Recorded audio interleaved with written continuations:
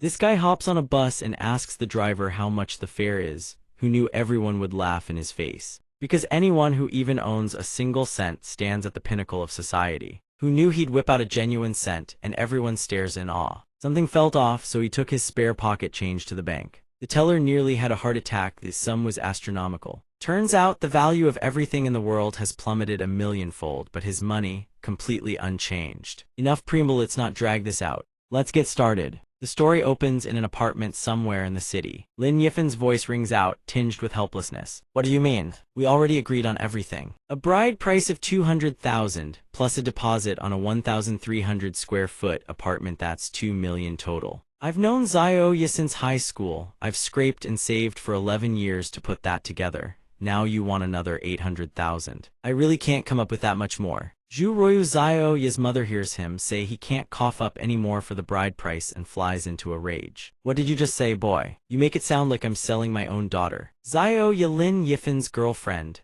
Zhu Royu Zioya's mother. Let me tell you something, she's my one and only precious daughter. Raising the bride price is just a test whether you're truly sincere about her. Off to the side, Li Daduan opens his murky, cunning eyes sharpened by years of wheeling and dealing and starts making demands of his own. Little Lin, I heard your late father left you a house. Prime location too. As it happens, Zioya's cousin is about to start school. How about I talk it over with her daddy, you sell them the house? Problem solved, right? Li Daduan Zioya's stepfather hears them going after his father's house too.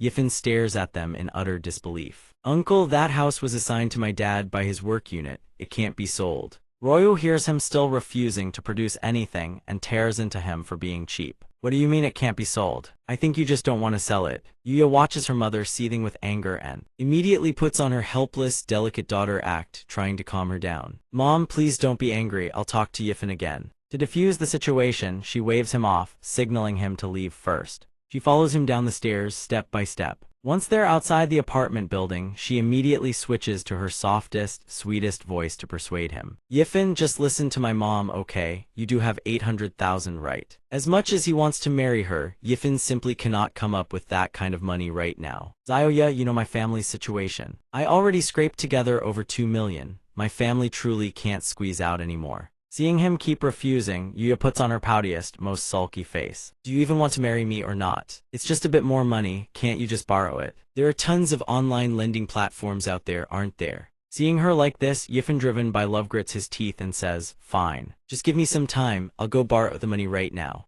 Wait for me, okay? I'll scrape it together as fast as I can and bring you home. Seeing him finally cave, she beams with joy and sends him off. That's more like it, now hurry up and go. The scene shifts to a cafe somewhere in the Sidithe one, where Yifen currently works. A co-worker sees him eating so late and does a double take. Mr. Lin, you're only eating now. You're pushing yourself way too hard. Yifen closes his eyes wearily and replies, can't be helped, money's been tight lately. Mid-meal. A conversation from a nearby table catches his attention. Zioya, I heard you're getting married. Yuya lifted her coffee cup and smiled. So, are you not going to give a wedding gift? Even if you're my best friend, the gift money better not be too little. Her friend was baffled that she was this greedy over a few bucks. She already hooked a sugar daddy, would she still care about chump change? Isn't the guy you're marrying that rich dude from before? The moment her friend brought up that old man, Yuya's face twisted with irritation. That scumbag was pure garbage. After getting me into bed, he turned around and acted like he didn't even know me. Threw 50,000 at me and told me not to come crawling back. Does he think I'm some kind of beggar?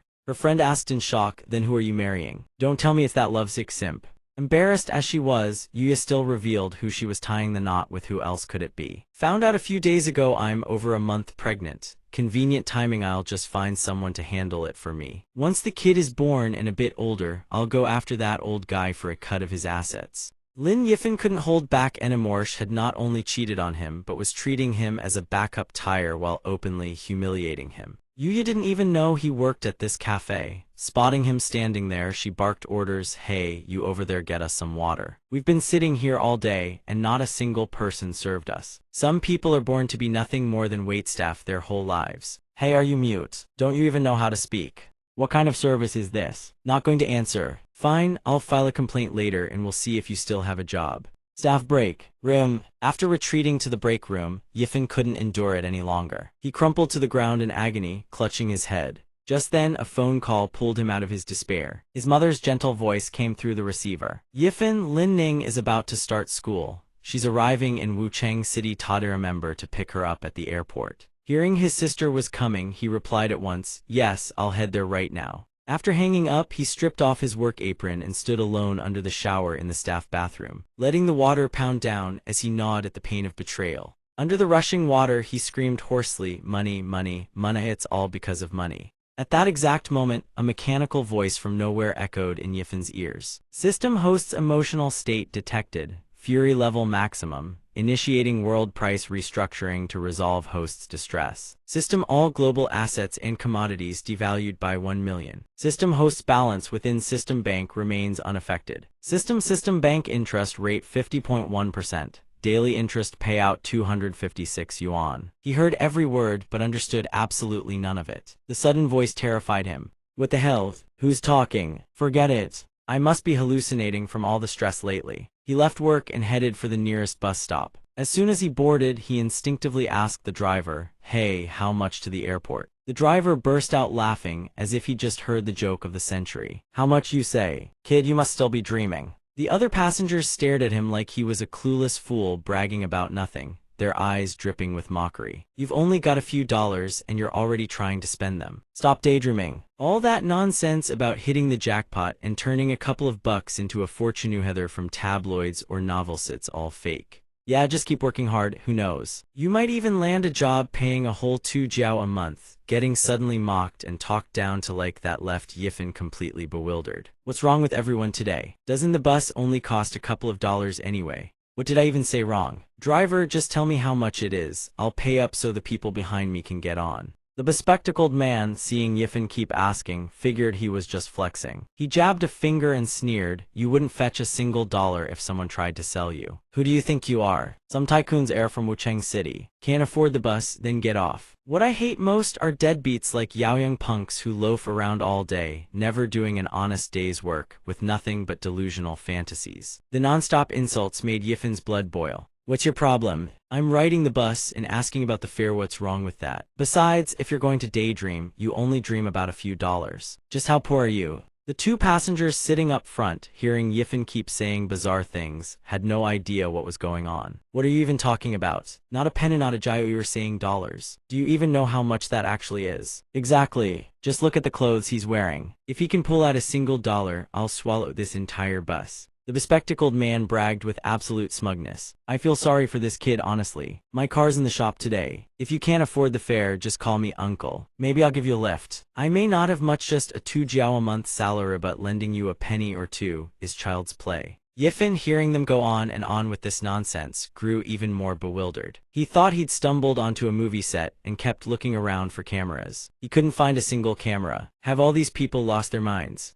The bus driver, seeing him just standing there, started losing patience. Hey kid, are you getting on or not? No money, then get off. Yifan couldn't be bothered to overthink it anymore. He flicked a dollar coin into the air. Is this what you need? $1. The passengers' eyes went wide with disbelief when they saw Yifan actually produce a dollar. That's actually a dollar. That sheen, that texture, it's no mistake. That's a genuine dollar coin. The bespectacled man took the hardest face slap of all. He was horrified, unable to believe what he was seeing. Impossible, how can this be? That's a real dollar. How can you just casually pull one out like that? Just then, Yifan suddenly recalled the mysterious voice he'd heard in the bathroom. Wait, that voice I heard in the shower earlier, could what it said actually be true? Did the system really remake this entire world? Driver, I really don't have any small change. Could you break this for me? The driver waved his hands frantically. That's a whole dollar. The fare to the airport is only 2 pennies. Where am I supposed to scrape up 998 pennies and change? Hearing this, Yifan was stunned speechless. $1 is equivalent to 1 million of the old currency. What are these people even on about? Calm down, I need to take this slow. Looks like I'm not catching this bus today. Since he had no small change, he stepped off the bus. To figure out the current exchange rates, he went online to check. When he saw the prices of things he used to not even dare buy, he gasped in shock. Li 11 smartphone shock price 1 jiao.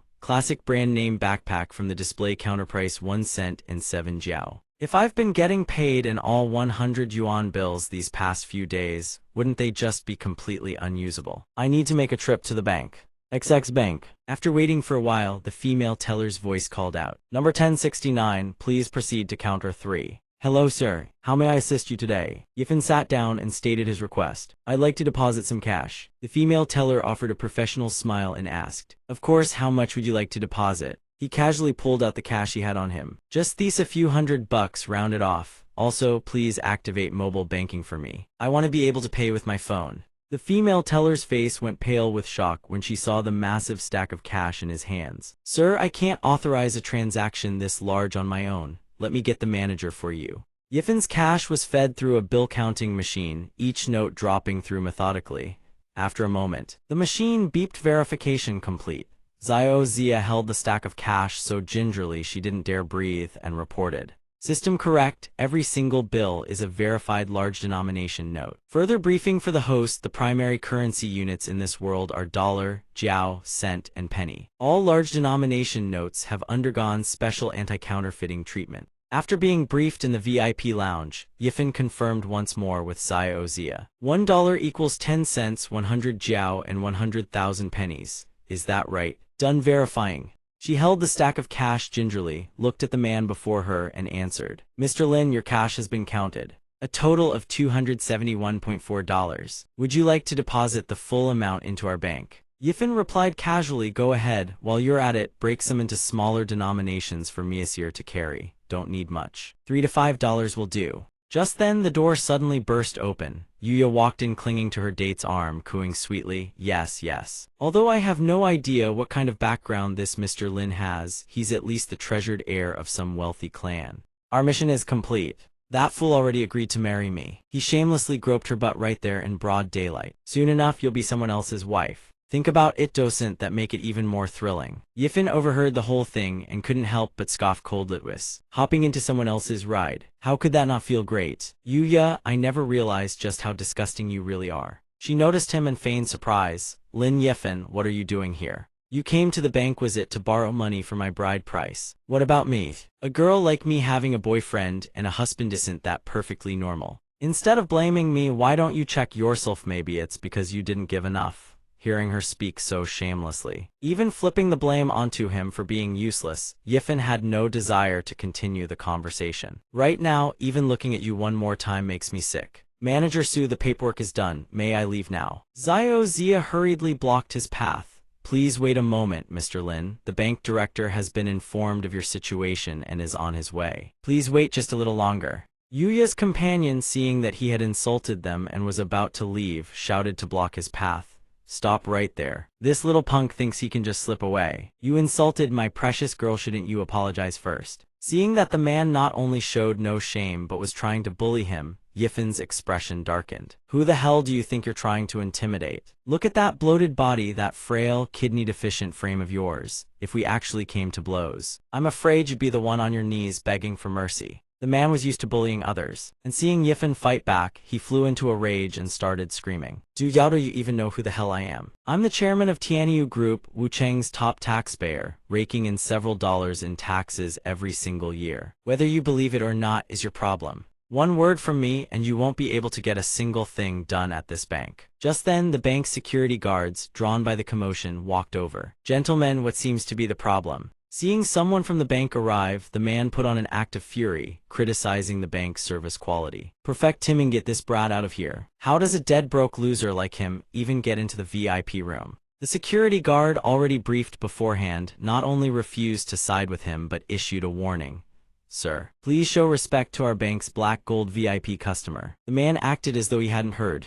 "What?" Just then, He Yaoqian appeared in a rush. "This must be Mr. Lin, correct? I'm He Yaoqian, the branch director. As soon as I received the news, I rushed right back. I sincerely apologize for keeping you waiting. You've deposited over $200 with our bank, making you a black gold VIP customer. Certain procedures require my direct handling. Additionally, you'll enjoy our bank's premium 247 concierge service." Yifan returned the handshake as a matter of courtesy. "Thank you." After you. Yuya's companion, upon hearing the figure in the account, was utterly stunned. $200, that's impossible. Director couldn't he be using counterfeit money? Yuya, who had just heard him say he couldn't even afford the bride price, now seeing him possess such an enormous fortune, couldn't believe it and demanded answers. That's right, he's clearly just a dead broke loser who can't even scrape together a few pennies for the bride price. Yaoqian, seeing them dare to question both the bank's integrity and his professional conduct, grew furious. The authority of this bank is not subject to your scrutiny. Mr. Wang, you have repeatedly shown disrespect to our Black Gold VIP customer.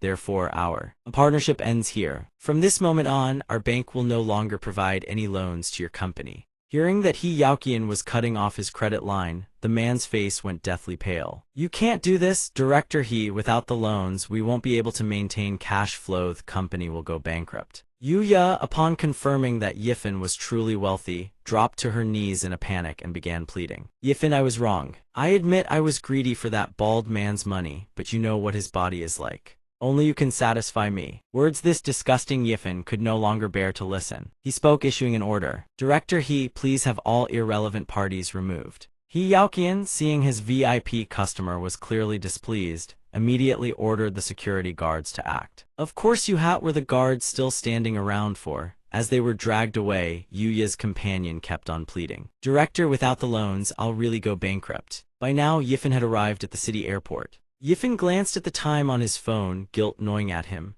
Crap, I spent way too long at the bank. Xiao Ning must have landed by now. Did she give up waiting and leave on her own? Just then, a hand gave him a gentle push on the back. Mean big brother, how dare you make your adorable little sister wait at the airport for dozens of minutes? Hearing the familiar voice, he spun around with delight. Xiao Ning. Lin Ning saw him turn around and immediately pouted. So, how are you going to make it up to me? Now that he was wealthy, Yifan was more than happy to give his only sister whatever she wanted. Sorry about that, something held me up. Whatever you want as compensation, just name it, it's yours. Lin Ning, still unaware of his wealth, simply whined for something cheap. It's so hot, take me to get some ice cream. Hearing this, a warm current flowed through his heart, and a tender, doting smile spread across his face. This little girl still thinks she's a kid, huh? It is pretty hot though. Let me look around and see if there's a good spot to grab a drink, then I'll take you. Let's go. Xiao Ning, big bro's treating you to Starbucks. Probably don't have one back home, right? Lin Ning, hearing the mention of such an expensive spot, hesitated slightly. You don't have to, bro, everything at the airport is so expensive. Let's just wait until we get outside. While walking, someone bumped right into him. Feifan had been eavesdropping on their conversation and, putting on a sly grin, chimed in. Classmate Lin Ning, it's just a cup of Starbucks. After all, let me treat you. Zhuang Bufan and Liao, Feifan Lin Ning's classmates. Bufan and Toto, not knowing he was her brother and assuming he was her boyfriend, smirked and said sarcastically. Bro Liao, Beauty Lin Ning already has someone beside her, surely he can't even afford to treat her, right? Toto looked him up and down with contempt, clearly sizing him up as beneath them. This guy's entire outfit probably doesn't even cost 50 pennies. Asking him to buy a Starbucks drink for over 30 pennies, that's probably a stretch. Yifan saw that the entire group was openly hostile yet seemed familiar with Lin Ning, so he asked curiously. Xiao Ning, do you know these people? She hid slightly behind him and whispered, we just chatted at the airport, that's all. They're all new students at Wuchang University. Let's go, bro, don't pay them any attention. Yifan, annoyed by Feifan's group's attitude, let out a soft sigh. Kids these days spend their parents' money and still act like they're above everyone else. He was willing to let it go, but Feifan had no intention of letting him off the hook. Seeing Yifan walk away, the guy assumed he was easy to bully and raised his voice to mock him. Poor is still poor, can't even afford a cup of water and still has the nerve to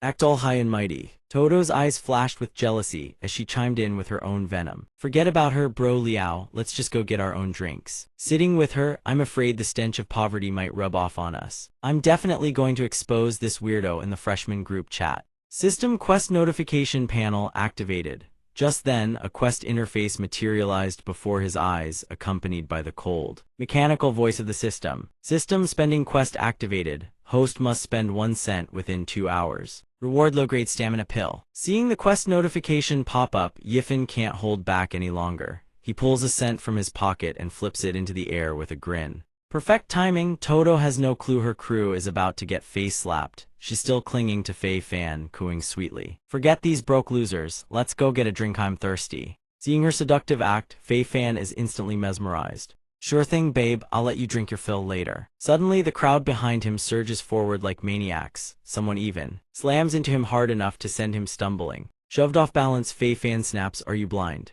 Two girls nearby whisper excitedly, "I heard Starbucks is giving everything away for free today. Is that for real?" "Whatever, let's check it out, it's not like we'll lose anything." Fei Fan overhears this and freezes on the spot. "Wait, what? Everything's free for real? Is service really free across the board today?" The barista answers with a confident smile. "Yes, sir, you can order anything you like without spending a single penny. All expenses in the store today are covered by that gentleman over there." Playing the generous rich benefactor, Yifen announces to the entire shop, "Don't be shy, everyone. It's sweltering out, let's all drink to our heart's content." The crowd erupts in cheers. "Thank you, big bro." He turns to Lin Ning and asks gently, "Well, is it good?" She takes a sip of her coffee, scrunches up her face, and gives her honest review. "Too bitter." Seeing Yifen treat the entire Starbucks, Fei Fan storms over and demands, What the hell are you pulling?" Yifen furrows his brow and fires back. "What? Worried I'm targeting you? Relax, just say thank you, brother Fan, and I'll throw you a bone too." Humiliated, Fei Fan grits his teeth.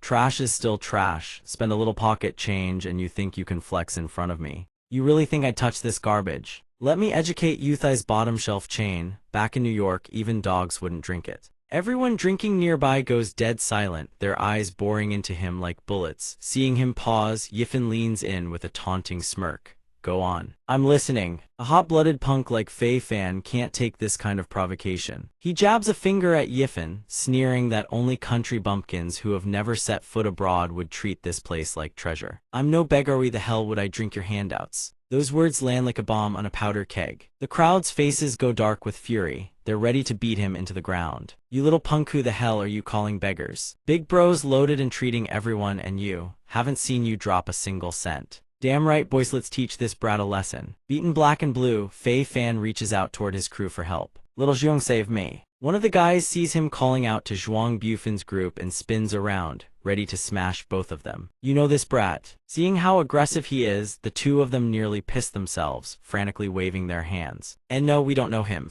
After letting the crowd work Fei Fan over, Yifen strolls up and delivers his sermon. "You scum, don't think a little dirty money lets you sweet-talk my sister." Lin Ning, feeling a pang for his wallet, asks carefully, "Bro, was it really worth spending that much?" Yifen chuckles, reassuring her, "This kind of chump change, your big bro can handle it. I'm not trying to show off, but my sister will never, ever be looked down on." Seeing him protect her like this, Lin Ning breaks into the sweetest smile. "Bro, you're the best." The airport pickup zone. As they leave the airport, a notification pops up, "System quest complete. Host, please check your rewards." Yifen is thrilled and cleared the quest with just spare change. Who knew buying out an entire day's revenue at Starbucks would cost less than a single cent? In the end, he still had to lean on Director He's investment to finish the job. The moment the pill dissolves in his body, a notification chimes. System host's physical constitution enhanced to 3 times that of a normal human. Lin Ning shades her eyes and peers into the distance, asking curiously, "Bro, which car did you call?" Yifen can't quite remember. He pulls out his phone. "Let me check the plate number." Spotting the car pulling up, Lin Ning squeals with delight. "That ride is so cool." Liu Ruyan, sitting in the car, sees Yifen and frowns in confusion. "Lin Yifen, what are you doing here?" Seeing her, he quickly gestures and explains. "Director Liu, I'm here to pick up my sister, just dropping her off at college." Hearing him call her director, Lin Ning asks curiously, "Bro, you know her?" Liu Ruyan suddenly snaps back to reality. "Lin Yifen, did you forget we have a project presentation this afternoon?" Only then does Yifen remember, right, that he may not need money anymore, but that project is still months of his blood and sweat. Seeing her brother's conflicted expression, Lin Ning, the ever-understanding little sister, decides to let him off the hook. "It's fine, bro, work comes first, go handle your stuff. Besides, you've got a chance to be with a gorgeous woman. Don't let it go to waste, okay?" Seeing her dare tease him, Yifen's face darkens. "Gorgeous woman, that's my boss. More like a she-demon." Liu Ruyan overhears and snaps, "What did you just say?" Realizing he's been caught trash-talking. Yifen's face flushes red. "And nothing, Director Liu, I was just saying I'll head back to the company with you. After all, the Lin family doesn't throw away money easily. You've been through too much for that." In the car, Liu Ruyan urges him, "Review the project proposal, quickly avoid any mistakes down the line. This is good for your own sake, you know. You've got a sister to take care of and you need to push hard right now. If this project succeeds, your bonus alone will be tens of thousands. Hearing her words, Yifen blurts out instinctively, Director Liu is so kind knowing I haven't eaten yet. She's even drawing me a big fat pie. Seeing him dare mock her, Liu Ruyan pinches the inside of his thigh. Hard. Getting brave are we. Dare to mess with me. Her move startles Yifen so badly he drops his phone. Stop messing around. Staring straight ahead through the windshield, she strikes a pose like a multi-level marketing guru, declaring with absolute confidence. My big pie, plenty of people would kill for a taste and never get the chance. The company Yifen works for gradually comes into view. Xiaozi dumps all of Yifen's things onto the ground, then barks at the staff to clean up after him. President Jia's brother-in-law hears Zhang Xiaozi, now clean this mess up for me. Yifen sees this and demands furiously, what the hell do you think you're doing? Zhang Xiaozi sees him and flashes a mocking sneer. Lin Yifen, you don't belong to the development department anymore. My brother-in-law, President Jia, says this position is mine now. Seeing him dare throw his things on the ground, Yifen snaps, pick up my stuff. Now. Xiaozi sneers at his commanding tone. Oh, tough guy. What if I don't? You little mutt want me to teach you another lesson. Before Zhang Xiaozi's hand can even land, Yifen seizes his wrist in a vice grip. The wristlock snaps into place. Zhang Xiaozi howls in pain. What the since when is this kid so strong? That's when Jia Fei appears, barking in a low, threatening voice. Lin Yifen, let go of him this instant. Your abilities are far too lacking. I'm handing the project over to Zhang Xiaozi. He can finish up the presentation from here. Seeing the bastard point his finger and berate him while also stealing his credit, Yifen couldn't hold back anymore. I did all the work. And now you're handing the payoff to your brother-in-law. Have you no shame? Jia Fei, thick-skinned as ever, bellowed. I made the call. If you don't like it, get lost. Just then Ruyan appeared. She slammed her hand down on the desk. I object. Lin Yifen has been running this project from start to finish, replacing him over my dead body. Jia Fei, his authority openly challenged in front of the staff, flew into a rage. Liu Ruyan, are you trying to tell me how to run things? Ruyan saw him trying to pull rank on her again and immediately fired back with a warning. Jia Fei, I am the company's legal representative. You have no authority to alter my rank or position. Second, if you sabotage this presentation, can you shoulder the blame? Seeing that he couldn't outmaneuver her, he flashed a vicious smile and left a thinly veiled threat. Just you wait. Watching him leave, Ruyan turned to Yifen, fuming. Don't pay any attention to him. Lin Yifen, let's keep preparing for the presentation.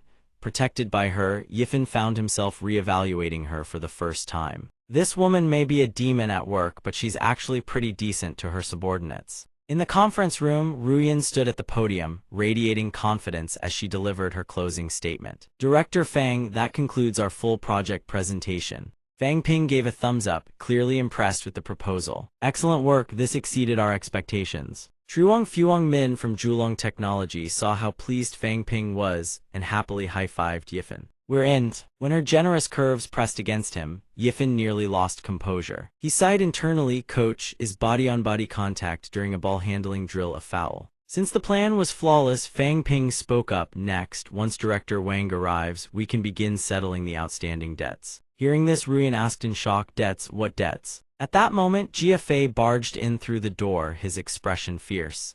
Liu Ruyan, the company owes several million. They can't even cover payroll. You're the legal representative. How do you plan to handle this? Ruyan couldn't believe he would stoop this low. Debts? I've gone over the company's books. There's absolutely no such thing. She remembered that in her recollection, the shareholders had even praised her work. Yanyan, you're incredibly capable. We're getting old. It's time to hand the company over to you. Jia Fei had already fabricated the perfect frame-up. He sneered at her. Liu Ruyan, did you really buy into that long-standing trust nonsense? What you saw, was any of it real? Seeing that he'd truly gone this far, Ruyan's face drained of color. Falsified books. Swapping out the legal representative. You've been plotting to frame me this whole time, haven't you? Even exposed, he showed zero fear. Instead, he laughed with relish. Who told you to be so naive? Seeing his brazen shamelessness, Ruyan's blood ran white-hot, burning like fire. I poured my heart and soul into this company. What right do you people have to do this? Just then, Jia Fei slithered toward Fang Ping like a venomous snake and hissed. I'll be honest with you, Ms. Liu Ruyan, we have already established a new company. Julong's new partner is us. As for this company, our dear Director Wang from Julong has shown mercy. He's willing to acquire all technical assets and documentation for the generous sum of 100,000 pennies. Hearing that figure, Ruyan couldn't contain her disbelief. 100,000 pennies, that doesn't even cover the equipment costs. This is nothing but a hostile takeover. GFA, victory all but secured, smirked like he was savoring her pain. Besides, if you can't pay off that debt, prison is your only option. An employee burst in with a report. Mr. Jia, Director Wang from Julong Technology has arrived. Jia Fei saw He Yaoqian and Wang Yanheng enter, and his face instantly lit up with glee as he rushed to greet them. Director Wang, we've been eagerly awaiting your arrival. Yanheng didn't even glance at him. Instead, he spoke directly to Yaoqian. Director He, handling this matter for you is simple enough. But this tycoon who deposited over 200 yuan in cash that you mentioned, who exactly is he? Would it be possible for me to pay my respects? Yaoqian chuckled, waving him off with an air of polite refusal. Someone of that caliber, I wouldn't dare disclose it casually. Wouldn't want to offend the wrong people. Yanheng considered for a moment. Yaoqian had a point, wouldn't push the matter. Fair enough. At that very moment, Yaoqian looked up and spotted Yifan. His eyes widened. Mr. Lin, what are you doing here? Seeing Yaoqian, Yifan was equally surprised. Wang Yanheng noticed how respectfully Yaoqian addressed him and murmured, Mr. Lin. Yaoqian covered his mouth and confirmed, yes. This is the very person you wish to meet.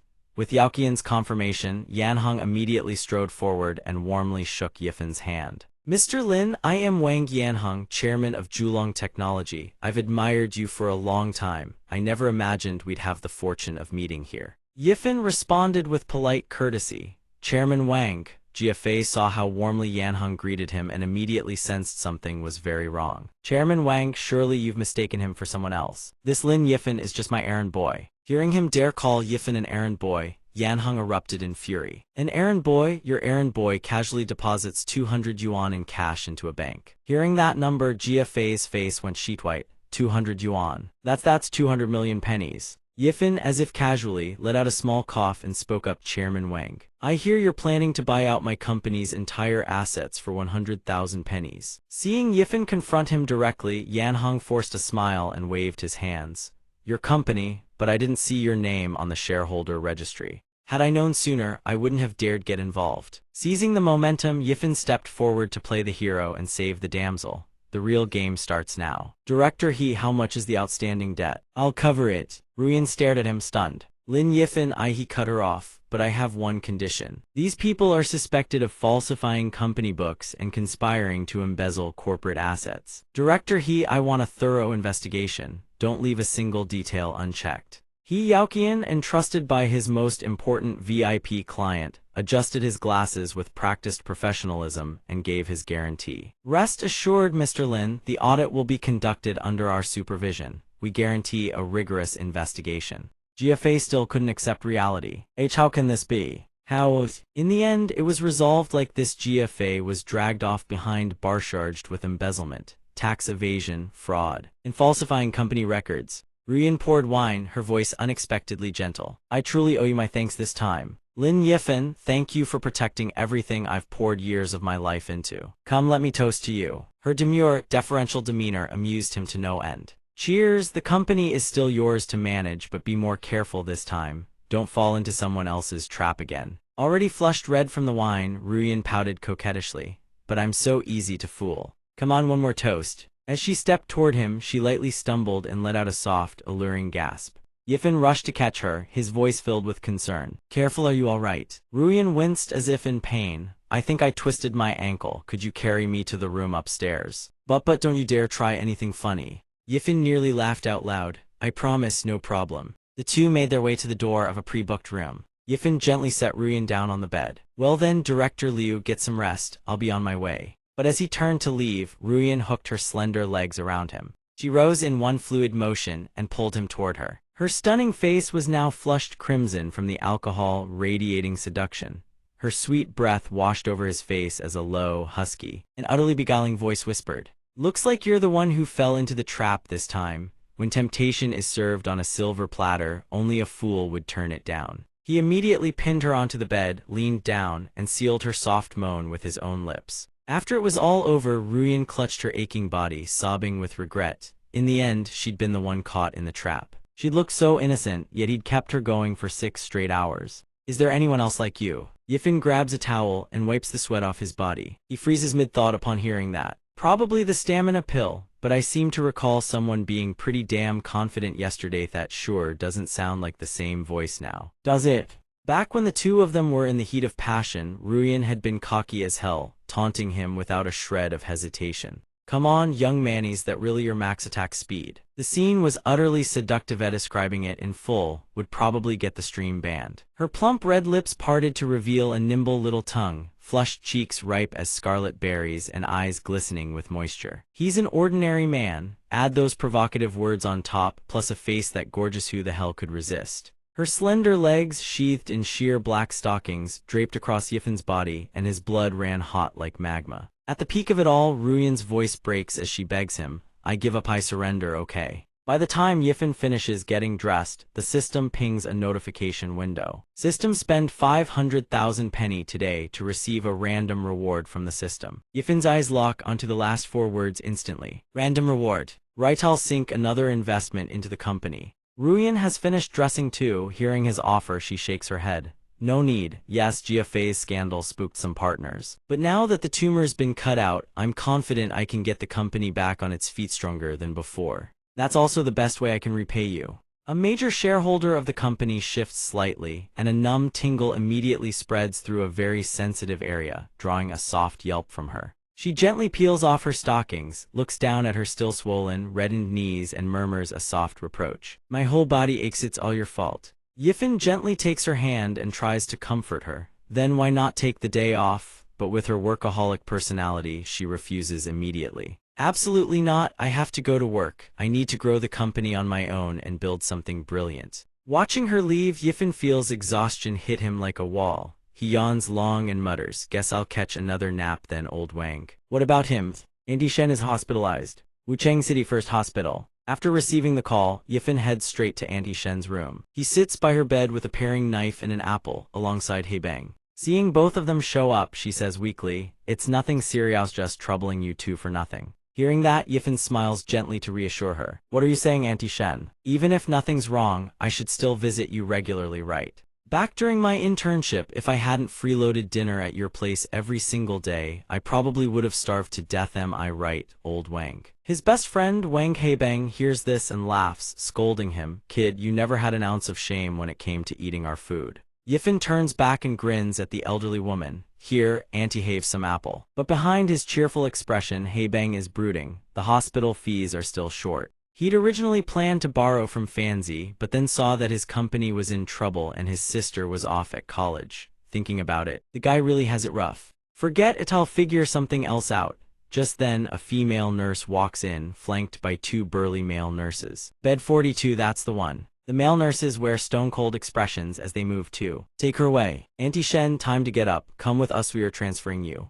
Seeing them arrive with clearly hostile intentions, Hebang rushes forward to block them. What the hell do you think you're doing? Nurse, you were a little short on the bill, okay? I already said we'd pay the rest in a few days. Do you really have to kick her out right now? The female nurse pauses and glances back at the medical records. The bill, didn't you just deposit 1 million penny? And you requested an upgrade to the VIP suite. We're processing the upgrade for you right now. Hebang's jaw drops at the number entered into the system. What? 1 million. The female nurse smiles warmly and confirms. That's right, these gentlemen just made the payment. Once confirmed, they'd come with good intentions. Auntie Shen lets the two male nurses lift her up like a queen. The two male nurses carry her with utmost care, asking Auntie Shen, this is our hospital's custom bed transfer service exclusively for VIP patients. Are you satisfied, ma'am? Auntie Shen gazes at the chiseled pecs right in front of her face, thoroughly mesmerized. Satisfied? I'd say I'm very, very satisfied indeed. Upon hearing that, the two male nurses immediately escort her to the VIP suite. Then please hold tight, princess. They set off, scene change to the VIP room. After safely settling her onto the hospital bed, the two nurses even perform a little shirt lift flex for her viewing pleasure. Auntie Shen, if you need anything, just ring the bell. We provide 24-hour service for you. Auntie Shen got herself quite the feast for the eyes. She beams with delight. Wonderful. Hebang walks into the VIP suite, still unable to believe this is reality. Fancy eyes, this a hallucination from me worrying too much. Or maybe just punch me once. Yifen is the type who delivers without hesitation. He immediately gives his buddy a solid punch square in the gut. Haebang doubles over, spitting out stomach acid, choking out a curse. Damn it, you hit way too hard. Yifen shakes out his fist and scolds him with irritation. You deserve it. Auntie Shen was short on hospital fees, a huge deal, and you didn't even tell me. Do you even still consider me a brother? Haebang knows he was wrong to keep quiet, but he doesn't know what to say. It's not like after upgrading to the VIP room and making sure Auntie Shen was comfortable, Yifen prepares to leave. Before he goes, he doesn't forget to remind Haebang. Alright, let Auntie Shen rest here for now. If you run out of money, just tell me. Being bankrolled by a rich friend makes Haebang want to cry tears of joy. Bro, seriously, thank you. Just then, a system notification pops up. System host quest complete. Reward: my eyes are the ruler, analytical skill acquired. Yifen reads it and has absolutely no clue what it means. What's this supposed to mean? What does this reward even do? From the adjacent VIP room, a gentle, worried voice drifts over. Dad, are you okay? Mayu walks over with a cup of water. Should I call my brother over? Sumayo, student of Wucheng University. Director Su sits up, gently takes the cup and replies, no need, just a minor ailment, probably jet lag. I haven't adjusted to the climate yet. This time, I hope you'll also take part in some of the company's decisions. Take a look at this project. If we can acquire it, the Su family's entire position could reverse overnight. You're the top talent from Wucheng University and this project aligns perfectly with your major. I trust your judgment. Mayu takes the project file, eager to dive in immediately. Dad, you just focus on getting better. I'll head back and study this project thoroughly. Director Su hums in acknowledgement, then adds carefully, one more thing, don't tell your brother about this. Heading downstairs, Mayu glances at her watch and calculates there's still time to make it to her seminar. As she descends, an old woman has already been watching her. The woman's eyes gleam with malice. That girl just came down from the VIP floor, definitely a fat sheep to fleece. As Mayu walks forward, the old woman shuffles over slowly, then deliberately bumps into her and fakes a stumble, falling backward. She clutches Mayu's leg and starts wailing at the top of her lungs. Someone's assaulting an old lady. Is there no one in charge here? Mayu blinks in confusion at the question. You just bumped into me. The two accomplices standing nearby immediately jump in to berate her. I saw the whole thing. What is wrong with this girl? That's absolutely shameless. She looks like a student too. Which school does she go to? I'm definitely going to report this. Yifen steps in and catches Mayu before she hits the ground. Careful, are you alright? As his gaze drops to Mayu's chest, glowing text flickers into view, materializing right before his eyes. System host detection activated. My eyes are the ruler 36C. Caught in his arms, she looks up gratefully. I'm fine, thank you. Yifen stares at the text, then glances at what appears to be an ordinary bust. A question surfaces in his mind. This is clearly a B cup at best, maybe a C, but the system reads 36. You've got to be kidding me. Is the system broken? The faker grandma, seeing that no one is paying attention to her anymore, lunges forward and clings to Mayu's leg, wailing. I'm just a helpless old woman, beaten and injured, and nobody gives a damn. Mayu has never dealt with anything like this before. Hearing the old woman's hysterical crying, she starts to cave, beginning to believe she really did bump into her. Maybe I was in too much of a hurry just now. I really did hurt this old lady. Right then, Yifen cuts her off. If you admit it, you've already fallen into their trap. She turns to him, eyes wide with curiosity. Trap? He doesn't answer her directly. Instead, he studies the old woman, thinking, I've been watching this direction the whole time. And my skill kept triggering automatically, but I can't exactly blurt out what it showed me. So he resorts to his math analysis instead. I had to rely on a mathematical breakdown to make my case. When the distance between you and the old woman was still less than 3 centimeters, she actively leaned her body toward you. On top of that, at 3 meters behind you, 7 meters ahead, the second floor staircase at a 45-degree angle, and the ground floor at 70 degrees. Every single one of those positions has someone with a camera ready. Side angle, low angle, straight on, overhead, every viewpoint is a perfect shot. Mayu listens, visibly shaken. Who even talks like that? Yifen sticks his tongue out and admits, honestly, I made all of that up. But from any angle, these people look like a professional outfit, fully prepped and ready to go. Have you made an enemy of anyone recently? After his analysis, doubt finally creeps into Mayu's mind. Is that so? Sorry ma'am, but I definitely did not bump into you just now. Hearing that, the old woman flies into a rage, jabbing a trembling finger at her and screaming. You little brat, you think you can just deny it. The hospital has surveillance footage, you can't escape this. Mayu, honest as the day is long and fearless as they come, agrees on the spot. I'll happily review the surveillance footage, but for events that happen within milliseconds, standard video might not be clear enough to tell. However, there's a new slow-motion algorithm that can verify video accuracy down to the 10th of a second. That way, everything becomes crystal clear. It might be a little expensive though. But if the fault is mine, I'll cover all your losses. On the other hand, if it turns out to be a scam, can I leave the consequences to you? The old woman's nerve crumbles instantly. Intimidated by those words, she bolts. Forget it, I'm leaving. Watching the faker flee, Manhua presses her lips together and mutters, just as I thought.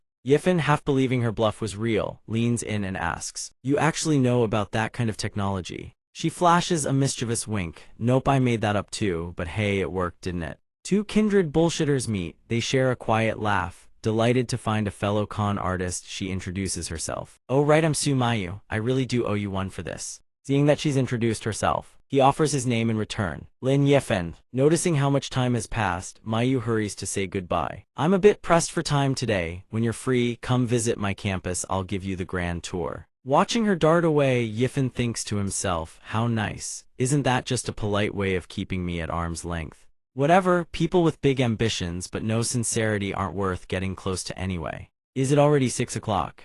Lin Yifen's room. Back home, Yifen is like any other guy. He loves watching hot girl live streams. The moment he sits down, his phone is already in his hand. Heard there's a special event on the streams today, should be good. The moment he opens the app, a PK battle room appears, a one-on-one showdown in the dance zone. The goddess Xiaoqi and the adorable Wanwen are locked in a head-to-head PK inside the livestream room. He reads the title and mutters, looks like they're doing a PK battle on screen. Xiaoqi blows a kiss at the camera, greeting her fans. Thank you all in the dance zone for your support. Love you guys so much. Her fanbase erupts, comments and heart emojis flood the chat like crazy. Here for the live. Baby, you're so gorgeous, how do I even? Too damn beautiful. Xiaoqi PKing. PK. Wifey's too pretty, baby, how can I ever get someone like you? Over on Wanwen's side, things are nowhere near as lively. While Xiaoqi bears skin in a daring outfit, Wanwen is dressed head to toe in an adorable bear onesie, shouting into the mic. Fellow gamers, our zone's gotta charge in too, let's go. The viewers see her getup and scratch their heads. What kind of cosplay is this supposed to be? Baby, stop playing around, lol. The gap is way too obvious, this ain't looking good. Nah, this is my vibe, I'm into this style. Xiaoqi glances at Wanwen's viewer count and smirks. Wanwen, looks like you're about to lose, so what kind of punishment should I give you? Since you're a gaming streamer, how about you play a game using just your feet? The camera angle shifts, panning slowly from her feet upward, sending the viewers into a frenzy. Xiaoqi is #1 in the world, do it. Donated 3,500 yuan to her, that felt so good. As Yifen watches the livestream, his eyes flash with light. Skill activated, my eyes are the ruler. He drops a comment on Xiaoqi's stream, questioning her body measurements. Lin Yifen, with legs that long, don't the proportions seem off? Even the table next to you is visibly warped. Xiaoqi spots the comment immediately. She fires back furiously, insisting her body is 100% natural, her proportions are perfectly fine. It's been the same ratio for years. Were you even watching the stream seriously? The moment she finished speaking, a notification from the app rang out. Notification: user Lin Yifen has been muted in the stream for 365 days. Everyone watching the stream dug up Yifen's account. They furiously used their own accounts to spam offensive comments. Where'd this level 1 nobody come from, slandering our Xiaoqi? Must be from the rival side, didn't even finish watching before calling it fake. Classic sour grapes can't have it, so they trash it. Xiaoqi took that comment to heart. She said coldly, everyone, don't bother arguing with this level 1 account anymore.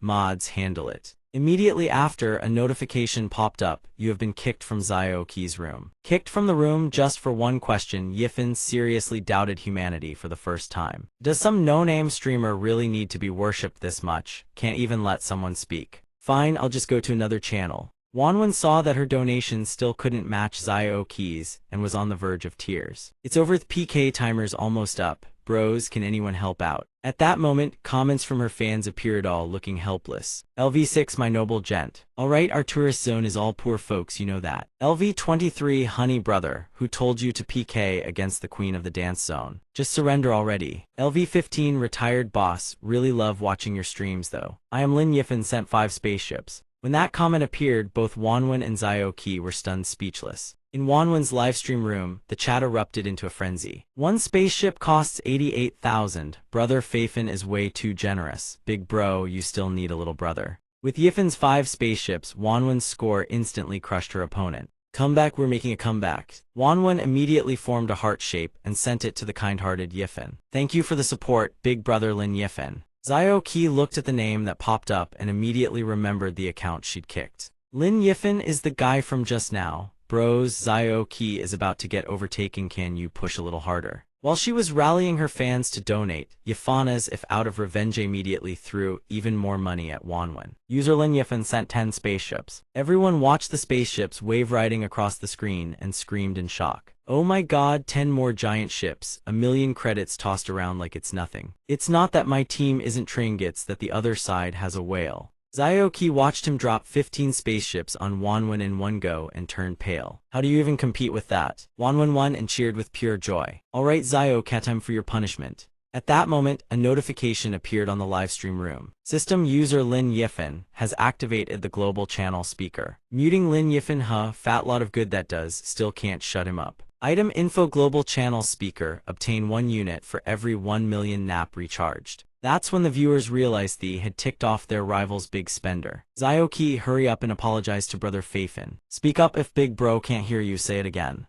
Xiao Qi, seeing he was loaded, immediately bowed deeply in apology. I'm sorry brother Feifan, I was wrong, I'll accept my punishment now. While watching the stream, his phone buzzed with a message notification. He tapped into the messages and saw it was from Wanwen. Wanwen Zai, thank you for helping me out back there. Wanwen Zai, I only stream for fun, I don't need gifts or anything. Wanwen Zai, if it made you uncomfortable, I can return them to you. Reading this, Yifan suddenly felt bewildered. Return the money, this isn't some kind of scam, is it? No need, it's just pocket change. She screenshotted his profile info and sent it over, then made a suggestion. 256 followers, 166 following, location Wuchang. Wanwen Zai, oh, I see your location is Wuchang too. How about this, I'll treat you to a meal, and we can add each other. Yifan's mind immediately went off on a tangent. Could it be that she saw me drop all those gifts and is now casting a net to reel in a big fish? Well, female streamers are all pretty slick, but free food is free food, turning it down would be a waste. Sure, I'll come.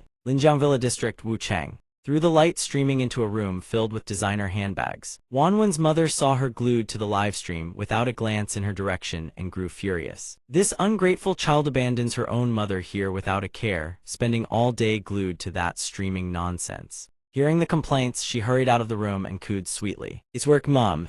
As soon as I'm done, I'll come straight to you. How could I ever not care about you? She hugged her dear mother, and the older woman's expression softened. Work, don't we give you several million NAP a month? Is that not enough? Look at this Paz i3 tourmaline of yours worth 43 million NAP. Your streaming income couldn't buy it in several lifetimes. Wanwen stuck her tongue out playfully. The job isn't just about money, it's mostly about passion. Plus, I get to meet interesting people like the one today. Seeing her still absorbed in this, her mother reminded her again. I don't want to talk about this anymore. That matchmaking dinner, the other party is the young master of Manhua group. You need to take it seriously. Wanwen, seeing her mother trying to set her up again, said, Mom, I'm not ready for that kind of thing right now. Seeing her about to refuse again, the mother waved her off and said briskly, Fine, I'm just passing along the message. Tell your father the rest yourself. Cut to the apartment complex where Yifan lives. He rubbed his hungry stomach and went looking for food. Now that he thought about it, he was actually pretty hungry. Might as well stop by Old Cow's place for a bite.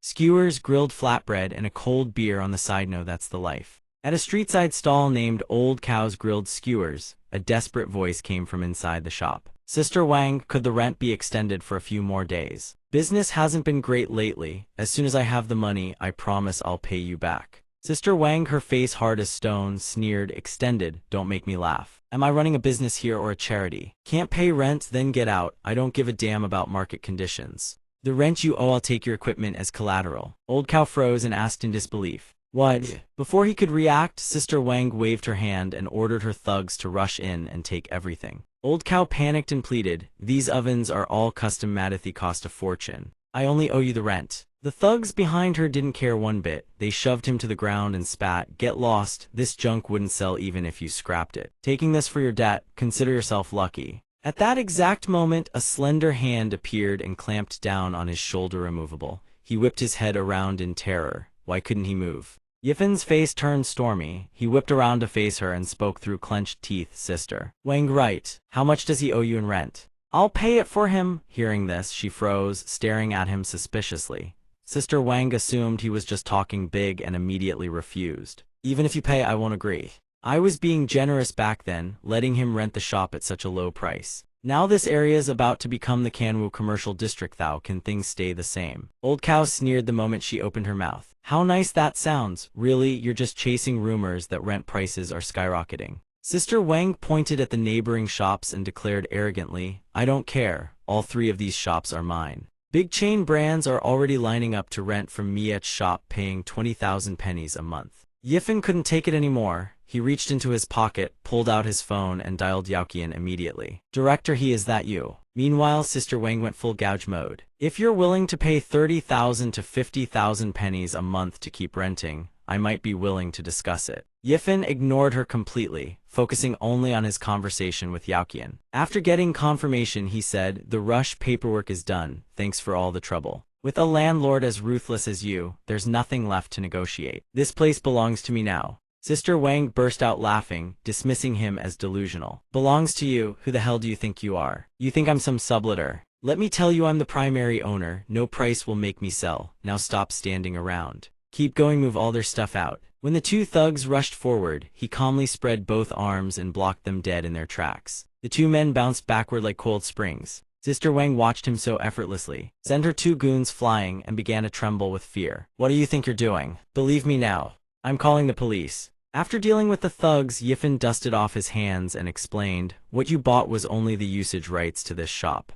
Right on cue, 2 construction workers driving excavators appeared. He leaned casually to the side and declared coolly, what I bought is the land for this entire commercial district. The crew from the construction site walked over and asked him, boss, any instructions? Sister Wang saw the excavators rolling toward her and froze solid. What are you people trying to do? Yifen tilted his chin up and said, all I have to do is give the word, and I turn this place into a construction zone right now. Then I let it sit for a few months. Let's see who you rent to then. It's just a small loss, no big deal. I can absorb 200 yuan. Sister Wang heard the number and nearly had a heart attack. 200 yuan, that's 200 million pennies. What kind of person did I offend? Big boss, please spare me. Big boss, my family's investments have all failed over the past few years. All we have left is the rent from this commercial district to survive on. Hearing her sob story, Yifen's expression didn't change one bit. So what's your solution? Sister Wang, knowing she was in the wrong, immediately offered a deal. Starting today, Old Cow's rent gets cut in half and all utilities are free. How about it?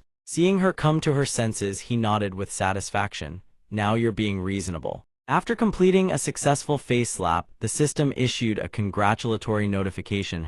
Received the sucker's nose reward. System main quest triggered. Establish a company. System counter corrupt enterprises. Item unlocked. The sucker's nose detect the presence of scam victims in the surrounding area. After the dramatic interlude, all that remained were grilled skewers wafting their irresistible aroma. Old Cow brought over a tray of skewers and a bottle of beer, saying enthusiastically, tonight's meal is on me. Eat and drink your fill, don't be shy. Ziolino, boss, literally thank you today. Being called that made Yifen feel a bit awkward. Don't call me boss, just make sure my late night meals are taken care of. Gotta admit, your food's still the best. Old Cow beamed with pride. You've got taste, not to brag. But the Cow family's secret recipe has been passed down for decades. Now that I've passed this test, I'm full of confidence. I'll definitely bring the Cow name to glory. Ruyan was called over at that moment. Looking at the spread of food, she asked with confusion, you're such a big shot. And you specifically called me out just to eat grilled skewers, though I have to say they taste pretty good. Yifen watched her eat with such relish and thought if she knew this barbecue cost 200 million pennies, what would she think? Either way, this main quest is probably meant to help the people around me, steer them clear of scams and shady characters.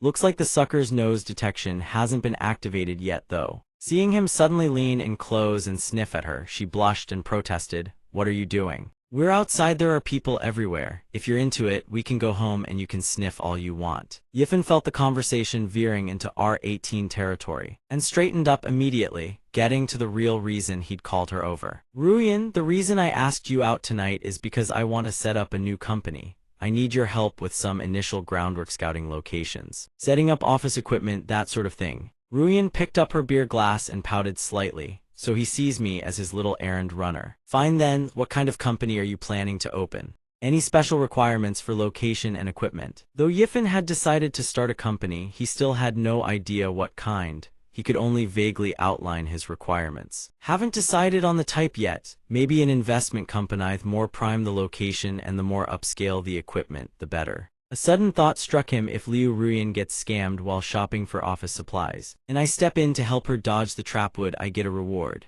Ruyan clinked glasses with him immediately and agreed. Sure thing, I've got experience setting up companies. I guarantee every element will be priced at the best value. Yifen, worried she might go overboard, cautioned, don't just throw money around because there's a lot of it. We'll need funds for plenty of things down the road. After a round of drinks, she started feeling tipsy and called out, "Boss, wrap up an order of chives with 5-spice pork belly. Make it extra spicy." Old Cow, busy at the grill, called back immediately, "Coming right up." Yifen heard her order and suddenly felt something was off. "What are you up to?"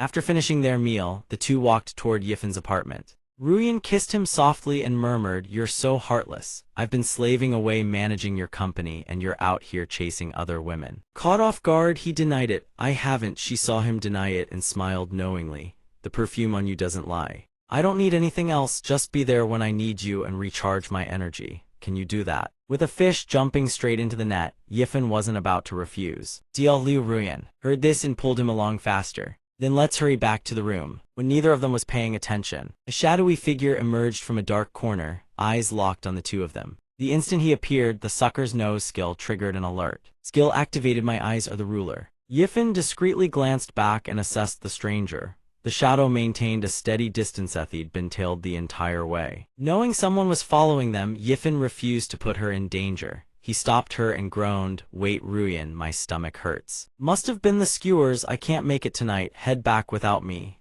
Ruyan, who had been anticipating the main event, pouted in frustration. "You damn man, trying to bail on me. Next time you owe me double, no dodging." Yifen waved goodbye and promised, "Got it. Next time guaranteed. You've been tailing me long enough. Come out and show yourself." Face Scar saw he'd been spotted and didn't bother hiding. "Sharp senses, kid, but if you insist on poking your nose where it doesn't belong, don't blame me for teaching you a lesson." The moment he finished speaking, two thugs behind him charged forward, armed with wooden clubs. One swung his club hard, but Yifen tilted sideways and dodged clean. The other tried to sneak in a cheap shot. Yifen snatched his club mid-swing and stopped it cold. Even so, he was struggling. The opponent's raw strength was no joke. "This guy's power is insane. I popped a stamina pill and it barely keeps me even with him. Look, we've got a misunderstanding here. But did we really have to jump straight to violence? Whatever it is, let's talk it out. I'll throw in some cash. We'll call it even. What do you say?" Before he could finish, something blazed toward him at blistering speed, startling him so badly he dropped the bills.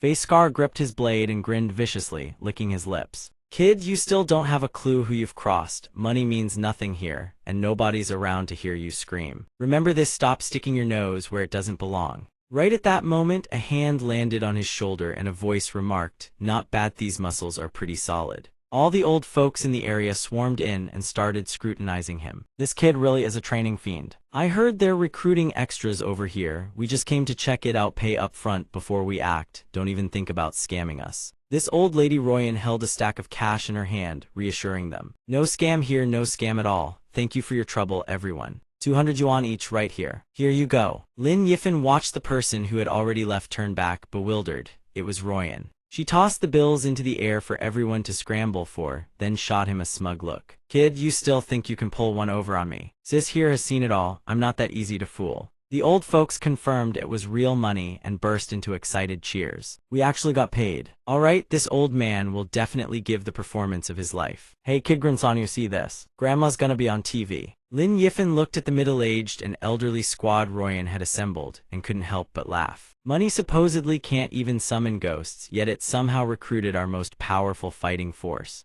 He wasn't buying it. Just then, one of Scarface's underlings broke down crying after being reminded of his grandmother by an old lady nearby. "Ma'am, you look just like my grandma." The old lady, seeing him cry so pitifully, felt a pang of sympathy and softly murmured, "My dear grandson." Scarface saw his plan falling apart and cursed in fury, "Idiots, let's go." He then led his men and fled the scene. The old folks watched them run off, confused. Why'd they leave? They're not acting anymore. Ruyan curved her eyes into a gentle smile and explained, "Sorry, Grandma, we're only filming for today. I'll call you all again next time." Lin Yifan watched the three fleeing figures and fell into deep thought. Those three are definitely not ordinary. Who's really pulling the strings behind them? The next morning at the bank, Xiaoxia strolled in carrying a coffee cup, yawning wide. So sleepy, at least I'm not late. Just as she took her first sip, a shout made her spit it all out.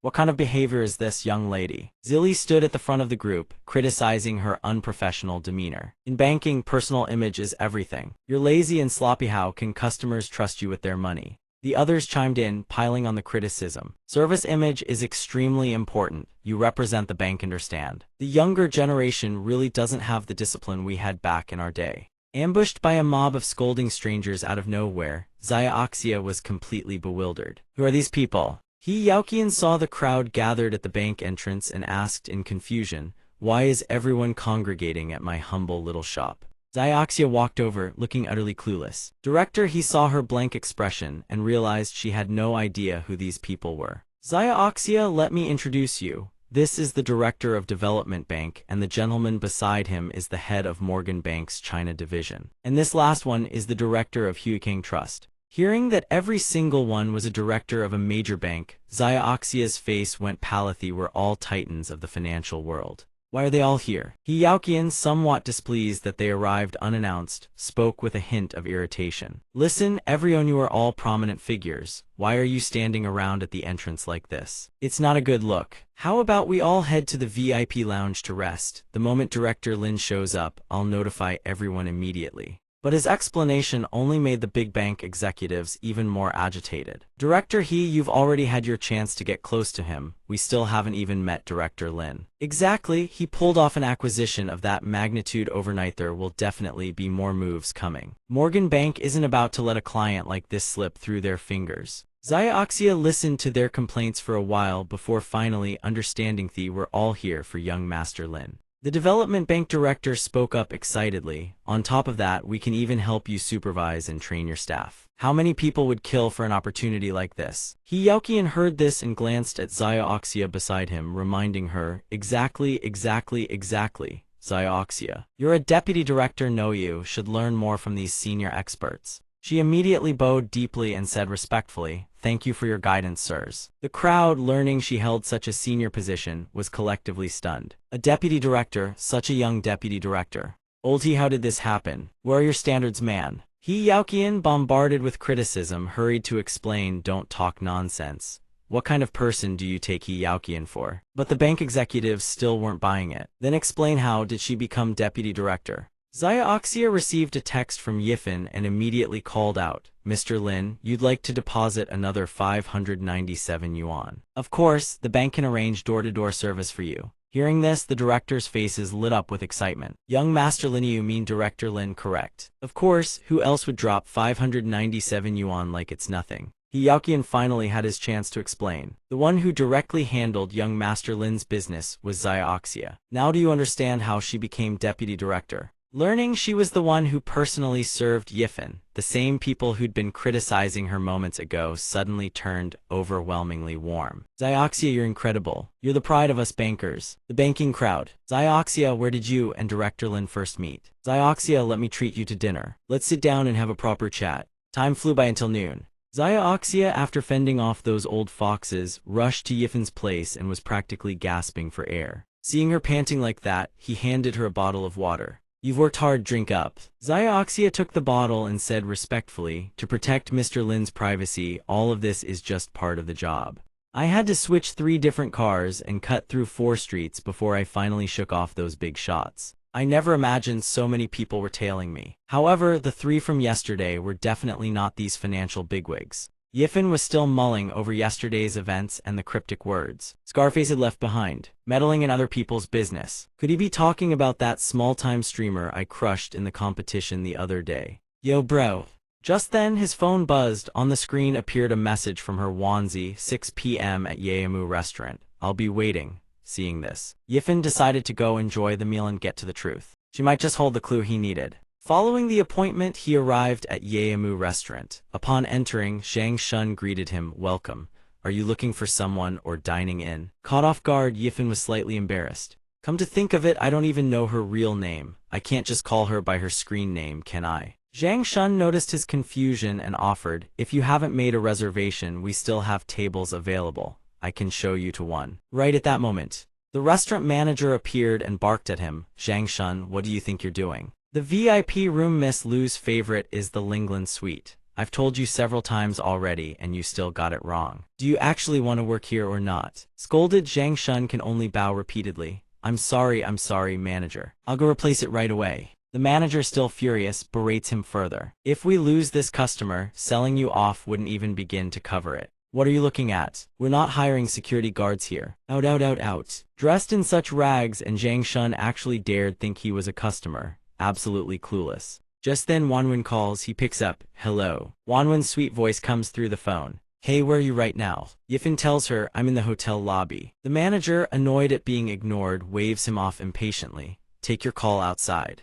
Right at that moment, Wanwen appears and places her hand on his shoulder. "Hey, you're Lin Feifan, right? I'm Lu Wanwen, also known as Wanwen." The restaurant manager sees her appear, and the fact that she's calling him so familiarly drains the color from his face. "And Miss Lu, is this your guest?" She hasn't noticed his condescending attitude from earlier. She replies casually, "Yes, why?" Yifan's expression darkens. He speaks with biting sarcasm. "I'm a customer, not here applying for a security guard position." The manager's face drains of color. He stammers an apology. "I'm so sorry, it was all my fault for not knowing better. I'm truly sorry." Yifan can't be bothered to argue with someone this snobbish. A dog's eye judges everyone as beneath it, whatever not worth my breath, so, where are we sitting? Wanwen hears this and thinks he's joking. "I didn't know you were such a joker, applying to be a security guard. That's hilarious. Let's go." Under the manager's guidance, the two walk to their table. A vase of fresh lily of the valley sits elegantly on the table. He says awkwardly, "The lily of the valley Miss Lu likes is all arranged. Dinner menu same as usual tonight." She hums in agreement, then asks considerately, "What about you, Feifan?" Hearing her still use his online nickname, he furrows his brow and corrects her. "Didn't I tell you my name is Lin Yifan? That was just your username though." Wanwen grins, her eyes curving into crescents. "I think it's more fun calling you that." Yifan, having no idea what to order, says, "I've never been to a place like this. I'll have whatever she's having." Hearing this, the manager sneers inwardly. Just a freeloader riding on someone else's coattails, as expected. "Miss Lu, the wine's still your usual. Will the shade Margox be alright?" Wanwen ignores the manager and asks Yifan, "Feifan, do you drink?" As for something this high-end, Yifan has never even tasted it. "You're turning down the wine." "I'm not used to drinking wine. Got any Coca-Cola?" The manager, as incapable of elegance as a dog trying to grow ivory, starts running his mouth again. "Hardly any of our customers order Coca-Cola here. Coca-Cola as a mixer. Coca with wine, no, that's a truly bizarre combination." Yifan is getting irritated by the manager's constant blathering. "So do you have it or not?" The manager replies with a taunting edge, "If you insist, of course we have it." He's just Miss Lu's boy toy and actually thinks he's someone important, dressed like that and daring to set foot in here. What kind of day is it that scum like these keep flooding in one after another? Not far away, Uncle Hang sits with Diantium, but his eyes never stop scanning for other targets. "Where are all the top beauties of Wu Cheng?" He scans the room. "She's the only decent one around. I'll need you to handle this." Little Diantium. She immediately understands what he wants her to do. She whines cutely, "So annoying making me do this kind of thing again." A while later, a perfectly prepared plate of crab is placed on the table. "Miss Lu, here's your Alaskan king crab." Wanwen stands up. "Feifan, I need to use the restroom. Go ahead and eat." Something about the back-to-back timing strikes Yifan as off, but he can't quite put his finger on it. "That sounds kinda weird." The moment she leaves, Diantium arrives. She gasps as if seeing it for the first time. "Isn't this top-grade Alaskan king crab? Those claws are massive and so solid. Could you treat me to some?" Yifan stares at this complete stranger asking him for food, bewildered. "Who are you?" Yifan looks startled and turns the question back on Diantium. "You want me to treat you? So even a fancy hotel like this has beggars, huh?" Diantium's face flushes crimson with rage. "Does he really think I can't afford this? Fine thing, go gnaw on that crab by yourself. How disgusting." As she passes by Yifan, she deliberately lets her backside graze against his hand. Then she shrieks, "He groped me," right in Yifan's face. He stands there stunned. "Who groped you?" Diantium plays the innocent victim, wailing as if she's been violated. "You obviously stop pretending." Falsely accused, Yifan is so furious he can barely speak. "Lady, I didn't touch you." She puts on a disgusted expression and attacks him. Not only is he stingy, he's also a creep. With that, she grabs the glass of water off the table and splashes it straight at him. You disgusting creep, drop dead. Thanks to his sharp reflexes, Yifan dodged, but the bald man at the table below isn't so lucky. He screams, "My toupee." Wanwen comes back upstairs. She eyes the person who ruined her dinner with Yifan, clearly displeased. "Miss, I think you've gone a bit too far. You've clearly misunderstood my friend. I hope you'll apologize to him." Diantium, in disbelief, points at herself. "Apologize? What reason do I have to apologize? He obviously touched me first, and who are you to demand I apologize? Who do you think you are? You can't even keep your own man in check. What gives you the right to tell me what to do?" At that moment, the manager hurries over, having been summoned by Wanwen. "Miss Liu, as per your request, the Cam family has been thoroughly investigated." We zoomed in and slowed down the footage, and sure enough, a girl was the one who approached first. Wanwen fixes her with an icy glare and says through gritted teeth, "Hear that?" Diane Xin, her frame-up scheme exposed flat out, refuses to back down. "So what? I know. I just stumbled a little," and he sees the chance to reach out. Besides, what kind of girl would go around smearing her own reputation? Either way, I'm not apologizing. Seeing her stubborn refusal to admit fault, Wanwen decides to teach her a lesson she won't forget. "Here's what we'll do, manager. Relay a message to every fine dining restaurant in Wuchang City. This person is suspected of staged collision extortion. Blacklist her completely, no entry allowed." The manager doesn't dare refuse. He hurries to respond, "Of course, Miss Liu. I'll contact the other restaurants immediately to coordinate." Hearing herself banned from every upscale restaurant in the city, Diane Xin finally realizes she's hit the wrong iron plate. Who exactly is this girl? How does she have this much pull? Wanwen raises her phone and snaps a photo of Diane Xin. The girl flinches at the click of the shutter. She screams in panic. "What are you doing? Are you filming me?" Wanwen smirks at her and replies, "I'm posting this on Weibo myself so everyone can be on guard. Don't worry, Faith and you stood up for me last time. This time, it's my turn to protect you on my home turf. I won't let you get the short end of the stick."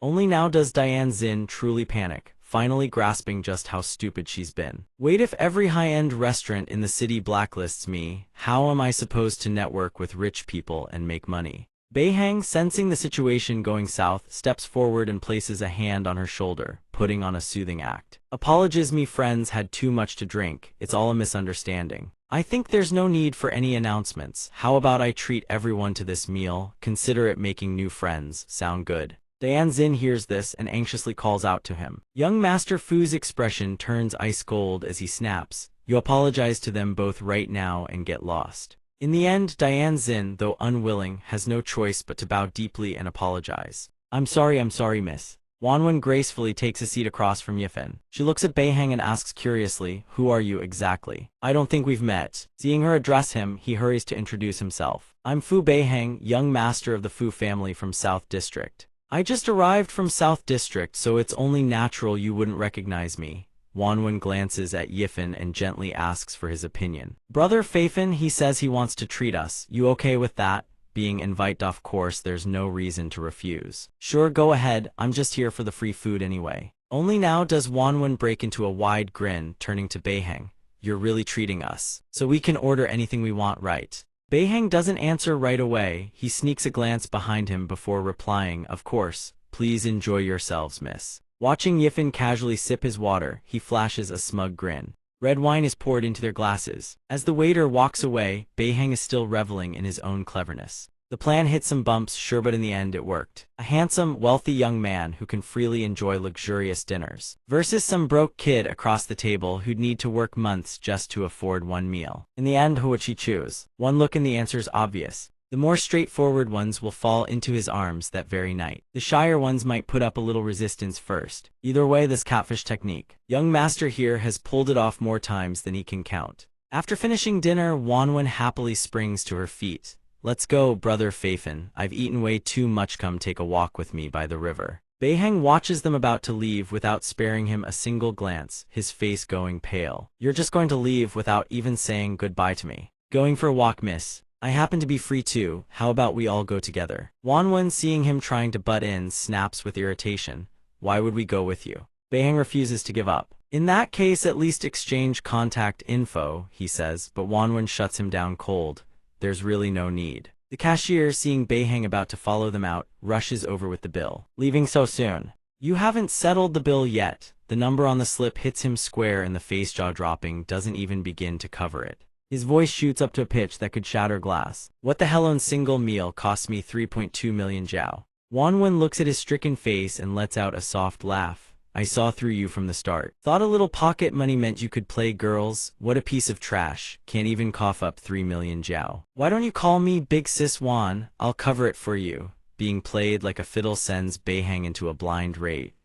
Damn it. Let me tell Yaonabadi makes a fool out of me. Yifan steps forward, clamping down hard on his wrist. His voice is a low, dangerous warning looking for trouble. Pinned down. Beihang winces and whines. That hurts, bro. Whose side are you even on? Spit it out. Yifan throws his hand off and replies coldly, nobody's side. Got a problem with that, Beihang. Realizing the other man has the physical edge, resorts to empty threats. Fine, you are king of the hill here, I get it. But come to South District and I'll show you what's what. Wanwen, finding the whole exchange tiresome, walks over and links her arm through Yifan's, pulling him away. Come on, brother Feifan, don't waste your time on him. Outside, night has fallen completely. The only light spills from the restaurant behind them. Zilly rushes in from outside, spots him, and calls out excitedly, Young Master Lin. I'm here. The sweat drenching his clothes and his ragged breathing make it clear just how fast he sprinted to get here. Wanwen sees him appear, her face showing clear surprise. Uncle Jian, Beihang, who has also spotted Zilly, goes visibly pale. Isn't that Director Jian from South City Development Bank? Why is he here? Zilly pays no heed to their bewildered stares and strides forward with a beaming expression. Thank goodness Zio Wan, you two haven't left yet. You must be Lin Yifan. Young Master Lin, it's an honor to finally meet you. Allow me to introduce myself. I'm Jian Zilly, from South City Development Bank. Representatives from other banks begin arriving one after another, each eager to claim him. Young Master Lin, you must consider investing in Huiking credit for your next move. Young Master Lin, on behalf of Morgan Bank, I extend our most sincere invitation to you. Beihang, seeing all these top banking representatives showing up specifically for Yifan, grows even more stunned. Half the major financial players in the entire South District have personally come to meet this man. Who the hell is this guy? Facing the crowd of representatives, Yifan speaks with calm composure. My terms are simple, however, can help me track down the person who attacked me that night. He gets my investment next time. Zilly hears this and immediately sees hope. A fair competition. I accept. The bald man chuckles lightly, showing his determination. This investment is as good as mine. The Morgan representative carries an air of supreme confidence. When it comes to intelligence networks, Morgan Bank holds the clear advantage. Young Master Lin, wait for our good news. After accepting his terms, all three head straight for their cars, eager to complete the mission as fast as possible. Wanwen watches them all rush off and finally realizes it's because of her that he's been swarmed like this. Sorry, brother Feifan, I think my Weibo post is what exposed you. I'll delete it right away. He hears this and chuckles softly, reassuring her. It's fine, I'd have to work with them sooner or later anyway. At that moment, Beihang emerges from the corner. Seeing him show up yet again, undisguised annoyance flashes in Yifan's eyes. Fu Beihang, right? What do you want now? Beihang called his men over, his expression brimming with confidence as he declared, Didn't I already say so? Let me show you, brothers, bring it out. But what happened next left him completely stunned. In Beihang's hand was a coconut water can with a fresh, eye-catching design. Wanwen stared at it, utterly baffled. Coconut water. Beihang and his two underlings suddenly launched into a performance, editing an entire can of coconut water each in one go, right in front of the two onlookers. Then the whole crew broke into bright smiles and shouted out a slogan that sounded suspiciously rehearsed. Nanchang coconut water is absolutely delicious. Brother Lin, this is our local specialty. I'm from Nanchang, please give it a taste. Yifan watched the whole scene, more confused than ever. What the hell are these guys up to now? Suddenly, Beihang rushed over and threw himself at Yifan's legs, wailing. Brother Lin, I mean Lord Lin. Earlier there were too many people around. Please, let me apologize to you now. I heard you're looking for capable people, Brother Lin. I can help, I can be useful. Besides, I know the underground scene even better than those guys do. Hearing this, Yifan decided to show a little mercy and let him off the hook. Fine, I'll give you one chance. Seeing Yifan agree, Beihang burst out with joy. Thank you so much, Brother Lin. Once the farce died down, the restaurant owner appeared, a black card in hand. Young Master Lin, I'm the owner of this restaurant. Please accept this VIP card. Was there anything unsatisfactory about our service today? Yifan seemed to ponder for a moment, then cast a meaningful glance at the man standing behind the owner. Nothing unsatisfactory at all. In fact, I should thank your floor manager. Hearing the tone in his voice, the restaurant owner grew uneasy. He smiled awkwardly and glanced back at the manager, who stood with his head hanging low. Yifan continued, "Thank him for teaching me that rich people only drink top-shelf liquor, not Coca-Cola." The restaurant owner didn't need a second guess to understand what had happened. He barked in anger, "You're fired. I'll make sure every high-end restaurant in the association hears about this." The manager, despite having braced himself, looked like he wanted to drop dead on the spot. "It's over, I knew it was over." Under the starlit sky, the university campus gleamed with an extra touch of brilliance. Lin Ning waved goodbye to Mayu. "Goodbye, senior, thank you so much for today." Mayu smiled softly and waved back. "Then Lin Ning, I'll be heading off." Spending the day with Mayu made Lin Ning incredibly happy. How lucky running into Senior Su in the self-study room and even getting her guidance. She couldn't help but replay this morning's tutoring session in her mind. For this kind of problem, I'd recommend Professor Feng's textbook on economics. It'll be really helpful for you. The more she thought about it, the more excited Lin Ning became. She could barely contain herself. Top of the major, a brilliant academic prodigy, the campus belle of Wucheng University, and she didn't have a single ounce of arrogance about her. "If I were a man, I'd probably fall for her too. I wonder if she has a boyfriend." Still riding that high, Lin Ning had barely opened her dorm room door when she heard the sharp, spiteful voice of her roommate. "I say, she had it coming. She's all alone anyway, advantage is on our side." The moment she stepped in, all three roommates turned to stare right at her. Lin Ning had no idea what they were talking about. What are they saying? That's when she noticed her notebooks thrown into the trash bin in the corner of the room. She hurried over in shock and pulled them out. "Why are my books in the trash?" The short-haired girl spoke with a completely indifferent expression. "I saw you toss them on the floor, so I figured you didn't need them and helped you clean up." Lin Ning spotted the large wet patch on her mattress and cried out, "What happened to my bed?" The long-haired girl frowned slightly, looking annoyed as she explained. "Zio Zai spilled some water by accident, just a little. It won't affect your sleep. You're not going to make a big deal out of this, are you?" Zio Zai sneered at her, deliberately provocative. "Yeah, that's right, what are you gonna do about it?" That was the moment Lin Ning realized she was being bullied. Confusion and hurt washed across her face. Her expression darkened as she looked at the three of them. The three had no idea what was about to hit them, how terrifying it would be. All three smiled smugly at Lin Ning. Time flew until the next morning. Yifan received a call from a teacher and rushed to the school. "There are actually people who dare bully my sister. Zioning, are you okay?" Seeing Yifan appear, Lin Ning looked slightly guilty. "Bro, I'm fine." The three bullies saw him arrive and every single one of them averted their eyes. Gone was every trace of their earlier arrogance. Yesterday, Yifan had learned there were three of them against Lin Ning, who was all by herself. That only made his fury burn hotter. "Don't worry, Zio Ning, I'll protect you, that's a promise." Teacher Zhang spoke up calmly at this point. "Mr. Lin, you're Lin Ning's older brother, correct? As I mentioned on the phone, there was a bullying incident in Lin Ning's dormitory." Yifan stepped forward and shook her hand, speaking politely. "Teacher Zhang, I have a general understanding of the situation. I believe this dormitory bullying incident is extremely serious. If not dealt with promptly, it could escalate into a much bigger problem. I demand this matter be handled with the utmost seriousness." Teacher Zhang gently pushed up her glasses, a sharp glint flashing in her eyes. "Indeed, Mr. Lin, the school shares the same view. That's precisely why we asked you to come. Now, Lin Ning, do you have anything to say in response to your three roommates' accusation that you bullied them?" Yifan couldn't believe his ears. "Wait, teacher, are you saying my sister is the one who caused this?" Teacher Zhang looked at his bewildered expression and replied helplessly, "From what we've gathered, I'm afraid so." That was when one of the girls suddenly burst into loud, theatrical sobbing. "My mother has never even yelled at me like that. I don't want to go to school anymore, I want to go home." School bullying is truly terrifying. Yifan stared completely baffled. "Sis, is this really what happened?" That was when Lin Ning recounted what had happened the previous night. After realizing she had been the target of bullying, she had stood frozen, staring at them for a long moment. And then Demon Lin Ning emerged to teach those shameless brats a lesson. "Well then, let me lend you all a hand." With that, she charged straight at them. First, she grabbed the short-haired girl by the head. "Wearing that thing won't save you, might as well face reality early." The wig the girl had so carefully put on was ripped clean off by Lin Ning. The girl screamed in terror. After dealing with the short-haired girl, Lin Ning snatched her own bedsheet and lunged at the next one. The long-haired girl was wrapped tightly and strapped to the top bunk. "A wet bed doesn't affect sleep, right? Then today you can use it." The long-haired girl screamed in panic, desperately calling for the last one to save her. "I'll handle this one." The burly girl threw a punch and charged, but Lin Ning lifted her up effortlessly and slammed her hard into the floor. Thrown down like that, Xiao Zai immediately lost all ability to resist. After finishing off all three, Lin Ning dusted off her hands and declared proudly, "The women of the Lin family aren't inferior to anyone." After hearing her account, Yifan suddenly recalled just how strong his sister really was. Almost forgot.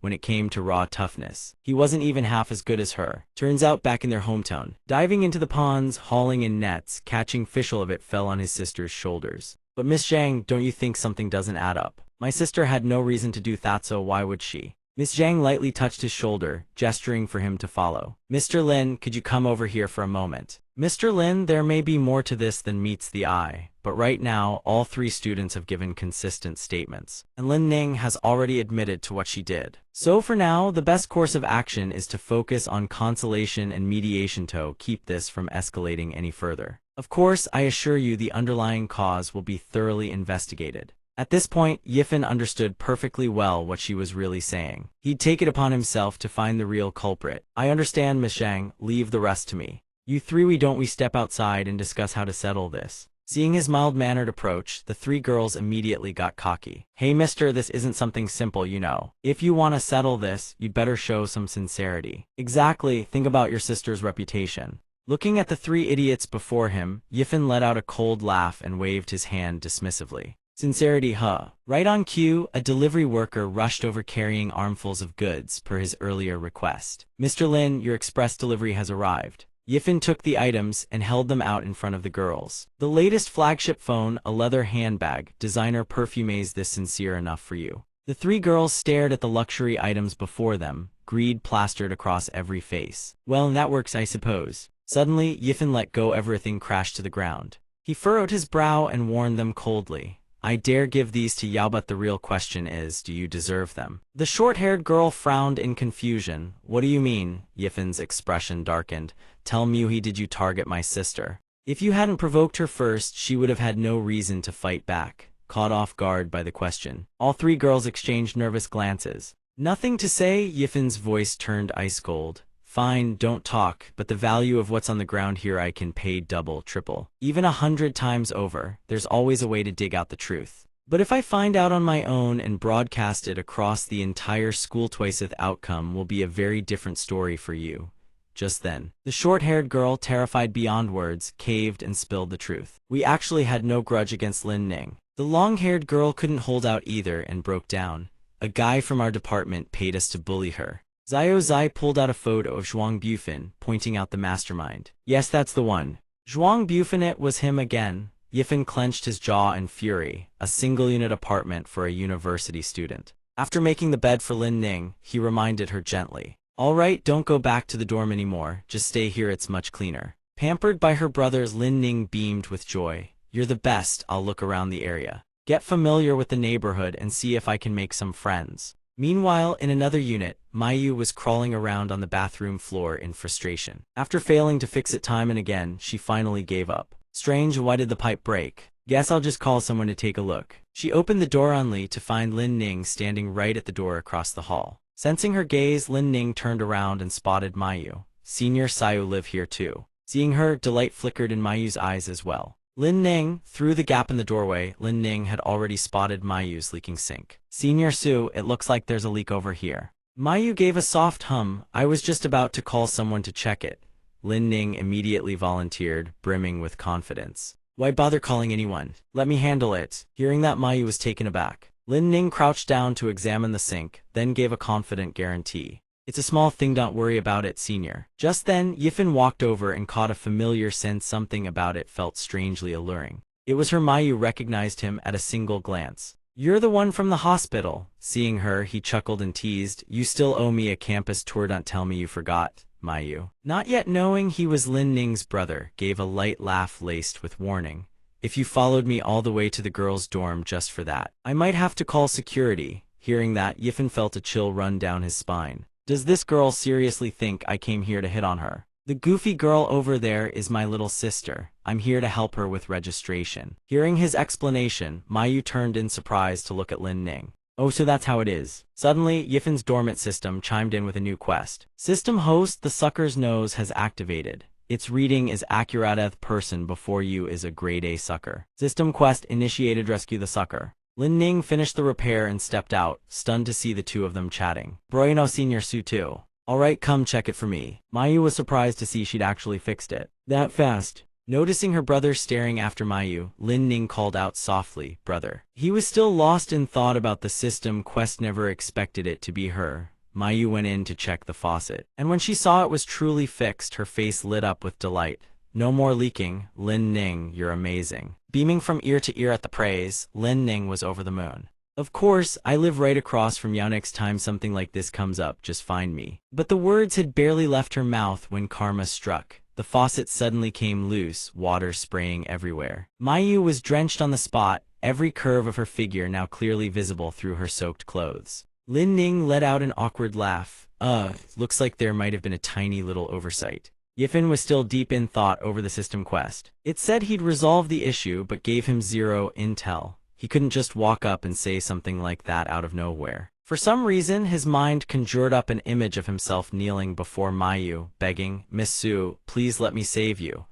Yeah, the security guards would definitely think he was a creep. Seeing him spacing out endlessly, Lin Ning asked curiously, "Bro, are you thinking about Senior Su's problem?" "Don't worry, for the sake of your lifelong happiness, your little sister will absolutely not refuse to help. Leave the initial investigation to me." Just then, the apartment door opened. Mayu, now in a fresh set of clothes, said gently, "Lin Ning, it's all fine now." Lin Ning knew it was her fault turned Mayu's sink from bad to flat out worse. Guilt-ridden, she offered to treat Mayu to dinner as an apology. "I'm sorry, Senior Su, how about I treat you to dinner to make up for it? Just the two of us, no brother allowed." Hearing that, Mayu's mood instantly soared. "Sure, let's go. I was just about to take you to try some great spots nearby anyway." Lin Ning squealed with excitement. "Yes." Seeing Lin Ning's signal that the mission was a success, Yifan couldn't help but smirk. That one. Her guard is way too high. Having Xiao Ning fish for intel isn't a bad move either. Next up, other side. He stared at the golden signboard before him for a long moment, then called Xiao Zai. "The Hongshan racetrack, this is the place, right?" Xiao Zai on the other end hastily confirmed, "Boss Lin, I've already checked, Zhuang Bufin is there." At that moment, Yifan's eyes locked onto Zhuang Bufin, who was on his phone not far away. "What do you mean, whether I'm paying or not?" "Whatever, I've got a race to get to." Having confirmed the target's location, Yifan didn't forget to leave a parting warning. "Fine, I won't pursue your little scheme, for now. But if you ever try something like this again, I will not let it slide." Xiao Zai didn't dare even breathe wrong after that. She keeps insisting. "No way. Thank you, Mr. Lin." Right at that moment, the estate's security guard blocks his path, refusing to let him in. Yifan doesn't understand, so he asks why. The guard's face darkens as he explains only race cars are allowed in, it's the rules. Hearing that, he glances around as if searching for something. Spotting a nearby motorcycle, he points at it and asks, "What's that?" The guard is confused but still answers, "That's my ride to work." Without a moment's hesitation, Yifan slaps a thick wad of cash into the guard's hand and buys it on the spot. "Alright, I'll take that one then." The guard stares at the cash in his hand, jaw dropping in shock. Yifan wastes no more words. He hops on, straps the helmet on properly, not bad, the gear's actually pretty complete. Liu Ji looks at Zhuang Bufin's red sports car and gives it a nod of approval. "Xiaofan, not a bad ride." Looking at it, he must have poured a lot of effort into it. Hearing the compliment, Bufin puffs up with pride. "Brother Liu truly has an eye for things. This is a car I just finished modifying. ZF Ace gearbox, original Pirelli invincible rims, turbocharged, burned through months of savings. Today, she finally makes her debut." Suddenly, an engine roar cuts through the air, making him flinch. It's Yifan, charging in on his steel steed at breakneck speed. He launches off a ramp, soaring high before slamming down hard onto the roof of Bufin's sports car, caving it in. After utterly wrecking his car, Yifan casually pulls off his helmet, his expression utterly nonchalant. One impact and it's already falling apart. This car's build quality is pretty terrible. Seeing his prized ride smashed to pieces, Bufin's face goes chalk white as he lets out a shrill scream. "My baby hasn't even had her first real run, and someone already destroyed her. Get off my car right now." Bufin stares at his mangled wreck, his heart tearing apart. "My beloved car, I haven't even dared to drive her yet." Yifan climbs off the bike, exuding the aura of a tycoon showing off. "However much it costs, I'll pay you back, but the fact that you bullied my little sister, that we settle right now." He grabs Bufin by the collar. Bufin freezes in shock, staring at the face before him. Finally, he remembers who this man is. So it's you, that annoying bastard. This is what you get for messing with my brother. Let me tell you something, even if he's gone overseas, I still won't let you off the hook. How about we settle this with a race? If I win, you get on your knees and fix my car. Yifen hears this demand and his face turns pitch black. So let me get this straight. If I win, you get on your knees and apologize to my sister. Yifen glances behind him and asks, where's your car? Yifen immediately points at the steel steed behind him. Right here, what you don't see it. That's more than enough. Bufin sees that he actually dares to race him on a beat-up electric scooter and bursts out laughing. Turns out this guy's out of his mind. At this moment, 3 expensive sports cars along with Yifen's electric scooter all line up at the starting position, ready to race. The referee's countdown rings out. 3, 2, 1, go. Bufin floors it down the track, feeling everything blur past him at dizzying speed. He falls in love with his car all over again. This speed money well spent. That bastard definitely won't catch up. He won't even smell my exhaust. Might as well forfeit already. Yifen fires back at the mockery. Ever heard the saying, the dumb bird flies first? What's your rush? Is everything in position? A voice crackles in from the helicopter above. The reply comes back, ready, Director Lin. Confirmed, Director Lin. From the helicopter, someone hurls projectiles downward. Iron spikes clatter onto the ground right in front of the black car. The moment the tires roll over them, the sharp spikes pierce through, blowing out the tires instantly. The people inside the car with blown tires scream in panic. What the hell? Where did these spikes come from? Didn't anyone check the road? Bufin watches the black car's tires blow out and shudders at the thought. Holy shit, good thing I've got invincible tires. Otherwise, I'd have been done for 2. Suddenly, at that exact moment, Yifen guns the throttle and surges past Bufin. Bufin's eyes go wide with shock. He can't believe what he's seeing as Yifen zooms past him in a blur. How the hell is he not affected? Yifen recalls his past experiences and smirks coldly, muttering, "This is the skill I honed from years of dodging delivery drivers and old ladies crossing the street." Seeing Yifen pull ahead and take the lead, Bufin's determination to win skyrockets. I absolutely cannot let him win. It's right at the next turn. The roar of an engine right behind him makes Yifen's eyes widen. He sees Bufin's car tailgating him aggressively. You've got some nerve coming this close. Bufin has already gone berserk. He screams repeatedly, slow down. If you don't slow down, don't blame me. Yifen knows there's no dodging it. He can only brace himself, raising his arms to take the impact. Bufin doesn't slow down at all. He rams straight into the stone wall ahead. After getting out of the car, Bufin doesn't see Yifen anywhere. He looks around frantically. Where is he? Right then, the sound of a helicopter overhead catches his attention. Yifen dangles from a harness pulled up by the helicopter. He lets out a soft sigh of relief. Close call, good thing I know how to fly. Seeing Yifen land completely unscathed and drop to the ground in front of him, Bufin's face drains of all color. Seeing that stunned expression, Yifen grins with satisfaction and gives the order. Looking at you, I don't think you're getting away. Alright, kneel. Didn't you say the loser has to kneel and apologize? Hurry up, I'm recording. Bufin watches him pull out his phone and actually start filming. He can't believe it and screams. Do you really have to go this far? Seeing him keep stalling, Yifen loses patience and barks. Cut the chatter, you lost so you pay the price. Liu Ruyan appears at this moment and speaks up. You two agreed to a wager, whoever wins calls the shots, right? Yifen looks at her and replies, that's right, got a problem with that. She smirks coldly and says with satisfaction, sorry, but the final winner of that race was me, so he doesn't have to listen to you. Hearing this, Bufin's hope reignites instantly. He shouts excitedly, that's right, Brother Liu, even though I lost, he didn't actually win either. Yifen sees them trying to weasel out with wordplay, and his face darkens with displeasure. Playing word games. You won't do it, fine, I'll handle it myself. I told you bullied my little sister, and I will settle that score with you. Bufin sees him advancing and nearly wets himself in terror. What are you going to do? Let me tell you, even my father has never laid a hand on me. Right then, Su Mayu's sudden appearance freezes him in his tracks. She swings her hand and slaps him hard across the face.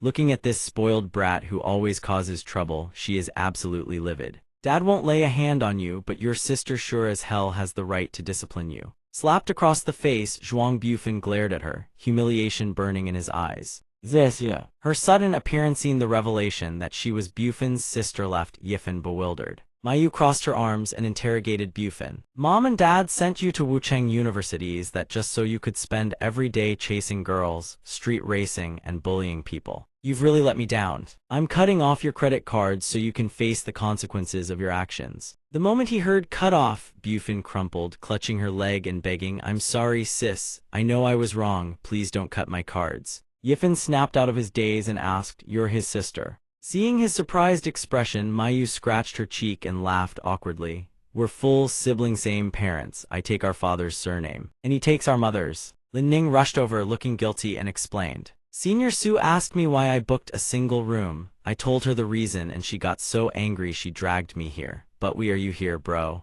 Lu Renjia listened to their exchange for a while before putting on a solemn face and lecturing Bufin. "So we're all friends here. Looks like this was all just one big misunderstanding. Young Zhuang, you need to apologize properly. Everyone takes a step back here. And my friend, you've got to give me a little face too. I'm from the Lu family of Nancheng. If you ever need anything, just let me know." The moment Yiffin heard those words, his expression soured with disgust. "Nancheng again? Don't you people from Nancheng have your own homes? You're always out here bragging wherever you go." Renjia's face darkened instantly. Yiffin showed him zero respect and declared flatly, "I don't care who you are, you lost, deal with it." As if to prove his point, he threw a punch that shattered what was left of Bufin's already wrecked sports car. Watching the parts scatter into the air, Bufin's face twisted with heartbreak and raw terror. Having displayed his strength, Yiffin loomed over him with a threat. "If your legs won't kneel on their own, I'll make them." Bufin turned to his sister Mayu with desperate, pleading eyes. But she was fed up with his entitled attitude. She crossed her arms and stood back time to face the music. With no one coming to his rescue, Bufin lowered his head, grinding his teeth in bitter resentment. But ultimately paralyzed by fear, he dropped to his knees before Lin Ning and kept his word. "Sorry," he mumbled it so quietly that Yiffin wasn't having it. "Louder, say it so my sister can actually hear you." Renjia fumed at being brushed aside. How dare this bastard disrespect him?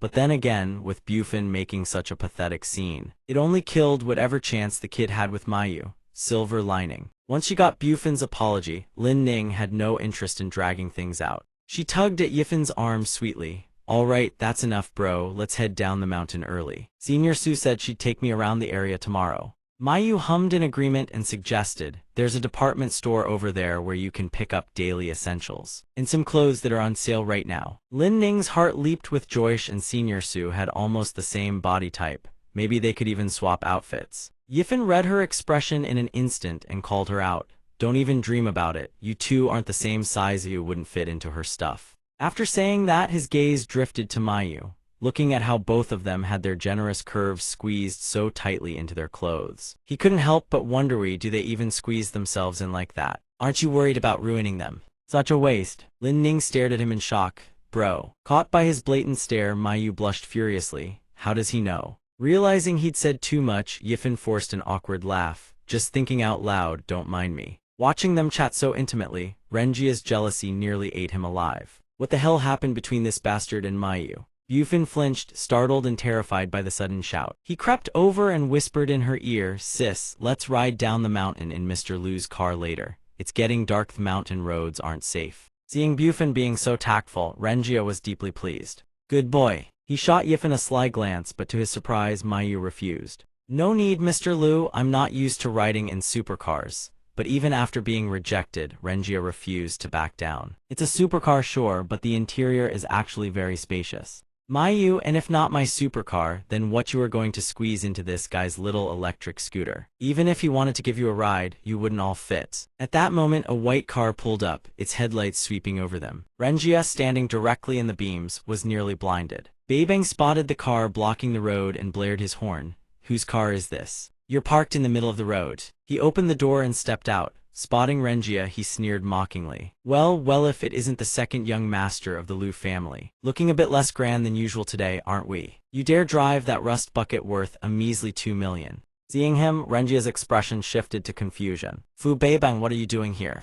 Beibang bristled like a porcupine. "Don't compare me to a spoiled second-gen rich kid like you who only knows how to blow daddy's money. My car may not be pretty, but every cent that paid for it came from my own pockets." Hearing that, there was no way Renjia could let it slide. He fired back, "Without the Lu family's resources, what could you ever accomplish? You could work yourself to death and still not afford the shipping fee for my G900.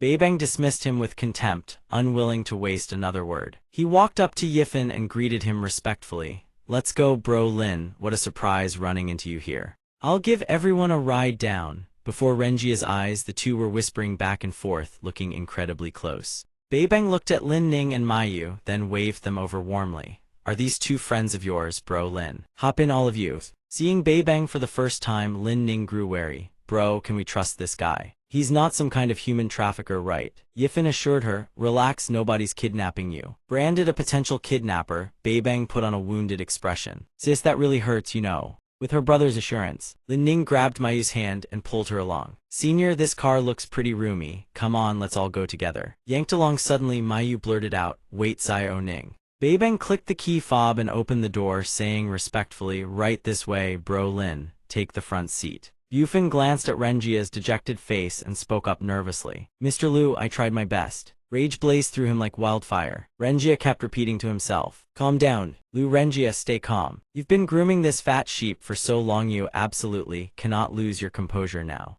That said, young Zhuang, I've been discussing some business matters with the Su family. Has Mr. Su mentioned anything to you? Caught off guard, Bufin frowned. Why would he tell me? It's not like I have any say in those matters. Renjia smiled knowingly. But your sister would know, wouldn't she? The truth is, Mr. Su is transferring management of the Su Corporation over to your sister. If this keeps up, you're going to be in deep trouble. You don't want to spend your whole life living under your sister's thumb, do you? Hearing this, Bufin's mind was instantly ensnared. Renjia had him right where he wanted him. Boss Liu had seen the guy walk right into the trap. Ren grinned, wicked and satisfied. Beihang floored the accelerator, and all four of them roared away from that scandalous racetrack. In the car, Yifan asked curiously, sounds like you've got some history with that guy. Hearing him bring up that name, a troubled expression settled on Beihang's face. Liu Ren, the Liu family's second young master. I wouldn't say we're close. He's just the biggest disgrace among the second-gen rich kids in South City. Sensing something juicy, Yifan eagerly egged him on. What happened? Come on, tell me. Spill it. Encouraged by Yifan's signal, Beihang laid out every last one of the guy's scandals, start to finish. What do you all think? He's a model student, never causes trouble, never fights, never chases girls, and yet always tops every exam. Chess, calligraphy, painting, literature, has mastered it all. Doesn't that sound way too perfect? Su Mayu, not quite getting it, asked, so what's the problem? Beihang answered with a pained grimace, of course there's a problem. My old man beat and scolded me my entire childhood. The hell couldn't I be like that guy? Now that I've got the chance, I won't rest until I give him a proper beating. Hearing it was nothing more than petty jealousy, Yifan said flatly. No wonder people say you don't look like a good person. Noticing they were nearing the university, Su Mayu asked Beihang to pull over. This is fine, I'll walk the rest of the way. Thanks for the ride today, everyone. Yifan glanced at their location and asked, still about a kilometer away, right? Lin Ning looked at Su Mayu by the roadside, giggling as she explained, sister. Su doesn't like being too conspicuous at school. Wait a sec, I'll walk with you. Su Mayu happily agreed. Seeing how close she'd gotten to Lin Ning, Yifan chuckled to himself. She looks sharp enough, but turns out she's just another easy mark. Noticing Yifan couldn't take his eyes off Su Mayu, Beihang teased with a sly grin. Not bad, Linji, playing both sides are we? One hand on the Liu family's princess, the other on the school's ice queen beauty. Hearing him ramble, Yifan cut him off sharply. Stop guessing, you said you had some intel, what is it? The story flashes back to when all four were still at the racetrack. Bufin had leaned in and whispered something in Yifan's ear. He reported confidently that the task Yifan had assigned was complete. Also, Lingetho's 3 guys you wanted found. I've tracked them down and have them under control. Just give me a little time to squeeze them, and they'll spill who's pulling the strings. Recalling that menacing look on Bufin's face, Yifan immediately washed his hands of it. That's all you. When the cops come knocking, don't drag my name into it. Seeing him deny involvement before anything even happened, Beihang assured him helplessly. Who the hell is that guy? Driving that ugly piece of junk and still acting that arrogant. The girl beside her, who knew a thing or two, snapped immediately, idiot, that's a Bugatti, it's worth tens of millions. And there are barely any in the entire country. The white-haired girl's expression shifted from contempt to shock. The knowledgeable girl rushed over, eager to get close to Beihang. Hey handsome, is this your car? It's so sleek and stylish. Mind if we get to know each other? When a beautiful woman throws herself at you, Beihang naturally doesn't refuse. Sure thing, babes, but I've got business to handle. I'll come find you later, the girl cooed in response. Okay, don't you dare ghost me. I'll be waiting. Yifan stared at the building ahead, confused. What is this? Noticing his blank expression, Beihang explained. Linji, sometimes money alone doesn't cut it, but swap it for club models and it's a whole different game. A couple walked in through the entrance. Scarface, the guy who tried to ambush him, was now surrounded by beautiful women. Bei Hang pointed toward him.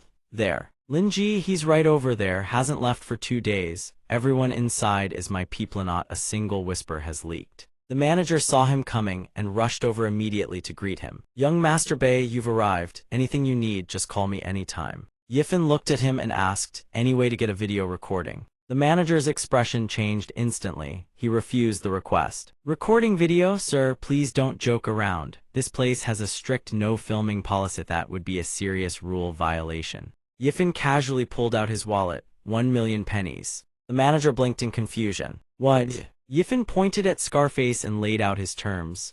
I just need a few clips of those guys over there. Not enough. How about another million? 2 million, 5 million. Staring at the staggering sum laid out before him, the manager broke into a cold sweat, struggling to refuse, but the words just wouldn't come. Seeing him still hesitating, Yifan impatiently scooped the money back. Fine then, no big deal. Seeing the cash about to disappear, the manager couldn't resist any longer. He lunged forward and grabbed Yifan's wrist. Wait, what I meant was, recorded video is boring. Big bro, I'll live stream it for you. The manager then ordered his staff to haul over a massive TV screen. Once everything was set up, he beamed, sir, everything's ready, anything else you need just holler. Watching Yifan blow 5 million pennies just to keep tabs on Scarface, Bei Hang's jaw nearly hit the floor. Linji, I thought I was a big spender, but I never knew money could be spent like this. Yifan watched the screen showing Scarface flirting with the girls and explained. Trust me, I don't want to watch something this disgusting either, but there's no other way. Isn't life all about settling your grudges? Bei Hang saw the menacing look on Yifan's face and felt a chill crawl down his spine. Linji, if I hadn't backed down back then, would you have done the same thing to me? At that moment, both of them fixed their eyes on the screen. The waitress whose eye Scarface had just licked in shock. She went pale and confronted him. Sir, your tastes are a bit unusual. That's going to cost extra. Scarface sneered coldly. Yeah, I'm a freak all right. But you haven't seen what our boss is really capable of.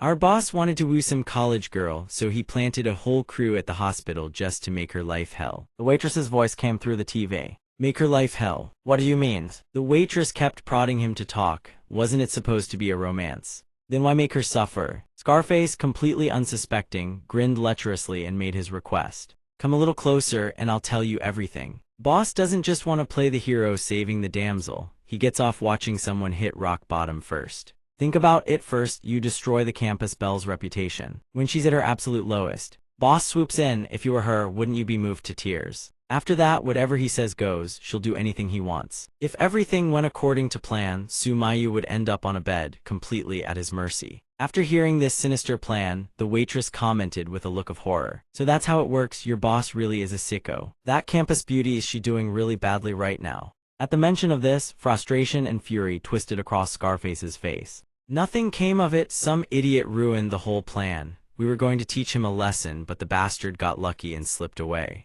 And just like that, every word of the conversation was captured. Yifan recalled what Scarface had sneered at him that night, stick your nose in other people's business. And don't blame anyone when you get taught a lesson. So that's what it was, no wonder he came after me. At this moment, the female server speaks up, subtly leading the thug into revealing the mastermind behind all this. Who's your boss? No hidden agenda, I just want to know who to steer clear of in the future. The scar-faced man grows irritated at her relentless questioning. You think I'd just tell you? One of the lackeys cuts in, bro, we've got that appointment at the hotel later. We should be getting Miss Sue's birthday party ready, right? Hearing that, the scar-faced man's face drains of color instantly. We need to move. If we're late and screw up the boss's plans, we're all dead. Yifan ponders for a moment, then makes his deduction. If my guess is right, the one pulling this scarred freak's strings is none other than Zhuang Bufin. Uncle Hang hears this and, putting on the act of a loyal underling, insists on going to rough Zhuang Bufin up. If it's really that brat, I'll make sure he regrets it. Dare to compete with my bro Lin for a woman, let's see if he even qualifies. Yifan, seeing someone willing to handle the matter on his behalf, decides to just let Bei Hang do as he pleases. Fine, suit yourself, I'm heading out. You really want to stay in this dump? Bei Hang gives a sly wink. Of course, all those gorgeous girls out there are waiting for me, I mean. There's still a bit more I need to keep an eye on here. Yifan couldn't care less. Before leaving, he gives a firm instruction, anything comes up, contact me immediately. Walking out of the room, booming music and writhing dancers slam into his senses. As he moves through the crowd, Yifan can't help but replay the events from moments ago in his mind. Even so, Sumayu is only being targeted for Nosh can't exactly be called the main victim. Could he have some other motive? System detection alert aura of a major sucker identified. Eliminate the primary threat within the time limit to receive a random reward. In another corner of the venue, Zioya's creditor arrives. He spots Miss Zhang and flashes her a predatory grin. Knew you'd show up.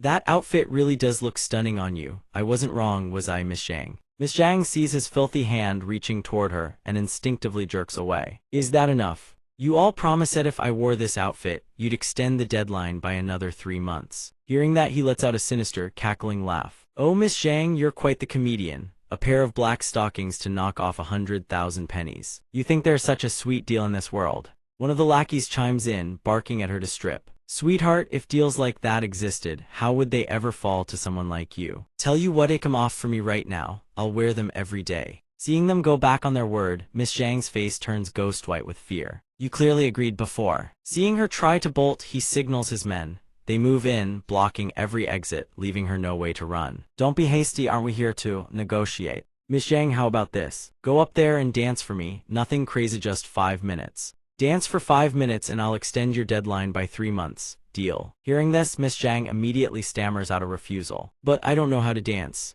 He refuses to let up, pressing harder. Does that matter? We just need to see a little attitude. Miss Zhang, you wouldn't want your online loans going overdue, would you? Imagine your school leaders and classmates finding out. Cornered and threatened to this extent, Miss Zhang has no choice but to comply. Fine, but you promised no going back on your word. Seeing her finally cave, he smirks with satisfaction. Rest assured. Then Miss Zhang, tears of humiliation brimming in her eyes, drags herself step by step toward the pole on stage. Watching Miss Zhang standing on stage, about to perform a pole dance, he smiles with cruel satisfaction. People with steady jobs, no matter what, they always pay up in the end. The best part, there's plenty of other entertainment along the way. Once she's done performing, I'll have the whole thing on video. Then I can control her however I want, right? Never would he have thought that after giving up all hope and settling for a dead-end job, there would still be a chance to start over. He recalls how he'd begged and groveled when Yifan cut off his investment capital. Please, director, give me one more chance. That bitch Zio moment, I had nothing left, she bolted. Who would have thought this old man could still restart his career?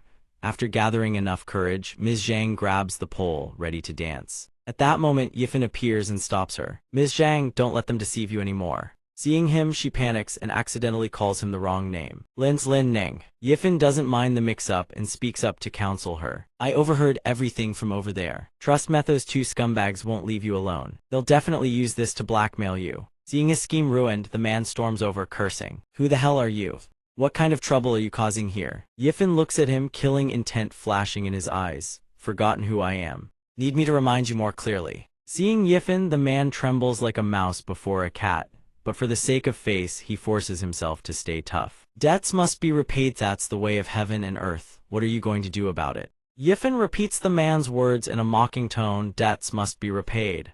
The man sees Yifan standing there, refusing to leave, and grits his teeth. Cursing in his mind, damn it, it's this jinx again. Don't tell me he's going to screw up my business a second time. At that moment, Yifan turns to give her a quick lesson on the law. Ms. Zhang, there's something I need to tell you. If you have evidence proving the online lending group charged usurious interest rates and used violent debt collection tactics, you only need to repay the principal. Ms. Zhang never expected this. She quickly asks again, is that really true? The henchman hears this and angrily retorts, what do you mean, just the principal? The contract is clearly in black and white. He naturally understands the law. Seeing his subordinate getting worked up, he immediately raises a hand to stop him. Don't say too much. Realizing Yifan has them cornered, he opens his mouth to threaten. But if I discover you're running a scam or using lending as a front for fraud, then the nature of this changes entirely. I believe the bank already refused to lend you money, correct? So where did your lending capital come from? Maybe I should have someone investigate. Seeing that he's about to be exposed, his tone weakens. At the very least, she has to pay back the principal. Yifan sees he still won't give up and lets out a soft snort. Terrified, the man doesn't dare say another word and immediately bolts. Ms. Zhang's debt is cleared. I'm not taking a single cent. Don't contact me ever again, Brother Wang. The henchman sees his boss running and hurries to chase after him. Wait up, Brother Wang. Ms. Zhang, grateful for his help in clearing her debt, speaks up awkwardly to thank him. Lin Ning's older brother, thank you so much this time. Seeing her keep calling him Lin Ning's brother, Yifan reintroduces himself. My name is Lin Yifan. Hearing this, Ms. Zhang looks a bit flustered and explains her situation. I'm sorry, my father was in a traffic accident and needed money urgently. I really had no other choice. Yifan doesn't judge her for it. He softens his tone and reminds her to be more careful from now on. People like that, the more you give in, the harder they push. Ms. Zhang, being a teacher, naturally understands this, but she was still helpless. I usually know better. I even tell my students to never get involved with online loans. But when it happened to me, I just couldn't stay calm. I'm such a mess. Seeing it's getting late, Yifan pulls out his phone and books a rideshare for her. Come on, don't beat yourself up over it. It's already this late, let me call you a cab back to campus. Miss Zhang takes one look at her current state and immediately objects. She can't go back to campus like this. Sneaking back in the dead of night in this outfit, not exactly appropriate. He studies her for a moment, then suggests, how about you stay at a hotel? He leads her to the nearest hotel. They walk in side by side. At the front desk, he requests a room. The receptionist takes his ID and says softly, yes, please wait a moment. Just then, a female staff member standing nearby spots him and freezes. Yifan hands the key card to Miss Zhang. Go on up, I'm heading home. Miss Zhang blurts out instinctively. Thank you, Lin Yifan. Ajij. Hearing that, Yifan stops dead, staring at her in confusion. Miss Zhang realizes she misspoke. She slaps a hand over her mouth in embarrassment. She was going to call him Lin Yifan or Lin Ning's brother Zhou. Why on earth did that come out? The hotel manager lightly taps the receptionist on the shoulder and whispers, Zio Ru. The receptionist called Zio Ru looks up confused. What is it, manager? The manager holds out her phone for the girl to see. Look, is this the same person? Zio Ru glances at the photo on the screen. Her pupils dilate in shock. She looks back at the manager, confirming. That's him. The manager immediately leans in and whispers into Zio Ru's ear. Zio Ru. What do we do? Seeing it's taking forever with no room in sight. Yifan frowns. Still not done. The manager hurries over with a warm smile. I'm so sorry, sir. The standard room you booked is fully occupied. We only have a themed suite available. May I offer you a complimentary upgrade? The moment she finishes speaking, Zio Ru bolts toward the elevator like her life depends on it. Miss Zhang, hearing this for the first time, asks in surprise, they do that? Yifan also finds it suspicious. You're not going to tack on hidden fees, are you? After sending Zio Ru off to prepare, the manager assures him firmly, rest assured Yahua Hotel would never pull such underhanded tactics. If you're still uneasy, I'd be happy to show you the room personally. Yifan doesn't refuse. Fine, let's take a look. The manager bows respectfully. Right this way, please. Meanwhile, the girl who had approached them at the clubhouse is now nestled against Beihang's chest, cooing softly. I wonder if you can get one of those here. What do you think, babes? Beihang suddenly spots a familiar figure ahead of him. He squints. Hold on, isn't that big bro? Dinjeeth elevator arrives at the floor. The manager leads the two of them to the prepared suite. This is a private elevator, reserved exclusively for the themed suite. They ride straight to the room. Yifan surveys the room before him, his expression turning peculiar. Is this theme even appropriate? The manager doesn't notice his expression at all. Rest assured, all amenities, including the water bed, the hanging hammock, and the double soaking tub, are complimentary. Miss Zhang parts the curtain and peers inside, then lets out a yelp. Yifan spins around. What's wrong? Before them is a room decked out with chains, restraints, and an array of adult accessories. Miss Zhang raises a trembling finger, pointing inside. What is all this? The manager explains with a perfectly composed expression. Rest assured, everything is single-use, completely safe and hygienic. If you're satisfied, you can take the entire set home at no extra charge. Yifan stares at her deadpan expression. A vein throbs on his forehead. Is that the important part? The manager, not understanding why he's so agitated, decides not to push her luck and beats a hasty retreat. Then I'll leave you to Bei. I won't intrude any further. If you need anything at all, don't hesitate to call. After she leaves, Yifan glances at the room one more time, then turns on his heel to leave. I'm heading out too. Enjoy the room all by yourself tonight. Suddenly, Miss Zhang reaches out and grabs his arm. She presses close, her face flushed, voice flustered. Lin Yifan, there's something I need to tell you. Seeing her grave expression, he straightens up. Miss Zhang, go ahead. I want to apologize about what happened with Lin Ning in the dorm. I only found out later that someone was pulling the strings behind her back. As a teacher, I should have noticed sooner and gotten to the truth. I didn't pay enough attention. I didn't understand my students well enough. I'm sorry to both of you. Seeing that's all it was, Yifen gives her a look that's equal parts exasperation and disbelief. So that's what this was about.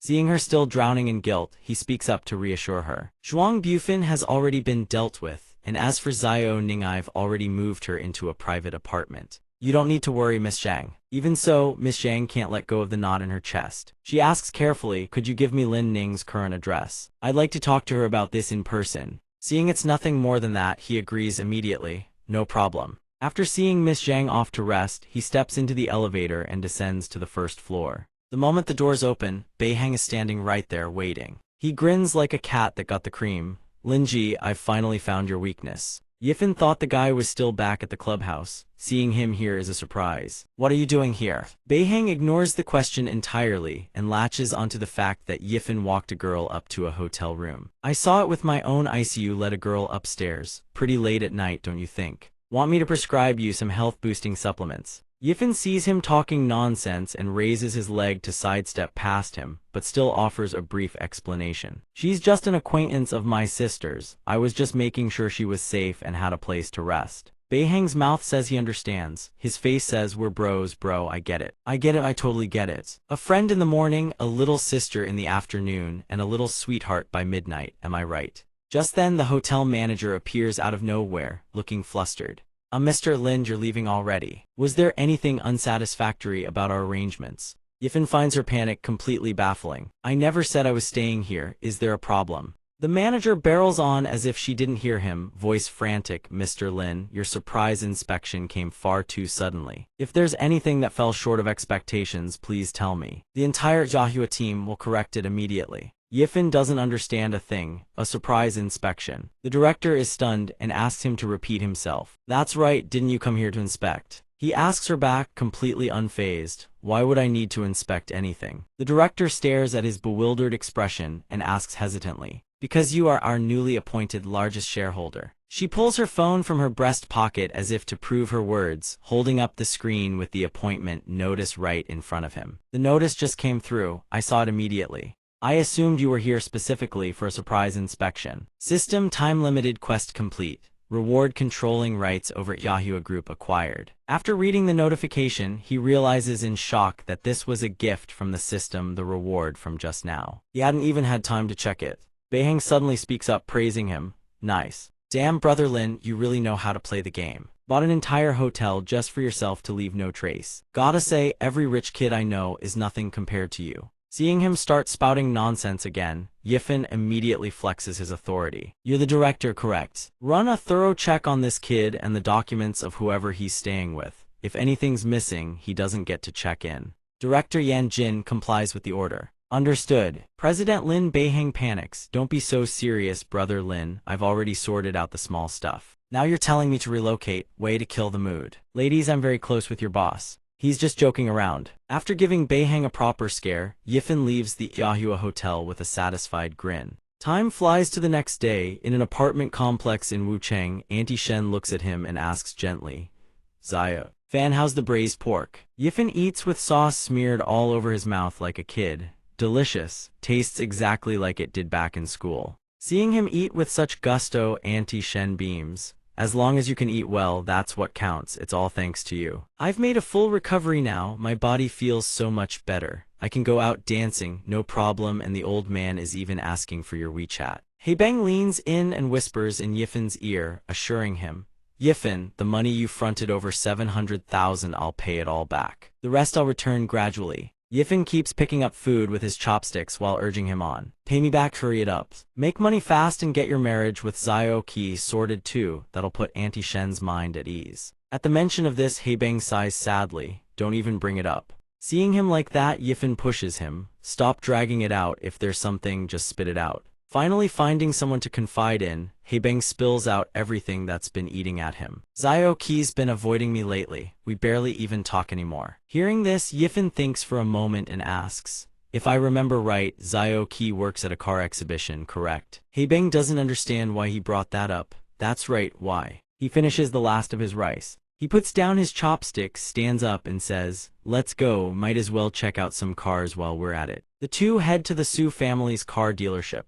The moment they step inside, they're greeted by a bustling scene. Zio-ki is startled to see them both standing there. "Hey Bang, brother Fan, why are you two here?" Hey Bang sees her, his face clearly lighting up with joy, and explains. "Ganzi came to look at cars. You know this place inside out, mind showing him around a bit?" Hearing this, Zio-ki immediately agrees. "Sure, I happen to have some free time right now." "Then brother Fan, let's head over that way." At this moment, Hey Bang notices the wound on her knee. "Hold on Zio-ki, what happened to your knee?" Caught off guard, she answers awkwardly, "I accidentally bumped into something." Hearing this, Hey Bang presses with concern. "Bumped into what? How did you bump into it?" Zio-ki doesn't want to talk about it and brushes him off. "Just stop asking." At this moment, a female employee from the dealership appears and speaks up with a nasty tone. "Our sweet, innocent little Zio-ki, still clinging to a sugar daddy, told her to deliver materials, and she ends up tripping right into a customer's arms. Truly shameless." Seeing the two of them trash-talking Zio-ki, Hey Bang is absolutely furious. "What the hell are you saying? She's my girlfriend. Are these two coworkers of yours?" Yifan takes one look and reads the situation instantly. He smirks coldly, mocking the pair. "Zio-ki, when did you switch to working at a plastic surgery clinic? Those two coworkers of yours look like they rolled off the same assembly line." The bun-haired employee frowns and sneers. "Oh, now I remember, isn't this Zio-ki's broke boyfriend?" The other one piles on, flaunting her wealth while trashing them both. "So poor and so out of touch. Let me tell you, I've had my face done twice. The procedures probably cost more than what both of you make in an entire year." Hearing them flaunt their wealth, Zio-ki remembers yesterday's incident and can't hold back her fury. "If you're so rich, why didn't you compensate me for the material damages from yesterday?" The woman sees her bring that up and scoffs, dodging responsibility. "Please, you can't even walk straight and trip on your own feet, ruin the materials, and now you want to come after us for compensation? Seriously." The bun-haired woman piles on, criticizing her as well. "I swear this girl has gone bro crazy." The long-haired woman looks at her with a provocative smirk and mocks. "So you tripped, why don't you go ask the floor for compensation?" Seeing them shirk all responsibility, Zio-ki's face turns deathly pale. "I clearly tripped because you two tripped me when I walked past." She still remembers it vividly yesterday as she was carrying supplies past the bun-haired woman. The woman stuck her foot out and sent her tumbling. The wound on her knee is exactly because of that. At the time, the long-haired woman even sauntered over with pure malice and tallied up the damages. "This comes to a total of 2,000, looks like you'll have to pay up." After listening to all three of them go back and forth, Hey Bang finally understands why she's wounded on her knee. He looks at Zio-ki with a heartbroken expression. "So that's how you got those injuries. It must have really hurt." She forces a smile. "It's fine, just a little scrape." The two women see them ignoring them and grow irritated, firing off more venom, playing the victim. No wonder she rakes in so many deals. Who knows what she's doing behind the scenes to land them.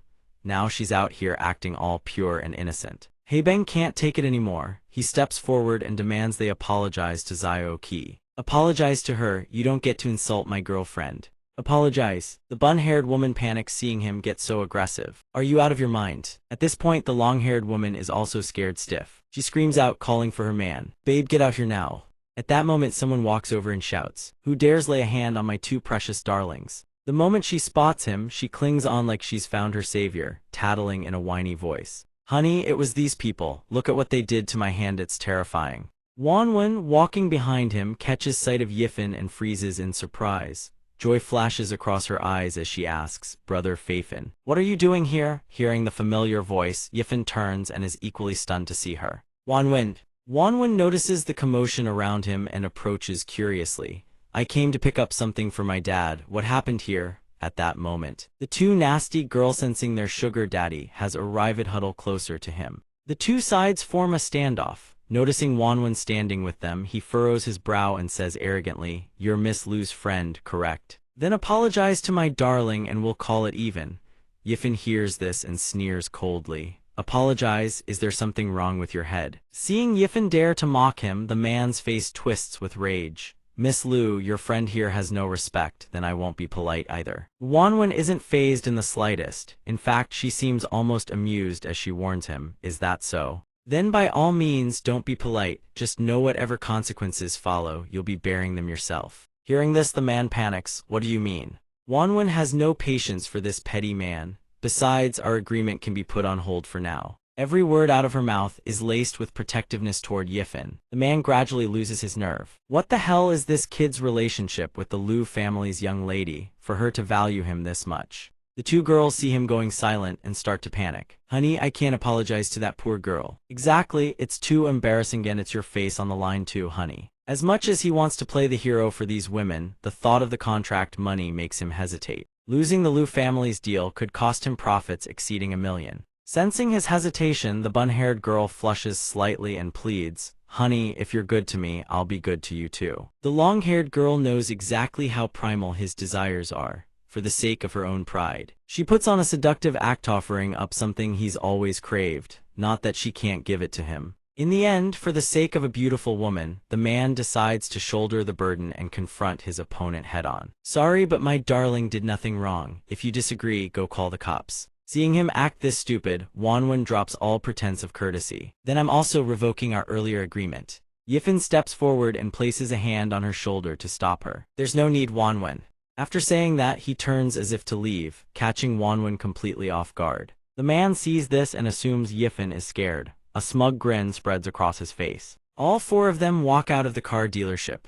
Wanwen, feeling guilty that she couldn't help him, looks deeply apologetic. "Brother Feifan, I'm sorry for causing you trouble earlier. But Yifan already has a plan in motion, so he couldn't care less about any of this. It's fine, it wasn't really trouble." Wanwen is baffled that he didn't utterly demolish that man. She never expected the usually ruthless Feifan to be so merciful today, letting that guy off the hook so easily. Hearing her say that, Yifan suddenly feels a bit embarrassed. "What's that supposed to mean? You make it sound like I'm some kind of vindictive person." Wanwen, seeing him try to play the saint, is speechless. "You literally are." Heibang chimes in right on cue. "I can vouch she's not wrong." At that exact moment, Yifan drops a cryptic line. "Actually, the genuinely kind one here is you, Wanwen." She hears it but has no idea what he means. Meanwhile, back inside the car dealership, the two nasty girls are heaping praise on the man, flattering him to the heavens. "Honey, you're amazing tonight. I'll make you feel like you're on top of the world." Just as he's basking in their adoration, his phone suddenly vibrates in his pocket. The man is still riding high on his ego, completely oblivious that he's about to become a bankrupt nobody. "A poor punk trying to act tough in front of me. He should be tucking his tail and running."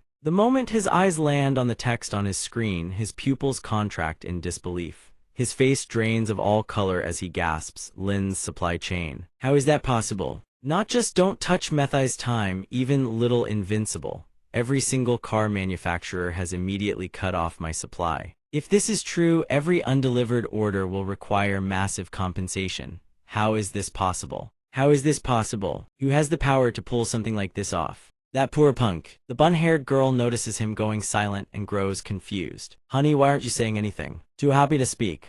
He looks at her, and the memory of how stupidly he acted for these women comes crashing down on him. He violently shoves her hand away and erupts into a scream. "Get the hell away from me, all of you, get out." Meanwhile, outside, Yifan receives the report and smiles with satisfaction. He turns to Wanwen with a confident smirk. "It's fine, just wait to collect a few million in compensation, assuming he can still pay up."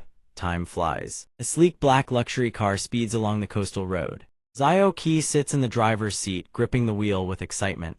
"Brother Feifan, you just bought this gorgeous new car and you're already letting me drive? Aren't you afraid I'll wreck it?" Yifan chuckles softly. "Consider it a test drive," he says with full confidence. Zio Qi giggles. "You're teasing me, Brother Feifan. Don't tell me you're planning to hire me as your personal driver." Yifan immediately plays along and makes the offer. "That's exactly right, interested. Full benefits and perks included." Zio Qi agrees on the spot. "Sure thing, as long as Brother Feifan trusts me, I don't care about the salary. At least you won't be like Director Yang's kind. And I'll have fewer headaches." Heibang, hearing this, is reminded of those three scumbags from the exhibition and seethes with anger. "Those bastards at the car expo. Zio Qi, if you told me sooner, I wouldn't have let you suffer that humiliation." Seeing him getting angry on her behalf again, Zio Qi softens her voice to calm him. "Come on, Heibang, your mom was sick these past few weeks. I know how stressed you've been. I didn't want to add to your burden. I figured I could just endure it for a while. It was just a minor scuffle anyway." Seeing her always having to swallow her pride like this makes Heibang's heart ache even more.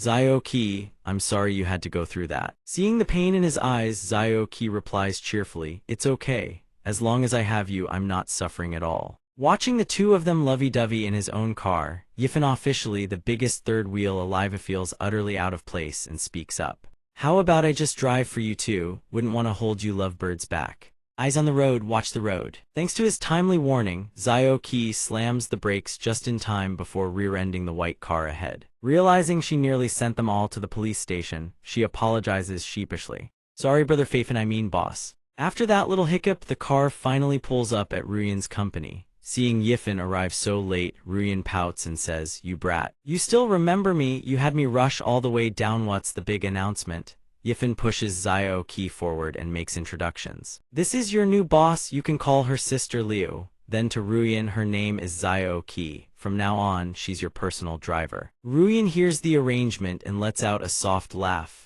"A personal driver? I get that kind of treatment now." Zio-Ki giggles and gestures toward the car. "Sister Liu, brother Fafen has already prepared a new car for you." Yifan smiles and nods. "Take it for a spin." Ruyan's eyes light up the moment she sees the car. She rushes over and throws her arms around him, nuzzling against his chest. "At least you have a conscience. Worth every penny I spent renting this office for you. Hop in, let's take it for a test drive." Right at that moment, his phone vibrates in his pocket. Yifan pulls out his phone and answers. "Hold on. Ms. Zhang, what's wrong? What did you say?" Zhuang Bufan snuck into Zio Ning's dormitory. "I'm on my way. Show Zio-Ki around for now. I've got something to deal with." Seeing him leave again, Ruyan lets out a wistful sigh. Fine, she stands there with Zio-Ki, watching Yifan's departing figure. Ruyan recalls that mind-blowing night from before and shivers with anticipation. A sly smile crosses her lips as she whispers to herself, "Next time, I won't let you escape." Meanwhile, at Yuncheng University's dormitory, the female dorm manager is chasing Bufan around the building, swinging a broom. "I'll beat you to death, I'll beat you to death." Who the hell sneaks into a girl's dormitory for no reason? Bufan, the so-called pervert, sprints until he's gasping for air. "Auntie, what are you doing, ma'am?" At that moment, Ms. Zhang appears and blocks the manager from attacking Bufan. "Wait, stop hitting him, he's my student." Hearing this, the dorm manager grows even angrier and raises her broom for another swing. "Student? What kind of student picks locks?" Just then, Bufan runs straight into Yifan, who's just arrived. The moment he sees Yifan's face, his own goes deathly pale. Yifan seizes his arm and wrenches it upward, barking, "Going somewhere." Feeling his joint about to dislocate, Bufan screams in agony. My arm is breaking." The terrifying force behind Yifan's grip nearly makes him piss himself. Seeing him about to scream again, Yifan immediately slaps a strip of duct tape over his mouth, then restrains him and drags him away with Ms. Zhang. Here's what happened. Zhuang Bufan arrived at the dormitory, looking absolutely furious. He was cursing up a storm as he stomped up the stairs. That was when Ms. Zhang walked over to the dorm and spotted him. When he reached the floor with Mayu's room, he couldn't seem to figure out which door it was. Stood there for a while, scratching his head and glancing around. After locating the room number, he crept toward the door handle. Ms. Zhang, hiding in a corner, witnessed the whole sneaky scene. Everything after that is exactly what you saw. Afterward, I brought the dorm manager over after getting in touch with you. This is what he snuck into your sister Lin Ning's room and took. Take a look. Could it be some important document? Lin Yifan freezes upon seeing it. He asked her again with a hint of suspicion. "Ms. Zhang, this doesn't look like something that belongs to Zio Ning. Where did he get it?" Ms. Zhang recalls the room number and says with absolute certainty, "It was room 207, no mistake. I saw him walk out with it." Hearing that, Yifan corrects her helplessly. "Ms. Zhang, Lin Ning's room is across from 207, it's 209. Realizing she got it wrong, Ms. Zhang gasps in shock. "What? Oh my, sorry about that, Bufan, I got the wrong room. How could I mix that up?" Bufan, who'd been beaten and tied up like a criminal, hears this and flies into a rage. "I went to grab something from my own sister's room. What about it? Let me tell you something, if you don't give me a proper apology for today's stunt, you'd all better watch your backs." Yifan tosses the planner down in front of him and asks in a cold voice, "Oh really? Does your sister know you snuck into her room? Want me to call her over?" Hearing that, Bufan stammers out a guilty rebuttal. "That's between me and my sister." At that moment, Manting appears and shouts, "Which one of you called the police?" Seeing the police arrive, Bufan immediately straightens up like he's found his backbone and yells, "I did, I called the cops. This old hag beat me and this guy over here broke my arm." Female officer Wang Manting. Manting bristles when he calls her auntie. "Who are you calling auntie, kid? This little brat is really asking for a beating." "Alright, let's head back and sort out the situation first." After saying that, she tilts her head slightly and glances at him. The moment she sees him, she blurts out in surprise, "Lin Yifan." he hadn't expected to run into her here either. Manting's police cruiser pulls up in front of the station. Yifen sits in the chair like he's sitting on hot coals, fidgeting nonstop. His face cycles through a mess of expressions, awkward, cornered, ready to bolt. Manting takes the main seat, surveys everyone present, and speaks in a stern voice. Both sides speak your piece. Mayu forces an awkward smile and makes the request. Sorry, but we'd like to drop the case. Zhuang Bufin is coming home with me. Bufin can't believe what he's hearing and shouts, drop the case? Sis, are you kidding me? Look at the state I'm in. I can't even lift my arm anymore. He then reaches over and touches the arm Yifen had wrenched up. He jabs a finger toward Yifen and screams, this punk has to kneel and apologize. And pay me compensation. Mayu, seeing him refuse to let it go, finally loses her patience. Zhuang Bufin, don't you think you've caused enough trouble already? I haven't even gotten on your case about the documents yet.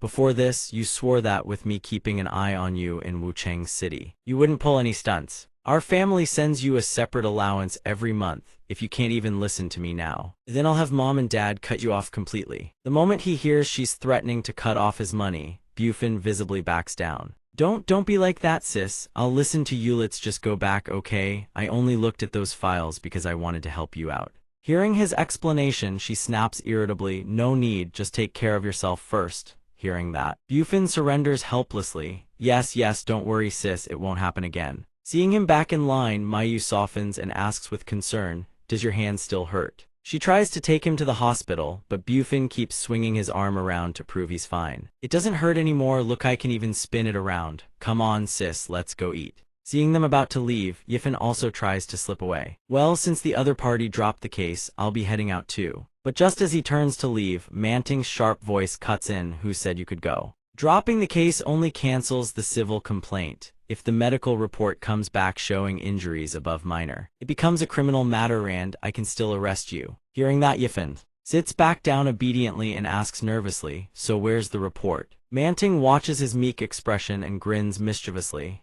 It's not out yet. Miss Zhang, listening from outside, turns pale with fear. Is getting arrested really that serious? Officer, I can testify on his behalf. Mr. Lin Yifen acted without intent at the time could that reduce the chance of detention. Hearing her call him that, Manting asks with a puzzled look. Mr. Lin Yifen, realizing she misspoke again, Miss Zhang curses inwardly. Damn it, my mouth ran ahead of my brain. Seeing her this worried about him, Yifen steps in to reassure her. It's fine, Miss Zhang, you should head back first. I can handle things here. If they need a witness, they'll contact you. Miss Zhang still looks uneasy. Really? He answers firmly, trust me. Hearing that, Miss Zhang doesn't push further but leaves one last parting shot. Fine, I'll go write up my report first. Call me anytime you need me. The two of them stand in silence, watching her leave. Suddenly, Manting drags out her words in a mocking imitation of Miss Zhang's tone, teasing him.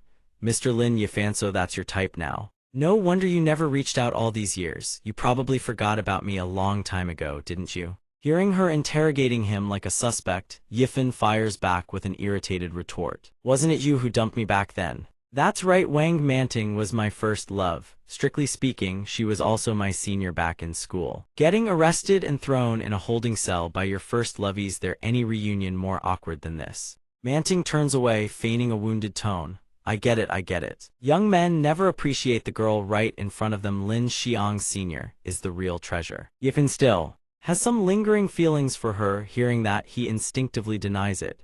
She and I aren't like that. She's just Xiao Ning's homeroom teacher. Just then, Officer Zhang appears. Xiao Wang, the medical report is in. Take it and thank the man while you're at it.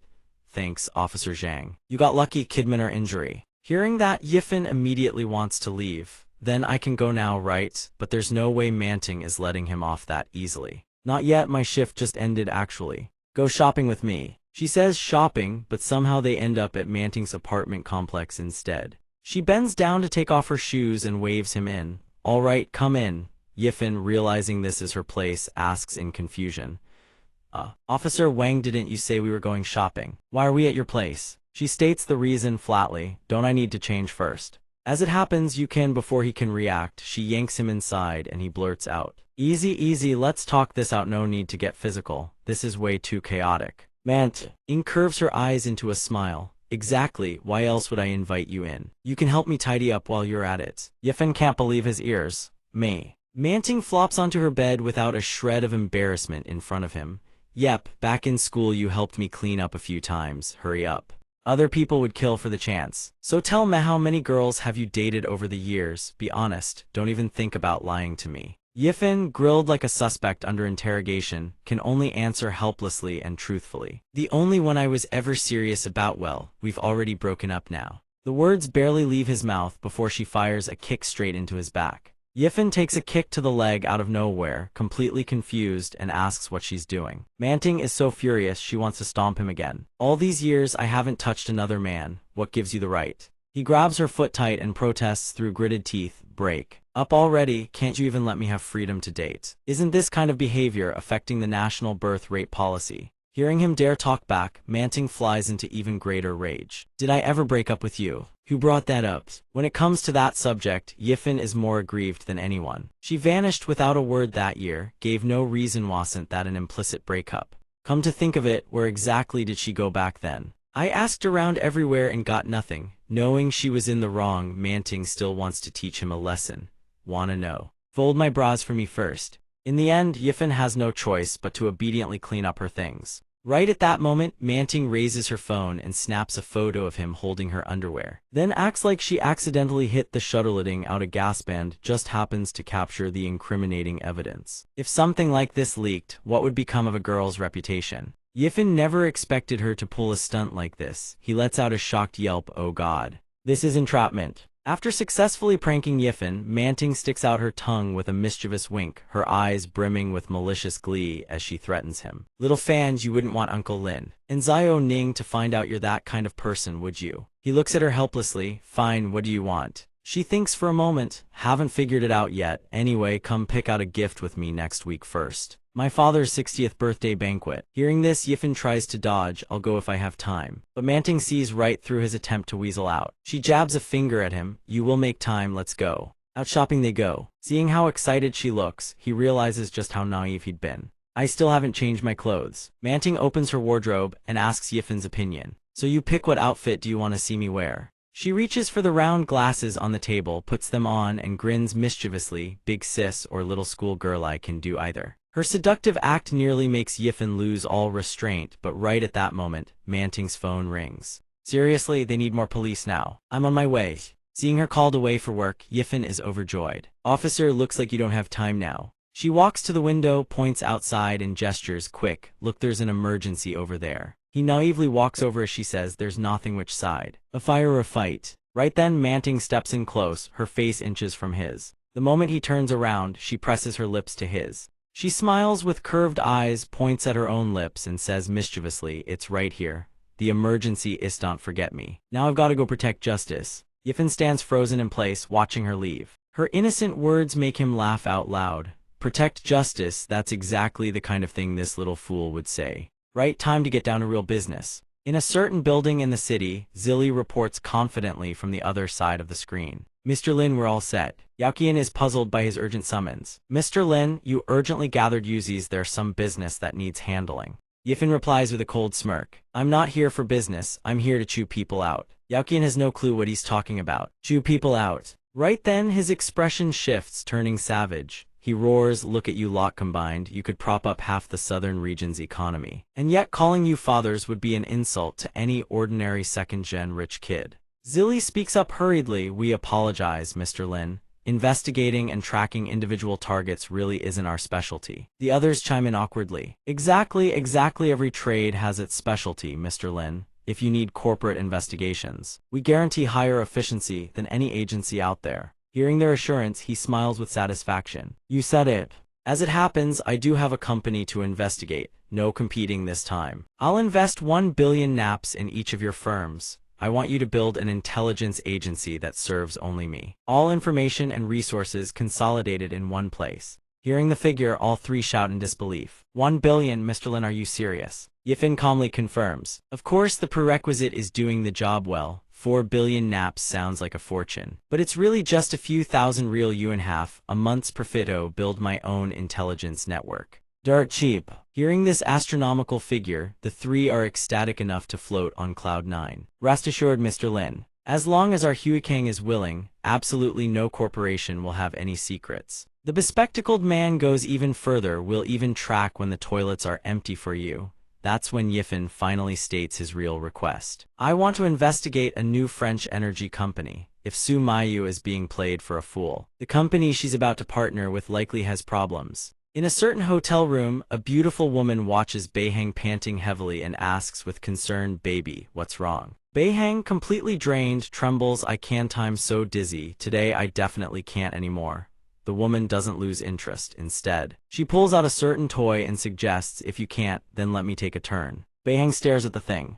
Alarm bells ring in his mind. What are you doing? The woman holds the toy, smiling seductively, and whispers in Beihang's ear, "Room service gave us so many fun toys. I want to try them, it'd be a waste not to." He immediately bolts upright to escape. "Don't, please don't." At this point there's no escaping. His pig-like screams echo all the way outside the hotel, startling every passerby on the street. After having his chrysanthemum forcibly opened by the beauty, Beihang silently swears he can never go back to that room again. Right on cue, a female staff member appears carrying a pot of soup. "Mr. Fu, this is a nourishing tonic soup for you. Drinking it will help your body recover." Beihang immediately takes the pot and asks excitedly, "Your hotel has this kind of thoughtful service?" The staff member smiles, all per the owner's instructions. Still oblivious to being set up, Beihang happily gulps down the entire pot of tonic soup. The owner thought would be Mr. Lin, wouldn't it? Mr. Lin really does look out for me. The female staff member recalls Yifan's instructions. "Oh right, me friend has that kind of preference, you understand.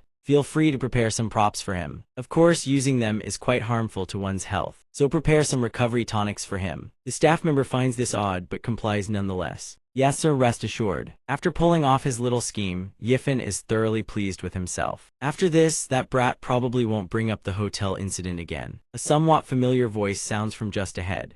No more small talk. Scarface is commanding a group of men hauling supplies somewhere. "Come on, carry it up. Be careful, I'll have your heads if you break anything." Beihang recognizes him at a glance. He sent that one of that brat Lu Renjia's lackeys. He turns to the hotel manager and asks about it. "What's going on here?" The manager hears his question and responds with a rehearsed smile. "That gentleman has booked the entire top floor of the hotel for a birthday party. These are just some of the props." Hearing this, Beihang's sharp instincts kick and he pieces the situation together. "A birthday party? Could it be for Su Mayu?" The manager, surprised that he knows her, asks eagerly. "Indeed, it's for Miss Su, so you know her too, Mr. Fu." Once he confirms it's really for Mayu, a plan flashes through his mind. "Of course I know her. After all, this birthday party is being thrown for your boss's woman." The manager still doesn't quite understand and asks humbly, "Mr. Fu, please elaborate." Beihang realizes the hint isn't landing, so he spells it out. "Put simply, that brat is trying to steal your boss's woman. My big bro's woman." Lin Yifan's manager panics, his expression turning frantic. "Then, should I cancel everything right away?" Beihang already has a plan to humiliate Renjia. He grins wickedly. "Cancel? Why would we cancel? The bigger the better."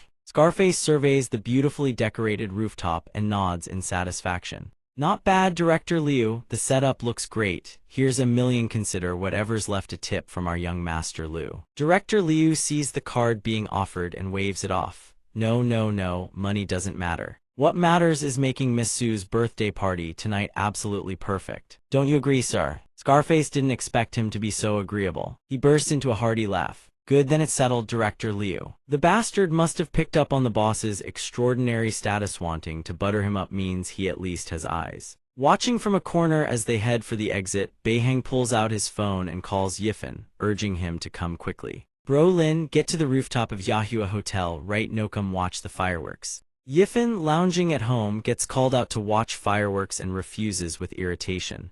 "Are you out of your mind, Fu Beihang? Who the hell watches fireworks in the middle of the night? If you like them so much, why can't you just buy a few hundred crates yourself?" Beihang doesn't explain. Instead, he plays coy and acts mysterious to lure him over. "Bro Lin, listen, you can skip any other fireworks show, but this one you absolutely cannot miss. Alright, see you on the rooftop. Everything's already set up. Director Liu." Director Liu responds with a confident smile. "Leave it to me, sir. We've got this covered." Meanwhile, Mayu is also on her way to Yahua Hotel. Curious, she asks Bufan, "Little fan, why are you bringing me here?" Hearing her question, he gently reminds her, "Sis, have you forgotten what day it is today?" Even so, Mayu still can't remember what's special about Toddlet alone that it's her birthday. Right at that moment, fireworks launch into the sky and explode overhead. What makes these fireworks truly cutting edge is that they can display a countdown timer right in the sky. Mayu stares in awe at the magnificent spectacle unfolding before her eyes. What is this? The people down below seeing the fireworks go off are also completely thrilled, chattering excitedly. Looks like someone's celebrating something. Oh my god, the numbers are changing. They're using fireworks as a countdown timer. That's obscenely extravagant. Seeing her still confused, Bufin sighs and spells it out. Since it hits past 12, since you were born on December 21st. This birthday celebration is counting down to 12:21 a.m. And then the celebration begins. Mayu assumes he's the one who organized all this. Her expression softens as she says gratefully, "Little fan. I appreciate the thought, but didn't I tell you there was no need to prepare anything?" Seeing she thinks he's the one behind it, he chuckles softly and denies it. "Then you've got it wrong, sis. I'm not that romantic. All of this was prepared for you by a mysterious person." Mayu asks curiously, "A mysterious person?" Scarface sees the fireworks go up and immediately calls Renjia. "Boss, the drone light show is up next. Once the show wraps up, you can walk over with the bouquet and wish Miss Su a happy birthday." Hearing that the plan is going off without a hitch, Renjia smiles with immense satisfaction. "Hey," excitedly rewards Scarface. "Excellent work. Once this is over, your bonus triples." Hearing this, Scarface's voice on the other end overflows with shock and elation. "Triple thank you, boss. Oh right, the hotel expenses for this event doesn't it come to about $1 million. Renjia, the stingy boss that he is, realizes the misunderstanding and quickly corrects him. "What are you thinking? A 3% raise, do a good job and I won't shortchange you." Scarface, slightly deflated, replies, all right, boss."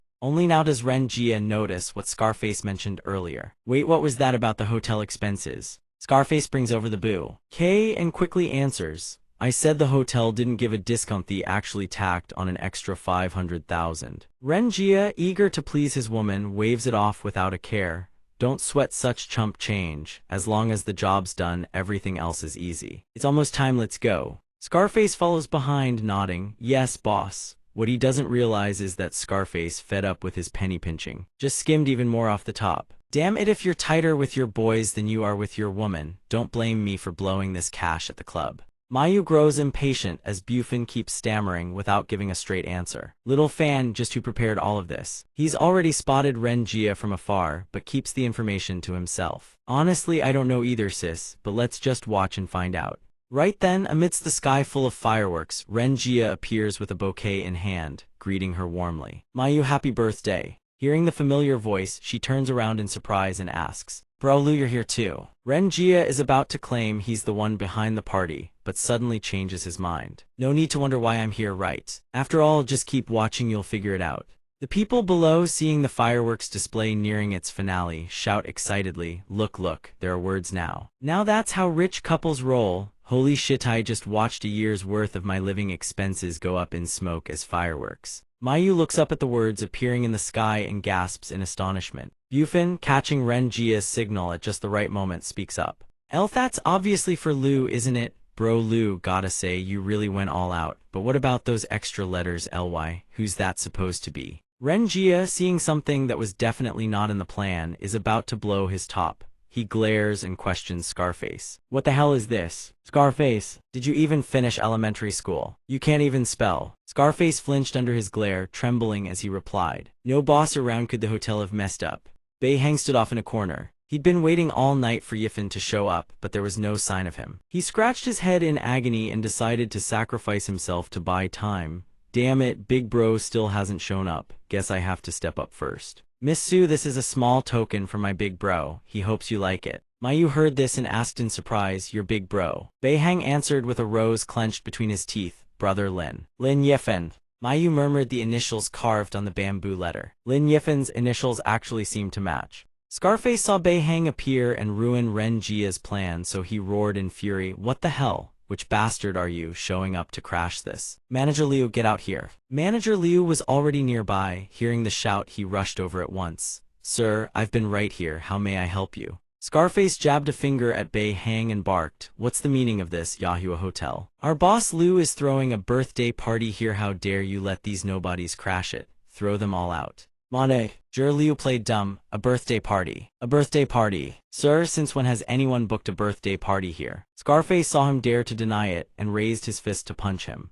What the hell are you trying to screw me over? Manager Liu didn't flinch. Instead, he asked for proof that the party had been booked. Sir, you claim there was a collaboration. May I ask to see the contract, or even a payment receipt would do. Only then did Scarface realize he'd been played. No wonder you didn't take the money, damn it. You were planning to screw me from the start. Manager Liu, determined to play the turtle and hide in his shell to the very end, kept denying he'd ever accepted a booking from the man. I'm sorry, I have no idea what you're talking about. Ren Jia listened and asked in confusion, you didn't take any money. No money received. Scarface saw him getting angry and panicked, asking then, let me ask you, if this isn't a birthday party, where did all this stuff come from? Bei Hang cut in right on cue. Didn't I already say this was all set up by my big bro? Are you deaf? At that moment, Yifen finally strolled in late and unhurried. He let out a long, exhausted yawn and complained, Fu Bei Hang, what kind of stunt are you pulling? Fu Bei Hang, what kind of stunt are you pulling? Let a man get some sleep, will you? Seeing him arrive, Bei Hang rushed over and exclaimed, Brother Lin, you're finally here. Sorry about that, Miss Su Big Bro. I was so worn out preparing tonight's party that I went to catch a quick rest. But when Ren Jia saw it was you, he was so pissed he was grinding his teeth. This guy again. Thanks to Bei Hang's words, Mayu also misunderstood that this was all Yifen's doing. Lin Yifen hadn't expected Bei Hang to do so much on his behalf. Ren Jia, realizing he'd been duped, grew even angrier and directed his fury at Manager Liu's attitude. Yahua Hotel is an international chain, no matter how you look at it. A regional manager like you pulling something this big, you are not afraid I'll report this to your headquarters. Manager Liu, seeing his golden backer had arrived, showed no fear at all. In fact, he went and taunted the man. So that's how it is. Mr. Lin is the biggest boss of our Yahua. You can take it up with him directly. Ren Jia was so stunned he stammered. Don't tell me he's the person in charge of Yahua's entire China region. Manager Liu corrected him. Of course not. Hearing this, Ren Jia thought he'd been scaring himself and breathed a sigh of relief. I thought so. How could a major international corporation be run by a guy like that? Manager Liu then dropped the real bomb. What I meant is Mr. Lin is the single biggest boss of the entire Yahua group. Ren Jia couldn't believe it. What? Yifen listened to the whole exchange and understood absolutely nothing, staring at them in bewilderment. I just woke up and got dragged here. What the hell is going on? The atmosphere turned tense and awkward. Ren Jia didn't want to pursue the matter any further. He turned around, trying to salvage his image in front of Mayu. Regardless of all that, Mayu, if you do me the honor, I'd like to host a private birthday party for you, and we can discuss our collaboration while we're at it. Mayu smiled faintly and declined. Mr. Liu, a private birthday party won't be necessary. As for the contract, I'd like to review things more carefully before deciding. Hearing her refusal, Ren Jia was shocked and demanded, why? Wasn't that project already confirmed multiple times? We both agreed it was perfect. Mayu only needed to recall the bizarre behavior Zhuang Bufan had displayed these past few days to guess what kind of tricks he'd been pulling. We haven't even established a proper business relationship yet. Mr. Liu, to be honest, your deliberate scheming with my little sister's plans makes me feel you've overstepped your bounds. Zhuang Bufan, seeing the truth come out, spoke up guiltily, I'm sorry, sis. I'm sorry, sis. Ren Jia looked at the boy's pathetic expression and cursed it under his breath. Useless brat, I knew he couldn't get anything done. After suppressing his rage, he forced a smirk and arrogantly threatened Mayu. I've made my sincerity quite clear. If Miss Su doesn't accept, perhaps I'll find a better business partner instead. New energy is booming right now. You could make money with your eyes closed. If the Su family won't cooperate, I'll just go find someone else. Let's go. Though he said that the moment he turned to leave, his expression darkened instantly. Bei Hang watched him slink away like a defeated dog and threw up a thumbs down, mocking him. Someone like you thinks he can showboat in front of my big bro. Big bro, this is what I set you. Are you happy with it? Yifen heard this and asked in surprise, this was your idea? Was it? Bei Hang clasped his hands together and gestured toward Manager Liu. Not entirely credit also goes to Manager Liu for playing along. He was even dramatic enough to cup his fist like a martial arts hero. Manager Liu responded with gusto, thank you, Deputy Bro. For the recommendation, Mayu then spoke up, Lin Yifen, I have something I'd like to say to you. Do you have a moment? Let's talk over there. Manager Liu watched them walk off to a corner, eyes gleaming with gossip. This is gonna be good, go Deputy Bro. Bei Hang puffed up with pride, of course. Big Bro's charm, do I even need to say it? Come on, let's stop getting in the way. Come on, let's stop getting in the way. Once they reached a secluded corner, Mayu said a little shyly, Lin Yifen, thank you for doing all of this for me. You put a lot of thought into it, I'm really touched. but I want to tell Yao you don't need to go to all this trouble anymore. Yifan froze for a second upon hearing her words. Is she giving me the friend zone card right now? It seemed Bei Hang's antics had made Mayu misunderstand that he had feelings for her. She was carefully choosing her words to let him down gently. I know this might hurt you, but compared to letting you keep trying in vain, I think it's better to be upfront. The Su family is at a critical turning point right now. I can't afford to be distracted by anything else. Yifan didn't bother explaining. He yawned wearily and said, all right, got it. Anything else? Nope, I'm heading back to sleep. All right then, you should get some rest too. His calm demeanor left Mayu stunned. He's so composed about it. I get it now. Lin Yifan must have been hit so hard that he's just pretending not to care. Well, that's probably for the best. At least this way he can let go. I stopped thinking about all that. Lin Yifan steps out of the Yahua hotel. He pauses, replaying what just happened in his mind, feeling nothing but confusion. Do girls these days really think everyone has to like them? So what? Just because she's a bit pretty with a bigger chest. Right at that moment, his phone buzzes in his pocket. Chili calls in with a report. Boss Lin, the company you wanted investigate, there's been progress. The report has been sent to your inbox. Yifan skims through the report and mutters, just as he suspected there are problems. Chili, still on the line, quickly adds, Boss Lin, if you need more detailed intel, please be patient. Give me a week and I can get you whatever you want. Yifan murmurs on the other end, that's about enough. Come on, old man, keep snooping and they'll catch on. I don't have that kind of hobby. System, congratulations, phase quest complete. System skill, my eyes are the ruler, has been upgraded, microscopic perception unlocked. Right then, a couple stands in front of him, locking lips. The woman coos softly against the man's lips, baby. I'll head home first, okay? After a farewell kiss, she happily spins around and leaves. Noticing him staring, she speaks up with an irritated huff. What are you looking at? With my eyes are the ruler now activated, Yifan instantly spots that the bag on her arm is a knockoff. The stitching along the edges is sloppy. The lining is wrong and the base is way too thin. For a knockoff, that's honestly not bad. Hearing that, she panics and shrieks, a knockoff, go die. The fact that he could deduce all that surprises even himself. He never studied any of this before. How did he just know? System, consecutive quest completions will yield progressively richer rewards. Yifan grows more and more intrigued by this so-called system. The system's rewards may seem intangible, but no amount of money can buy them. Not a loss in the other end. Chili, not hearing a response, speaks up. Yo, Boss Linden with old man already. For the sake of the rewards, Yifan retracts his earlier words. Of course, old man, I'm a kind, simple-hearted person. I just can't stand seeing a girl get scammed. Wanwan happens to overhear this and asks curiously, who can't you stand seeing get scammed? Seeing her, he asks in surprise, Wanwan, what are you doing here? His gaze makes her face light up instantly.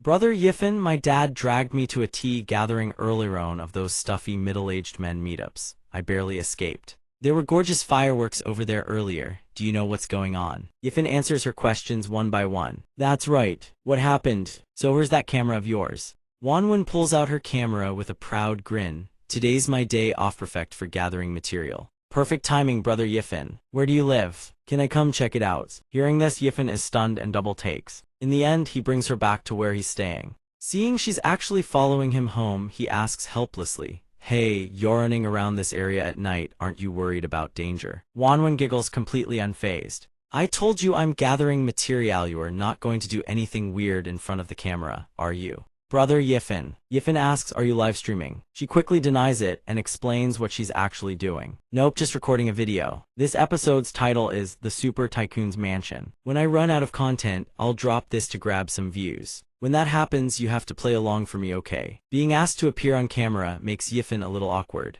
People will definitely watch, trust me. While heading upstairs, he spots Granny Zhang arguing with someone. Are you trying to bully this old woman? The bespectacled man glares at her menacingly. This is the price. Sell or don't you call. Otherwise, just wait for your son to rot in prison. Seeing Granny Zhang's terrified expression, Yifan immediately shouts, what do you think you're doing? Spotting someone approaching, they exchange silent glances, toss out one last warning, and quickly leave, giving her one final day. Think it over. Seeing her cowering in fear, Yifan softens his tone and asks gently, Granny Zhang, what's wrong? Under the star-filled sky, the three apartments still have their lights on. Wanwan sits beside Granny Zhang and gently says, here, come sit down.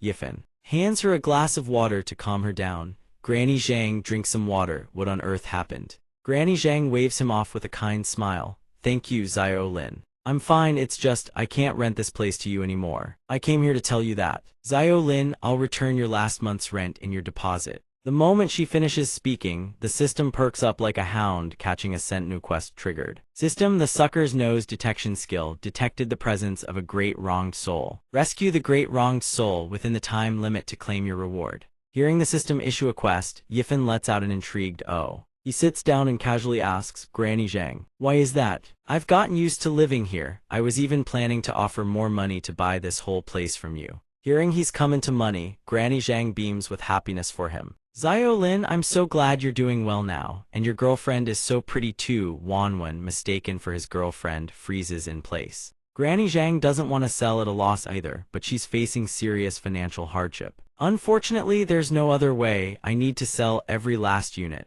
My son's company is in trouble, needs money urgently. Those two you just saw, that was them trying to buy my properties. Yifan remarks sarcastically, the way those two were acting, I thought they were here to rob you. Granny Zhang frowns and says wearily, they basically were robbers. I've done the math, Zio Lin. Even though our Hong Song neighborhood is old, the average price per unit is over 10,000 per square meter. I have over 10 units that are worth at least 10 million. They know I need money fast, so they're only offering 4 million. Forget it. Taking a loss is better than letting my son rot in prison. Can you understand?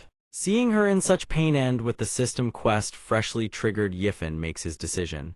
In that case, I'll buy them all, 15 million. Granny Zhang, how does that sound? Hearing this, Granny Zhang stares at him in stunned disbelief. She breaks into a joyful smile. Of course, if I can sell to you, I'd even accept a little less. Hearing this, Yifan immediately pulls out his phone and transfers the money. Ma'am, check your messages. See if the card you usually collect rent on has received the notification. Granny Zhang takes out her phone and stares at the number on screen, frozen in place. This is real. 100,000, a million, 10 million. Zio Lin, you actually did it. He chuckles softly to reassure her. What else would it be? Why would I come all the way out here in the middle of the night just to scam you? Mrs. Zhang is an honest woman by nature. The moment Yifan transferred tens of millions into her account, she completely freaked out. Just wait a moment, little Lin. I'll go home right now and bring the property documents over for you. Tomorrow we'll go handle the ownership transfer. Yifan quickly stopped her. We can't do it tomorrow, Mrs. Zhang. It's the weekend, the offices are closed. The moment she heard that, Mrs. Zhang snapped back to her senses. Then Monday then. First thing Monday morning, we'll go take care of it. Seeing her this worked up, Yifan could only shake his head and gently persuade her to go home and rest. Listen to me, Mrs. Zhang, go home and get some rest. Here, let me walk you out. Mrs. Zhang immediately spun around and refused his kindness. You've got your girlfriend here and you want to walk an old lady like me around. What for?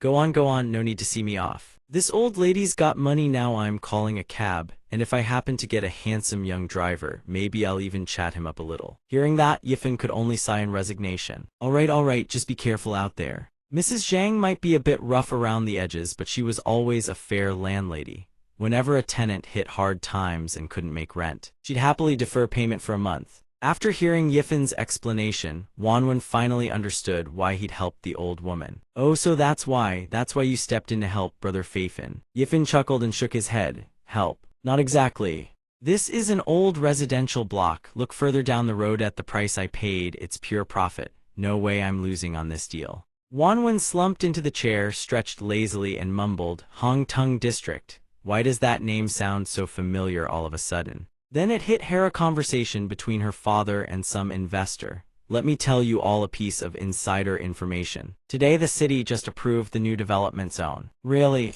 Where? She'd been too busy sipping her drink at the time, so the details were hazy. Was the new development zone they mentioned Hong Tung or Yongliu? She couldn't remember. Seeing her nodding off, Yifan raised an eyebrow in disbelief. She can fall asleep even here. This girl's got some nerve. Good thing I'm an upright, decent man, otherwise, the consequences don't bear thinking about. What body wash does she use? Smells pretty nice, actually. Suddenly, Wanwen jolted upright, their head rocketing up like a battering ram. Cracking straight into Yifan's chin, he nearly bit through his own tongue. Yifan clutched his throbbing jaw and snapped, What the hell are you doing? Wanwen stared at his grimacing face, then suddenly gasped in realization. Did I just fall asleep? She flushed crimson. Sorry, Brother Feifan. Looking at that innocent, doe-eyed expression of hers, he had no choice but to swallow his frustration and let it go. Lucky nothing serious happened. Don't let it happen again, got it? Wanwen stuck out her tongue playfully, then stood up to leave. It's getting late, I should head home. Yifan immediately pulled out his phone to call her a cab. All right, let me walk you to the car. Wanwen suddenly gasped in panic. Oh no, me tourmaline, I think I lost my tourmaline. Brother Feifan, please help me look for it. Yifan blinked, completely lost. Tourmaline, what tourmaline? I haven't seen you wearing any jewelry. Whatever it was, Wanwen clearly treasured it deeply. She tore through the room in a frantic search. I wasn't wearing a tie, deliberately kept it in my bag. It's a Pandora bracelet my mom gave me. If I lose it, she'll beat me to death. Yifan quickly asked, what does it look like? Wanwen struggled to describe it, blurting out, it's green, very eye-catching, you can't miss it. After a brief search, Yifan fished out a bracelet adorned with a green gemstone. This it? He asked. Wanwen's eyes lit up the moment she saw it. Yes, that's the one, thank God. If I'd actually lost it, I wouldn't know what to do. Seeing how precious it was to her, Yifan reached out to help put it on her wrist. Something this precious and you just toss it in your bag. Here, let me put it on for you. The sudden offer made Wanwen stumble backward in surprise. She looked away shyly, avoiding his gaze. Actually, I don't usually wear it, but when I go to formal events with my dad, I need to look presentable, so normally I just keep it with me. Hearing that, Yifan backed off. Fair enough, just keep it safe then. Wanwen clutched the bracelet to her chest and looked at him with gratitude. Thank you, Brother Feifan. I'll get going now. She hurried toward the door. Yifan called after her, watch the stairs. Wanwen laughed softly. I know, if I'm any later, I'm gonna get an earful. Racing down the staircase, Wanwen paused to catch her breath. Her heart was pounding. What was that just now? Why did I suddenly want to kiss him when Brother Feifan got that close? Her mind drifted unbidden to his handsome face and those full, inviting lips. Horrified by her own thoughts, Wanwen slapped both hands over her face and screamed internally. No. Lu Wanwen, you're a streamer. How could something like that even cross your mind about a fan? Wait, actually, Brother Feifan doesn't even watch my streams. He's not really a fan. He's never once tuned into my live stream, so that doesn't work either. But still, things like this, how can a girl be the one making the first move? Lu Wanwen, have some self-respect. Back inside, Yifan recalled the system's earlier alert. Come to think of it, according to the system's notification, that earring probably wasn't a real Pandora piece. When he'd picked up the bracelet, the system had displayed the following. System tourmaline gemstone detected, ice flaw fracture identified, not a genuine artifact. Yifan immediately filed it away in the back of his mind. Not my problem, whatever, it's not like it flagged any Wraith-level energy signatures anyway. I'll ask about it next time. Right now, all I want is sleep. Come to me, my warm, cozy bed. But just as he was about to drift off, bang, bang, bang, someone hammered on the door. It was Manting. She pounded on the door like a woman possessed. Lin Yifan, open this door right now. I know you're in there, don't you dare pretend you're not. Yifan dragged himself out of bed, opened the door, and found Manting standing there in casual clothes. He stared. Sis, it's the middle of the night. What exactly are you doing here? She brushed past him into the apartment, coolly surveying the surroundings. Didn't you promise we'd go gift shopping this weekend? Hello, did you already forget? The word shopping hit him like a bucket of cold water. What time do you think it is right now? Pray tell, which shopping mall operates at midnight? Manting declared with supreme confidence. So what? Tomorrow's the weekend anyway. You're spending it with me either way. She suddenly began scrutinizing him, eyes darting around like she was conducting a sweep. Yifan frowned. What are you doing now? After completing her inspection and finding zero traces of any woman's belongings, Manting nodded, satisfied. Good, no stowaways, because if I'd found anything, the consequences would have been severe. Yifan was so done with her antics that words failed him entirely. He turned and walked back toward the bedroom. Do whatever you want. I'm going back to sleep. Manting rushed to block his path. Wait, let me make you a midnight love meal first. Eat, then sleep. But this midnight love meal was anything but smooth sailing. Kaboom! Another explosion erupted from the wok. Yifan pinched the bridge of his nose. 2 hours, 2 whole hours, and this is your midnight love meal. Manting refused to accept blame. This is not my fault. I'm sure it's the stance. I had the posture wrong. Just wait one more try. Yifan couldn't take it anymore. He gently but firmly pushed her aside and took over. Okay, I'll do it. Before you blow up my entire kitchen. After getting banished from the kitchen, Manting slumped onto the chair, grabbed his jacket, and brought it to her nose. She narrowed her eyes at Yifan in the kitchen and thought, no other woman's scent on him, but there is one here. Progress is slow, but I can't let my guard down. A while later, Yifan emerged carrying 2 steaming bowls of noodles and set them on the table. He sighed wearily. Eat. Manting's eyes sparkled the moment she saw the noodles. Just the smell alone. How long has it been since little Fanfin cooked noodles for me? I've been craving this ever since I got off work, Yiffin snorted. So that's the real plan, huh? You said you were cooking for me. But the whole point was to make me cook for you. Manting raised an eyebrow with a smirk. Whose fault is it that you're still just as easy to boss around as you were back then? She slurped a mouthful. Hurry up and eat. After this, we should work out a bit. Can't go to bed on a full stomach, right? Yiffin's brain short-circuited. Work out at this hour. It's the middle of the night. We really don't need to. Manting caught his misunderstanding instantly and deliberately put on a seductive expression to mess with him. Oh, we are doing this. I'm going to make sure you're so exhausted you can't even crawl. After a while, Wang Manting's breathless voice drifts out from inside Lin Yiffin's home. Yiffin, I really can't anymore. How are you still going? He calmly pumps out 2 more push-ups. 176, 177. Seeing Manting give up, he casually springs to his feet, a thoroughly insufferable smirk plastered across his face. Didn't you say we only stop when both of us call it quits? Keep going. Think about your duties with a body this week. How are you supposed to protect anyone? You're still a few dozen reps behind me. Finish your set first, then we'll continue. Manting, who came up with this challenge in the first places, now absolutely furious at being mocked. Damn it, you secretly got this strong while I wasn't looking. Noticing the sky has already brightened, Lin Yiffin is slightly surprised. It's already this late, the mall should be open by now. Alright, get up, shower and change, let's go buy that gift. Unable to beat him and, now drenched in sweat, Manting pouts and mutters under her breath. Should have just stayed at the office for overtime. The two of them head into the mall. Lin Yiffin asks, have you figured out what you want to get him? Manting has already made up her mind. Saxophone. Hearing her choice, he's a little surprised. A saxophone? I didn't know Dad played. Manting pauses, then explains, not really, he just picks it up for fun. You didn't know? He's retired now. He just putters around the house every day. Looks like there's a music store over there, let's check it out. Xiao Quan spots them entering and immediately steps forward. Welcome. What can I help you two find? Manting asks right away, do you have any saxophones? Xiao Quan hears her request and immediately leads the way. Of course, right this way please. What pitch range are you looking for in a saxophone? We're currently out of stock on the high pitch range. Manting thinks for a moment. Mid to low range, he likes classical music. Xiao Quan takes her requirements and pulls out a saxophone that checks all the boxes. In that case, I'd recommend this Cassini model. Pure handcrafted construction, impeccable craftsmanship and pitch accuracy. Absolutely flawless. This is the last one in our store. Since they're handcrafted, the next restock could take years.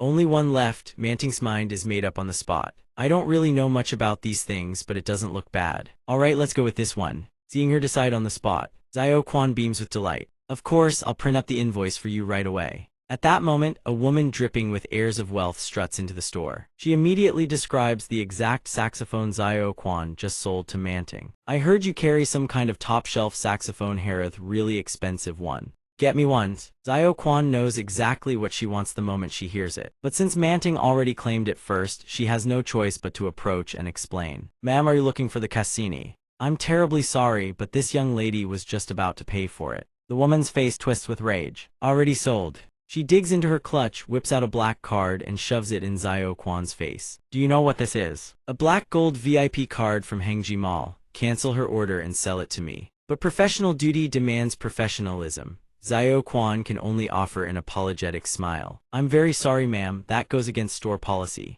The woman slaps her across the face. Policy? What policy? I spend millions here every year just to follow your little rules. Do you even have a brain? Manting sees the woman resort to violence and immediately steps in. Let me remind you, assaulting someone is a crime. The woman doesn't flinch. Instead, she sneers in defiance. Crime? What crimes? Why don't you ask her what actually happened here? Right then, Ping-an rushes over looking flustered. I'm so sorry, Ms. Liu. Our employee was out of line. Xiao Quan, have you lost your mind? Apologize to Ms. Liu immediately. You know who I am? The woman's confidence surges back. Ping-an straightens his tie and bows respectfully.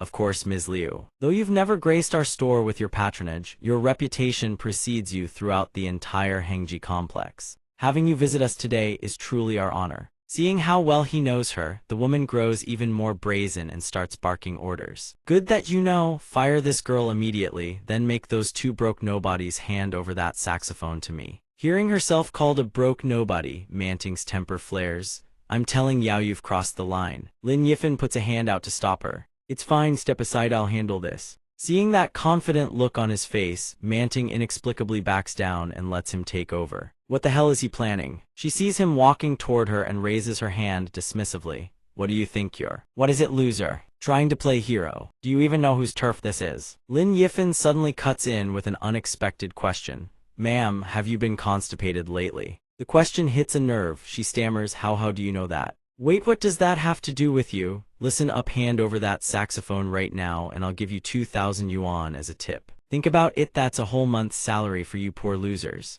Lin Yifan recoils in exaggerated disgust. Has nothing to do with me, of course. It's just that your waist is backed up and your gut stench is coming out the wrong end. No wonder your mouth stinks so bad. Humiliated beyond reason, she swings her hand to slap him. You dare talk back to me? Lin Yifan catches her wrist mid-swing, his voice ice cold. That's exactly what I needed you to do. Keep it away from me, I don't want to catch something. Shoved to the ground, she screams in fury. You dare push me, guards. Is everyone at Hengji dead? Throw this poor bum out of here. Old Zing, get over here now. Realizing the situation is spiraling out of control, Ping'an stammers, Ms. Liu, please wait, I'll go get someone right away. Old Zing is summoned over. Seeing her sitting on the ground, he rushes to her side.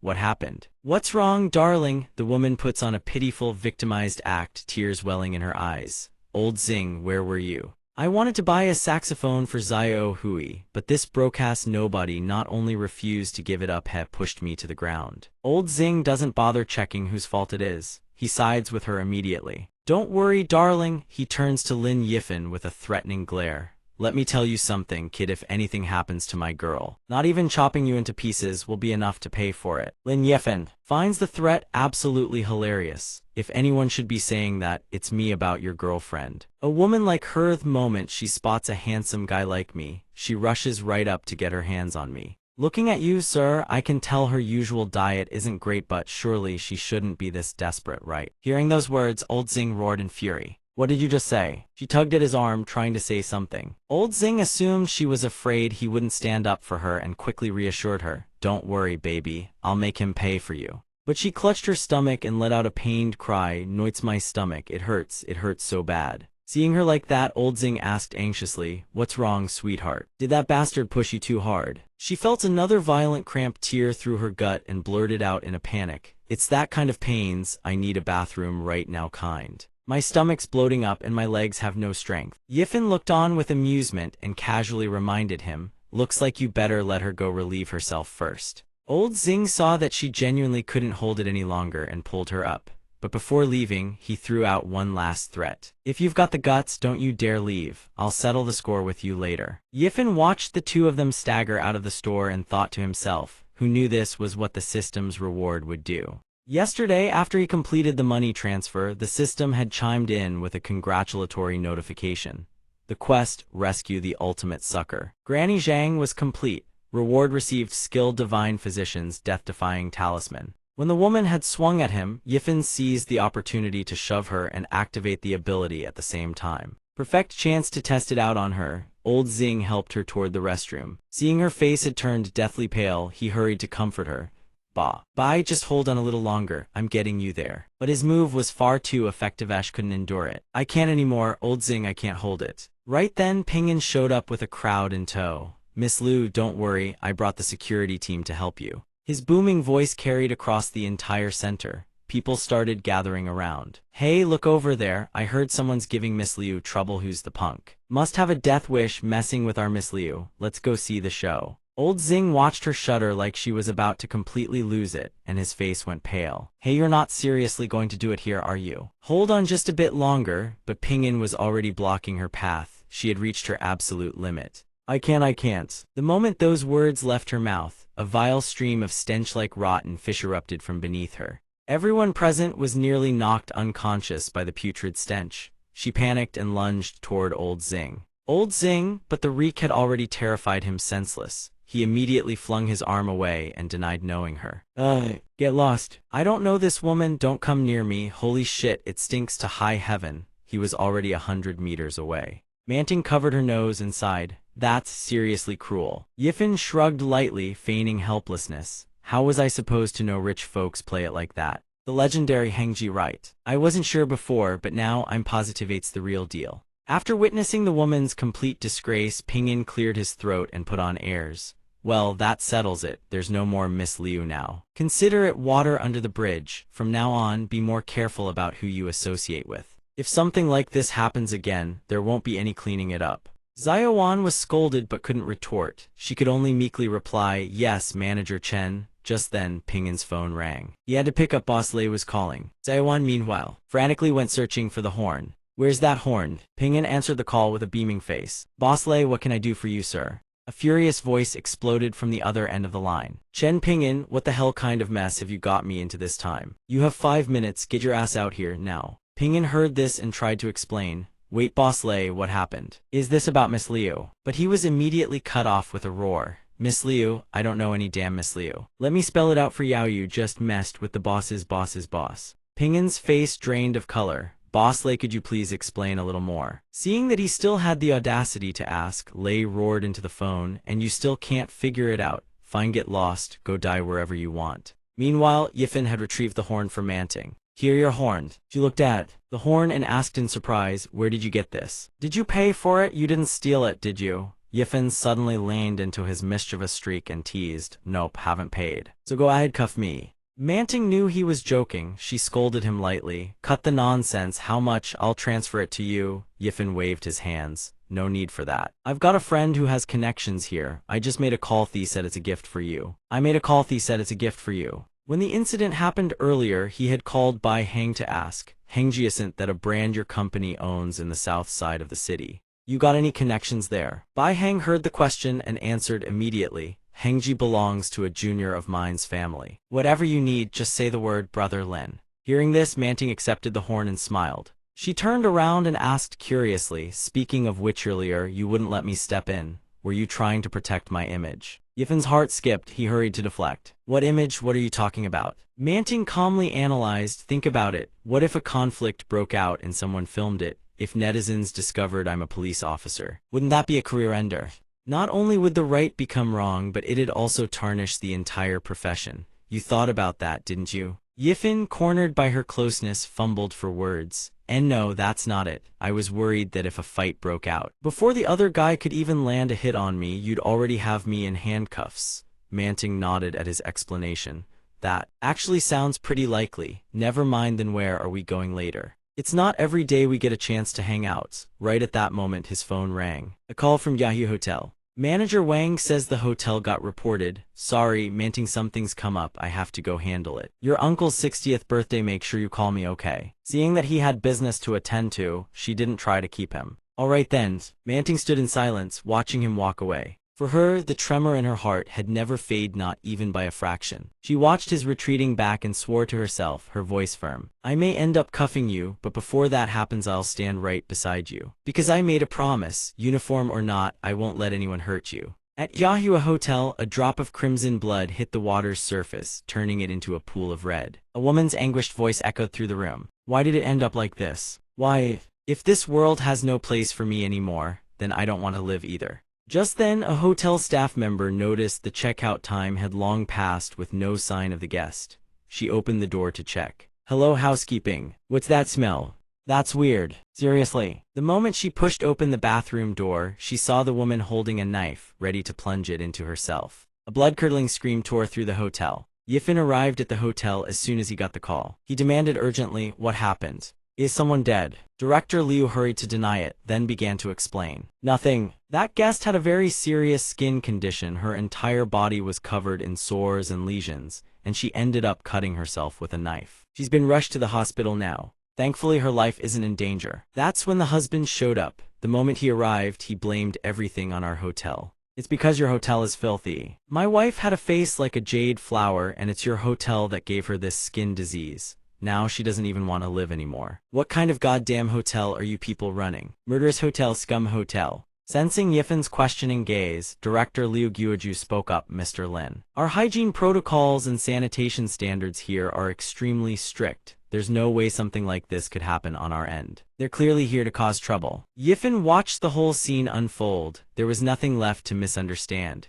He kept his composure and gave a calm order, "I know. Just go back to your normal duties." Director Liu stepped forward and tried to explain politely, "Sir, we fully support any professional inspection. If the results show that our room's environment caused your wife's condition, we will cover all medical expenses until she makes a full recovery. But the man was utterly unreasonable. He suddenly exploded, lunging at Director Liu. I don't give a damn about your inspections or assessments. If you don't compensate me, I'll bring people here every single day to make a scene. Seeing his attitude, Director Liu had no choice but to ask, "Then sir, how much compensation are you looking for?" The man held up his hand. 5,000. Director Liu blinked in surprise. Did you say 5,000? The man shoved his phone forward impatiently. That's right, 5,000. Transfer it from your personal account, don't use hotel funds. So nobody can accuse me of extortion. Director Liu, not wanting to escalate things, agreed to the demand. Fine, I'll transfer it to you. That was when Yifan stepped in and cut him off. Hold on. Director Liu turned to explain. It's fine, Mr. Lin. These people are just trying to shake us down. 5,000 to get rid of a bunch of thugs, that's actually pretty cheap. Sir, now that we've reached an agreement, I trust you know what to do next. If not, I'm calling the police next time. The man pocketed the money and turned cooperative, waving his hand casually. Relax. Got the money. I guarantee I won't bother you again.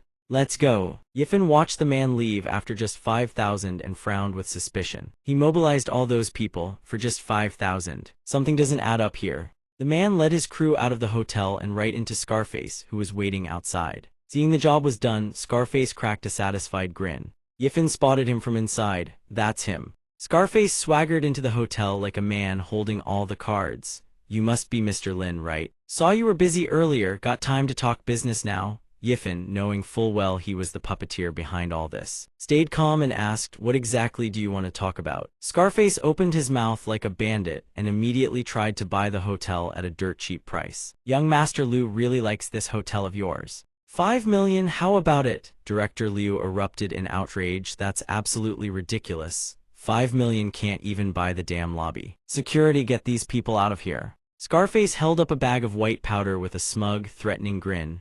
Recognize this if you don't sell. I'll report your hotel for suspected drug trafficking. Narcotics. Yifan glanced at the powder and activated his analysis. A composition breakdown appeared before his eyes. Analysis initiated. Fake or real? Real. Controlled substance confirmed. Purity 89.7%. It was the real deal. Are you out of your mind? You're not afraid I'll call the cops? Scarface didn't flinch. Instead, he taunted him further. Go ahead, call them. I'm betting you won't dare. When the police arrive, I'll tell them I'm the dealer and your hotel was helping me stash and distribute the product. Manager Wang here is a witness. He's already received 1.5 million in bribes from me. Director Liu was dumbfounded. You're insane. You can't just make accusations like that. He doesn't even have your account number. The words barely left his mouth when a bank notification chimed from his phone. Notification, you have received a transfer of 1,500,000.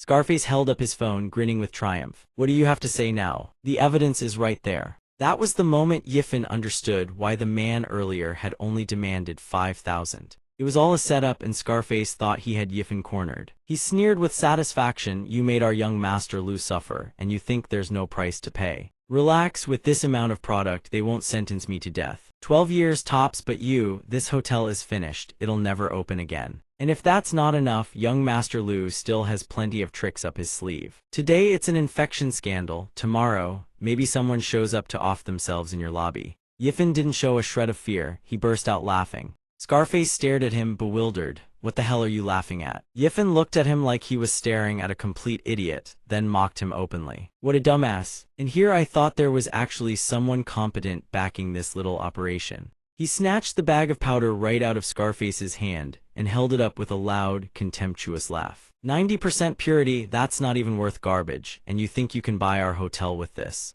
Scarface's expression twisted into visible panic. How do you know that? He himself had never even used the stuff. He'd had to pull strings just to get one small bag. He still remembered what the dealer had told him. This is 90% pure. 20,000 a pop.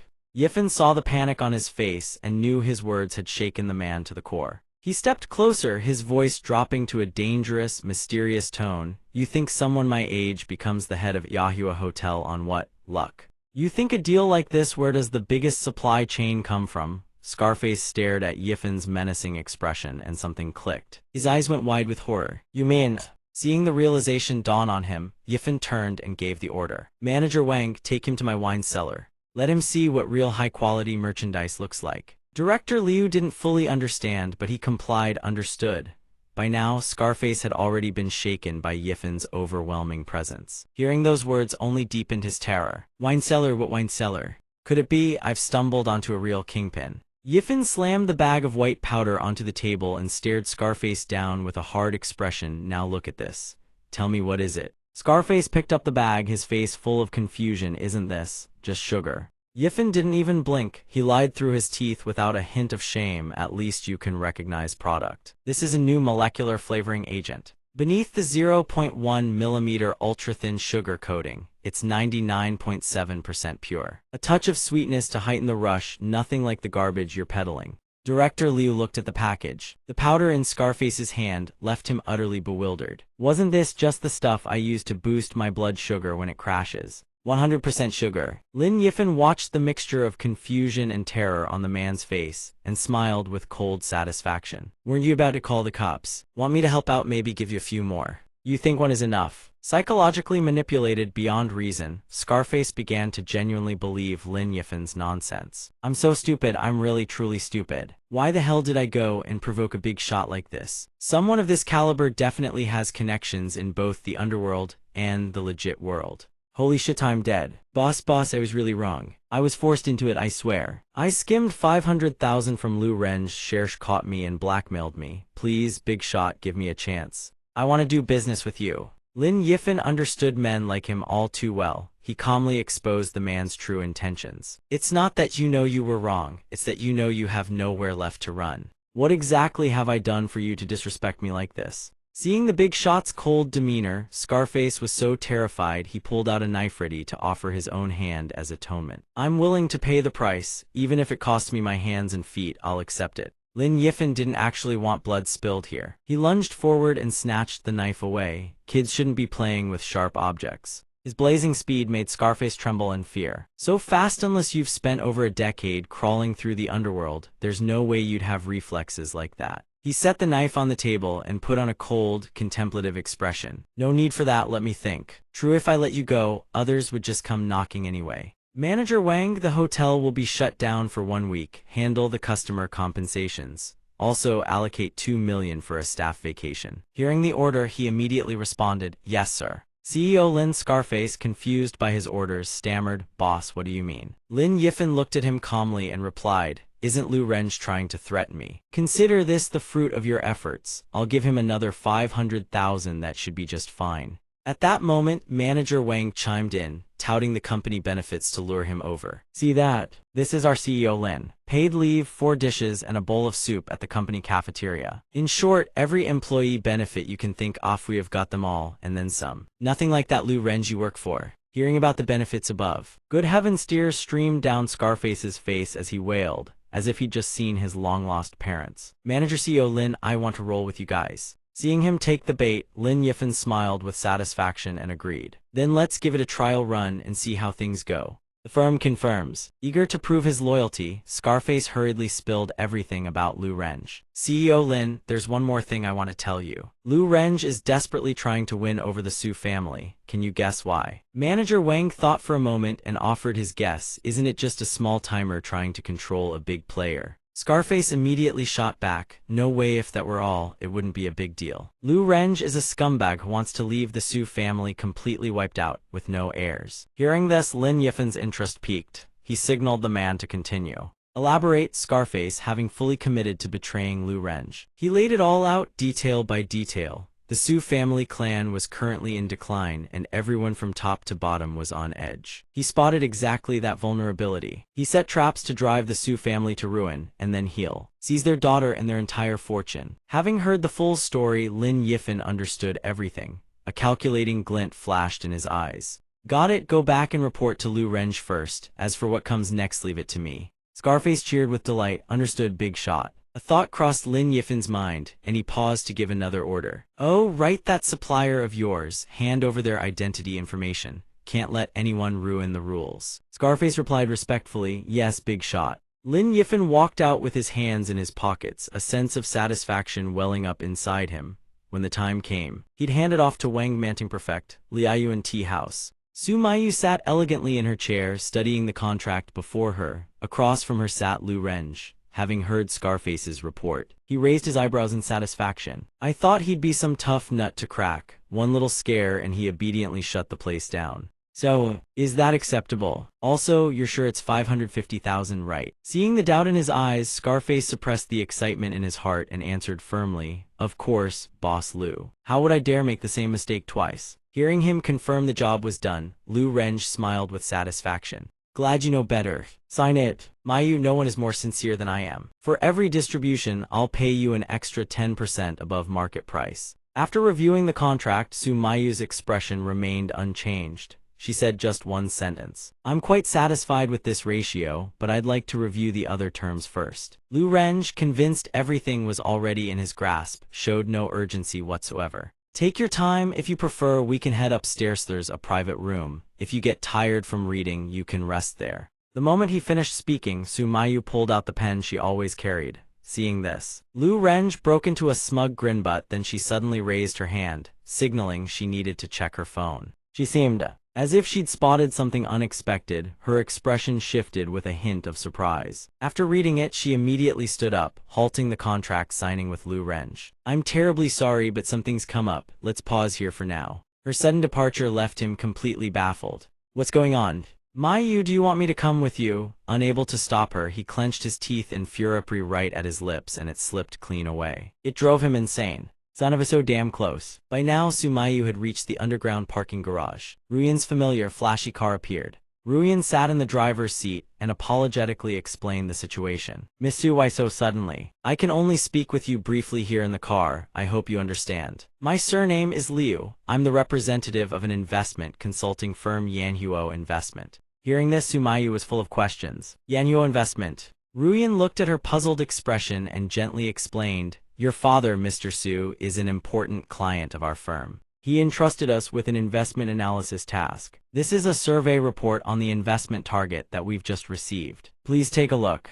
As she read, her brows furrowed deeper and deeper. Your man committed technology fraud. Where did you get this document? Seeing the doubt in her eyes, Ruyan offered her assurance. This is a report from Country F's financial news. Miss Su is welcome to investigate it herself. Not only that, the parent company behind it seems to be one you've already dealt with. Mayu seemed to have guessed which company it was, but she still hesitated, not entirely sure. After a moment's thought, she got out of the car and expressed her gratitude to Ruyan. I understand, thank you. Ruyan smiled softly and said goodbye. Let's keep in touch when you have time. She stood there watching Mayu leave, then saw Yifan appear behind her. She couldn't help but scold him lightly. Honestly, I already have to manage the company for you, and now I'm helping you chase girls too. I'm practically turning into a housewife at this point. Yifan hadn't wanted to ask her for help, but ever since that rejection, he felt a bit awkward about interacting with Mayu. I'm the one with zero interest, which is why I asked you to do it. If I showed up in person, she'd definitely start getting ideas again. He was afraid Mayu would hand him another good person card and spout that nonsense all over again. Lin Yifan, you're such a good person. Thank you for doing so much for me. Good person card. Ruyan saw the look on his face and suddenly felt the urge to tease him. I suppose that makes sense. How could a mature woman like me compare to a young girl? Am I right? Yifan, seemingly oblivious to her vinegar-soaked tone, said rather matter-of-factly. She's not that much younger than you, you know. Ruyan understood his implication instantly.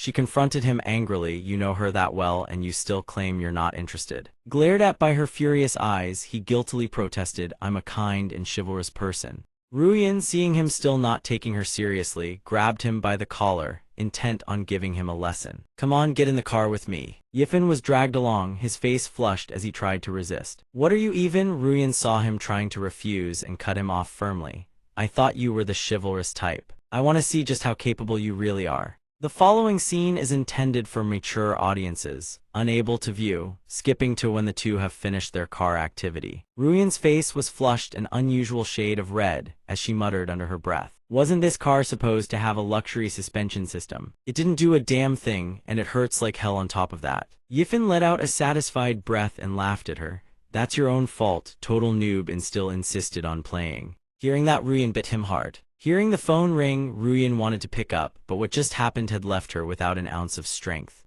Help me out here, I really can't move anymore. Yifan had no choice but to reach behind her and pull the phone from her back pocket. Ruyan looked at the incoming message and relayed it to Yifan. Miss Su wants me to prepare a formal document to report Lear Man to Country F's authorities. But don't send it right away. What is she planning? A woman's mind is like searching for a needle at the bottom of the ocean. Yifan gave up trying to figure it out. Who knows, whatever needs to be done, I've already done it. All that's left is for me to collect the reward. Wang Manting wasn't she out on a drug bust right now? Manting's excited voice came through the other end of the line. Babe, you've hit the jackpot again this time. This time, we didn't just bust the drug operation on the island, we also got a crucial lead. Yifan's interest was piqued. Let's hear it. Manting recalled the heartbreaking scene of the girl involved, then disclosed the investigation's findings. His buyer is a man surnamed Lu from Nanchang. He was previously a suspect in the disappearance of a female college student. We couldn't find any evidence before, but this time we got a breakthrough from their transaction location.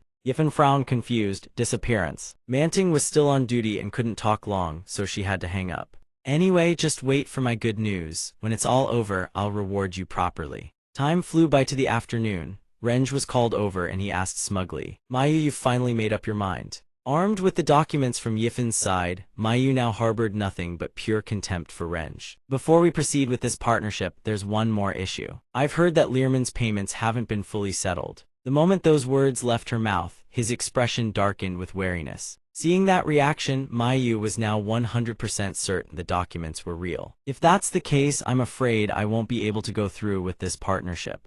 Renj feigned confusion over this information, claiming he needed to verify it. Is that so? Mayu, give me a moment while I confirm this. With that, he turned and walked calmly toward the door. Once outside, his expression turned thunderous as he furiously confronted Scarface. Where the hell did that woman get this information? Scarface put on a worried expression and asked, Boss, what do we do now? Renj shot him a look of pure disgust. What do you think? We almost had the deal sealed. Transfer 10 million into the account. We need to placate her first. Move it. Scarface complied immediately. Don't worry, boss. After Scarface wired the funds into the account, Renj strolled back into the room with composure and said confidently, Mayu, I just confirmed with my assistant. It was a misunderstanding. Rest assured, nothing like that will happen. Mayu took a slow sip of water, her words carrying a hidden edge. Are you certain, Mr. Liu? After all, an investment of tens of millions is no small sum. Just then Scarface gave an okay sign. Seeing that, Renj felt reassured and gave his guarantee. Rest assured, you can verify it by any method you like, Mayu. If there's any issue at all, I'll return your entire investment. Mayu had clearly seen through his dirty little trick. Her expression didn't soften one bit despite his repeated assurances. No wonder you're the boss. Mr. Liu really knows how to squeeze people dry. But Learman is also your asset. You're just moving money from your left hand to your right. Hearing this, Renj confronted her in shock. What did you just say? Mayu looked at him with nothing but disappointment, then decided to expose his cunning scheme. Learman is nothing but your shell company, Mr. Liu. You used your own people to put on a show and trick me into a corner. Am I wrong? Realizing she already knew the truth, a surge of fury erupted within him. You already knew and you still played me. Mayu saw that he not only lacked the decency to be ashamed but actually dared to curse at her. Her expression turned ice cold. You can commit fraud in your business dealings, so I'm not allowed to retaliate. Looks like you transferred quite a hefty sum to Laman just now, didn't you? The authorities have been cracking down hard on shell companies like these. I've already sent them the report. I'm confident they'll freeze and confiscate the funds immediately. Consider it a lesson. That's exactly why I'm here. Renj, still seething with rage, charges after them, ready to beat that wretched woman Mayu to a pulp.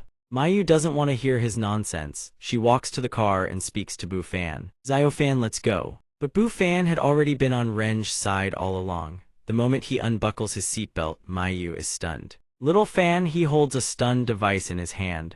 Don't blame me, sis. As soon as the words leave his mouth, he presses the stun gun against Mayu's body. Renj watches her lose consciousness, a wicked grin spreading across his face. You want to go up against me? After that, Bu Fan drives Mayu to an abandoned factory on the city outskirts, her body bound so tightly she can't move. Mayu can't believe the brother she cherished so dearly has betrayed her.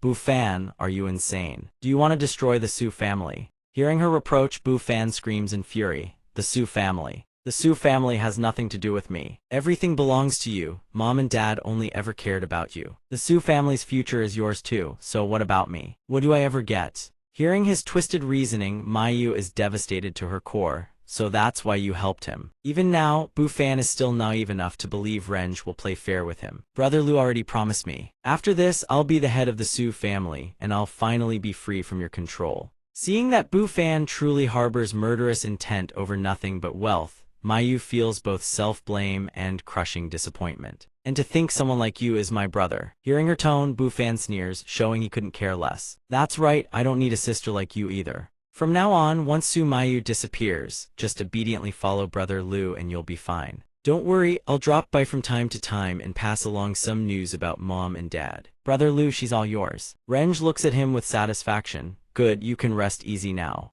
Bufan doesn't notice the pistol in Renge's hand. In that instant, Renge presses the barrel against Bufan's waist and pulls the trigger without a moment's hesitation. Bufan stares at him in utter disbelief. Renge gazes at that agonized, incredulous expression and feels a strangely pleasant satisfaction. Pretty bizarre, isn't it? A fool has far more potential to fail than to succeed. Keep him around and there's no telling how much trouble he'd cause. After dealing with Bufan, he slowly walks toward Mayu. He holds up the contract, a vicious smile curling on his face. Right, the contract that still needs signing still has to be signed, doesn't it? After all, even if you're not around, I can still demand the Su family pay a hefty breach of contract penalty. Now then, give me your hand. Even after witnessing Bufan's fate, Mayu keeps her composure and challenges him. Renge, aren't you afraid? Renge reaches over and pries Mayu's index finger out, answering calmly. Afraid? Of course I'm afraid. I'm afraid this place is so remote. What if someone suddenly shows up, but then again, nobody would hear you scream, would they? Why don't you try screaming? Right at that moment, a gray car comes crashing through the factory door. The massive impact startles Renge. The car, shrouded in dust and smoke, screeches to a halt about 5 meters away. Yifen steps out, looks at the two stunned figures and says, "The navigation system is pretty damn accurate, huh? Right on time. All my effort would have gone straight down the drain otherwise." Manting appears from behind, gun in hand, her voice ice cold. Renge, I hereby suspect you of kidnapping, attempted premeditated murder, and related charges. You are under arrest. Renge never expected Manting to show up in full police uniform at this critical moment. He snaps his gun toward her, fully on guard. Officer, don't you move or I'll. As if Manting would ever stand still. She exploits his momentary panic, lunging forward at blazing speed.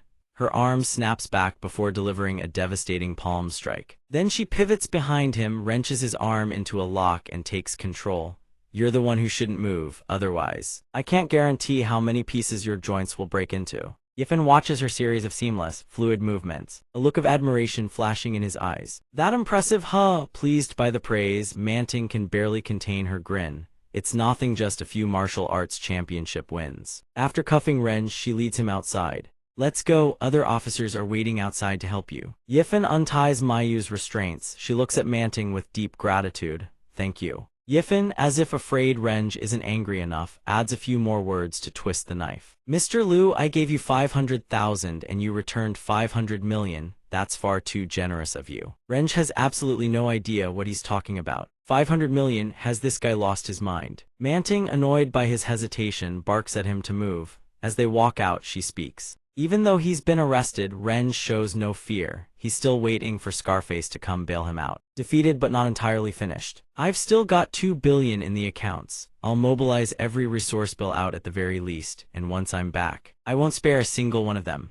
But from behind the iron bars, he sees his own subordinates marching and all wearing handcuffs. He can't believe his eyes. Aren't these my company's employees? How did they end up in here too? Hey, what happened to you guys? Hearing a familiar voice, one of them turns around and sees him, stunned.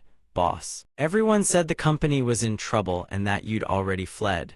I was the only one who still believed in you. Boss, I never imagined you'd get locked up before us. Hearing that, Renge grows even more bewildered. The company's in trouble, what happened? Seeing his expression, the employee asks through teary eyes, Boss, you really don't know? Renge panics. Spit it out. The employee finally explains someone leaked the company's books. And now auditors are investigating tax evasion requiring compensation of over 10 billion. Hearing this, Renge's face goes pale as a sheet. What? As if that weren't devastating enough, the employee reveals one more thing. On top of that, the stock price has crashed. We found out someone shorted the stock beforehand and made off with 500 million. Boss, did we offend someone? Got any leads? Only now does Renj understand why Yifen said those words to him. Mr. Liu, I gave you 500,000 and you returned 500 million. Far too generous of you. He collapses to the floor, all strength drained. It's over, I have nothing left. Scarface, despite being handcuffed, looks far from miserable. He even thanks Yifen. Thank you, boss, you really are incredibly thoughtful. Even at a time like this, you still looked out for me. Yifen listens, completely baffled. What did I even do?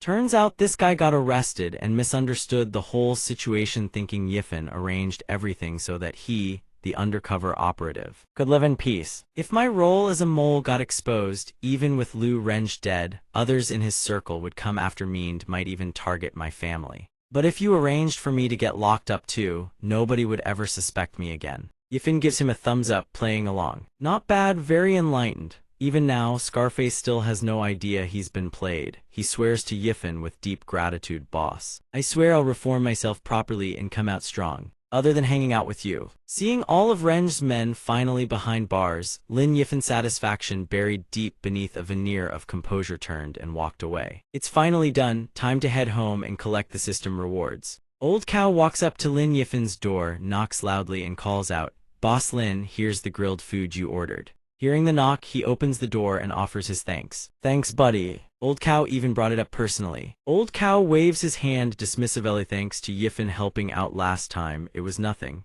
It's nothing, nothing at all. Business has been pretty good lately, and that's largely thanks to Boss Lin bailing me out. This is a local specialty wine from my hometown. Give it a try. Hearing it was a local specialty, Lin Yifen says cheerfully. Is it really that good? Old Cow can't contain his enthusiasm once the topic turns to wine. Completely naturally fermented. This wine isn't just delicious, it carries deep meaning. Boss Lin, this place is so quiet, all it's missing is a lady of the house. And wouldn't you know it? The name of this wine sounds just like wedding. They say any man and woman who share a bottle will quickly find their way to marriage. Lin Yifen listens to his analysis, and the meaning behind it, then asks with an amused laugh, seriously, real or not? Old Cow answers with ironclad conviction, absolutely true, me wife and I got together thanks to this very wine.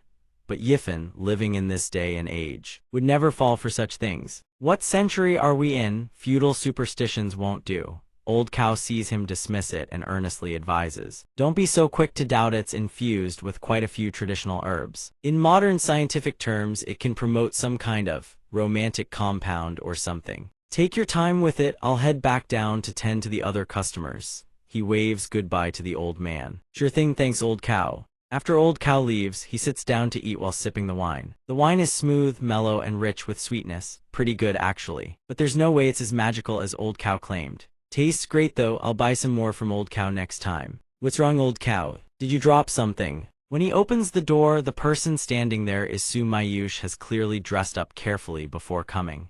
Lin Yifen. I asked Xiao Ning for your dress, is now a good time? I have something I want to say to you. Hearing she wants to talk, Lin Yifen steps aside to let her in. Sure, come on in first. Su Mayu steps inside shyly and says softly, thank you. Lin Yifen, I owe you an apology. All my life I've lived like a machine, me eyes fixed only on my own direction and goals, blind to the feelings of those around me. That's why my brother Zaya often ended up the way he did. I never truly understood why he betrayed me, but maybe the reason was me all along. Seeing her come here to pour her heart out leaves Lin Yifen somewhat confused. Maybe saw, but why is she telling me all this? Suddenly, Su Mayu looks at him with a strange intensity and says, but you're not like that. You're like a knight, always silently protecting me, never saying a word, never asking for anything in return. Lin Yifen had only been following system quests all along. Suddenly hearing this makes even less sense to him. What did I even do? Seeing his expression, Su Mayu says with a blush, I looked into it. My father never actually contacted any consulting firm. That car belonging to Ms. Leah, the registered owner, is you. You arranged all of that for me. I'm only finding out now. Seeing her heading down the same path as before, Lin Yifen quickly cuts her off. You don't need to overthink it. Everything I did had my own purpose, maybe just to deal with that kid. But Su Mayu isn't buying any of his deflections this time. None of that matters. What matters is this: starting today, I want to live like a real person, Somyeon, with flesh and blood, and face my own feelings head on. The moment she finishes, she lunges forward and kisses him. After planting the kiss, Su Mayu immediately scrambles to her feet to flee. Even if you don't accept it, that's fine, I'm going. Bye. Lin Yifan catches her arm and asks with concern, are you okay? Su Mayu gazes at him hazily, her eyes burning with desire. Lin Yifan, why do I suddenly feel like old cow's wine really does have aphrodisiac properties? At this point, the situation is no different from wine already poured into a glass. The only thing left to do is drink. Su Mayu straddles Lin Yifan, babbling nonsense and ready to do something reckless. Pinned beneath her, his face goes pale. The pungent aroma of the wine hits his nose, making him feel dizzy and uncomfortable. Why does the wine suddenly smell so strong? Could it be residual alcohol, but why such an intense reaction? By now, the wine has completely stripped Su Mayu of reason. Only the most primal instinct remains. She begins undoing the straps on her dress and voices her deepest desire. Lin Yifan, can you make me truly yours? Lin Yifan is stunned into a daze by the spring scene before him. Su Mayu gazes at him with flushed devotion and whispers, Lin Yifan, can you make me real? Not wanting to take advantage of a desperate situation, Lin Yifan grits his teeth and activates his abuelita tapping. Her once, snap out of it. An old traditional medicine doctor's pressure point technique. Thanks to this, Su Mayu, who had been completely lost in delirium, gradually regains her senses. She shyly retreats, stammering, this is... Lin Yifan knows it was the wine's effect and gently comforts her. You've come to your senses now, this isn't your fault. Su Mayu turns to find her shoes on the floor, hurriedly puts them on and bolts. I'm sorry, while she flees in a panic. She runs into Fu Beihang in the hallway. Seeing Su Mayu sprint past with a flushed face, he exclaims in shock. Fu Beihang's arm gets wrenched so hard he nearly passes out, but even with his arm nearly broken, he still can't shut his loose mouth. Bro Lin, I definitely won't tell a soul, I just came here to specially congratulate you. Lin Yifan hears his reason for coming and frowns in confusion. Congratulate me for what? Hearing the question, Fu Beihang says with glee, I heard everything. That punk Lu Renge got taken out by Bro Lin, so the boys can't help but celebrate. Come on, Bro Lin, let me take you out on the town. A charity auction. 30% of the proceeds go to charitable organizations. Lin Yifan stares at the shameless guy before him, utterly dumbfounded. Don't tell me you're actually the charitable type. From inside the auction hall, the MC's voice booms out. The charity auction. 50% of the auction proceeds will be donated to charitable organizations. Fu Beihang sees his expression and scoffs, deciding to enlighten him with some knowledge. You don't get it, Bro Lin. Bro Lin, first off, this is a tax write-off. And second, just look around, events like these always attract tons of celebrities and influencers. You getting what I'm saying? Lin Yifan looks at the crowd of beautiful women and replies flatly, I get it. Yu Xiaoxiao debuted as a child star. Fu Beihang spots her and excitedly gestures for him to look. Bro Lin, look, isn't that Yu Xiaoxiao? Lin Yifan sees her but can't understand why he's getting so worked up. Looks like it, yeah, but what's there to get excited about? Fu Beihang scratches his head and explains sheepishly, when I was a kid, I loved this drama called Father and Daughter. She starred in it alongside Zhang, who played the Grand Mr. Beautiful and Smart. She was my dream girl growing up. Yifan listens to all this and still has no clue what he's talking about. So what? Beihang smiles and explains, nothing at all. When I grew up, I realized I only liked the role she played. And for the actual person, I felt nothing. Besides, she never starred in any good films after that, so I thought she'd retired and left the entertainment industry for good. Never expected to run into her here. Yifan thinks for a moment and figures maybe all child stars end up like that. Xiaoxiao appears right then, pouting and scolds him. Lin Yifan, when are you ever going to change your habit of talking behind people's backs? Yifan can't believe she still remembers him. Realize that now, have you? Seeing the look on his face, Xiaoxiao smirks triumphantly. Of course, I heard that familiar muttering from a mile away, and knew right away it was you. Beihang watches the two of them interact so familiarly, and looks puzzled. Xiaoxiao then asks, so why are you here? Yifan, too lazy to explain, simply answers, just came along with him.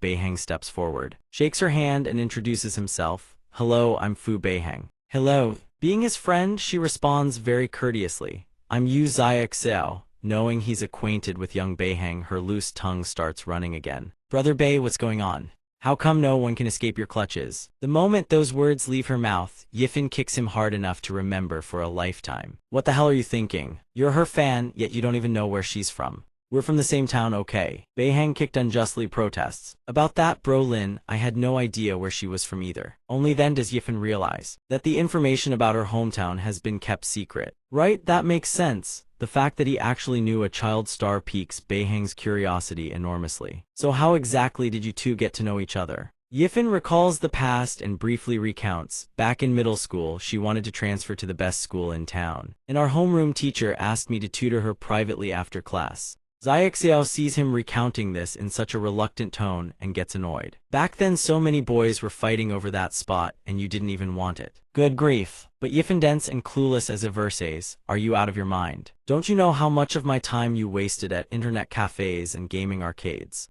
Xiaoxiao, hearing him complain, gets furious. I only didn't have time for school because I was busy filming. In the end, the results proved that talent can't be underestimated. Yifan, seizing the moment, even proudly takes credit. All the credit is mine, it all thanks to my excellent teaching skills. While the two are bickering, Jibin appears. He sees her talking to Yifan and immediately walks over. Xiaoxiao, didn't you agree to let me take you to the VIP section? Chatting with this group of people here is completely beneath your status. Let's go.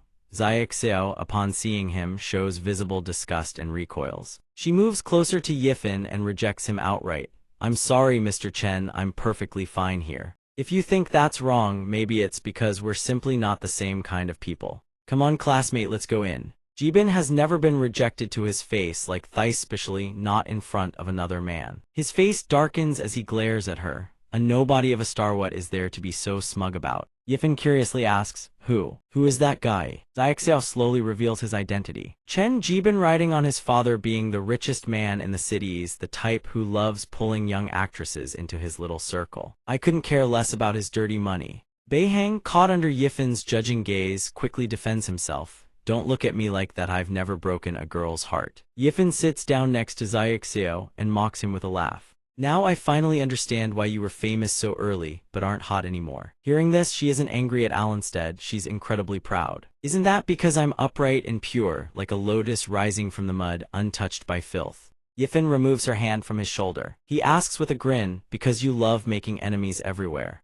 That guy is the son of the richest man in the city. What are you going to do if he decides to get revenge? Right then. The MC takes the mic and introduces the next item to everyone. The next item comes from Miss Yu Xiaoxiao. This is the apprentice uniform that Miss Yu wore when she became a disciple of National Peking Opera Master Zhang Lan. Although Master Zhang Lan has passed, the spirit of Peking Opera he left behind is still worthy of our remembrance and study. Welcome everyone, let the bidding begin. When her item is presented, the entire venue falls eerily silent. One glance and Beihang can already tell whose handiwork this looks like that guy's doing. Deliberately suppressing the bids to humiliate Yu Xiaoxiao, that's all this is. Right then, someone in Jibin's camp deliberately speaks up. Who told her to offend our young Master Chen? Truly pathetic. Don't go thinking you're something special, all you've ever done is ride on Master Zhang's name. Yifan, the protagonist of this whole harem setafao, could he possibly let Xiaoxiao lose face? He raises his paddle and calls out clearly, 5 million. The MC, hearing the number, exclaims in shock. This gentleman bids 5 million. 5 million once, 5 million twice. Jibin, seeing him dare raise his paddle against him, scoffs with contempt. A mere peasant dares to seek attention. 7 million. Seeing him raise his paddle, Yifan smirks wickedly and mutters, he took the bait. The moment Jibin raises the price, Yifan immediately ups it by another million. 8 million, Jibin follows closely, determined not to lose to Yifan. 9 million, at this point, Yifan tauntingly adds just 500,000 more. 9,500,000, seeing him only increase by 500,000. Jibin sneers, a loser is still a loser, can't carry the weight anymore, can he? He tauntingly raises it by 490,000 to 9,990,000. As if challenging Yifan. Little you, soon you'll be kneeling before me in regret. Before anything even happens, he's already imagining the scene of her desperately kneeling at his feet. Yifan sees him actually following through on the bid and can't help but be surprised. Rich second-gen kids really are built different, dropping nearly 10 million just for a set of clothes. Beihang grins mischievously and says, what if he's into clothes that still have the original scent? Seeing Yifan stop bidding, Jibin finally realizes he's been played. Damn it, I've been scammed. What am I, running a charity here? All I saw was you shouting prices, I never saw you buy a single thing. Cornered by these words, Yifan replies with a deliberately ambiguous answer. What's the rush? If something catches my eye, I'll make my move. Jibin, utterly furious at being played, threatens. Let me tell you something, if I find out you can't even afford to bid and you're deliberately causing trouble, don't blame me for not being polite. Right then, the auction house brings out the next item. The next auction item, the Lingbai stone. Starting bid 5 million. According to the seller's commission, this is a family heirloom over 200 years old. If it weren't truly necessary, he wouldn't have been willing to bring it to auction. Lingbai stone, rare in production, noble in jade quality. The people in the auction hall looked at the unremarkable-looking rock and all sneered with contempt. It's just a fake mountain rock like this, who'd even want it? Exactly, hurry up and bring out the good stuff already. Yifen looked at the stone, his eyes lighting up with brilliance. The wait was finally over. 6 million. When Jiben saw he was about to buy it, he sneered with open contempt. Mockery. I thought you were something special. Turns out you're just an idiot spending millions on a worthless hunk of rock. Want me to go scoop a few truckloads from the riverbank for you? The moment his words fell, Rui Amping appeared and affirmed with conviction. Sir, this is not a decorative rock. Based on my observation, this is a horse saddle Lingbai stone. Among Lingbai stones, it is exceedingly rare, exquisite mineral interpenetration, masterful craftsmanship. It takes at least several thousand years to form stone quality like this. The moment everyone saw him appear, the atmosphere in the room instantly erupted. It's Old Rui, the living fossil, Old Rui, the pinnacle of classical Chinese garden design. Rui Amping, anything that catches Old Rui's interest is definitely no ordinary object. Amping looked at the people below and expressed his desire. This may be nothing more than a collectible curio for all of you, but for me, it is the final missing piece in my current design blueprint. Young friend, I'm willing to offer 10 million for this horse saddle stone that is already the highest price on the current market. Would you be willing to show me the courtesy of yielding this decorative rock to me? Yifen lightly rubbed his chin, looked at the old man, and gently refused. My apologies, I also need this for something. Besides, the old sir has got one thing wrong. Hearing this, Amping froze for a moment. What? He corrected the stone's true classification. This is not a horse saddle Lingbai stone, it is a white jade Lingbai stone. 20 million. The MC, unable to withstand this astronomical figure any longer, slammed the gavel. 20 million once, 20 million twice. Deal. Rui Amping, prompted by his reminder, took another careful look. White jade Lingbai stone, could I have misjudged it? Someone who understood nothing curiously asked him. Old Rui, did he say white jade something or other? Is it even rarer than the horse saddle stone? He gently shook his head and gave a brief explanation. White jade stone is actually less rare than the horse saddle stone. Right now, the highest price for a finished piece on the market is only around 1 million. The people in the hall heard this and glared at him with irritation. So the kid deliberately jacked up the price that high, just throwing money around to make people miserable. Jiben, seeing that Yifen had offended even Rui Amping, gleefully laughed at his misfortune. He didn't even give Old Rui face. So what if he has money? His RNG luck is just terrible. At this moment, Yifen calmly explained, that's not it at all. I place such a high bid simply because it's worth every penny. Jiben, hearing him say that, furiously challenged him. Old Rui already said it, white jade is worth 1 million at most. Are you claiming to know better than Old Rui? Yifen, seeing that Jiben kept biting and wouldn't let go, raised the stakes. If you don't believe me, let's make a bet. 20 million wager whether I lose or profit. He agreed without a shred of hesitation. Fine, when you lose so badly you can't even afford pants, don't blame me. Amping had lived long enough to sense whether the young man bore any ill will toward him. Precisely because he detected none, he studied the stone before him even more carefully. This young man was not targeting him. But then why did he say that? Could it be that he'd missed something? I see it now, something so simple, and yet I didn't think of it. The true value of this stone doesn't lie in the stone itself, it lies in the craftsmanship and the person who once owned it. In simple terms, to carve white jade stone into this shape and achieve stone quality resembling horse saddle stone requires extraordinarily masterful technique, meaning this is undoubtedly the work of a grandmaster artisan. And typically the artisan's labor costs more than the stone itself, multiplying its value severalfold. Only illustrious noble families, even royalty, would have dared commission something like this. Jiben listened to the explanation and stood there, completely shell-shocked. Oh, Old Rui, you're saying that? Amping looked at his pale, stricken face and explained with pity. If this stone truly once belonged to a noble or royal household from some era, its value must exceed 30 million, making a 200 million bet entirely plausible. Everyone present heard the figure and gasped in shock. 200 million? Fu Beiheng looked at him with eyes full of admiration and exclaimed, Good Lord CEO Lin, we came here to spend money, but you came here to pick money up off the ground. Yifen casually glanced at him and said, Well, you'd actually have to pick it up first. Amping now looked toward him, his voice brimming with admiration. I never imagined that after studying natural scenery for more than half my life, my eye would be outmatched by the younger generation. Truly, one lives to learn. I am not worthy of this stone, it belongs with you. Seeing him say this, Yifen clasped his hands and bowed in return. Then I thank you, old sir. He walked over and placed his hand on the stone. The instant he touched it, a stream of pure, clear spiritual energy surged from within, flooding his entire body with an indescribable sense of vitality. The reason I want this is simple: to absorb spiritual energy unexpectedly. The reward for rescuing Su Mayu unlocked the ability to absorb spiritual energy, and the best conduit for that, jade-nurtured mountain stones, painstakingly cultivated over centuries. Not bad at all, it's like a portable power bank. Oh, that's right, old Rui, I have a proposition. Amping heard this and looked at him with anticipation. What is it? Yifen smiled faintly and offered a rather generous deal. I'm only buying this stone to use for a period of time, once I'm done. If old Rui still needs it, you can buy it back at 20 million. Hearing this, Amping stared at him in astonishment. 20 million. Mr. Lin, are you serious? Seeing the doubt on his face, Yifen answered with complete certainty. Of course, I'm not in this to make money. If old Rui thinks it's too cheap, you're welcome to donate the difference to charity. How much you give is none of my concern. Everyone present was stunned speechless by his words. Good lord, now that is what you call vision. It was estimated at 200 million, and he got it for just 20 million. Handsome, tonight you've just pulled off a deal worth hundreds of millions. I'd love to discuss business with you too. After making his offer, he suddenly raised a finger and continued, of course, I also have one small request. Would old Rui be willing to help me with it? Amping, given that Yifen was willing to resell the stone to him, was inclined to agree to almost any request. Mr. Lin, please go ahead, he said, adjusting his phrasing before listening to the request. I enjoy appreciating precious jade stones up close.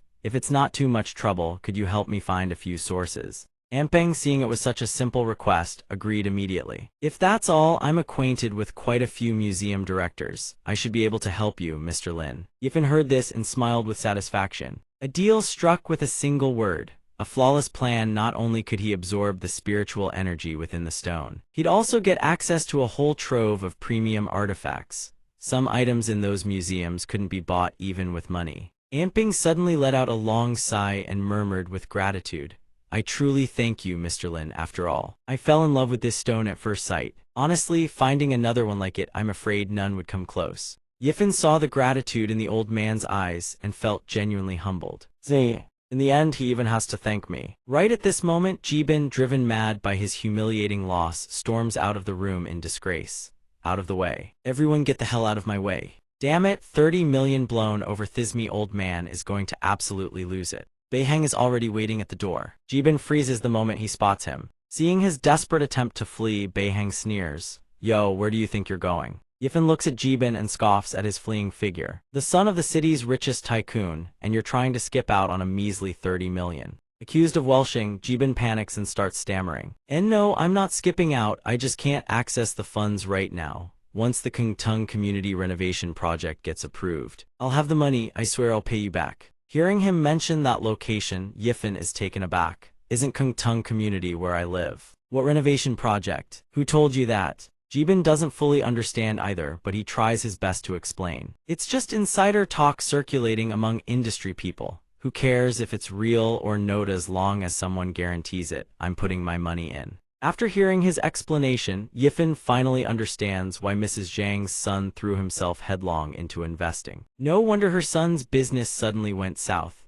No wonder Mrs. Zhang had to rush to sell her house. Turns out, it was all a setup from the very beginning. Beiheng, wanting to make it official, brings over an IOU for him to sign. Alright, sign the IOU and you're free to go. Forced to sign an IOU before being released, Jibin is seething with rage. Damn it, when has this young master ever been humiliated like this? Yifen pulls out his phone to answer the call. What's wrong, Mrs. Zhang? From Mrs. Zhang's voice from the other end of the line sounds both frightened and exhausted. Little Lin, I'm sorry, I'm afraid I can't sell that house to you anymore. I'll return the 15 million to you as well. By now, Yifen already understands the full picture and immediately recounts what her son told him. Mrs. Zhang, if I'm not mistaken, your son just called with more news, didn't he? Saying 1 million isn't enough to resolve the company's crisis, and he needs even more money. Mrs. Zhang is stunned that he guessed so accurately. Wait, little Lin, how did you know? Yifen chuckles softly. These are just standard tricks those people pull. Don't worry, I'll come by tomorrow to go over this with you. Mrs. Zhang still trusts him more than her own son. Hearing this, she immediately agrees to wait for him. Alright then, I'll wait for you tomorrow. Xiao leaves the auction hall at this moment, coming over to thank him for his help earlier. Lin Yifen, thank you for tonight. After all these years, Lin Yifen has completely changed. Yifen ignores the flicker of emotion in her eyes and responds flatly, oh, it's nothing, by the way. Do you have a jade bracelet or anything made of jade on you? Let me borrow it for a bit. Xiao blinks in surprise and asks, Jade, will this do? Yifen takes a quick look and says, that works, give it here. Stones and jade don't just boost spiritual energy, they also serve as conduits. The effects of an ordinary TCM practitioner's treatment on someone last only a few days at most. But if sealed within jade, those effects can persist for several months. Look at Yaoqi deficiency, weak blood, limbs going numb, and your head's drenched in sweat. Must really hurt, right? From now on, wear this and the pain will go away. Every month will be as light and easy as it used to be. Xiao, hearing him so casually bring up such a sensitive topic in public before simply walking away, mutters in frustration.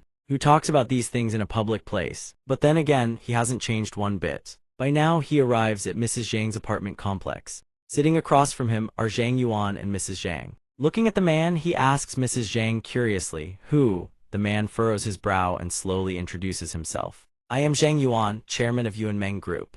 You must be Lin Yifen. Let's skip the pleasantries and over Mrs. Zhang's properties and be quick about it. Seeing the ill intent written all over his face, Yifen fires back angrily. You want me to hand them over and I just obey. Seeing him stubbornly refuse, Zhang Yuan switches to threats. Kid, take my advice, recuperate, and we both walk away happy. You don't even qualify for household registration here anyway. Take your refund and call it even. This isn't something you can hold on to. Mrs. Zhang, despite her reluctance, still can't let go of her son. Little Lin, I'm sorry. Mr. Zhang says that as long as I hand over the house, he'll guarantee my son's safety. Seeing her anguished expression, Yifen helplessly points out the truth. Ma'am, haven't you realized it yet? They're in cahoots with the people who set up your son. They want to pressure you into selling your house cheap. Then flip it for a massive profit once the King Tung community renovation approval goes through. As for your son's troubles, that's nothing more than their bargaining chip. Zhang Yuan, his dirty schemes exposed, glares at him furiously. You little punk, you seem to be quite well informed. Tears trickle down Mrs. Zhang's cheeks onto her pant legs. Even knowing it's a trap for the sake of her son's life, Mrs. Zhang can only cry helplessly. Knowing or not knowing, what difference does it make? Little Lin, we're just ordinary people. All I want is to make sure my son is safe. Seeing her like this, he says with confidence, what if I told you I have a way to help you? Mrs. Zhang stops crying and looks at him in disbelief. Little Lin, forget it. It's just money. You don't need to get involved with these people and drag yourself into this mess. Yifen, completely unfazed, leans back and props his feet on the table with absolute arrogance.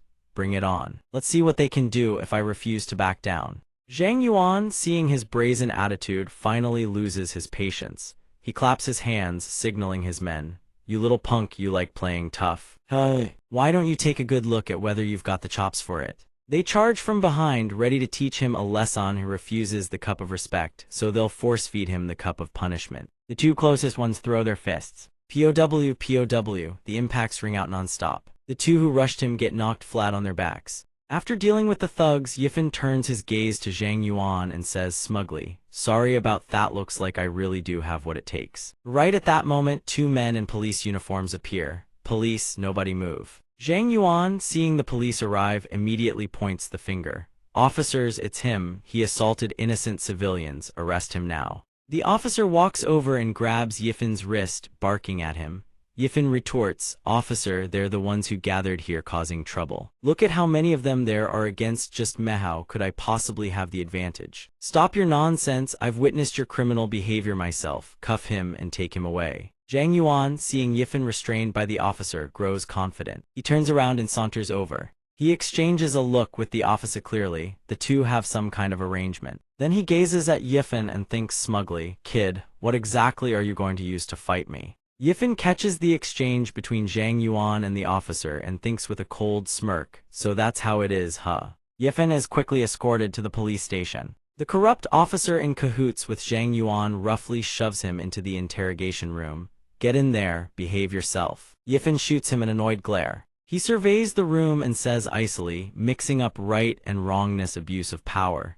He was about to sit, but the officer kicks the chair away. The officer snarls at him, "Who gave you permission to sit? This is my turf. When I tell you to do something, you do it." Zhang Yuan appears at this moment, a stack of documents in hand, ready to pressure Yifan. "I know you've got some money, but there are no cameras here, and you can't hire a lawyer. There's only one way out: sign the papers like a good boy, or I can grind you down to nothing." With that, he tosses the contract onto the table next to where Yifan stands. Yifan stares at Zhang Yuan, his tone ice cold and unyielding. "I know your schemes are clever. Too bad when it comes to the old houses in Hongsong Residential Complex, you won't get a single unit." Zhang Yuan's face darkens at his stubborn defiance. "Who the hell do you think you are? Let me be straight with Yao. Excluding Granny Zhang's group, dozens of households have already agreed to sell their homes to me." Erju spit it out. "What did you just say? They all want to raise the price." "Nonsense. Are they so broke they've lost their damn minds? If we jack up the price for them, what the hell is left for us to profit?" On the other end of the line, Erju speaks weakly. "But boss, they're all saying someone's offering 5 times the price to buy the old houses in Hongsong Residential Complex." Zhang Yuan is stunned. His eyes suddenly lock onto Yifan's hand, fingers raised. "Who the hell is crazy enough to do that?" "It was you." Seeing that Zhang Yuan has figured it out, Yifan says calmly, "I told Yao you won't get a single unit. Half an hour ago, these people probably weren't just targeting Granny Zhang. If I don't respond within half an hour, Ruyan, handle things exactly as I instructed." Ruyan doesn't ask questions. She follows his orders immediately. "Fine. Who told me I was born to be his secretary?" Under the blazing sun, Cheng Zhuang Ruyan sits at the entrance, raising her voice so everyone can hear. "Hongsong Residential Complex, buying homes at 5 times the market price. All units 5 times over." Someone gasps in shock. 5 times. An old man, unconvinced, hurries over to ask her, "Miss, are you really buying homes in Hongsong Residential Complex? 5 times the market price?" Ruyan answers with absolute certainty. "Of course, sir." Seeing the old man rush over to Ruyan, Erju sighs in exasperation. "Sir, didn't you already agree to sell to us?" After Erju relays the situation, Zhang Yuan slams the table and roars in fury. "Are you out of your mind, buying houses at that price? You'll bankrupt yourself." Seeing Zhang Yuan's rage, Yifan smirks and speaks evenly. "Sorry about that. When I buy things, I never care whether I take a loss, but if someone makes me unhappy, I'll make damn sure they don't earn a single cent." Zhang Yuan's blood boils. He lunges forward and grabs Yifan by the collar. "Damn you, the director of the Wucheng Development Zone. Yao Zhiyuan." Hearing the commotion, Zhang Yuan whips his head around and sees Zhiyuan. He hurls a contract into Zhang Yuan's face, fury blazing in his eyes. "You couldn't even secure the houses. Zhang Yuan, what the hell kind of business are you running? Do you have any idea how critical this development project is? How many future projects depend on it?" Scolded and humiliated, Zhang Yuan dumps all the blame onto Yifan. "Director Yao, it's really not my incompetence. It's this punk deliberately sabotaging us." Yifan takes one look and recognizes Zhiyuan instantly. "Isn't this Director Yao of the Wucheng Development Zone? A figure who appears on the news every single day." Zhiyuan fixes Yifan with a murderous glare and asks Zhang Yuan, "I've never seen this kid before. What's his background?" Zhang Yuan answers cautiously, "Director Yao, I've never heard of this person either. In Wucheng City, he's probably just a nouveau rich." Yifan regards him with cool composure. Hearing that Yifan's status amounts to nothing more than that, Zhiyuan erupts in rage. "A nouveau rich? A single nouveau rich managed to block all of you. You're all useless." Seeing Zhiyuan take his anger out on his subordinates, Yifan can't stand watching anymore. He speaks up. "A director of a development zone, colluding with local contractors, coercing residents, and scheming to frame people. How many years in prison do you think that earns?" Facing the threat, Zhiyuan snatches a gun from a nearby officer's holster and presses it to Yifan's forehead, answering with arrogant contempt. "So what? You got proof? And even if you dodo, you really think you'll walk out of here alive to file a complaint?" At that moment, his secretary appears, reporting the situation with practiced professionalism. "Director Yao, everything's been arranged. No one gets in without your order." Zhiyuan grows even bolder, taunting Yifan. "See that? Hand over the properties, or I have 1,000 ways to deal with you." Yifan ignores him and focuses on the secretary instead. He remembers seeing this man before when he was with Wanwen. "Isn't the evidence standing right here? I recall you people said there were no cameras here, correct?" Zhiyuan's expression shifts. Something feels deeply wrong. "What are you trying to do?" Yifan gives his wrist a casual twist. The handcuffs shatter to pieces. "Take a guess." Before Zhiyuan can react, Yifan's fist flies. One by one, Zhiyuan's subordinates drop to the ground. After flooring Zhiyuan, Yifan pulls out his phone and unlocks the screen.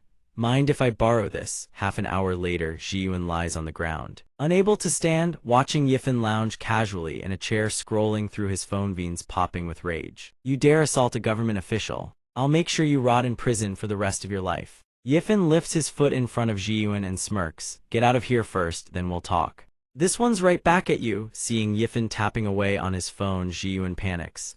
That's my phone, who are you calling? Yifan shrugs innocently. Calling? I don't know any officials, just watching a livestream. Zhiyun sputters. A livestream. Outside, Xu Ning has been waiting for a long time with no sign of Zhiyun emerging.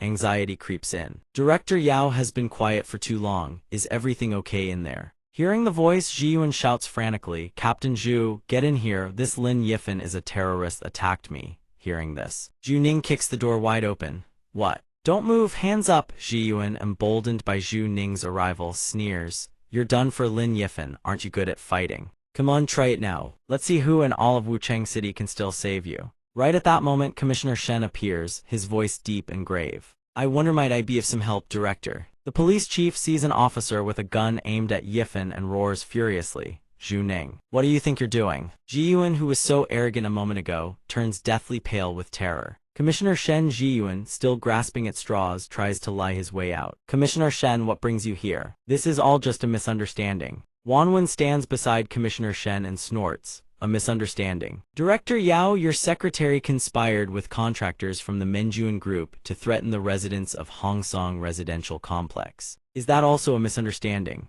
To shut him up for good, the commissioner raises his phone. The evidence is right here, take a look. On the screen is video footage of Zhiyun's secretary threatening Mrs. Zhang. Zhiyun goes sheet-white and deflects. Commissioner Shen, that was entirely his own doing. It has nothing to do with me. Right at that moment, Yifan speaks up. Oh really? Director Yao, have you forgotten what's stored on your phone? The sudden question caught Zhiyun off guard, couldn't keep up. Keep what? Bank balance. No way, I already transferred everything to an overseas account ages ago. Quit playing mind games. Lin Yifan, even if some of the things I've done to you might involve minor disciplinary issues, slandering me means falsely accusing a public official. That's not a light charge. Yifan saw that he still hadn't figured it out and kindly reminded him, let me give you a hint.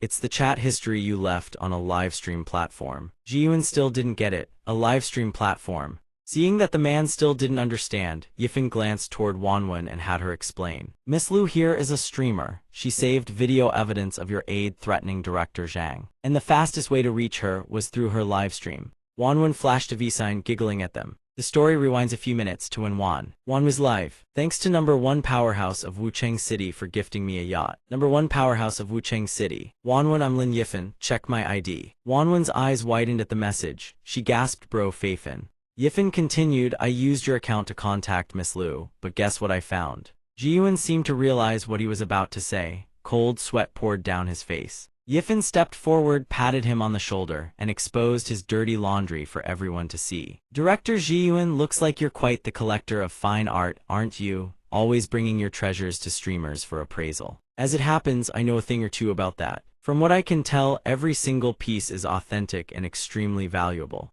Let me guess, these are gifts from contractors who catered to your personal tastes. Zhang Yuan snapped, losing it entirely. Zhiyun, you heartless scum. Because of your little collection, I went through hell and back to get those things. And you actually suspected. They were fakes, Zhiyun, conscience-stricken, shouted in defense. Merchants are all crooks. Who knows if people like you swapped in counterfeits to swindle me? The moment the words left his mouth, he froze, realizing he'd just incriminated himself. The investigation officer, having heard enough, spoke up. Thank you for providing the evidence. We will pursue this lead accordingly. Take him away. Zhiyun was restrained by the police, still thrashing and protesting. Without me risking my neck to attract investment and drive development, how could Wuchang City have grown this much? What's wrong with earning a little extra? Those were things I deserved, every last one. I deserved them. After leaving the police station, Yifan said gratefully, Wanwen, this time it was all thanks to you. If you hadn't submitted that video in time, I probably wouldn't have gotten out of this so easily. Wanwen smiled softly. Good thing the lead investigator was a fair and honest official, but bro Feifan, you didn't even remember my contact info and had to find me through a live stream. Right at that moment, someone placed a hand on his shoulder. Dabao held up a blue jade stone. Hey buddy, is this yours? It was on the ground. Wanwen took one look at the stone in his hand and exclaimed, "Oh, that's mine." Dabo handed it back, then earnestly reminded her to hold on to it tight this time. Not that she seemed grateful. Yifen saw her drop it yet again and couldn't help but scold her, exasperated. "How many times is that now?" Wanwen knew she was clumsy. She could only laugh sheepishly and explain, "When I keep it in my pocket, it just slips out if I'm not careful." Right then, just as Dabo was about to leave, a massive chest blocked his path. A girl in an adorable cat costume purred, "Big bro Dabo, is that you? I spotted you from afar earlier but couldn't greet you in time." Dabo stared at her for a moment before recognition hit. "Your Tao Tao, the one who contacted me online." She shyly replied, "That's me, big bro Dabo. You're way more handsome in person than in your photos." Dabo, flattered, started sweating. Really?" Tao Tao noticed him sweating and gently reached up to touch his forehead, concerned. "Is it hot out? You're completely drenched in sweat." "Oh right. Want me to grab you something to drink?" Dabo, young and naive, was instantly charmed by the gesture. He couldn't even form a sentence. "Thing's fine. I can't believe I actually have a high-quality female fan." "Mom, your son has been single his whole life, but it looks like love is finally on the horizon." Yifen grew interested. "Buddy, you meeting someone from online?" Dabo looked confused. "Pretty much, yeah. Why?" Yifen had already spotted the problem but couldn't spell it out directly. He could only give a veiled warning. "Since you just helped my friend out, let me give you a word of caution. Careful with people you meet online. Don't let lust make you reckless." But Dabo took it as meddling and snapped, "What nonsense are you talking about?" Yifen didn't react to the attitude and emphasized once more, "What you see with your eyes isn't always the truth.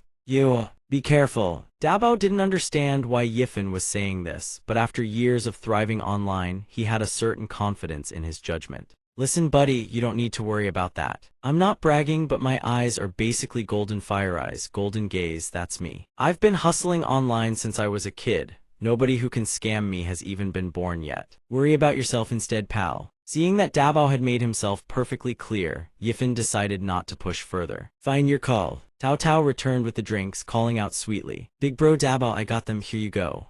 Come on, let's find somewhere cool to chat." Dabo was practically dragged away without a second thought.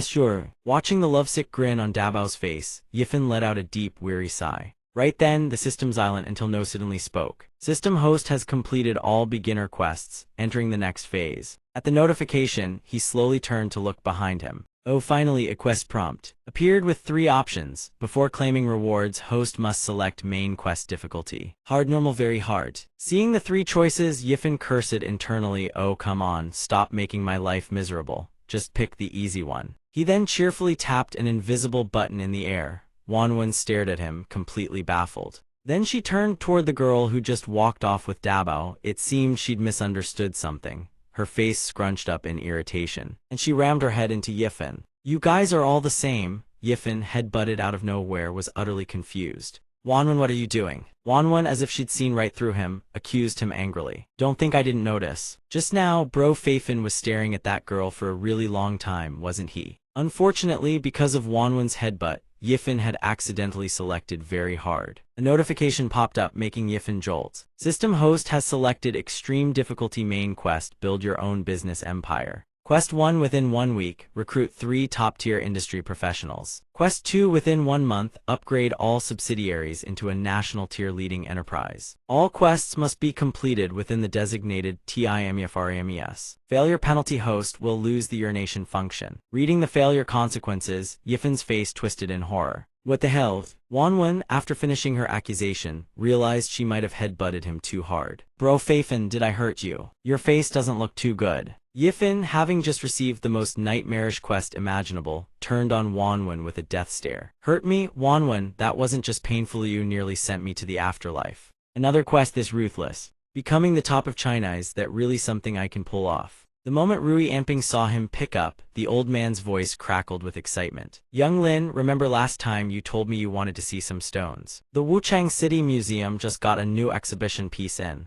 I'll be waiting for you there. After hanging up, a sharp gleam flashed in his eyes as he murmured, "The pinnacle of the field hasn't it just dropped right into my lap." At the Wuchang City Museum, a stone sat before him, its surface covered in bizarre yet hauntingly beautiful floral vein patterns. Yifen took one glance and instantly recognized its origins. This is chrysanthemum stone formed in the Ueshi region, isn't it? Chrysanthemum stone comes in two types. The first type features chrysanthemum patterns formed by accumulated ancient biological petal fossils. But this one is formed entirely from natural minerals. The petals are marble, and the center of each petal is black flint. Elder Rui, am I right? Amping burst into delighted laughter when Yifen identified its origins with just a single glance. Young Lin's knowledge is truly deep. Driven by his mission, Yifen leaned close and whispered into Amping's ear. Elder Rui, there's actually something I'd like to trouble you with. After hearing him out, Amping's voice dropped low, a knowing look settling on his face. I understand the whole situation now. Young Lin, in our line of work, the most important principle in life is caution. In anything we do, one small misstep can destroy a reputation and a lifetime's worth of savings. But I trust in your character. I agree, I'll join your company. Hearing the old man's consent, Yifen grabbed his hand in a joyful handshake. That's wonderful, Elder Rui. My company is short on people. Do you have anyone talented on your end? Introduce a few to me. Rest assured, the best compensation package in the industry. Despite the enticing offer, Amping hesitated slightly. Young Lin, I'm afraid that might be a bit difficult. You know it's not just about the money. I can make some calls and ask around for you. Oh right, Young Lin, have you gotten the company's certifications sorted out yet? Caught off guard by the question, Yifen froze on the spot. What certifications? His clueless expression hit Amping like a bolt of lightning to the skull. After leaving the Wuchang City Museum, Yifen scratched his head with a pained expression. Now we've got a real problem. Even with Elder Rui's reputation backing me, nobody's agreed to join yet. Am I going to spend the rest of my life hooked up to a catheter? Suddenly, shouting and cursing from inside the Aohua Hotel caught his attention. Scum! A man like that should be locked up. Apparently he's even some shady live streamer. Give a man money, and he forgets what morality even means. He walked into the hotel and asked, Director Wang, what's going on? Director Wang rushed over, looking at him as if seeing a savior. Boss, you're back. Apparently some streamer brought a fan to our hotel and caused trouble.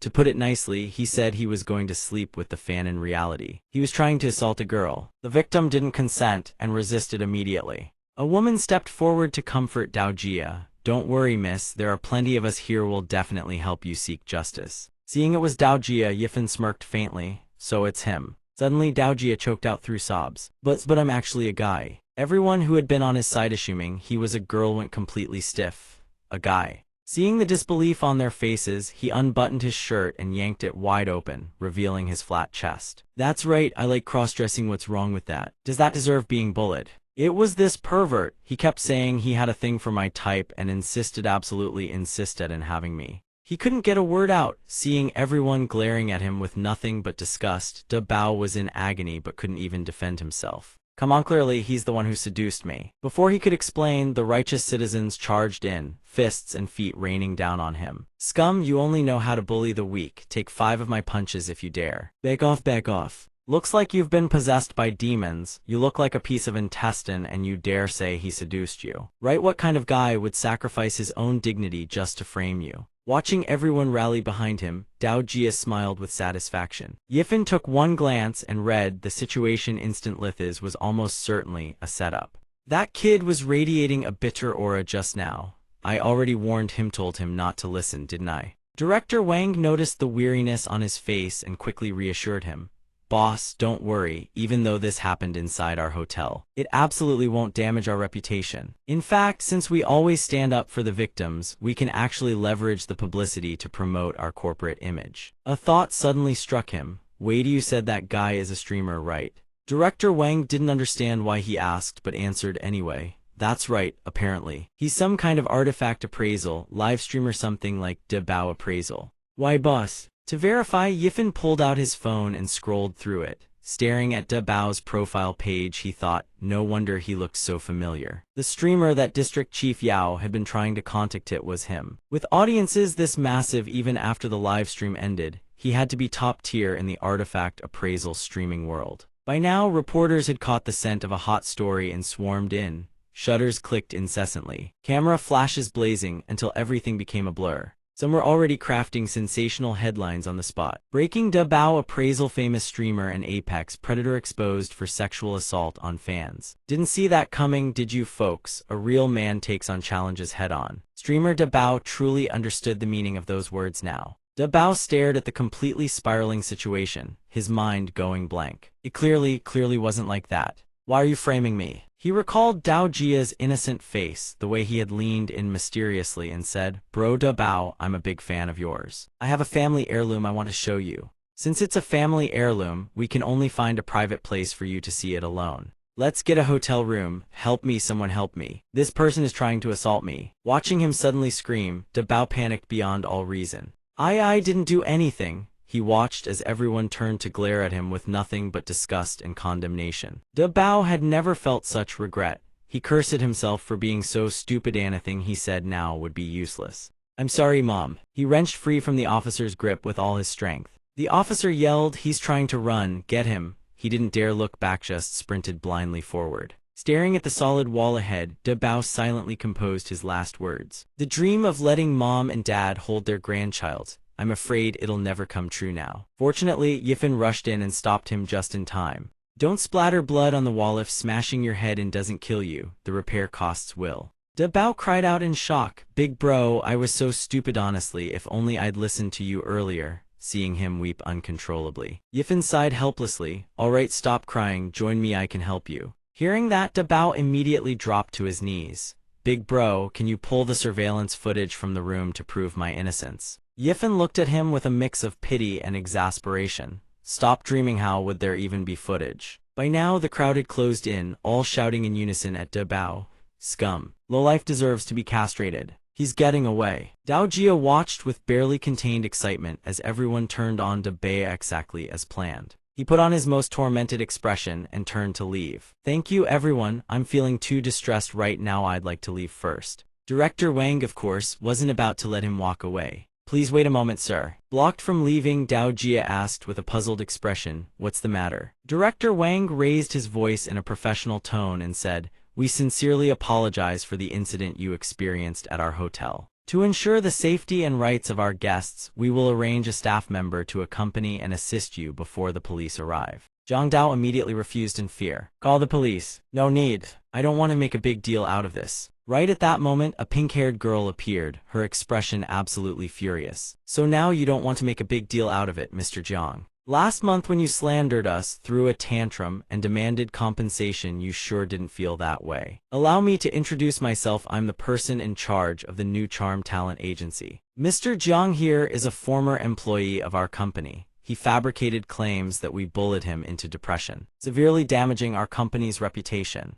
But have you forgotten that the medical certificate you forged used a template from a provincial people's hospital that's been abandoned for years? The reporters smelled blood in the water and immediately swarmed in for the kill. Is this true? Cornered with no way to explain, he could only shout, this is my private business. At that moment, one of his victims appeared, his tone dripping with contempt. Private business, my ass. You're a serial con artist who falsely accuses people of sexual harassment, groping strangers on the subway. That was you, wasn't it? Look, everyone, look, it was clearly deliberate fabrication. He even stuffed underwear into someone's bag. Seeing his past deeds exposed, Zhang Dao immediately demanded, who the hell are you? The man, seeing he still dared to ask, roared in fury, who am I? You don't recognize me. You destroyed the entire career of my championship team. Remember now. Right then, a bespectacled man in the crowd recognized him. I recognize him. He looks like the director of TBD team. Is this a live expose or what? No wonder their team was absent from the outdoor battle tournament. Naturally, Zhang Dao refused to admit guilt. He shoved the man away and screamed, I don't know what you're talking about, get out of my way.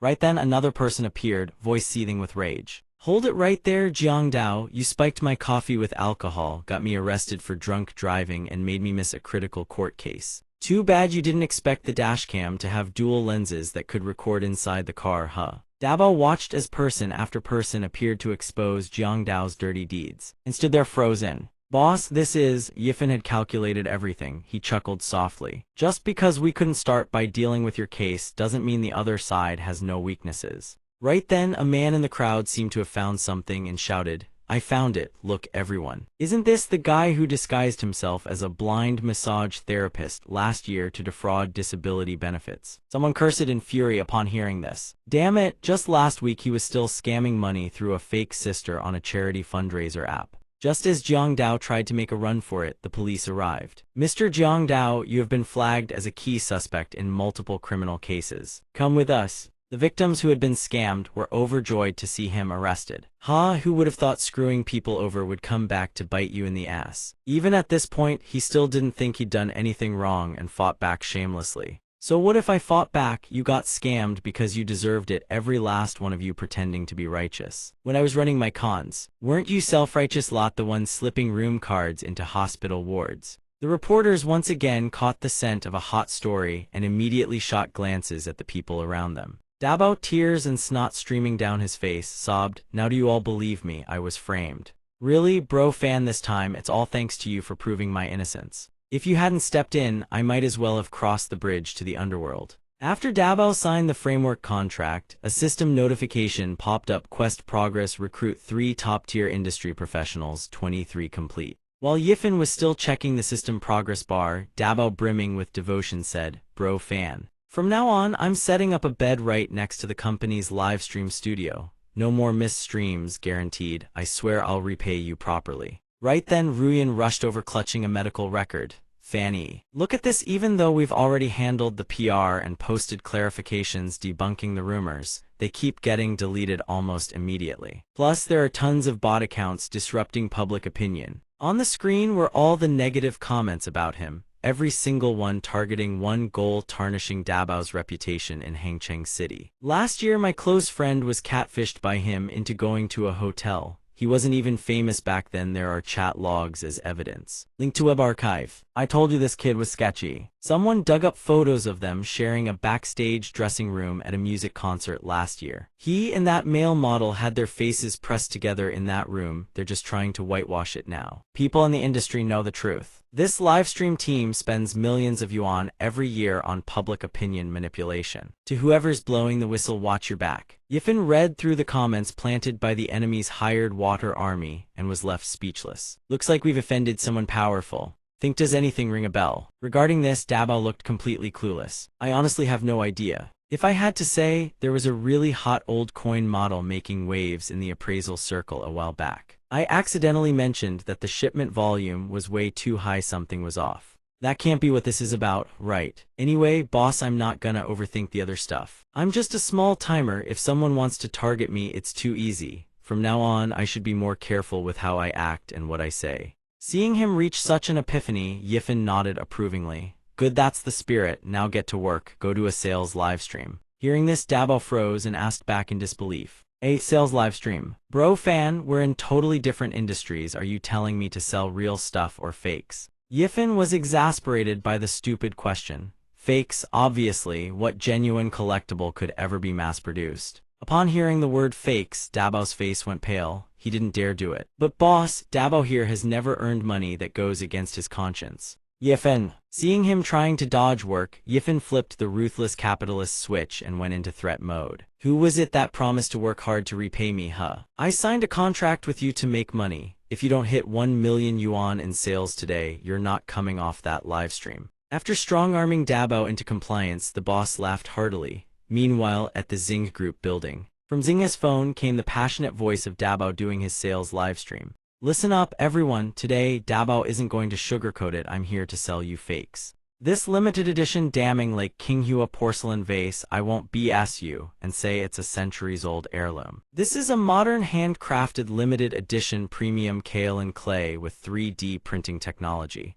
Original price 948 yuan. Today's flash sale only 39.9 yuan. Just this live stream. Buy it home, stick some flowers in it. Even if it breaks, you won't shed a tear. Everyone hurry up and place your orders." Zinghe saw that Dabao's livestream channel was still active and flew into a rage, smashing his phone. How is this Dabao guy still livestreaming? His subordinates, seeing him lose his temper, all trembled with fear. Zinghe rolled a jade ball in his hand while berating them. "You can't even handle one measly nobody. What kind of operation are you running?" The subordinate who was scolded couldn't hold back and tried to defend himself. "Boss, it's not that we didn't try. He has someone backing him up." "Which company? They've been pouring money into this non-stop. If things keep going at this rate, it's not looking good." Jingyao hears this, furrows his brow and asks, "Which company?" The subordinate blurts out Yifan's company name. "Fan I Group, never heard of it. Must be a new outfit. They're just trying to ride this opportunity for some cheap clout." Hearing the utterly unremarkable company name, Jingyao regains his confidence and issues an order. In the antiques business, it's always been my turf, Jingyao's turf. Let me teach these clueless newcomers how things work. They're about to get a real education, do it my way. At the Deng family antique market, Manting dressed casually like a little bird nestling against Yifen's side calls out in a coquettish tone. Little fam, I barely get a day off we on Earth, did you pick this as our date spot? Yifen sees her pouty expression and awkwardly explains, I never said it was a date. I'm Swampajur, the one who insisted on coming, remember. Here's what happened yesterday, Rui amping called and kept stressing that Yifen had to be here today. Yifen, I managed to snag a spot at the Eastern Treasures appraisal and exhibition event. After relaying the old man's words, Yifen casually makes the suggestion. So let's head over and see if we can snag a bargain. Though clearly unhappy about it, Manting still goes along. Fine, whatever. Then I'll graciously accompany you out of the kindness of my heart. She says that, then turns to look around.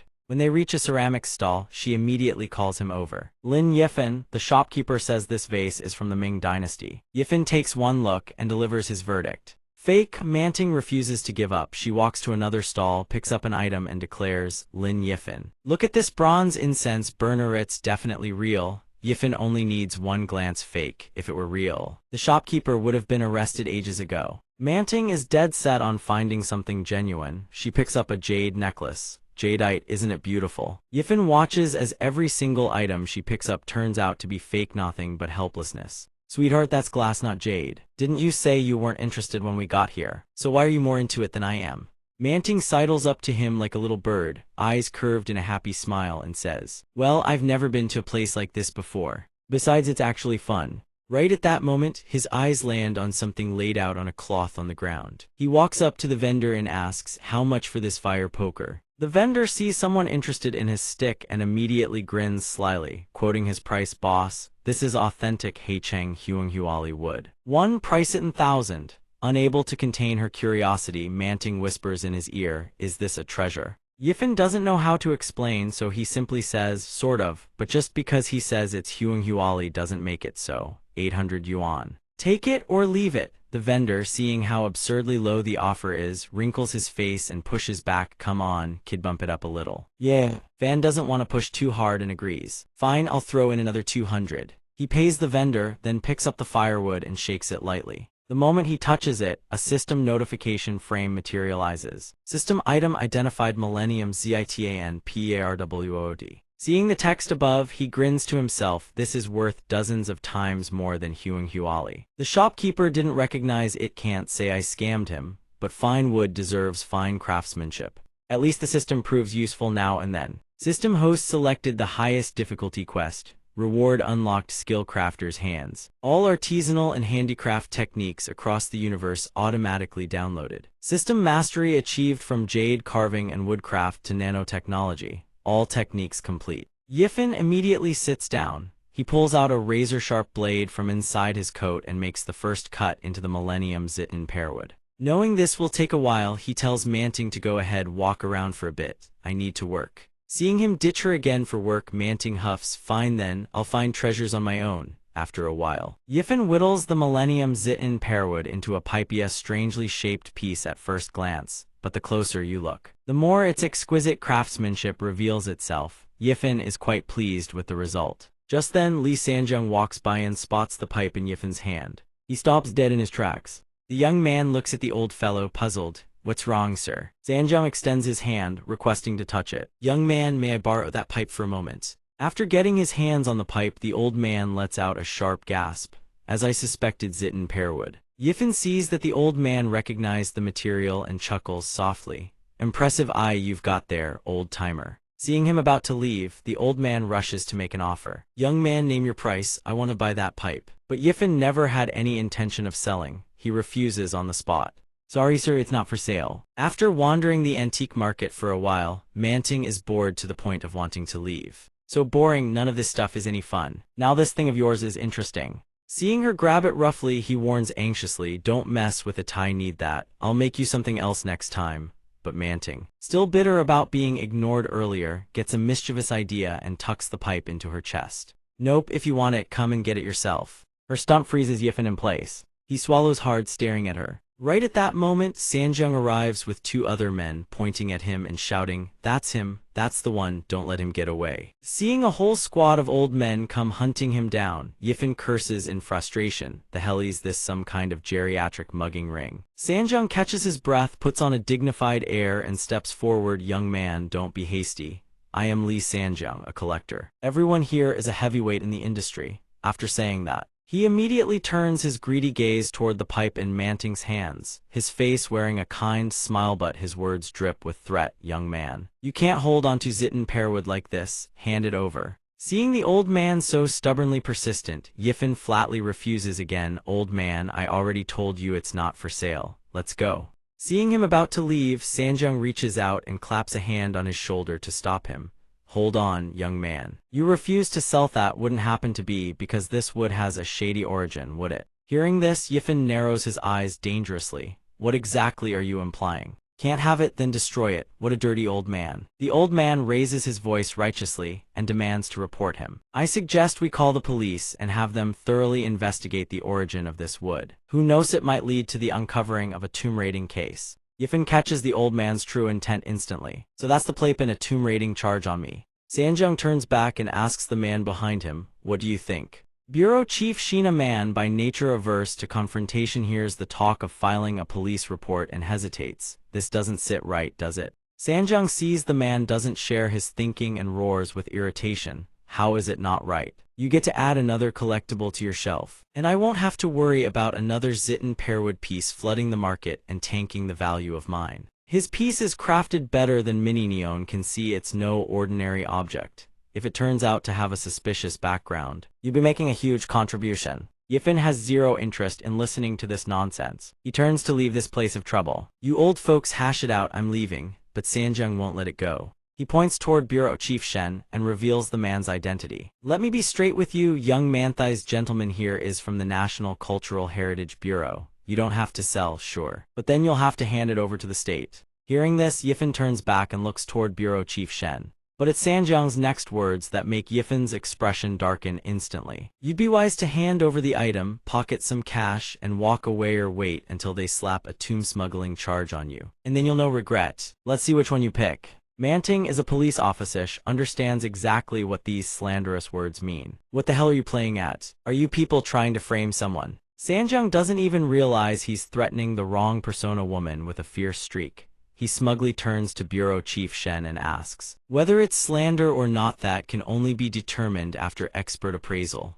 Isn't that right?" Bureau Chief Shen can tell the old man has ill intentions. Meanwhile, Manting has already pulled out her phone and activated the recording function. After the old man finishes speaking, Manting immediately flashes her phone to counter-threaten him. "I've recorded everything. Worst case, I'll report this to my superiors and let them decide what to do." At this point, Yifen, who's been silent until No finally speaks up, "No need for all that trouble. I know exactly what this issue, saw something good and got greedy." After saying that, he pulls out his razor-sharp blade, glinting with a cold, menacing light, and steps right up to the old man. The old man sees his intimidating stance and immediately flinches. "Let me tell you something, kid, don't even think about using violence in broad daylight." Shenju saw him pull out a knife and panicked. "Calm down, young man." Yifen made a threatening punch motion and said with a fierce grin, "No worries, I'll gift you a mark." Manting watched in alarm. "Yifen, don't!" Sanjung screamed in terror. His voice shot up to a shrill pitch from sheer fear. "Help, someone's trying to kill me." Yifen's movements were lightning fast. He clamped down on the old man's hand and barked, "Don't move, you're the injuries on you." In the blink of an eye, exquisite crabapple blossom patterns adorned the old man's white sun yatsen suit. Looking at his handiwork, Yifen was utterly pleased. Not bad at all. Behind him, the gathered onlookers whipped out their phones and snapped away. Toyed with like this, how could Sanjung swallow his fury? The old man roared in rage, "You little, how dare you humiliate me? You think I can't have you thrown in prison for the rest of your life?" Hearing this, Yifen looked baffled and asked, "Didn't you just claim to be a collector? You can't even recognize what's right on your own body." "What's that supposed to mean?" Sanjung asked, taken aback. It was then that Shenju seemed to realize something. He asked Yifen in astonishment, "This carving technique, could it be the Thousand Dragons silk thread style?" Seeing the old man recognized his technique, Yifen replied with satisfaction, "Not bad. Old but not blind, at least." Zhangjiang's face burned hot with shame. He asked cautiously, "Old Shen, are you sure about this?" Shen Ju studied the engravings on the jacket, his eyes glinting with awe. A supreme technique carving so seamlessly it births all manner of imagery without a single trace of force. There's no mistaking it. To think I'd witness it in my lifetime. This humble one descends from Shen Tianji, 72nd generation inheritor of the Lubin Hall lineage. I dare not presume which great master the gentleman studies under. How could Yifan simply claim this came from the system? He turned around with an air of mystery and replied, "I can't tell you that. Weren't you lot just trying to accuse me of tomb raiding?" Zhenju hastily apologized on Sanjiang's behalf. This junior was blind and failed to recognize a true master. Please forgive us, great master. Seeing Shenju treat Yifan with such reverence, Sanjiang asked cautiously, "Old Shen, what's this guy's background? Is he really that formidable?" Shenju, seeing Sanjiang still clueless, sighed in exasperation. "You don't know. A hidden successor of the Lubin heavenly craft lineage in our circle. You'd have to bend 3 fingers in a bow before you could even speak that name. Remember the bronze Guang vessel that sold for 200 million overseas last year? When it was unearthed, it was already shattered to pieces. One of their secluded masters restored it. Those antiques that fetch fortunes on the market, to them, they're just practice pieces to hone their craft. Back when I was a trainee at Lubin Hall, I didn't even have the qualifications to enter the inner chambers. Judging by this great master's technique, he's almost certainly a direct line disciple. People like him could crush us with a single finger. Now hurry up and apologize." Sanjiang, who had been clinging to a sliver of hope, stood frozen on the spot. "Even you're saying this? Oh great master, please forgive my dog eyes for failing to recognize your greatness. Please, I beg you, don't hold it against me. You honored me with such a precious gift, and I was too blind to recognize Mount Tai. Rest assured, I will treasure this jacket. I'll take it home and frame it on the wall." Yifan cleared his throat. "No need for that." Manting, repelled by the old man's aged musk, scrunched up her face in disgust. "This man reeks." Just then, Yifan seemed to remember something. "Oh right, there's one more thing." Sanjiang asked eagerly, "What is it, great master?" To promote his company, Yifan said, "Consider this jacket a gift from the Fanai Group." Sanjiang froze for a second, then immediately caught his meaning. Fanai Group understood, great master. Curious about his carving technique, Manting couldn't help but ask, "When did you learn all this?" Yifan replied half-jokingly, "Self-taught, got a problem with that." Manting furrowed her brows and elbowed him knowingly. "Don't think I don't know what you're really up to." He stared at her utterly lost. "What am I up to exactly?" Manting immediately blurted out her suspicion, hissing. "Something like targeting innocent young women and using them to satisfy your perverted desires." Seeing her twist him into some kind of monster, he said helplessly, "If you've got nothing better to do, go catch more thieves. Stop making things up." Suddenly, Manting grabbed his arm and wouldn't let go. Wait, he was losing his patience. "What now?" Manting glanced down at his lower body and said knowingly, "I've read criminal psychology books. I know some urges are simply irresistible. If you really feel the urge, then let me handle it, just don't hurt other people." Seeing her going off the rails again, Yifan muttered in exasperation, "You're insane. I'm going to buy a Coca-Cola." Seeing him dismiss her words, she chased after him furiously. "Don't walk away, I'm being serious here." At the Eastern Treasures exhibition, a subordinate bowed before Jing Yao and reported, "Boss, I've arranged everything as you instructed, but I've heard that Fanai Group has a hidden master backing them. If that's the case, could this be?" Hearing this, the man sneered with contempt. "A hidden master? What hidden master? I've already checked with Lubin Hall and the hidden studio. There's nothing to it. I don't even know where that rumor started. Does that Fanai guy think he can fool everyone just by flying a big flag? Today's lesson is one Fanai will learn whether he likes it or not." Back at the company, Yifan asked Da Bao about the shipment situation. Had they recovered the 10 million yet? Hearing Yifan's casual tone, Da Bao's face drained of color as he stared in shock. "Boss, are you serious about that? I thought you were joking, but strangely enough, lately people have been sending gifts to the warehouse every single day, saying they want to thank Master Fanai." Upon hearing this, Yifan immediately knew who was behind the gifts. Looks like Li Sanjiang was a smart man after all. Just then, a man appeared and blocked their path. "You Da Bao, the one selling blue and white porcelain in the livestream room, right?" Da Bao, thinking it was a fan, beamed and answered proudly, "That's me, not bad taste, eh? 39.9 yuan, that's a steal, wouldn't you say?" The man's face twisted with rage as he seized Da Bao by the collar. "Steal my ass, you people ruined my daughter," he turned to the crowd. "Look, everyone, Fanai Group and Da Bao's livestream company sold artifacts with dangerously high mercury levels. My daughter got cancer because of this. De Bao knew he sold counterfeit goods, but no fake could actually cause illness. He tried to reason with the man. Brother, you've got it wrong. My blue and white porcelain caused this. But the man wouldn't let go. He even pulled out a file of ceramic composition analysis and flung the papers into the air. How is it not? I already had it tested. Here are the results. Read it yourself, my poor daughter. She's only 2 years old. That was the last straw. Yifen picked up the scattered composition reports and studied them intently. Before anyone realized it, a massive crowd had gathered outside the company entrance. Each person held a large placard with words condemning Yifen's company. Outside, they chanted protest slogans. Scumbag company go bankrupt. Fanai Group must fall. Heartless scum. Poisonous enterprise. Fanai Group, who sells products online like this. De Bao read the report, unable to believe his own eyes. The report bore the official stamp of the Market Supervision Bureau. It was no forgery.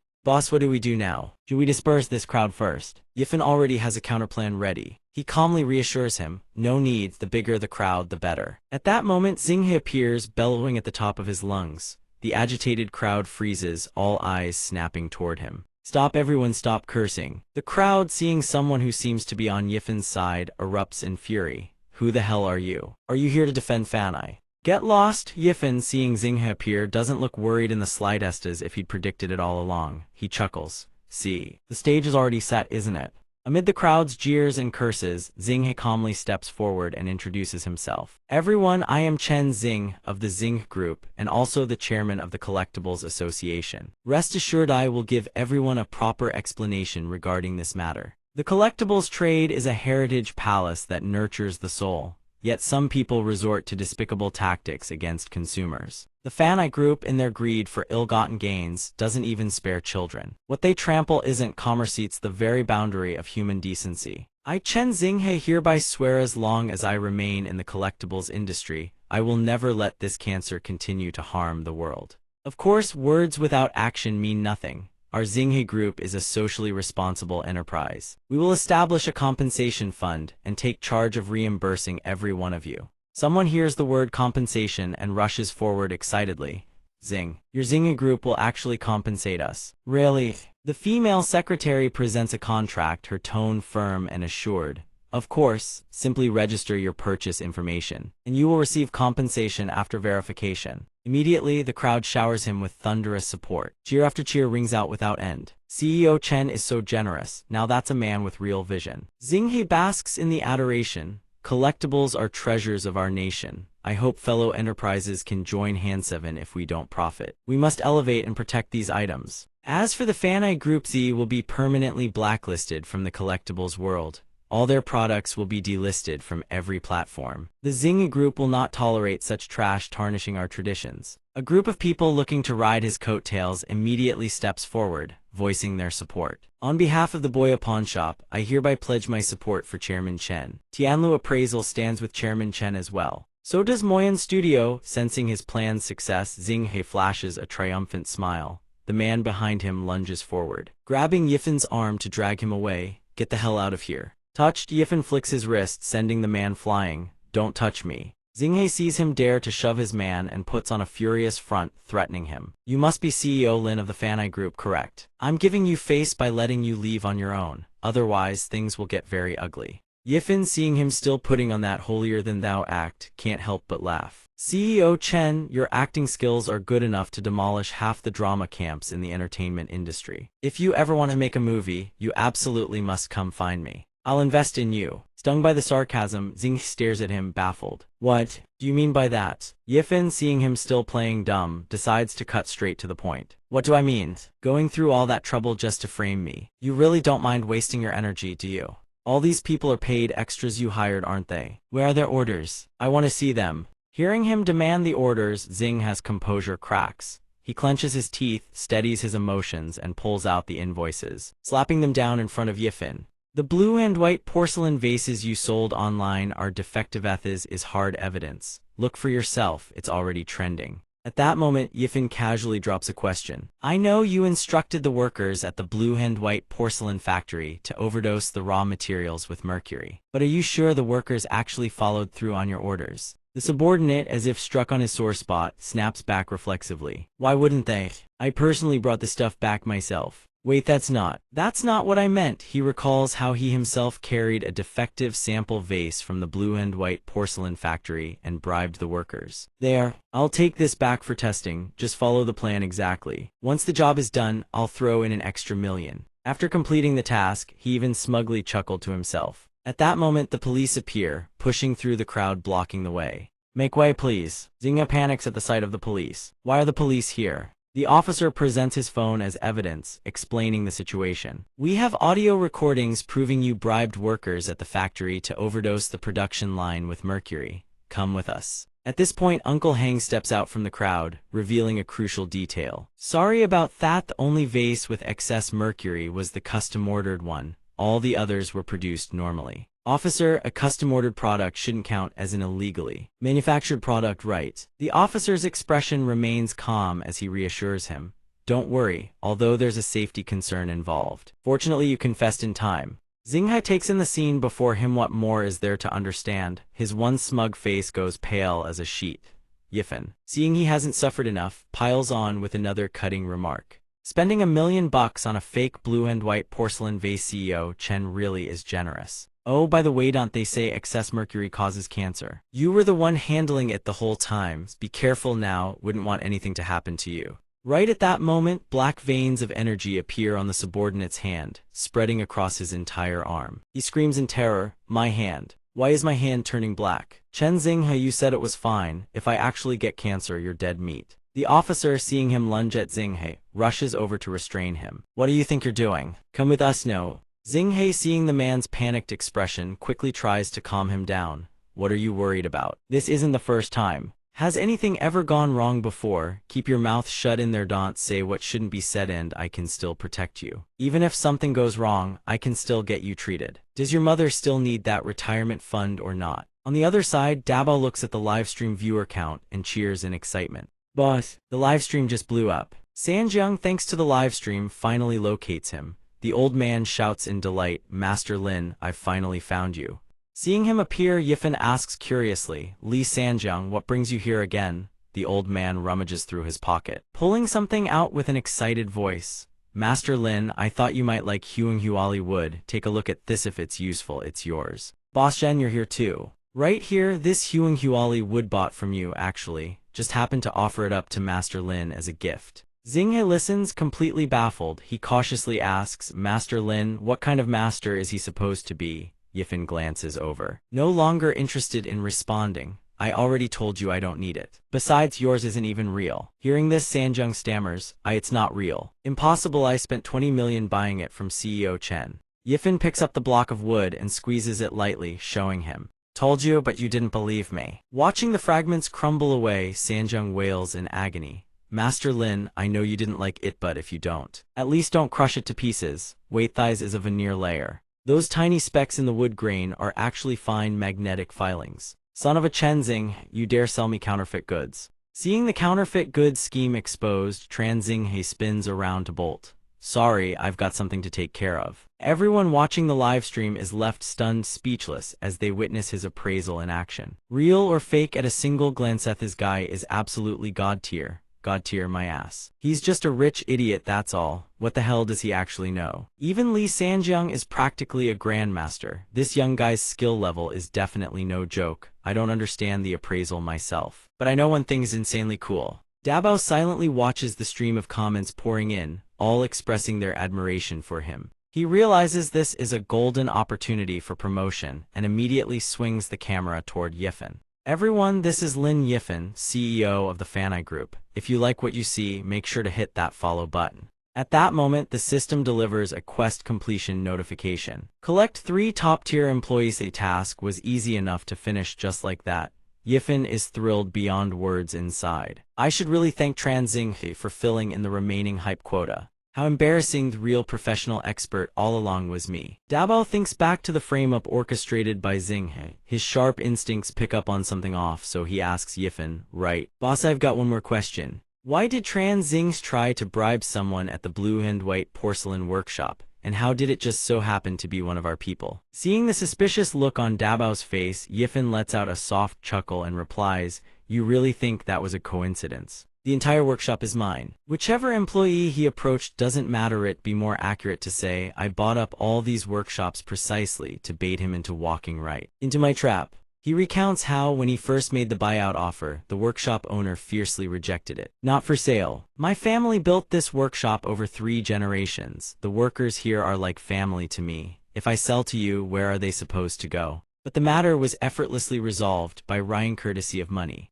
Yifan calmly asks, well, what do you think? One glance at the red suitcase stuffed with cash, and the workshop owner, or rather, former owner, immediately bows his head in apology. Sorry about that, director. I got a little too loud just now. Dabao is utterly floored by the meticulous calculations behind Yifan's plan. Bait him into walking right into the trap. But boss, how did you know Xinghe would try to pull the counterfeit coin move? Yifan glances at the ancient coin in his hand and explains, this coin is a forgery. An ordinary person wouldn't be able to tell. But it can't fool me. Dabao takes one look and immediately makes the connection to the previous incident. Sure enough, this coin is the problem. The counterfeit was supplied by Xinghe, so they were trying to set us up all along. Seeing that Dabao finally understands his meaning, Yifan smiles with satisfaction. Xinghe is ruthless and vicious in his method switch makes him all the easier to exploit. Dabao stares at Yifan's devil-like demeanor and breaks into a cold sweat. Boss, it kind of seems like you're the more devious one here. Yifan, the so-called devil, puts on an innocent expression and asks,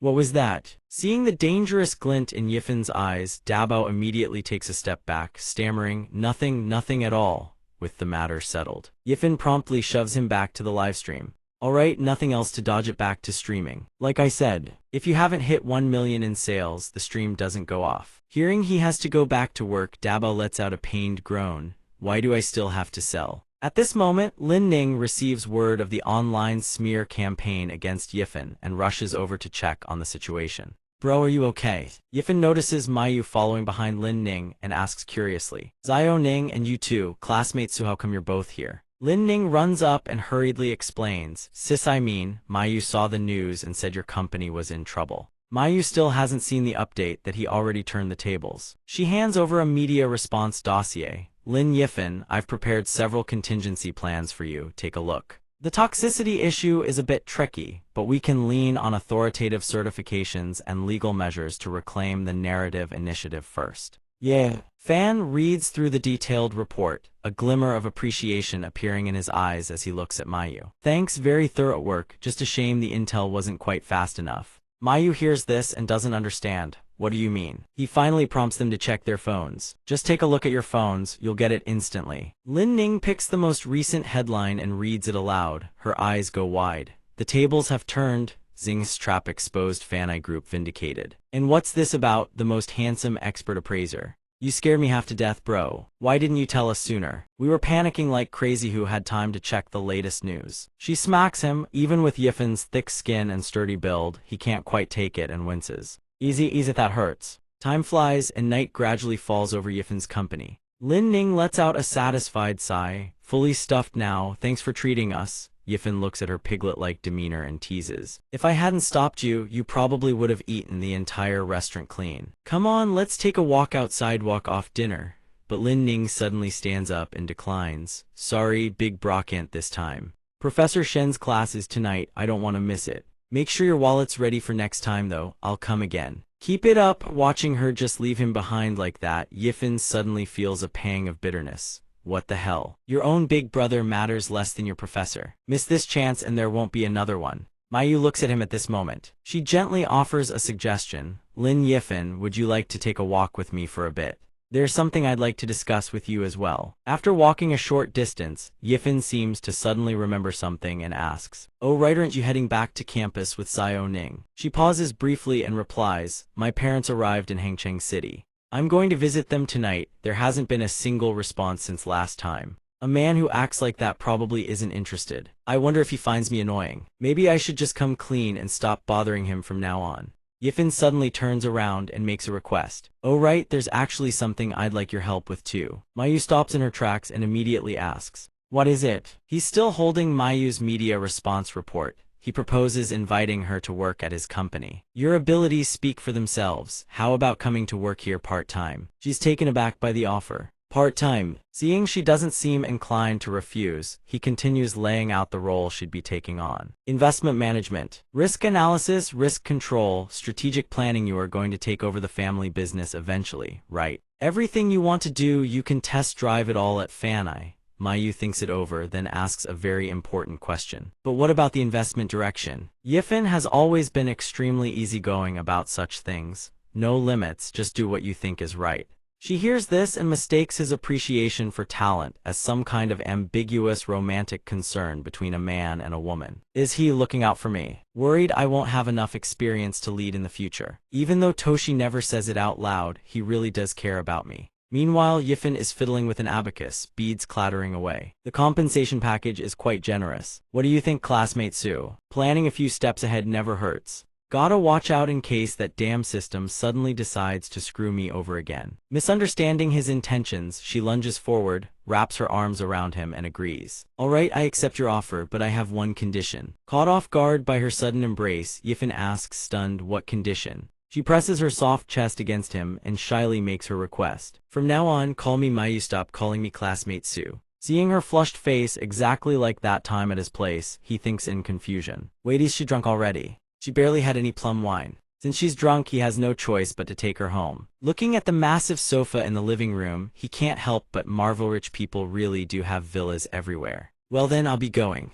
Just then, Madame Sue hears the commotion from upstairs and comes down, blocking his path. Hold on, you're Mayu's driver, aren't you? Thank you for bringing my daughter home. Seeing her misunderstanding, he clicks his tongue. Driver, whatever, it doesn't matter. Ah, then I'll leave Mayu in your care, auntie. Hearing him address her so intimately, her expression shifts instantly. Mayu, that name is for the likes of you to call. Mayu, in her drunken haze, feels her throat go dry and calls out to him like a petulant child. Yifan's water, I want water. Madame Sue sees her calling him so intimately too, and the situation suddenly clicks into place. So that's how it is. Mayu has always been wary of men. I wonder what tricks a poor brat like you used to make her lower her guard. There's 1 million na on this card. Take it and stay away from my daughter from now on. Suddenly being offered money to leave, Yifan is baffled. 1 million na. I'm not accepting that. Mayu and I just signed an agreement. If I take the money and leave now, what kind of person would that make me? A part-time work agreement is still an agreement. Fair point, but Madame Sue ignores his mention of an agreement and continues drowning in her own assumptions. Young man, I advise you to be more realistic. Whether you have genuine feelings for Mayu or you're eyeing something about her, you must understand that to step through the doors of the Sue family, even as a son-in-law, you must hail from a prestigious lineage. At the very realizing her misunderstanding has gone completely off the rails, he speaks up to cut her off.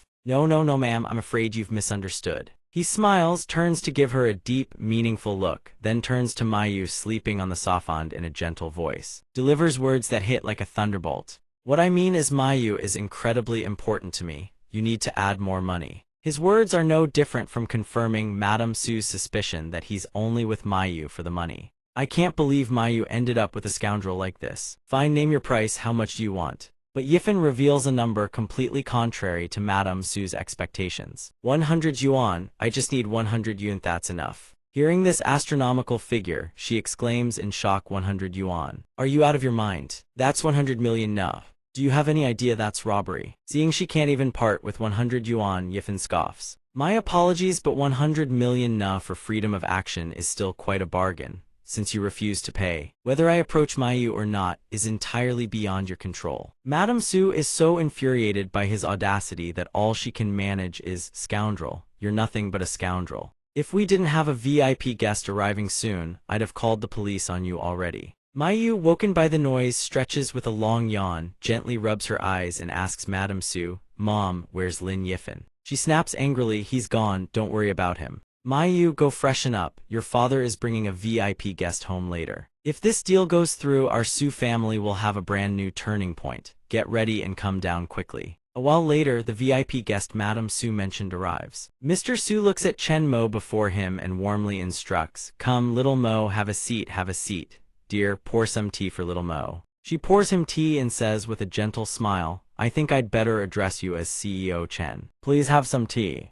Chen Mo, without taking his eyes off the Yabat screen, waves them off. President Sue, there's no need to be so formal. I'm not used to it. His distant demeanor puts Mr. Su in an awkward spot. Don't say that. After all, you were once part of Su Corporation. You contributed so much to the group. That's why we have the chance to meet again today, isn't it? Mentioning this seems to strike a nerve with Chen Mo. He looks at Mr. Su with cold eyes and drags up the past. That's right, when I was at Su Corporation, I had to beg you to approve budgets and greenlight projects, but you flat out refused every single time. With no other choice, I left Su Corporation and struggled on my own.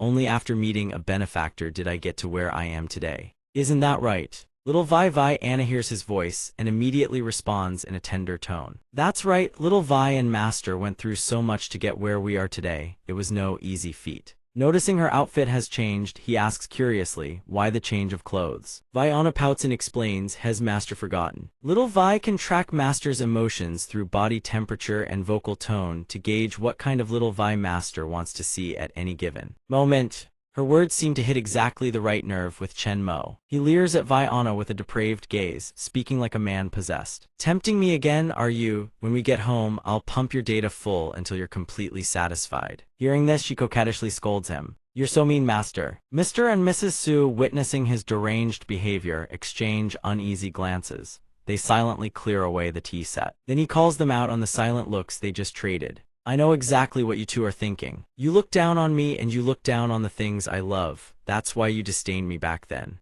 But someone needs me. This era needs me. Vi Anna has taken the world by storm, and now you come crawling back. Is that it? Cornered by his words, Mr. Su has no choice but to bow his head and apologize, no matter how unwilling. Chen Mo, back then I looked down on your virtual girlfriend project. That was my mistake. The success you've achieved today is entirely your own merit. But that doesn't mean we can't work together. But driven by the bitterness of the past, Chen Mo firmly rejects his proposal. President Su, let me be blunt. You can't keep up with this Eraso. What benefit would I get from partnering with you? Just then Mayu, now fully dressed, descends the stairs and calls out softly, Dad, Mom, I'm here. She's changed into an elegant ensemblia long dress with a jade green belt, adding a distinctive accent to the soft, muted color palette. Seeing her appear, Madame Su's expression softens with a hint of excitement. Mayu CEO Chen, wait a moment, this is my daughter. Su Mayu, my husband and I may not understand the trends of the younger generation, but we do understand our own daughter. Chen Mo looks toward her and asks, is that her? Vi Anna, initiate data retrieval. Vi Anna, now dressed in a different outfit, speaks up indignantly. Master is so ruffleways messing with my data streams. After reading through Mayu's information, a gleam flashes in his eyes. Just as I thought.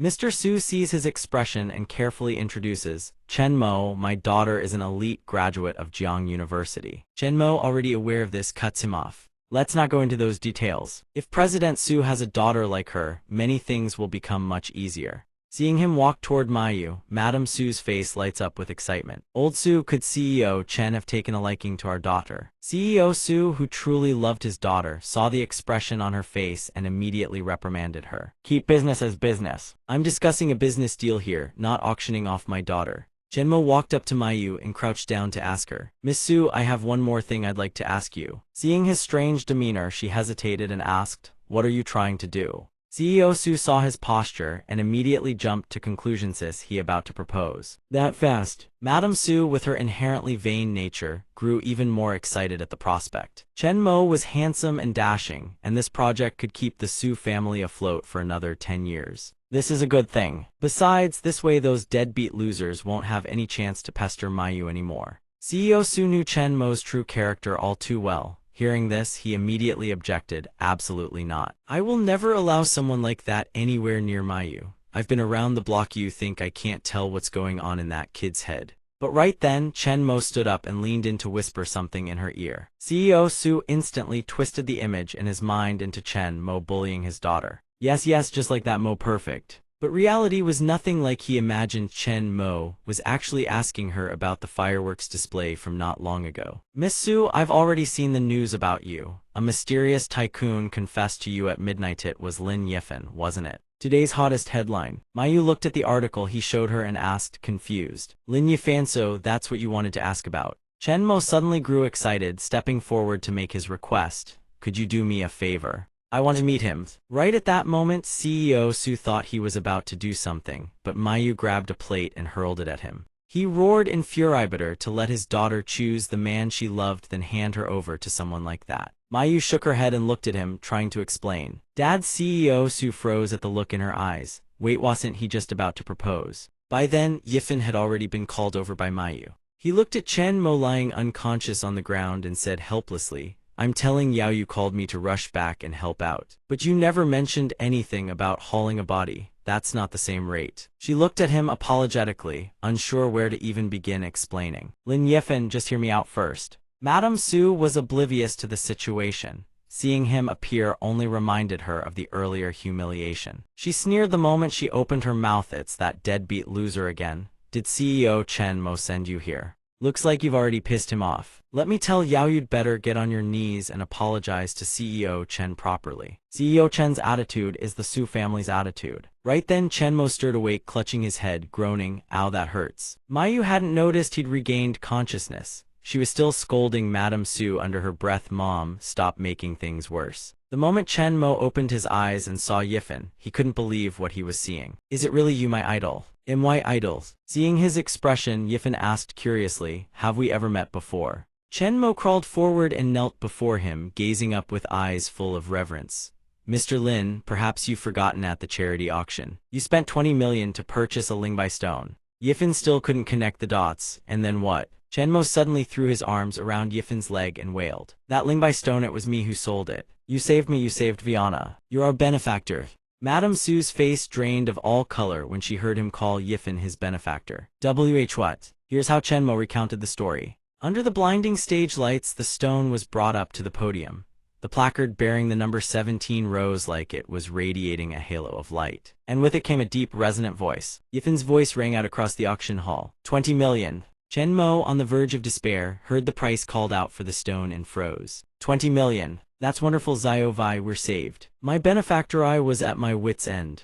I used the last of my savings to buy a ticket to the auction, praying someone would recognize the stone's true value. Without you, I'd have had no choice but to sell Xiao Vai. Jingyao Tech would have wiped her entire emotional core clean. She'd become nothing more than a tool that could only say, Master is amazing and nothing else. It was your 20 million that extended her life. Now she can even change outfits for me based on the temperature. She can remember I love cilantro thanks to you. Viviana synced. Her emotions are wonderfully vivid now. She displayed an expression of excitement and gratitude. Thank you, benefactor, for helping me become a complete person. Now Master doesn't have to worry about me being formatted again. CEO Su was utterly stunned by the amount Yifan had spent on that stone. 20 million Evan at the peak of the Su Corporation's golden era, that figure represented the entire net profit of 3 full months. Madame Su finally realized he was no ordinary man. Her earlier sharp-tongued demeanor did a complete 180, eagerly carried a bowl of soup over. Bowing low. Yifan, this is the bird's nest porridge that Mayu loved most when she was little. I had the chef prepare it for a full 3 hours. Yifan looked at the exaggerated expressions plastered across her face, raised an eyebrow, and declined. Mrs. Su, porridge this expensive, I'm afraid I can't accept it.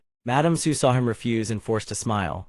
Yay. Fan, you and Mayu are so close already. No need for such formalities between us. Right then, as if seeking revenge, Viviana suddenly spoke up and played back Madame Su's earlier words verbatim. That deadbeat loser CEO Chen's attitude is the Su family's attitude. Master, shall I set this recording as Mrs. Su's phone ringtone? Chen Mo watched Madame Su's expression flip faster than a pancake and found the whole thing hilarious. Madame Su was truly impossible to figure out. Since things had come to this, he had only one thing to say. CEO Lin's attitude is the attitude of Lingmo Technology. Benefactor, do you think we should collaborate? Mayu, trying to salvage the tense situation her mother had created, quickly interjected. CEO Chen, my father, has told me about you before. I've researched Lingmo intelligence extensively. Here are a few proposals I'd like to present. CEO Chen, your dream synchronization device requires custom charging stations. The Su Corporation's supply chain could reduce costs by 40%.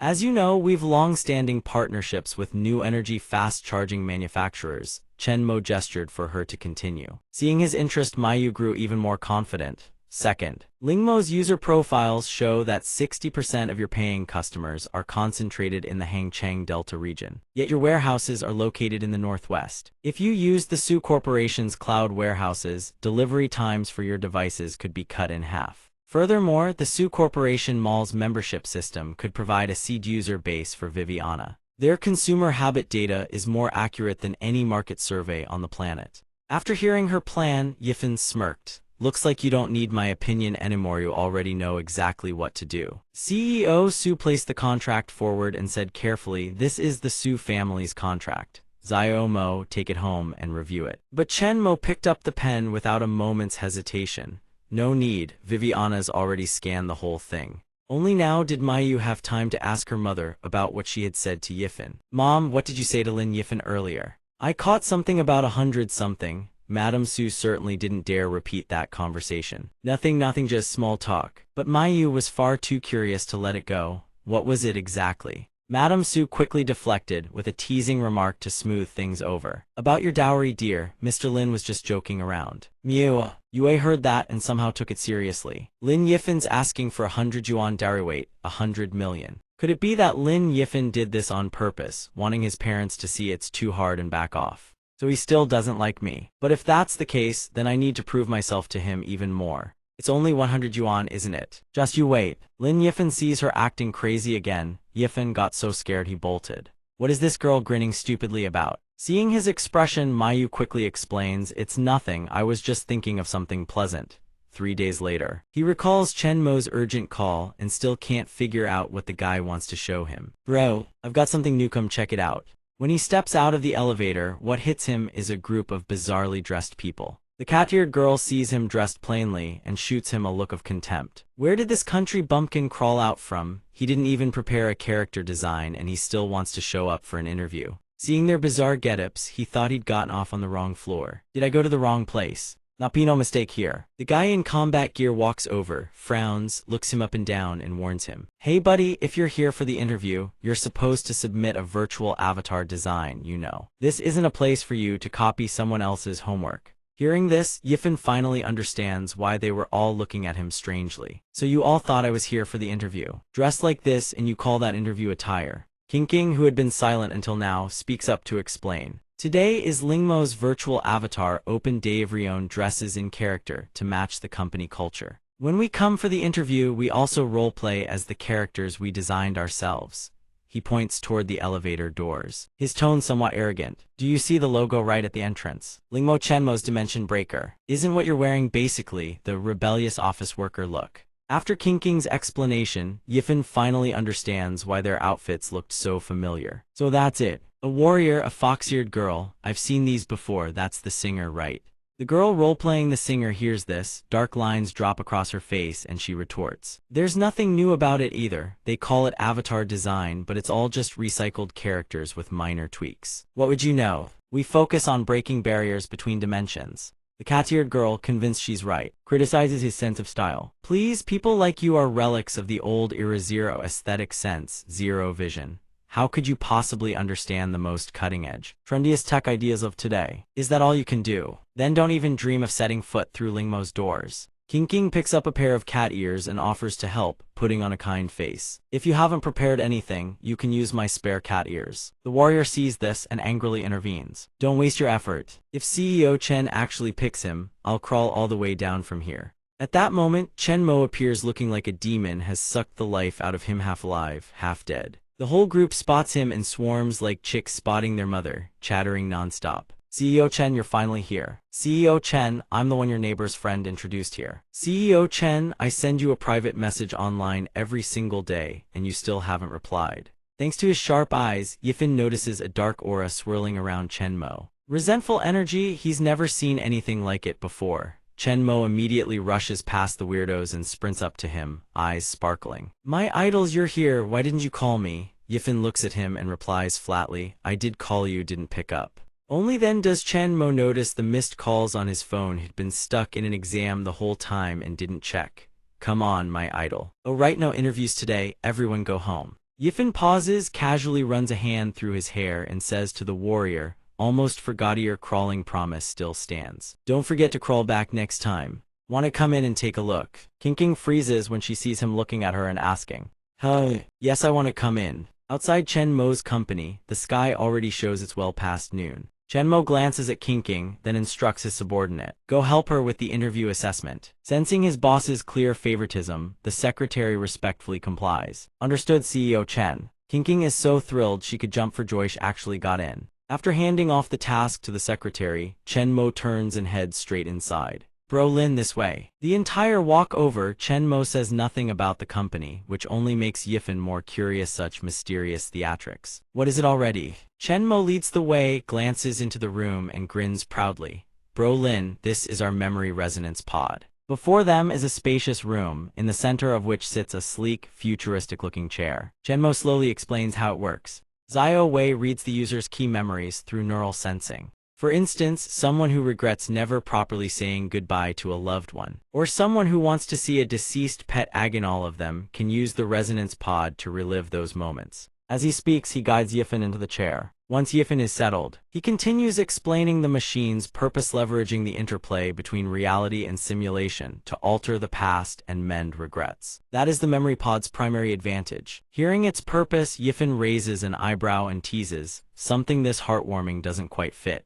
Your style does it. Chen Mo picks up a pair of 3D goggles and grins. Of course, we also cater to some of our users' special requests. In here, I guarantee every single real sim interaction is absolutely lifelike. You'll understand soon enough, Bro Lin. Bro Lin, during the test, the central lab will be all yours. If anything comes up, just say the word. Yifan replies, got it. After Chen Mo leaves the room, Mayu appears in a long dress. The two seem to have reached some kind of agreement. Chen Mo flashes her an OK sign. Yifan, seeing nothing else happen, grows confused. Has it started? Why isn't anything happening? 1 hour earlier, Mayu was the first to try it. After using it, she seemed to have a flood of ideas about this technology. Thank you, CEO Chen. After that immersive experience, I have a wealth of outstanding ideas for our collaboration plan. Chen Mo is overjoyed to hear this. Wonderful, Miss Su truly lives up to Bro Lin's endorsement. I'm confident you'll bring plenty of brilliant ideas to the table. Oh, that's right, Miss Su. Bro Lin will be coming to try the memory pod shortly as well. Why don't you wait here for a bit? The moment she hears he's coming, her expression shifts. Lin Yifan is coming to experience this too.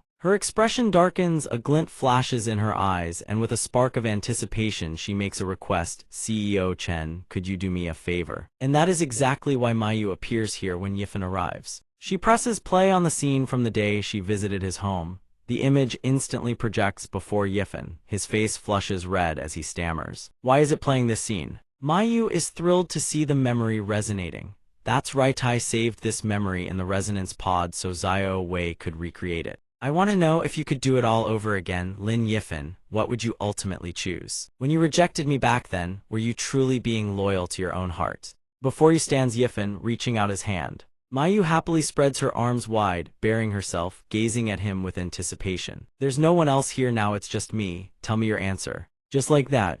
Yifan's hand lands on Mayu's chest. As he needs it, he murmurs, weird, I thought the memory chamber was stored up north. I didn't expect it to be this precise. Even the fact that Su Mayu deliberately bound her chest was reproduced. Wait, Anna, you're this meticulous. Then again, that makes sense. It's reading from my own memories after all. I knew that girl was faking it. If when Anna is reconstructing it, this is exactly how it should be. The sensation is incredibly realistic, so why isn't there any response? Could it have crashed? Oh, right, to keep him from removing the VR glasses, Mayu chose to let go of all restraint and lunged in to kiss him. Yifan feels fragrant breath brushing past his nose and soft warmth pressing against his lips, nearly plunging him into bliss. Incredible beyond the tactile sensation, even the scent is fully simulated. After the boldest act of her life, Mayu's voice comes out slightly stammering, SHH, don't think about anything, just follow my rhythm. A while later, after Yifan finishes savoring the pleasure, he still assumes it all came from Chen Mo's device. He sighs in satisfaction. Technology truly is a gift to humanity. This simulated interaction is pretty damn good. But wait, could everything just now be the desires buried in my own heart? Right at that moment, Chen Mo's voice cuts through his thoughts. CEO Lin, looks like the experience was pretty good, huh?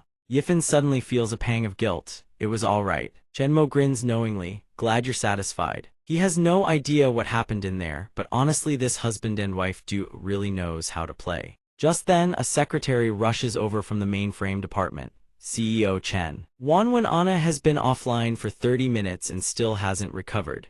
Were you running some kind of high-frequency operation? Chen Mo immediately asks upon hearing this. Little Vi crashed. Have you contacted maintenance? The secretary replies anxiously, I sent Little Na to check 15 minutes ago, but we still haven't gotten a report. Yifan senses something is off. His face suddenly flushes red. Wait, if Wanwen Anna was offline, then who was simulating all of that just now? Kinking speaks up, seemingly offhandedly. Wanwen Anna has self-recharging and frequency-switching technology built in. Even under high-frequency use or a power cut, it shouldn't stay offline this long, right? Chenmo eyes her with suspicion. How does she understand Wanwen Anna's operating principles so thoroughly? How do you know that? Kinking calmly explains, CEO Chen. I've read your introductory treatise on simulated emotional algorithms 3 times over. I believe Wanwen Anna's design must be even more rigorous than your original concept. Her words catch him off guard. You're right, Little Vi does have some emergency backup protocols. Damn it, to the server room.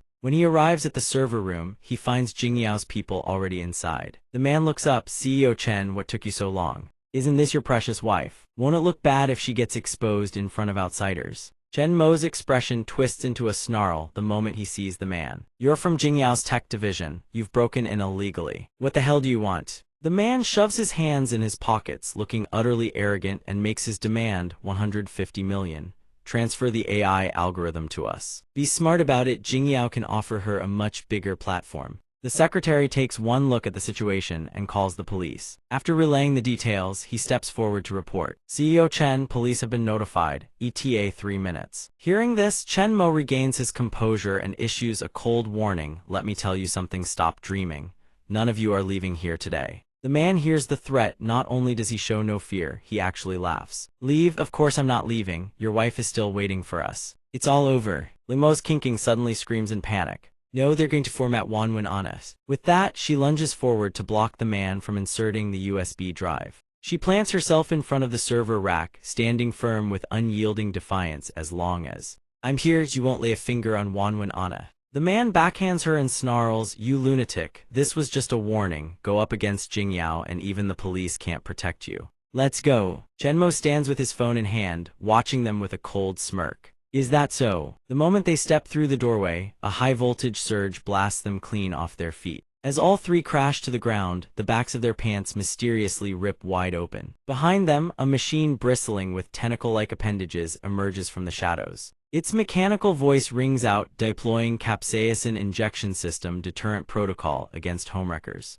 The tentacles tipped with needle-like nozzles extend toward their upturned rears, locking on target. Just like that, the whole squad gets violated and pepper-sprayed all at once. The group howls in pure agony, screaming their lungs out. Give me ice. Give me a damn ice pack. Chenmo addresses the machine. Little Vi, can't you hear the user's request? Wanwen Anna receives the command and immediately complies. Understood. Master, may I ask, would you like this ice cube or this one or all of them? The man takes one look at the array of diabolical instruments and screams, no don't. The server room fills with the anguished shrieks of the Jingyao crew. Chenmo watches the Jingyao thugs convulse in agony until they pass out, then says smugly, you got one thing wrong, at Lingmo. The police are here to protect the intruders. Maybe don't be so reckless next time. Wanwen Anna's connection ports have built-in security protocols, not exactly easy to breach. Kinking hears this and her face goes pale with worry. CEO Chen, did I cause trouble for you? I just didn't want anything to happen to Anna. She once kept me company and made me feel like warmth still exists in the world.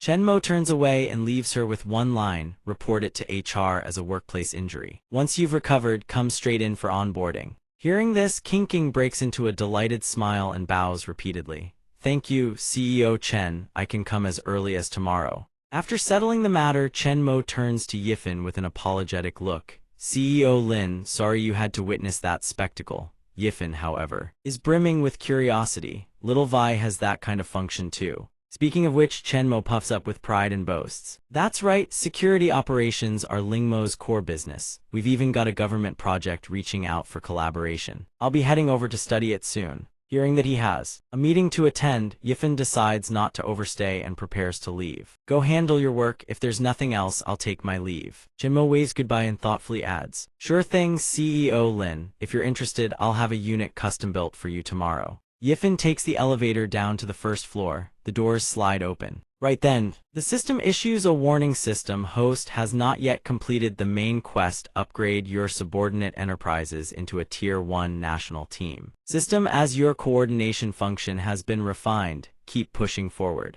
Reading this reminder, Yifan, who had nearly forgotten, snaps back to attention. almost slipped my mind that this headache still exists. System, if I grit my teeth and buy up a company like that, would it count as completing the quest? But life is never that simple. The system coldly rejects his request. System, that doesn't count. The host must be self-reliant. Any direct transactions will only count as the system earning MVP. The host score will be 3. Hearing the system's demands, Yifen nearly dies of rage but can't do a damn thing about it. Is this thing deliberately screwing me over? Who's calling? Director Shen on the other end of the line hears him pick up and immediately blurts out, Senior, please hear me out. We have an urgent matter that requires your intervention.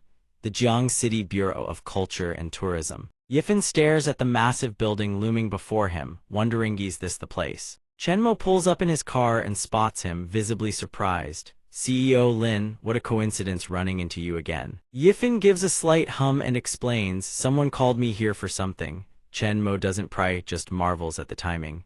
Well then, let's go in together. The two of them head inside. The two walk into Fugui's office. He glances at Chenmo and gestures for him to sit. Chenmo, have a seat. I've already reviewed your proposal. Director Fugui of the Cultural and Tourism Promotion Division speaks up, but Lingmo's core business focus is virtual modeling. What we actually need is a top-tier security system for cultural relics capable of handling an exhibition hall spanning 300,000 square meters. Can you pull that off? Hearing his requirements, Chenmo responds with confidence. Director, rest assured, the 3-tier biorecognition system developed by Lingmo is world-class, the absolute best in the industry. We can implement digital identification for every single cultural artifact. Halfway through his pitch, Fugui cuts him off. Alright, that's enough. Stop right there, none of that matters. What matters is that the people upstairs aren't convinced. You'll need to show a little sincerity, won't you? If you can show me sincerity, then I can show the higher-ups sincerity. That's how it works, right?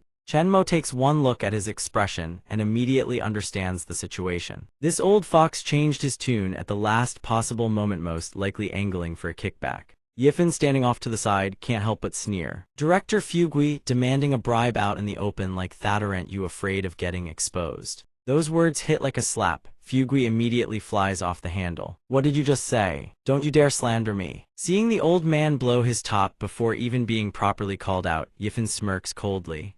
Slander. I think you know the truth better than anyone. Fugui, unable to retort, redirects his fury toward Chenmo. Chenmo, is this the person you brought with you? What do you think you're doing? Seeing the old man turn and berate Chenmo, Yifen responds coolly. Don't get the wrong idea, I'm just a passerby, I don't know him. Fugui realizes Yifen isn't someone Chenmo brought along, and his rage only intensifies. He bellows, a passerby, someone with no business here just waltzes into my office. Security, get this clown out of here. And you, Chenmo, leave as well. As for this project, I, on behalf of the Bureau of Culture and Tourism, will need to reconsider. Chenmo has already seen through his true colors. At this point, he couldn't care less about the partnership. Well, that works out perfectly. To be frank, Lingmo never wanted to enable such corrupt practices anyway. Fugui's jaw drops. What did you just say? Chenmo has no intention of arguing further. He calls out to Yifen, let's go, CEO Lin. Fugui can only watch, seething with frustration, as the two of them walk out.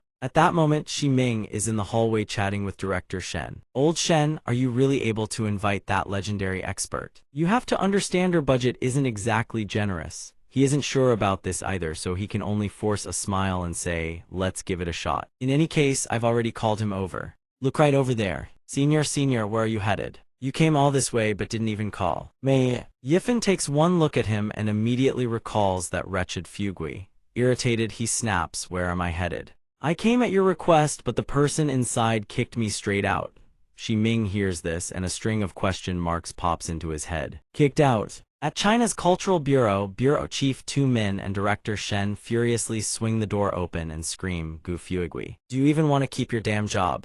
Get your ass out here. He sees that two high-ranking officials have come to his office and turns ghost white. Deputy Director Shen, Bureau Chief Tu Min, what happened? Director Shen points at Yifen and roars, what happened? The man we specifically invited to restore the Dragon Vein Cauldron was treated as an intruder and thrown out by him. Knowing these two are the highest-ranking officials present, Yifen seizes the moment to lodge a formal complaint. Your director here is quite the piece of work. Not only did he kick me out, but he had the audacity to solicit a bribe right in front of my face. Shi Ming immediately rounds on him. Director Gu, is this true? Gu Fuigui is so terrified his soul nearly leaves his body. Like a man drained of all life, he mumbles to himself, "It's over, I'm done for." Director Shen takes Yifan's complaint seriously and lays out a course of action. Regarding the disciplinary violation committed by that despicable traitor, we will deal with it harshly without exception. Master, shall we discuss the restoration of the Dragon Vein Cauldron now?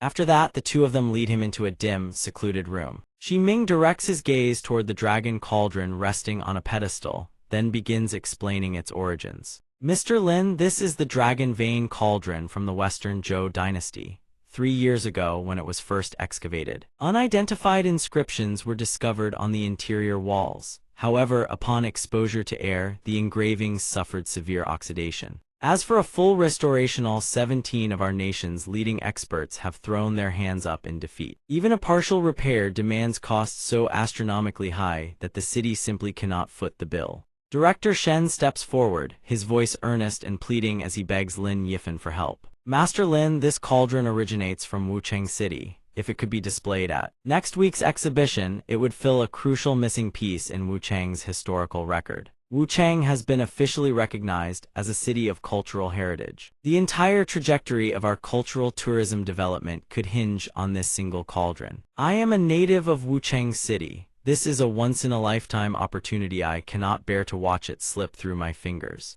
After listening patiently for a while, Yifan grows weary and distills the whole matter down to its core. I get it now, you want the horse to run without feeding itis, that about right. Don't look at me like that, I can't do it either. Seeing him refuse, Director Shen asks in disappointment, Master Lin, even you can't manage it. Su Ming sees that his stance is firm and realizes there's no point pushing further. Nothing can be done then, let it go. Old Director Shen gazes at the Dragon Cauldron with deep regret and lets out a sigh. Then just leave it on display, maybe there's still a sliver of hope. Yifan sees them giving up before they've even tried and cuts in. Whoa, what's the rush? The technique is no problem and I won't even charge a fee. The real issue is the restoration materials. Hearing that, a glimmer of hope flashes in Director Shen's eyes. Master Lin, you mean to say? Yifan glances at him and slowly lays out his conditions. If you want it restored to its original state, you need samples of Roman-era salt patinate kind from over 2,200 years ago. Get me those, and I guarantee it'll look factory new. Director Shen hears the requirement and falls into deep thought. Roman-era salt patina. Su Ming, standing beside him, lights up instantly. Yes, we actually have it. Back at the museum, Su Ming had mentioned that the nation possesses a number of unpublicized vault artifacts. The fragments are held in trust and managed by banks. Following Su Ming's instructions, he heads to the bank. Before he leaves, Su Ming carefully hands him a certificate of authorization. Mr. Lin, I've drafted a certificate. Take this and you can go to the bank to retrieve the items. The staff, who had already received the heads up, immediately approaches to guide him inside. Mr. Lin, right this way, please. Director Zia, Mr. Lin is here.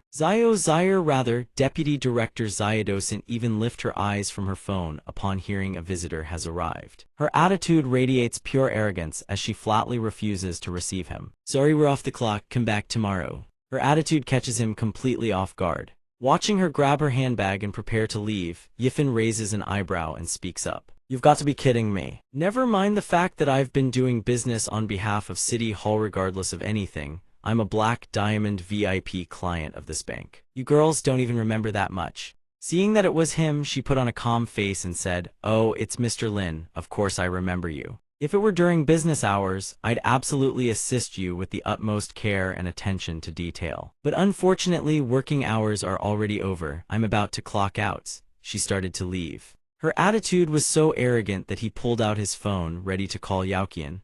That confident are we? You don't think I can get all your bank's business accounts pulled? Not only was she unfazed, she even taunted him. That's your right to freedom. Go right ahead. Right at that moment, Yaoqian appeared, looking completely flustered. No, please don't. I apologize, Mr. Lin. There's been a slight misunderstanding here. Please give me a chance to explain. Director Chu, why don't you come along with us for a meal? It would mainly be to apologize to Mr. Lin. Hearing that, she asked with visible displeasure, a meal. Fine, I suppose, but I'll still drive my own car, okay? After all, the director's car is way too old. I can't sit comfortably in that thing. Her domineering, arrogant attitude nearly gave Yaoqian a heart attack. This woman, Chu Zioxia, good lord, my heart, the pain. Seeing that Yaoqian was completely helpless against her, Yifan said with a confused look, Director Hao, aren't you being way too spineless here? A mere vice president of a bank, and she's already got her nose pointed at the sky. Also, haven't I met this VP Chu somewhere before? Yaoqian's face was clouded with vexation as he answered, it's not just that you've met her, Mr. Lin. It's because of you that she became this arrogant in the first place. Yifan was baffled. Why? Only then did Yaoqian slowly explain a few years ago, Chu Xiaoxia had been nothing more than an ordinary teller. After Mr. Lin processed his business through her, her promotion speed shot up like a kite in a gale. In no time at all, she pulled off 3 consecutive jumps in rank. Everyone assumed she had some special relationship with Mr. Lin, and they tried to get on her good side to curry favor with you. Yifan never expected this whole mess was connected to him. He protested with a wronged expression, what the hell? I just picked her at random. So if anything, I'm her benefactoriate. She doesn't show me even a shred of the respect she owes me. Yaoqian glanced at her flashy car not far away and sighed. You can know someone's face but never truly know their heart. Even now, VP Chu has earned enough in commissions from your business alone to live comfortably for the rest of her life.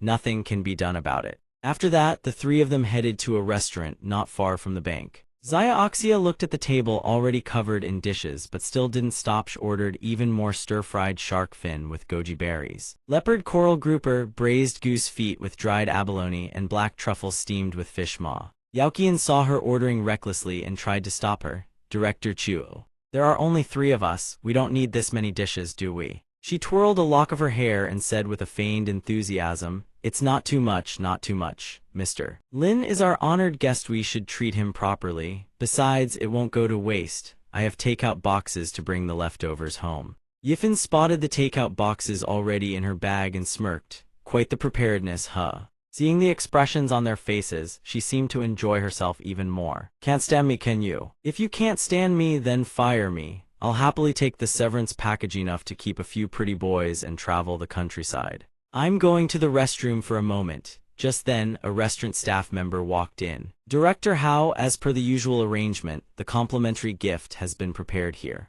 Yaoqian's eyes lit up. Excellent, Mr. Lin, did you know? The pastries from Huyuan Tower are a time-honored brand in Wuchang City and they're extremely hard to get. Our bank has a partnership with Huyuan Tower. They prepare pastries periodically as gifts for our VIP clients. I'm sure you've received some before, haven't you? Yifan looked at the gift box in front of him and an idea struck him. Well, Well's gift had conveniently arrived, hadn't it? Director Hao, do you want to see Xiaoxia get what's coming to her? Yaoqian froze for a beat but immediately composed himself and said, Ah, well, although VP Chu does have her shortcomings as her superior, I truly don't wish to see a subordinate of mine commit a serious offense. Yifan's face darkened at the act. Cut the crap, tell me what you really think. Instantly, Yaoqian's expression did a 180 and he asked eagerly, really? Mr. Lin, are you saying there's really such a golden opportunity? Xiaoxia returned from the restroom to find the table untouched and without a shred of shame, started packing the dishes to take home. If Mr. Lin can't eat anymore, then I'll just pack these up and take them with me. Right then, Yifan reached out and grabbed her wrist. He raised an eyebrow, a cold smirk forming on his face. Director Chuo, aren't your hands a little too quick? Blocked by him, Xiaoxia asked in confusion, what do you mean? He glanced at the pastry box on the table, a glint of meaning in his eyes as he asked. For example, the Huyuan Tower pastries. It seems I've never received a single box. Xiaoxia flinched with a guilty conscience and let out a strained sound, trying to explain.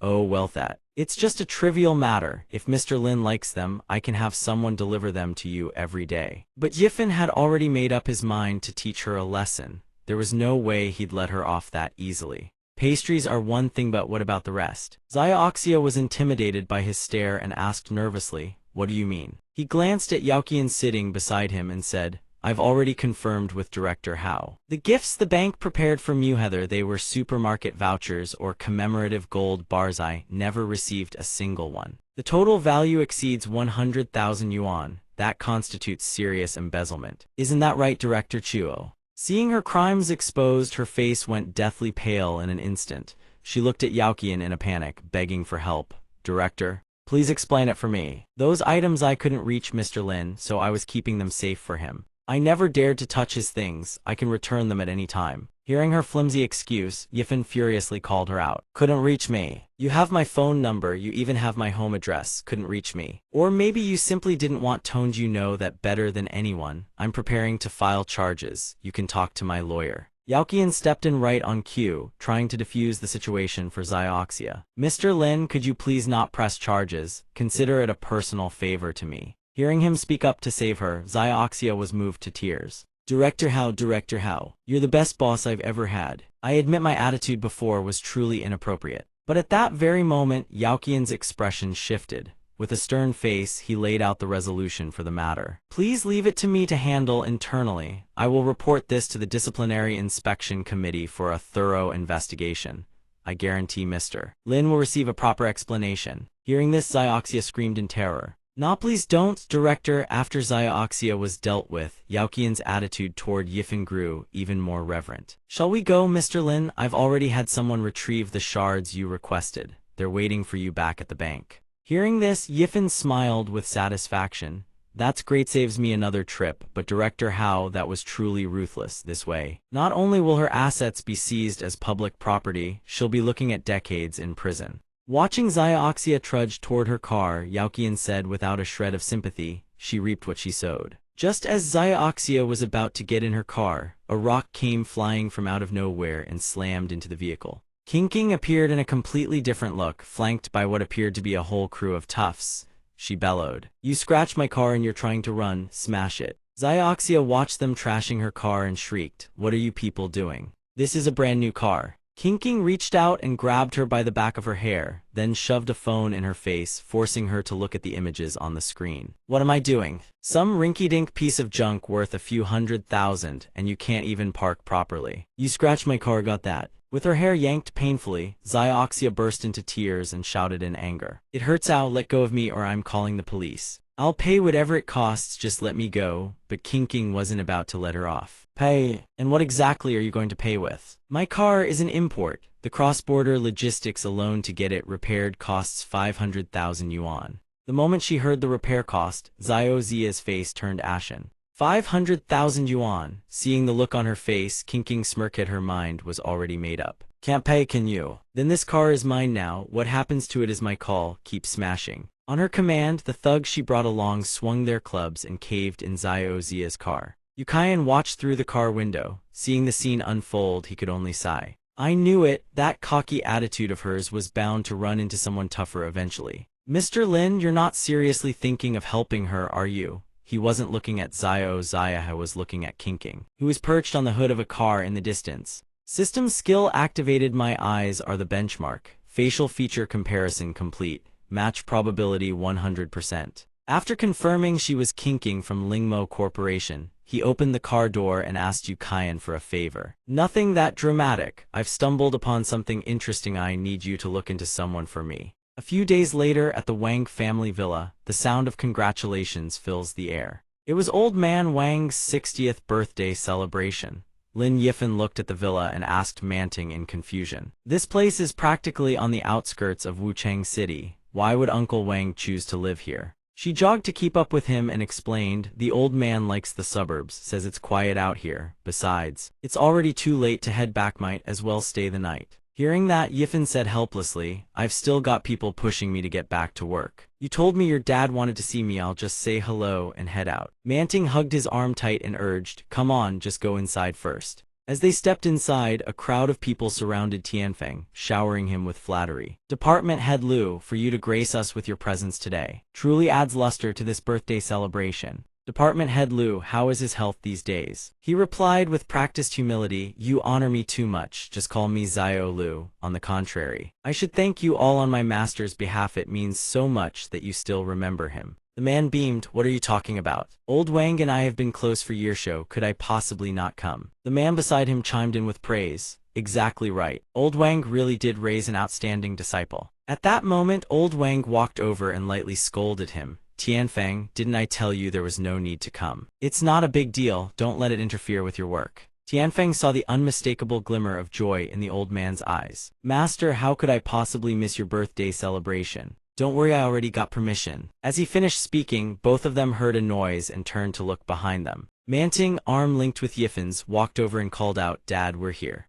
Yifen shook his hand and said calmly, "Uncle Wang, long time no see." Old Wang took one look and recognized him. "Lin Yifen, isn't it? Good of you to come, young man. This kid hasn't changed one bit after all these years." Yifen hadn't expected the old man to remember him. Hearing his own name recalled so easily caught him slightly off guard. "I remember meeting Wang Manting's father once before. He still remembers me." Sensing the threat, Tianfeng quickly asked her, "Manting, who is this guy?" Manting clearly didn't care much for Tianfeng. When he asked, her tone turned distant. "Instructor Liu, Yifen is a guest I invited." Her cold address made Tianfeng clutch his chest dramatically. "Instructor Liu, you're calling me Instructor Liu now. You used to call me Brother Liu." "Manting, even if you're looking for a boyfriend, you can't settle for someone who'd keel over from a light breeze. How is he supposed to protect you?" Manting didn't take kindly to him trash-talking Yifen. "No need, I can protect him myself." Having been mocked, Yifen fired back with a veiled tone. "A wall of muscle must be rock solid for sure. In my opinion, that's not necessarily the case."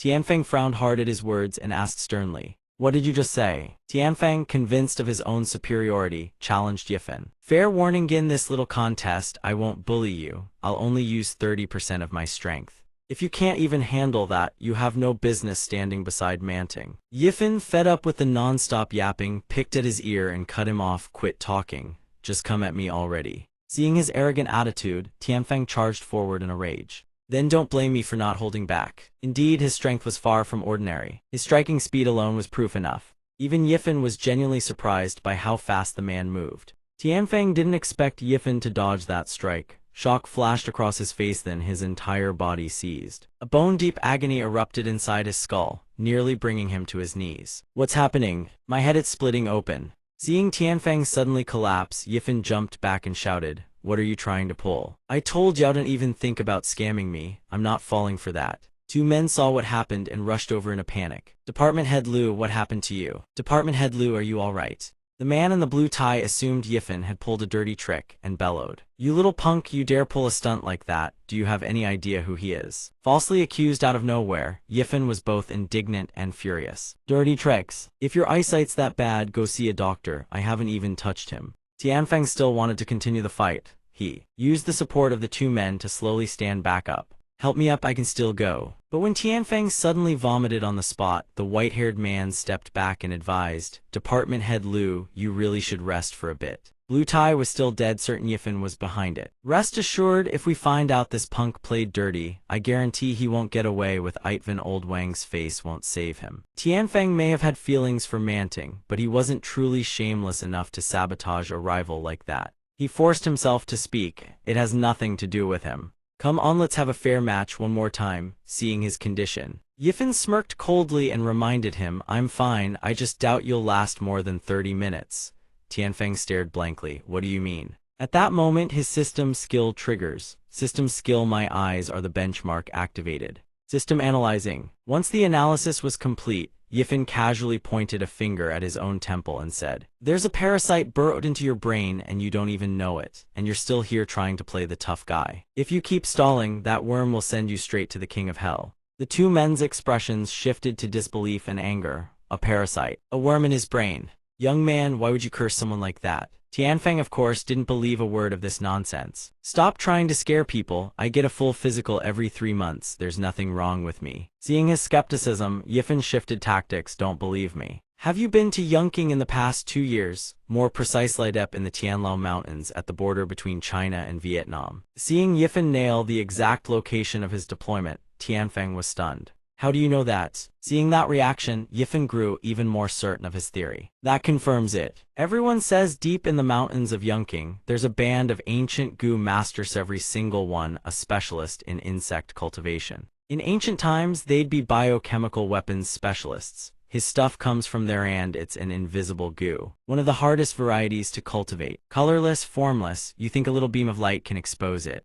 At this point, Elder Wang could no longer hold back and spoke up to confirm. "Little Lin, what you just said, you're not trying to scare him, are you?" Yifen couldn't be bothered to explain. He simply replied, "Whether it's the truth or not's the one who knows best." The Gu's venom spreads through every crevice between his bones, a searing agony like needles piercing bone marrow. His heart burns as if on fire. His bones feel punctured. His muscles get sliced apart layer by layer. Right now, even breathing sends stabbing pain through his organs. That he's fought this long, that's sheer grit. Manting may dislike Tianfeng for his relentless clinginess, but she can't just stand by and watch him walk through death's door. She urgently asked Yifan about the treatment method. Coach Liu isn't a bad person. Do you have a way to help him? Naturally, our man has a way. He told Manting to fetch a basin of water, then guided Tianfeng into the room. Driven by curiosity, everyone else filed in to watch him work. Manting found it a bit puzzling that all he asked her to do was hold a basin of water. Yifan, is that really all you need? Yifan wasn't entirely sure himself. He was just winging it. After all, this is my first time. Let's give it a shot. What? I'm telling Yao, you really don't need me to give you anesthesia or a sedative. This is going to hurt like hell. Tianfeng, desperate to prove his iron will, shot back, no need. How can a real man flinch at a little pain? No matter how much it hurts. Liu Tianfeng won't even flinch. Even as the patient with the other guy as the doctor, he had to prove to Manting that he was the real man here. Seeing Tianfeng had said his piece, Yifan wasted no more time and drove the first needle straight into his left waist. Alright, starting now. His hands moved at blinding speed. In the blink of an eye, over a dozen needles adorned Tianfeng's body, arranged in a precise acupuncture pattern. As he inserted the needles, Yifan thought smugly colorless, formless a puzzle for anyone else. Too bad it can't escape my eyes. At that moment, Tianfeng hurled up bile once more. The onlookers shuddered at the gruesome spectacle. Is it just me, or does getting needled by that kid hurt more than the goo worm eating you alive? He's not using this as an excuse to settle a score, is he? Seeing Tianfeng writhing and vomiting in agony, Yifan felt helpless.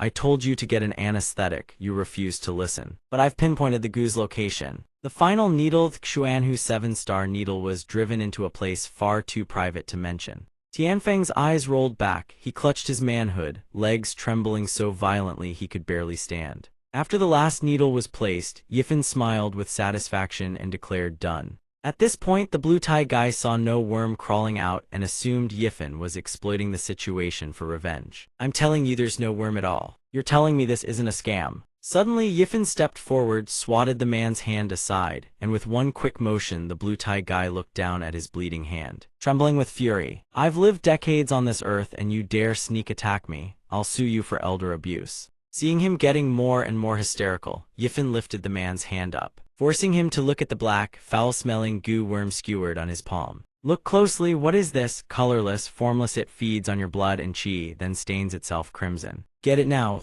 Only when they saw the worm pinned on his hand did everyone finally believe Ithais was real, a genuine goo worm. Elder Wang, still worried about Tianfeng, approached and asked hesitantly little Lin about Tianfeng.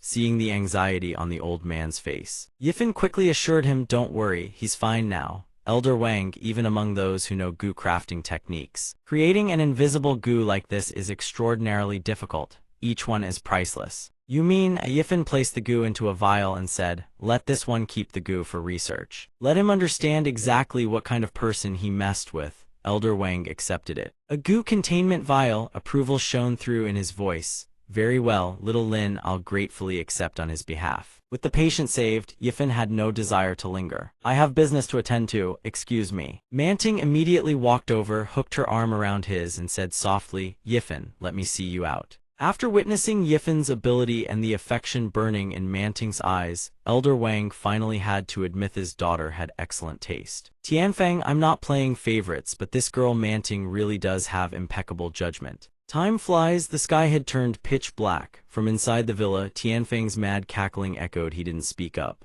Good thing he kept his mouth shut. Sure, I have to thank that punk Lin Yifan, but I'm still more of a man than him. Compared to him, I'm more responsible, more worthy of Manting. Say sweet nothings a little more. When you miss me, look my way one more time. Elder Wang heard his laughter and came over to check. Tianfeng, what's wrong with your voice? Tianfeng, completely unaware of his own transformation, answered in a shrill voice, Master, I'm fine, no wait. What he does my voice sound like a woman's? His movements too. Meanwhile, Yifan was already seated in Yu Kaian's car. He gazed up at the dark sky and suddenly felt like he'd forgotten something. Come to think of it, that final needle to pinpoint the invisible gudidant, it also hit some other acupoint. Could there be some kind of yin-yang reversal effect? Back at Elder Wang's villa, upon learning he'd been turned into a woman, Tianfeng wailed in fury. Lin Yifan, I will never forgive you. Meanwhile, Yifan still had to fulfill his promise to restore the dragon vein cauldron. He picked up the brush and gently swept it across the dragon vein cauldron. Ximing watched as the cauldron gradually revealed its true colors, a look of awe flashing through his eyes. Master Lin truly lives up to his title as the contemporary saint of restoration. Restoring the dragon vein cauldron surpasses a millennium of effort.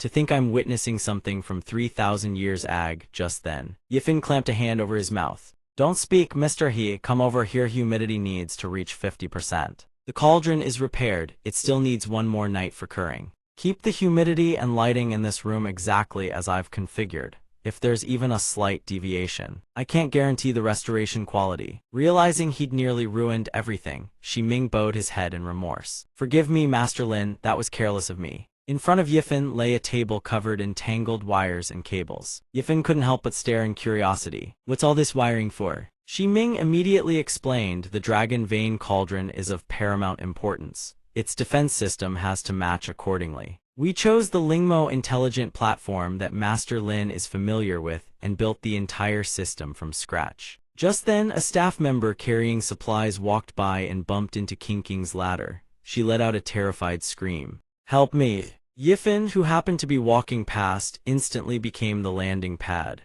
And wasn't that King sitting right on top of him? Her face twisted in pain as she cried out. Ouch, Brother Lin, are you alright? Yifan, pinned flat, said wearily. Get off me. Only then did King remember to stand up. She sheepishly reintroduced herself. Oh right, I haven't introduced myself yet. I'm Lu King, this time. Lingmo is responsible for the exhibition's defense system and I'm here to oversee the construction. Thank you, Brother Lin. Suddenly receiving a Good Samaritan card left him bewildered. Thank me for what? She grabbed his hand tightly, gratitude written all over her face.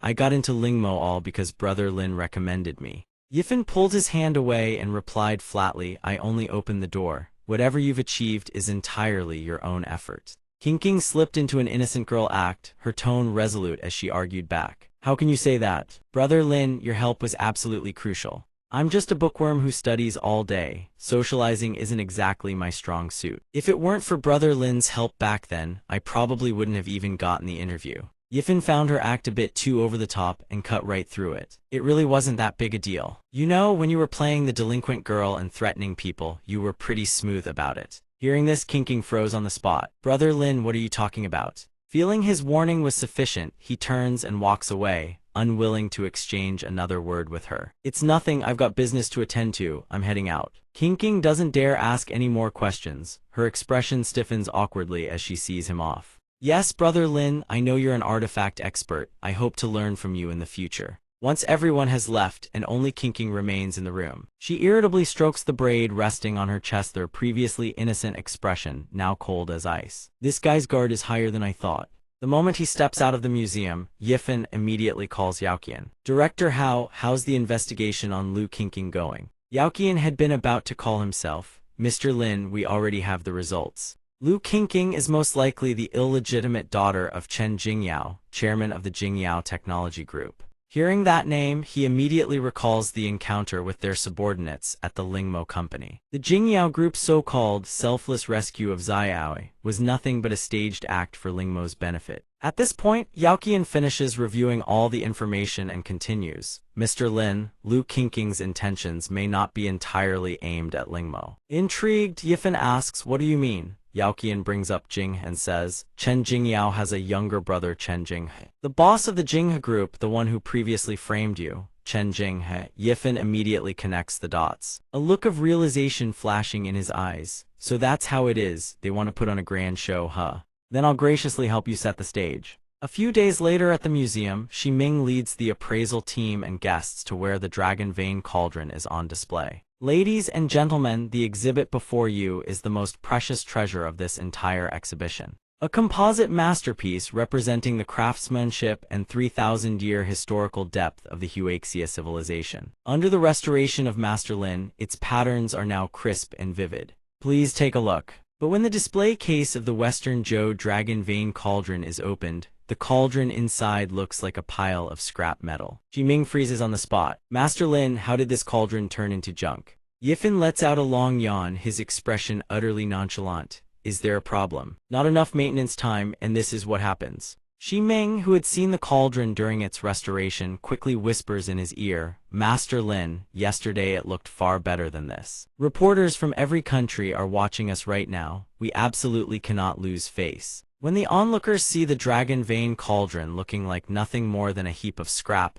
they immediately begin to ridicule it. Is this supposed to be Huaxia's craftsmanship? Huaxia claims to have the finest restoration techniques in the world, and they end up displaying a pile of scrap metal. This headline is worth more than the original artifact itself. At that moment, Qingqing rushes in, looking flustered. Director Shi, something terrible has happened. Shi Ming was already irritated hearing this. His tone turns openly annoyed. What happened? She reports the situation with a grave expression. We just verified the markings. The one in the display case isn't the dragon vein cauldron, the real one has been swapped. Shi Ming panics upon hearing this. Swapped? Who did it? What about the security and surveillance systems? Qingqing replies in a hesitant voice. The surveillance footage has been completely wiped. We've just finished running a recovery and confirmation process. Brother Lin, why did you swap the dragon vein cauldron? Shi Ming is stunned to hear her pin the blame on him. Falsely accused of theft, Master Lin shows no panic whatsoever. He calmly asks back. Oh, it was me. You sure about that?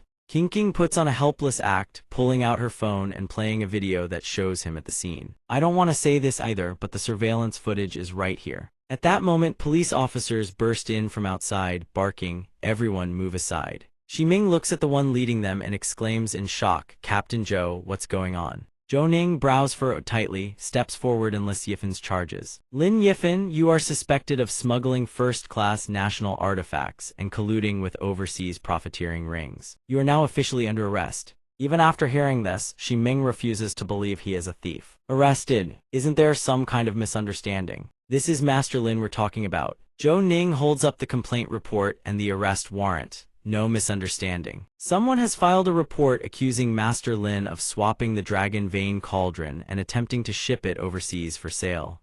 Fortunately, we intervened in time. The shipping identification code matches the engravings on the stolen dragon vein cauldron. The evidence is irrefutable. Come with us. Seeing the police produce an actual arrest warrant, the onlookers all believe it without question and begin criticizing him. Master, what master? He's nothing but a traitor and a thief. Throw him into the Hecheng River, he's shaming the entire nation. At this moment, Yifin smiles with satisfaction, pulls out his phone and says, Oh, is that so? I also have something I'd like everyone to see. One day earlier, Skinny Monkey approaches a red car and says, Boss, we've arrived. Jinghe steps out of the car, grinning smugly. Lin Yifin, in the end, I'm the one who wins. You'd never guess, not even on your deathbed, that Lu Qingqing is the daughter of my brother, Chen Jingyao. What a coincidence, huh? Right at that moment, Skinny Monkey suddenly betrays him, landing a devastating blow from behind. Jinghe is struck so hard he nearly topples over. He roars in fury, What the hell? Why did you hit me? The man scratches his head apologetically. Sorry boss, I just kept thinking about how we're gonna rise to the top and I got too excited. Jinghe lets out a cold snort and asks, Where's the dragon vein cauldron? Skinny Monkey follows behind him and replies respectfully, Boss. Just as you planned, the fake has been pinned on Lin Yifin. The real one is right here on our ship. Once we get it out successfully, everything we lost because of Lin Yifan, we'll take it all back. Hearing that everything is in place, Jinghe praises him with satisfaction. Well done, Skinny Monkey. The man puts on a humble, flattering act. It's all thanks to you, boss. At that very moment, Jinghe draws a weapon and stabs Skinny Monkey in the chest. The man stares at him in utter disbelief. Jinghe looks down at him with vicious eyes and speaks his final words. You've worked hard all these years, you won't need to anymore, rest well. With that, he kicks Skinny Monkey hard, sending him toppling backward. With the sea stretching out behind, Skinny Monkey plummets from Jinghe's kick splows into the vast open water. The man still manages to surface, struggling to question Jinghe. Boss, why? But he can only flail weakly. Jinghe flashes the classic villain's smile, sinister and cruel, and explains. Skinny Monkey, you've been with me all this time and you still couldn't see this coming. That dragon vein cauldron is worth hundreds of millions. Even splitting a fraction with you would be too much for me to bear. Seeing him step away, Skinny Monkey begs desperately for him to save his life. Give me one chance, boss. But when the man tries to climb up the ladder, Jinghe stomps down hard on his hand. Go on down, when I get around to it, I'll burn some paper offerings for you. The ship sets sail. Just like that, Skinny Monkey is left behind in the vast, open sea. His mistress, seeing him finally arrive, pouts and complains coquettishly. Baby, why are you so late? I've been waiting for you forever. Having dealt with Skinny Monkey, Jing is in an excellent mood. Don't rush, my dear, good things are worth the wait. Seeing him like this, the mistress blushes and says seductively, but I just can't wait anymore. What am I supposed to do? Already in high spirits and now being seduced like this, Jing has blood boils beyond control. Then let's get to it. What follows is a classic SM scene. A riding crop comes cracking down on a round, upturned backside. The mistress, crop in hand, plants her foot on his round behind and commands sternly, "Call me mistress." Now, being degraded like this makes Jing lose himself in pleasure. He let out a cry of ecstasy. Master, as if to reward her efforts, she bore down on Jing's body even harder. After dishing out several lash marks, she sat back in the chair and said excitedly, "Good boy. Now admit you want master to punish you with that big, thick thing, don't you?" Jing had his face ground underfoot until delirious, pretended to refuse. "Master, I'm afraid that wouldn't be right." Seeing him dare to refuse the reward, she whipped him several more times, cursing without pause. "This stupid pig's mouth is so stubborn, you just want to trick me into hitting you more, don't you?" Jing He, whipped until his entire body burned with pleasure, cried out, "Fine, I'll say it." A moment later, lights suddenly blazed on, accompanied by applause. Chen Mo looked at Jing He, trapped in his own fantasy by the device, and couldn't stop laughing. "CEO Chen, you've truly given us quite the performance." Only then did Jing realize something was very wrong. "Where the hell am I? What the hell did you people do to me?" When Skinny Monkey appeared with his subordinates, he gave Jing a casual nod. "Boss, it's all right, I'm right here." He immediately lunged forward, grabbed Skinny Monkey by the collar, and demanded answers. "Skinny Monkey, wasn't I supposed to be at the docks? Damn it, you betrayed me." Skinny Monkey had already seen the images buried deep in his heart. He pinched Jing's face hard and sneered. "Same to you, boss. After you connected with Xiao Wei, everything you saw was the fantasy your heart secretly craved the most. What right do you have to lecture me? But Mr. Lin really did help me purge the dark energy from my hand. So tell me, what side should I take? I'll leave him to you, Mr. Lin." After Jing's video finished playing, he smiled and asked, "Everyone saw that, right?" Lu Qingqing, unable to accept reality, screamed, "How is this possible?" At this point, Yifan dropped all pretense and exposed the woman's true identity. Lu Qingqing is the illegitimate daughter of Chen Jingyao. She helped her uncle Chen Jing steal the Dragon Vein Cauldron and frame Methan pinned the negligence charges on Lingmo, crashing its stock price, so that Jingyao could swoop in and acquire it for pennies. Kill two birds with one stone, truly a masterful gambit. Too bad you miscalculated. I've known your true identity for a long time now. Captain Chu, take her away. At that moment, Chu Ning, who should have taken Qingqing away, suddenly seized Yifan and refused to let go. "Lin Yifan, the evidence is irrefutable. Don't even think about using fabricated proof to weasel your way out." Yifan was stunned. "Didn't you all just see everything? It was Chen Jinghe." At that moment, Chu Ning and Ximing exchanged a covert glance. Seeing this, Yifan finally realized he'd been played. "It was you, wasn't it? You were the one pulling the strings all along. You made me restore the Dragon Vein Cauldron from the very beginning. It was all a trap, you said." Ximing showed no fear of being exposed. He brazenly heaped all the blame onto Yifan. Grandmaster Lin may have skill, but who knew he was so selfish and corrupt, even stole the very artifact entrusted to his care. "Captain Chu, take him away and process him under the law." Yifan saw they were dead serious and tried to buy time with a threat. "You dare cover up something this massive? Aren't you afraid I'll report this to your superiors?" Ximing, far from afraid, declared with absolute confidence, "I've already investigated your background. Sorry to say, but at my rank, there isn't a single friend of yours who can help you." Two officers drew their weapons and aimed at him. "Come with us." Ximing watched everything go according to plan and broke into a smug grin. "If you dare resist arrest, dying here would be entirely on you." At that exact moment, a special ops team descended from the building rooftop, every single one armed to the teeth. Assault rifles at the ready, Tianfeng rappelled down and barked the order, "Arrest them all." The special ops team surged forward and pinned the two officers to the ground. Yifan was visibly stunned, but Ximing, seeing the special ops team, screamed, "Captain Chu, they're terrorists, request backup immediately." Tianfeng, rifle in hand, warned in a cold, authoritative voice, "The only terrorists here are those who dare defy me." Bureau Chief Chu Ning took one look and immediately recognized who Tianfeng was. They were the Central Guard Regimenta unit within the personal security detail of the nation's top leaders. Tianfeng strode over, his tall, imposing frame radiating a pressure that could not be underestimated. He gritted his teeth and glared at Ximing. "Why don't you take a good look at your own rank before daring to touch him?" After dealing with Ximing, he glanced over at Yifan. "Lin Yifan, I finally found you. but it was his gesture raising his pinky finger that caught Yifin's attention. Realizing he'd instinctively made that gesture again, Tianfeng burned with both shame and embarrassment. Seeing this feminine mannerism, Yifin finally realized which acupoint he'd accidentally struck and the memory came flooding back. Last time I carelessly administered a yin-yang reversal needle on him. Tianfeng, seeing Yifin's pitiful gaze, erupted with fury born from shame. What are you staring at? Hurry up and fix this for me. Yifin glanced at the special ops team behind him and broke into a cold sweat.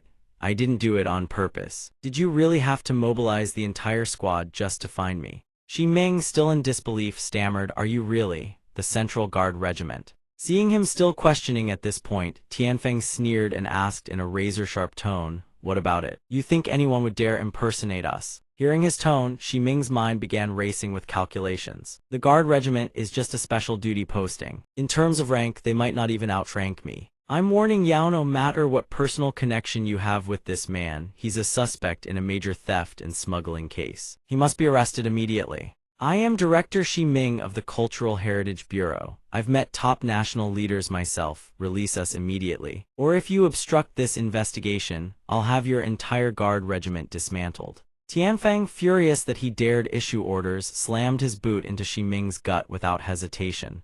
Get on the ground. Knocked to the ground, Shi Ming demanded through gritted teeth in pain. What the hell do you think you're doing? Tianfeng responded with contempt. Personal connections. Tell me whose personal connections do you think could deploy the Central Guard Regiment? Shi Ming's expression slowly twisted into despair. What are you saying? At that moment, Vice Chairman Wang Huiguo appeared, speaking in a deep, hoarse voice. Little Grandmaster Lin, you've been wronged. Vice Chairman Wang, the Cultural Heritage Bureau's abuse of power, their secret collusion with corporations to steal national treasures, even their conspiracy to harm him. We have thoroughly investigated and verified everything. Tianfeng, who had been acting arrogantly just moments ago, immediately snapped to attention and greeted him respectfully. When Shi Ming saw old Wang, his face turned completely ashen. Vice Chairman Wang Huiguo ignored him and walked straight toward Yifin. Little Grandmaster Lin, on behalf of the Cultural Heritage Bureau and the guard system, I sincerely apologize to you. I can't believe it's really the Vice Chairman from TV. As for these people, leave no one out, they must be severely punished. Tianfeng watched the two of them shake hands and responded sternly, Yes, sir. Shi Ming, as if going insane, began screaming, It's fake. It has to be fake. How could a street rat like him know the vice chairman? You're all frauds. I should never have trusted any of you. After that interlude inside Tianfeng's residence, Yifin spoke gently for the first time. Last time I drew from the left side. This time I'm worried it can't handle it, so let's do the right side instead. You really don't want anesthesia. Let's begin. The moment his needle pierces down, Tianfeng screams in agony, his face twisting into a vicious grimace. Huiguo doesn't even spare a glance at Tianfeng, drenched in cold sweat from the pain, and looks at him with nothing but deep gratitude. Master Lin, you've worked hard, please have a seat. I invited you here this time for another important matter. Someone needs your help. Yifin immediately replies, Chairman. Please go ahead, sir. Tianfeng sits up at this moment, barely catching his breath as he asks him, How much do you know about the worm in this vial? Though confused, Yifin still answers, the formless parasite, aside from being extremely difficult to refine, the rewards it yields are enormous. The moment he finishes speaking, the skill activates automatically. System skill analyzing, all data uploaded to host's consciousness. He slowly recites each detail. When triggered mildly, it causes the target's death at its worst. It can even seize control of the target, turning them into a puppet of the worm cultivator. Furthermore, the formless parasite's queen body will continue splitting, and the spawned bodies will use a pheromone trail to seek out a second host for parasitization and infection. Hearing him provide this level of detail, Huiguo is thoroughly impressed. As expected of Master Lin, exactly what our specialists reported. At this moment, Yifin connects all the facts together with Huiguo's identity, and a bold hypothesis springs to mind. Wait, Lu Tianfeng is the bodyguard of a senior leader. That means the enemy is targeting the vice chairman. Skill activated. My eyes are the measure status all clear. The vice chairman shows 0 traces of goo worm infection. Huiguo nods slightly, his expression brimming with self-assurance. After Tianfeng reported this, I got examined right away. Only with Master Lin's confirmation can we truly rest easy. Master Lin, given the significance of this matter, calling you a national hero wouldn't be an exaggeration, but the current situation is delicate, so the nation can only offer you a few rewards instead. Hearing the word reward, Yifan perks up with unexpected enthusiasm. Really? Elder Wangs, then I won't hold back. Whatever rewards you've got, just toss them my way. The events gradually settle. Walking down the street, he can hear an MC on a television broadcast talking about Yifan's company. Recently, the Dragon Vein Cauldron, a heritage artifact restored by Fanai Group, has been successfully exhibited. Fanai Group has also become the first domestic enterprise to obtain cross-national cultural heritage trading qualifications. Yifan naturally doesn't miss the chance and turns on the TV to watch. Seeing his own name flash across the screen, he lets out a gleeful chuckle. Ruyan sees him like this and is rendered speechless. Just look at how happy he is. Happy to that extent. Yifan remembers the consequences of failing a quest and sighs in frustration. You wouldn't understand if you guys mess up at work. Worst case, you don't get paid. For me, I lose basic functions. Thank goodness now I can rest easy. No sooner does he finish speaking than the system drops the next quest. System main quest issued within 1 week. Recruit 3 top-tier industry professionals. Within 1 month, elevate your enterprise to a national first-class team. System main quest complete. Opening rewards. Seeing a cup of water with a few goji berries floating in it, Yifan cautiously asks, "Hold on. What is this?" Ruyan buries her face in her hands and lets out a groan. "Geez, someone noticed you've been running on empty lately and wants to help you recover." Okay. Being doted on out of nowhere sets off every alarm bell in Yifan's head. This thoughtful. Ruyan lets out a soft laugh, her words dripping with casual nonchalance. "Of course, if you collapse, who's going to approve next quarter's budgets for the company?" Just then the secretary outside announces, "CEO Lin, someone's here for you." The moment shatters. The two force awkward smiles on the spot. Her face flushed pink, she shoots him a coy, lingering glance. "Come to my place tonight so I can test the medicine's effectiveness on you. It'll help me fine-tune the dosage." As she walks out, she curiously glances at Tianfeng. He strides into the room and cuts straight to the chase. "Lin Yifan, I've got good news for you." Hearing that there's work involved, Yifan groans. "What now?" Tianfeng smiles. "Naturally, Elder Wang wants to reward you. He's decided to gift you a number of cultural artifacts. Let me tell you, these are all one-of-a-kind, world-class treasures." Hearing this, Yifan's face lights up as he accepts immediately. "Really? Where are they? I'll head out right now." Hearing this, Tianfeng glances at the person behind him before continuing. "However, you'll have to go retrieve them yourself. The items are in Country T. We'll even assign you a translator." Hearing this, the alarm bells in Yifan's head ring once more. Why does this feel anything but simple? Tianfeng breaks into a pleased smile and says something loaded with meaning. "Greater ability demands greater responsibility." Country T's territory. Beihang sits in the car, gazing outside. Through the window, the beauty of this place captivates him so completely he can't look away. The climate and environment in Country T really are something else. "Brother Lin, look at that. The water's so white it's practically glowing." Yifan sees that he's only staring at the women and sighs in exasperation. "That's what you call looking at the water? I'm too tired to call you out on it." Beihang turns his head, excitedly defending himself. "Brother Lin, haven't you ever heard that saying? Beautiful women and water, they're one and the same." Zhao Shengyi, who's driving, chimes in with a suggestion. "Brother Lin, our handover with Country T is the day after tomorrow. Since we have free time, let me take you all downtown for some fun."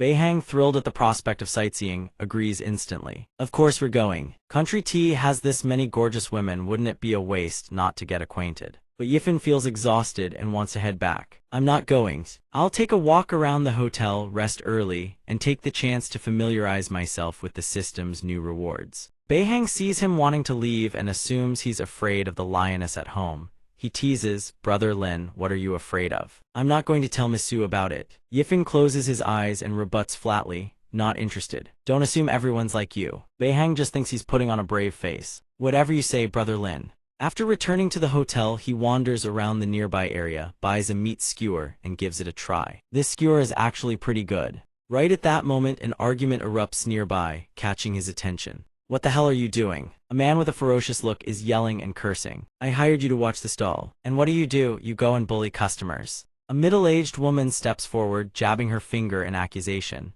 She's the one. "It was her. I made a couple of comments, she lost her patience and poured water all over me." The accused woman panics and explains, "I didn't. I handed the drink to her properly, she spilled it on herself," but the man won't listen and even threatens to use force.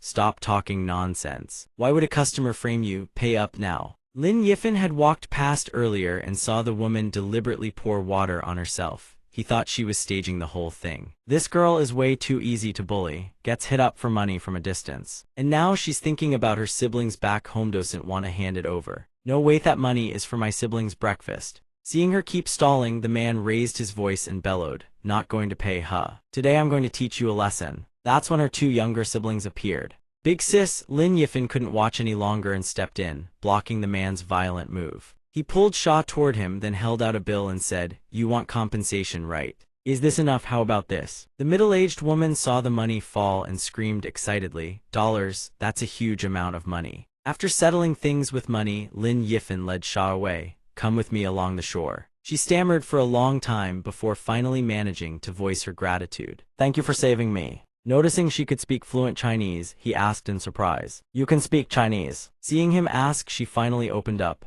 "I lived in China for 3 years. That was the most beautiful time of my life." Hearing her say that, his sharp instinct caught the undercurrent. He asked, "Are you sick with something?" Shaw sadly recounted her illness, a severe liver disease, contracted through an injection. "Poor people here don't deserve good medicine. If you die, no one cares, but if you survive, it means working for them your entire life to pay off the debt." When she turned around from a distance, she spotted someone chasing after them. Shaw didn't want him to get dragged into more trouble, so she urged him to leave. "Sir, you're a good person, please go now." The man rushed over and slapped her, then bellowed, "Go. Without my permission, where the hell do you think you're going? And Yao, you touched my people, hand over 500,000 bucks. Seeing them armed to the teeth, he smirked coldly. "Trying to extort me." The middle-aged woman appeared and spoke with contempt. "You stupid, loaded Chinese punks, what if we're extorting you? No one in this place is going to protect you." Lin Yifan showed no fear, he even taunted them. "Is that so? Then go ahead, pull the trigger." The man grew furious, seeing him still provoking. "You think the Black Elephant Gang is just bluffing?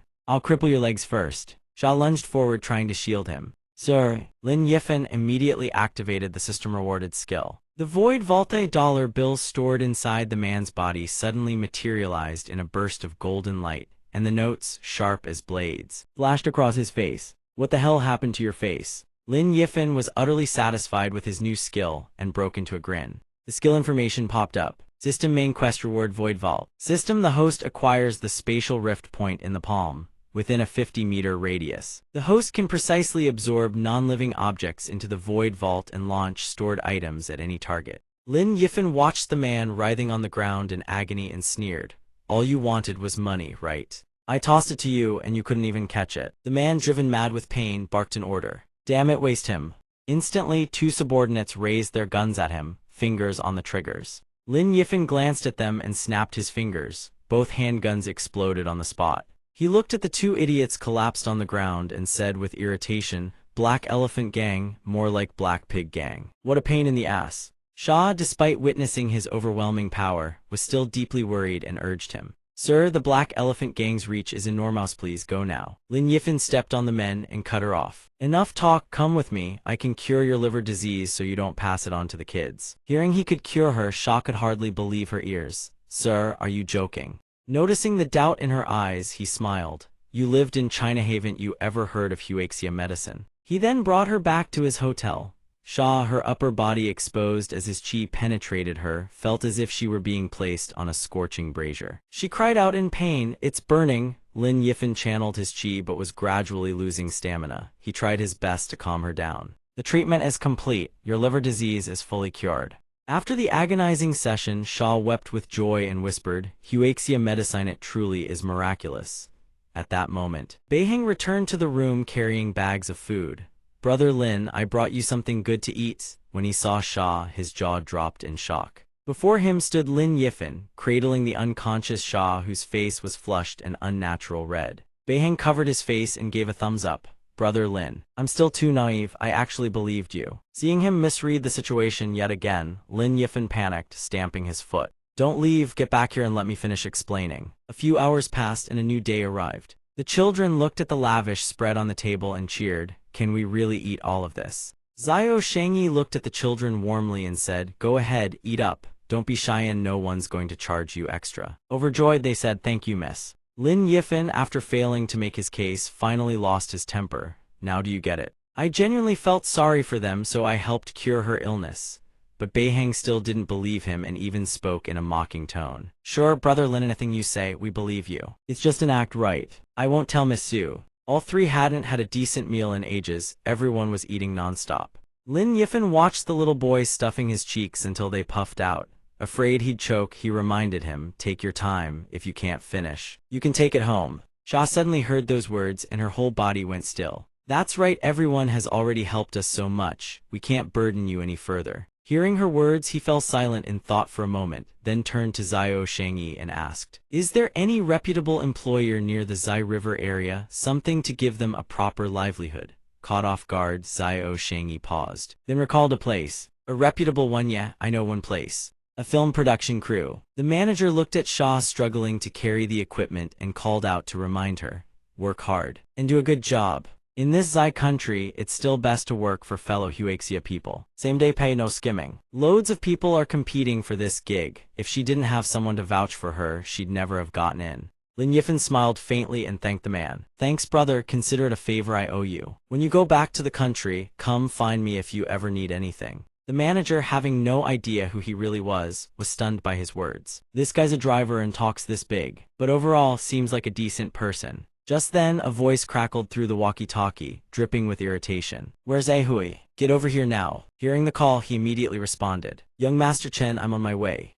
Oh right, bring that table over to this side while you're at it. Sha heard the order and quickly replied, yes sir. Lin Yifan kindly picks up the table and gently reassures her. This film crew wraps in 2 months, but in the meantime, you'll at least have some peace. Use that time to reconsider your future path. Here, let me carry the table for you, just remember not to overexert yourself. Sa hears this and feels a wave of warmth. She quickly says, thank you, Brother Lin, after carrying the table around for a bit. He sets it down on the sand, muttering uncertainly, here right. Just then, Xiaoxiao appears. Hearing his voice, she freezes mid-step. She lights up with excitement and asks, Lin Yifan, what are you doing here? Don't tell me you found out my new film is shooting in Country T, so you came all this way just to visit the set. If you wanted to come, just say so. Why the surprise ambush? Honestly, running into you out of nowhere like this, I still haven't even had time to process it. At that moment, Wu Yanfeng shows up and asks, Xiaoxiao, is this a friend of yours visiting? Damn it, has he got no manners at all? Can't he see we're in the middle of shooting a scene? He's completely ruined my emotional build-up.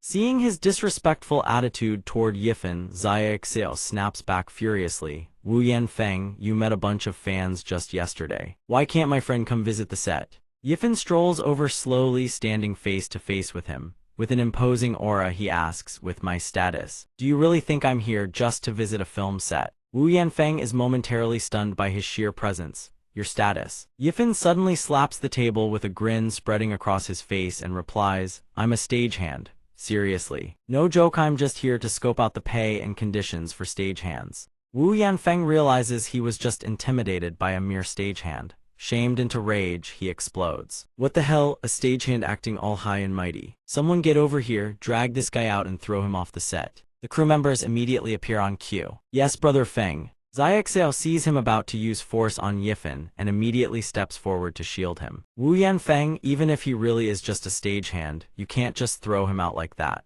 Wu Yanfeng's fame is massive enough that he grows utterly. He says arrogantly, of course I can. This entire production is riding on me. Without my fans' support, the viewership numbers would drop by at least half. Just then Jiban appears, his voice dripping with irritation. I could grab any random person off the street to act opposite you. Do you really think you're some kind of irreplaceable VIP? Don't want to shoot? Then get out, and don't expect the breach of contract penalty to be waived by a single cent. Seeing him go all out, Wu Yanfeng quickly backs down. What do you mean? Young Master Chen, if I've done something wrong, I'll reflect on it myself. Please don't replace me. Jiban then turns to Yifan and speaks up. Whether he gets replaced or not, that's up to CEO Lin. One word from him is all it takes. Why don't you ask him yourself? Wu Yanfeng hears this and looks toward Yifan in confusion. CEO Lin? Yifan sees the look on his face and grins slyly before suggesting, no rush on the replacement. You've always claimed you're a top professional, haven't you? I'd like to see for myself. Let's start with the death scenes.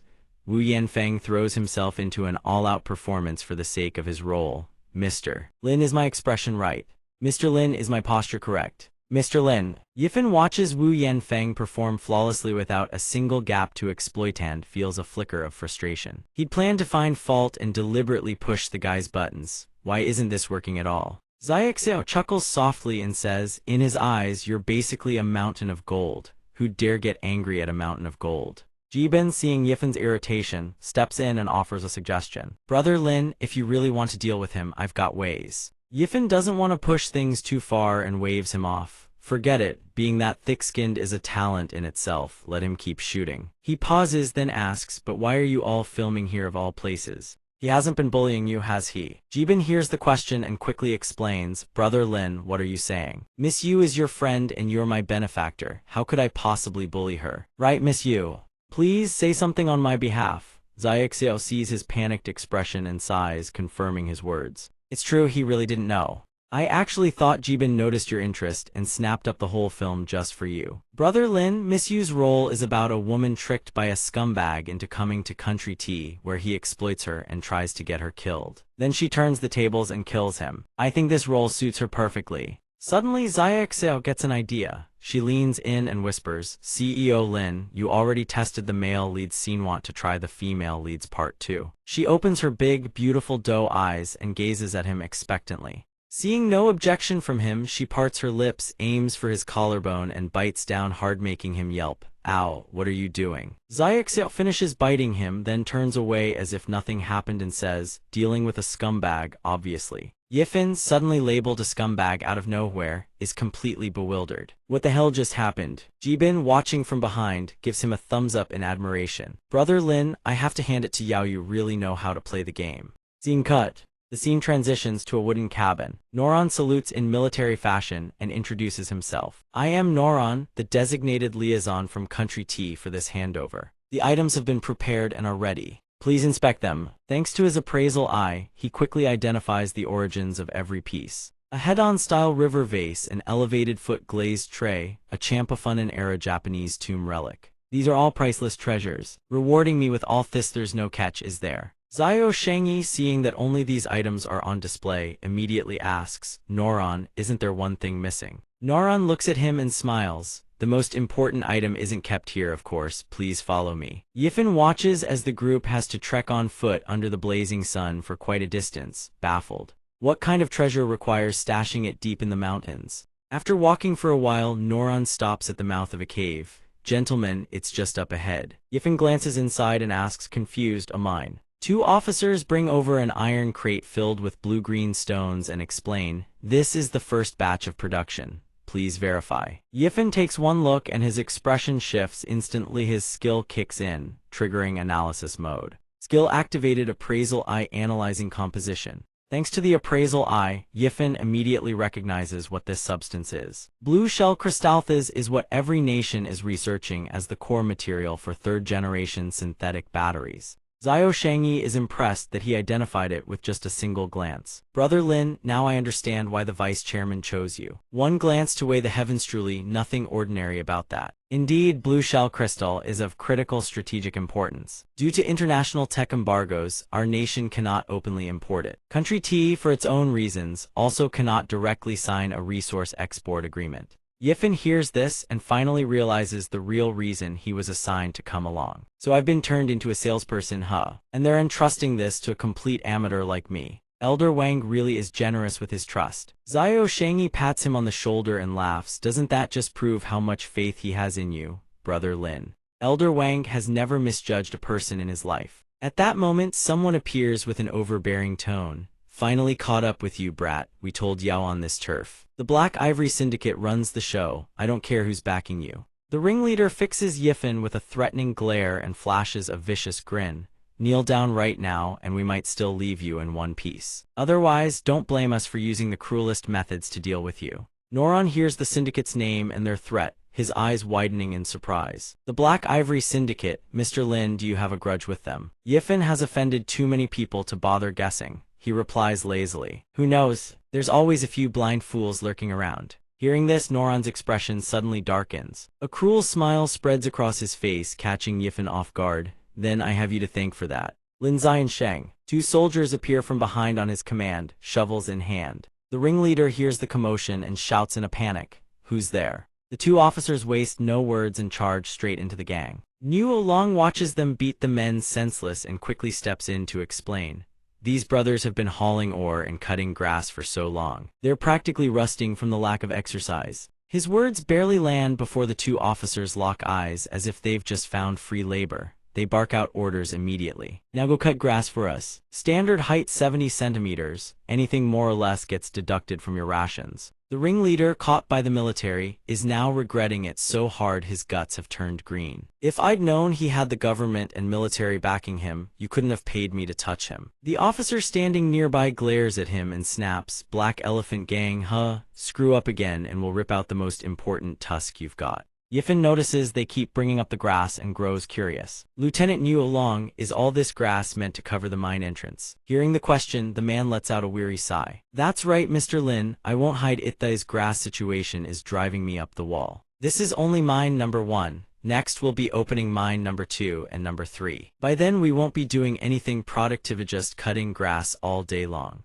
I can't even tell if we're soldiers or farmers at this point." Yifan seems to think of something and speaks up. "In that case, I have a suggestion. Lieutenant Niu Long, from now on, let them handle the grass and crop maintenance on the mountain. What do you think? Of course, I'll cover the protection and investment costs." Niu Long, thrilled that someone's volunteering to solve his grass headache, agrees on the spot. "Brother Lin, that would be absolutely wonderful." After getting his approval, Yifan turns gently to Shajia. "What do you think? If you're short on hands, you can hire people yourself." She does a quick calculation and nods. "Steadier work and better protection than scraping by as extras on a film set. Plus, the dried grass we cut can be sold down the mountain for cash." Seeing her eyes light up, Niu Long chuckles warmly. "Of course, do whatever you want with it." Overjoyed at having a real livelihood, she throws her arms around Yifan. "Thank you, Mr. Lin, you've given me a chance to live with dignity. I swear I'll guard this pasture for you." Yifan smiles and pats her head, promising he'll visit next time. "If I get the chance, I'll come back to see you." Shajia gazes at him with lingering affection and replies, "I'll remember that." While they're talking, Niu Long clears his throat twice.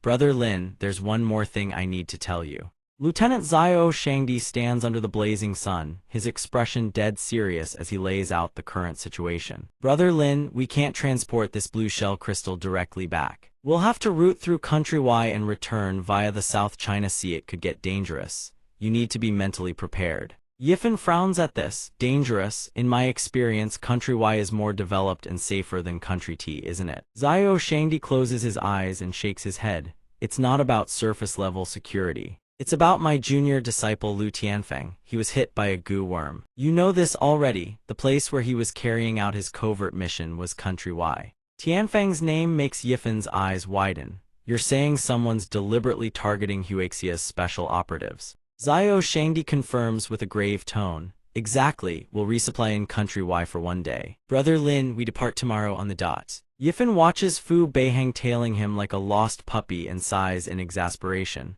"I told you it's dangerous. Why aren't you heading straight home instead of following us on this detour?" Beihang flicks his hair with an exaggerated cool guy pose. "Brother Lin, what are you even saying? In a moment of crisis, if I, Fu Beihang, abandon my brothers, then what kind of man am I? Besides, Country T girls are petite and cute, but Country Y women, they're the fiery, head-turning type sculpted by sea breeze and blazing sun. How could I possibly miss that? Hey beautiful, don't be shy, come say hi." Seeing him already hypnotized by the local women, Yifan facepalms in disbelief. "I knew it. When things go south, I'm leaving you behind." Still, the sea breeze of Country Y really is something else. He turns his head and one woman catches his eye. "Check out that queen." He stares, sizing her up internally. Not bad actually, tall, slender figure, skin smooth as porcelain. "Wait, is she smiling at me?" A gust of wind sends fabric fluttering, and Yifan District Head spots the woman snatch up a scarf and dash toward him. She presses her lips to his collarbone in a quick kiss, leaving him too stunned to react. A little too forward, don't you think? Having executed her escape plan, she glances back with a triumphant smirk at the men in black sunglasses searching for her in the distance.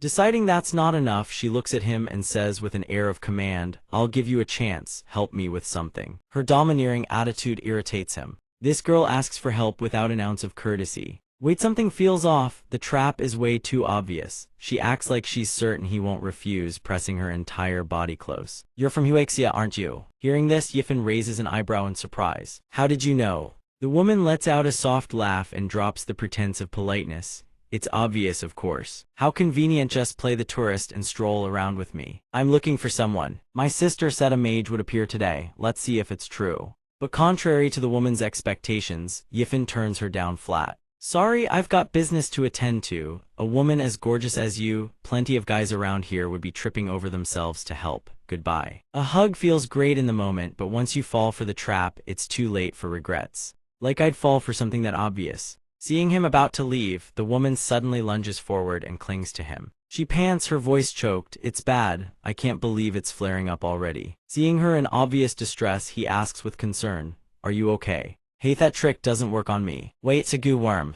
She's been hit by a goo worm too. He carries her back to his room. The woman's entire upper body is exposed to the open air. Yifen channels the chi within him to help the woman. Sweat beads across his forehead. This worm is even harder to extract than Lu Tianfang's. The danger level isn't as high, but He is already committed to helping this fool. The system should throw me a reward for this, right? Wait, the resentment chi seed hasn't weakened at all. Hey system, are you broken or something? As if hearing his question, the system surfaces with an explanation. System host, the system is functioning normally. Rewards can only be claimed through direct physical contact with the target. Hearing this, Yifen furrows his brow and runs his hand along the woman's back. What does that even mean? Could there still be a goo worm I missed? No way.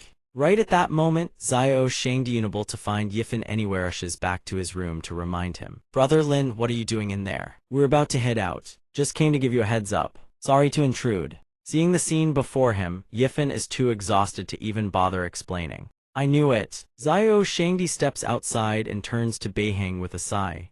Who would have thought Brother Lin was such a man of passion? Hearing him say that, he couldn't help but complain. Look, he's even lecturing me now. He himself is a wolf in sheep's clothing. Yifen came out after removing the goo worm from the queen, heard this, and cursed in annoyance. If you don't speak, no one would think you're mute. Sorry about that, Brother Xiao. She wasn't feeling well earlier, so I brought her here for treatment. We'll find a nearby port to drop her off soon. Xiao Shangyi had already formed a deep misunderstanding. Hearing this, he just smiled and replied, Don't worry, Brother Lin, I understand completely. The queen glanced back shyly, looking at him. She hadn't expected him to help her remove the goo worm. The goo worm had been deliberately planted by her older sister, with the purpose of attracting a mage to come rescue her. Could he actually be the person her sister had divined? That can't be right. How could such a great cultivator be from Huaxia? He even looks very young. Right at that moment, a massive wave struck the running boat, shaking the entire vessel violently. Beiheng was thrown backward by the jolt. Panicking as he asked, what's happening? The captain rushed out to report the situation up ahead. Brother Xiao, a massive whirlpool has suddenly appeared ahead. All equipment has malfunctioned. We can't avoid it. We need to prepare to abandon ship. Beiheng's face drained of color at the mention of a whirlpool. What were they supposed to do now? Are we going to die? The queen steadied herself and spoke up with a suggestion. There might be Coast Guard from Country Y in these waters. Let's try contacting them. Xiao Shangyi, frantic with worry, spotted a large ship in the distance and immediately issued orders. Is that it over there? Send a signal immediately. Tell them to come closer. The interpreter immediately grabbed the red flare. Country Y's Coast Guard spotted them through their binoculars, but they flashed a smile that was utterly inexplicable. Then suddenly their ship's bow veered away, heading in a completely different direction instead of coming to their rescue. Yifen watched them turn their ship around, bewildered. Why are they leaving? The interpreter translated the signals they sent back. They claim the whirlpool situation is unstable. With their current equipment, they're not confident they can rescue us. They're heading back to request reinforcements. Beiheng erupted in fury and cursed. What the hell, isn't this just abandoning us here to die? Yifen suddenly stared into the distance for a moment before speaking. Something's off. Those whirlpools ahead aren't natural. You could even say this is a deliberate murder setup. The queen sensed his certainty and grew confused. Why would you say that? Yifen didn't explain. He simply stepped forward, his voice dropping cold. In that case, don't blame me. Let's try using the void vault to move us. Instantly, Country Y's Coast Guard ship was struck by an unseen force and began violently shaking. Though he managed to destabilize their vessel, this came at a steep cost for Yifen. The displacement was too massive as his spiritual energy had been drained completely. The queen watched him manipulate the ship, shock crossing her face. That technique earlier was that the ocean manipulation art. Could he really be the great mage my sister said could help us? Zhao Shangyi noticed his pale complexion and grew anxious. Brother Lin, are you all right? Yifan managed a faint smile and directed his gaze toward the Coast Guard ship. I'm fine right now, they're the ones who need rescuing. In the distance, crew members were leaping overboard to escape the whirlpool. Zhao Shangyi witnessed the scene and gasped. It's true. Their propeller seems to have completely seized up. Several of them had already fallen into the water. Beiheng watched their predicament with bitter satisfaction. Serves them right, this is what you call divine retribution for scum like them. Forget about them, let's get out of here fast. But the queen suddenly asked if Lin could help them. Beiheng stared at her in disbelief. Are you serious? Did you not just watch them abandon us to die? The queen lowered her head and spoke evenly. You have every right to refuse. This is what they deserve, but if there are actual casualties, it could bring us a lot of trouble. Yifan considered her words and realized she had a point. He agreed to help. Fine, according to maritime law, we genuinely can't watch people die without helping. But if we get too close, we'll be putting ourselves in danger too. Brother Zhao, let's anchor about 3 nautical miles from their position and let them swim to us. Zhao Shangyi let out a sigh of admiration at this cunning move. Brother Lin, that's a clever play. Making them swim 3 miles will leave them completely gassed. Eventually, the Coast Guard crew members were pulled aboard. Beiheng chewed his meat skewer deliberately, smacking his lips as he watched them. Want some? Sorry, there's none for you guys. While they were sailing, someone spotted a ship closing in from not far away and shouted. Everyone look, something's closing in on us. Beiheng watched them shouting and grew confused. What are these people yelling about? The interpreter translated their exact words. They're saying they apologize now so that later they might suffer less. Yifan watched the dark ship advancing, his guard immediately up. Brother Zhao, what's going on? Zhao Shangyi examined the insignia on the vessel, his expression darkening with gravity. Brother Lin, that's Countrywise Maritime Surveillance shipped their ace card for defending these waters. I'm afraid they've come specifically to deal with us. The enormous ship surged forward, churning massive waves in its wake. Amid the crashing waves, Yifan stared at the ship with cold eyes. First the whirlpools, now they're deploying a full military force like this. Countrywise is being pretty brazen. Zhao Shangyi frowned, puzzled. Brother Lin, what do you mean by creating whirlpools? It's exactly what it sounds like, Yifan replied flatly. Sonar devices planted underwater, the disrupted ocean currents around here. The communication equipment on their ship being jammed. All of it is the work of sonar. The queen's eyes widened with shock. Is what you're saying actually true? Sensing her doubt, he looked down at the surface of the sea and replied, the device is still down there. Have Countrywise send people to check, they'll know right away. Zhao Shangyi processed this but remained skeptical.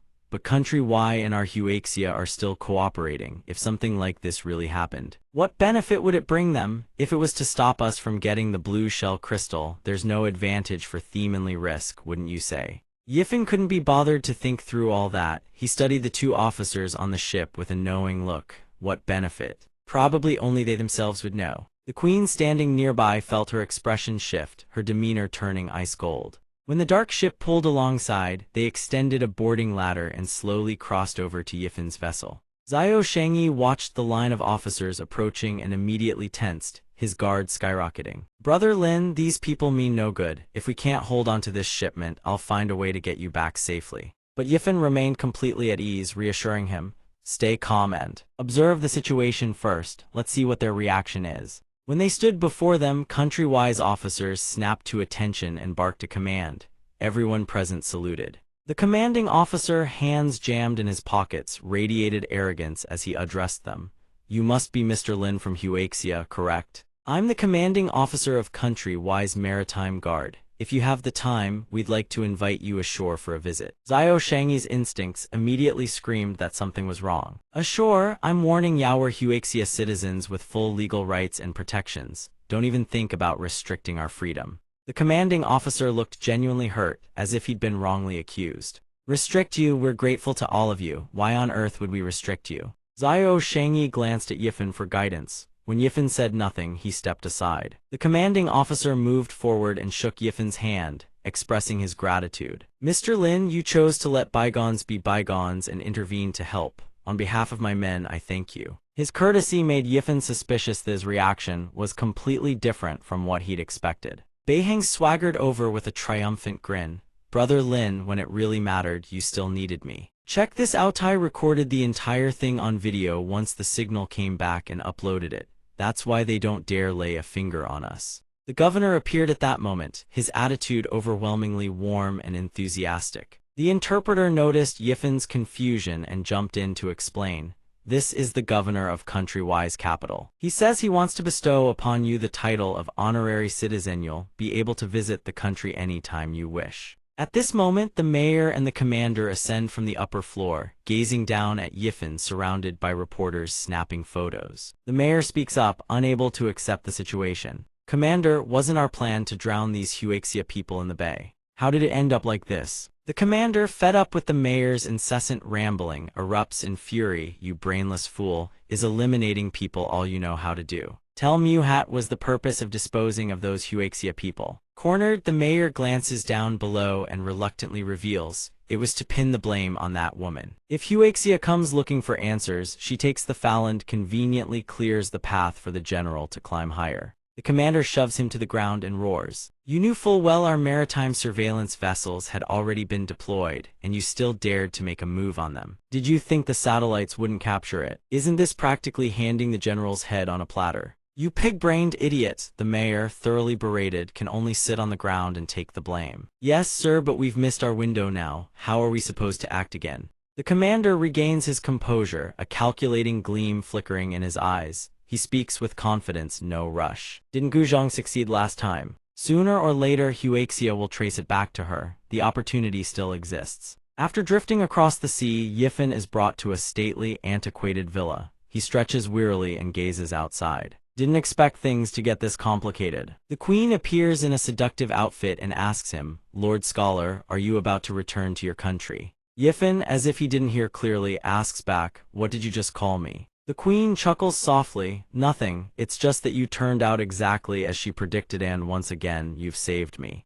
Her hand lands on his shoulder. His instincts compel him to follow her gaze only to be ambushed with another forced kiss. His face flushes red as he screams internally. Again, listen here, you can't just keep taking advantage of me because you're gorgeous, have a killer figure. And your mouth smells like tropical fruit. The queen steps back, amusement dancing in her eyes. Lord Scholar's compliments are truly one of a kind, I'll graciously accept. I very much look forward to our next meeting. Not that's not right, I believe destiny has already decreed it. We are fated to meet again. Her flirting makes his ears burn. He mutters under his breath, what nonsense is this woman rambling about? Following the plan, he boards a flight and heads back to his homeland. Hugh is already waiting. Upon seeing him, he greets Yifen warmly. Little Lin, welcome back. I heard your trip was fraught with peril. It's no small feat that you returned safely. Yifen furrows his brows slightly, reproaching the old man for deceiving him. Indeed, Elder Wang, but you never mentioned that I'd be thrown into a boiling cauldron by whoever set me up. Hugh,